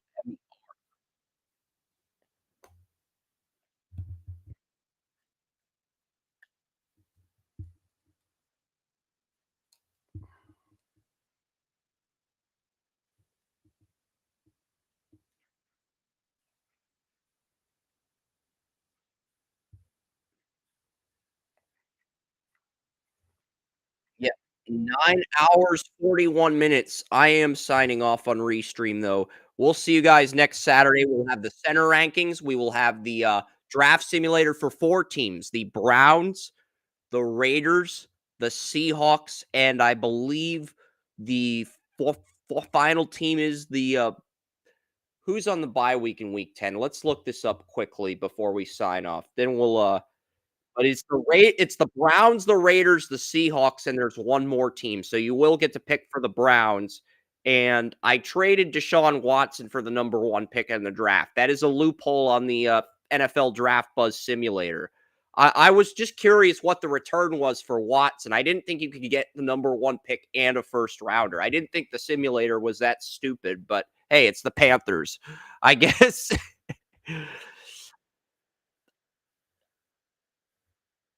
I don't think you're gonna do that because you wanna draft the honorable way without loading up on picks, because that just feels like cheating.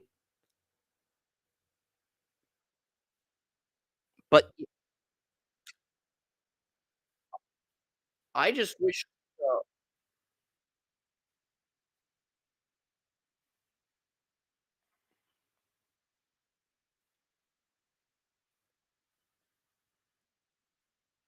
Yeah, we will sign off, but I just want to get that last team in for the bye weeks. The very last team. It's the Browns. It is the Browns. It's the Packers. It's the Raiders. The Seahawks. It says GB. I think that is the Packers. I think the Packers are on a Week 10 bye week. I could be wrong on that. Yeah, it's the Browns, the Packers, the Seahawks, and the Raiders. Those are the teams next week. Yeah, if William does not want to pick for the Raiders, I am totally down with getting Oren on to do a draft for the Raiders, because honestly, that would be freaking amazing. If Oren doesn't get into the draft until after the football season ends, but if William or Oren wants to, and Swipa, the graphic designer I told you about, he's a Seahawk fan. So with Bill at a wedding next Saturday, Swipa will be sending me his board Friday night. So who's the graphic designer who's made some of the thumbnails for the YouTube channel, Swipa, he will be sending me a board for the Seahawks next week.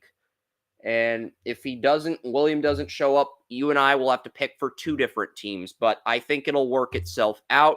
I just wanted to remind our audience of what teams are available next Saturday. But yeah, I'm Chris Ransom. That's Joseph Potter. We've been on the air for 9 hours and 34 minutes on Restream, 9 hours, 40 minutes on TalkShoe. So we're signing off. Enjoy your weekends, everyone. And video will be up on YouTube. I'll get that up in a few minutes. I just got to click the end stream button.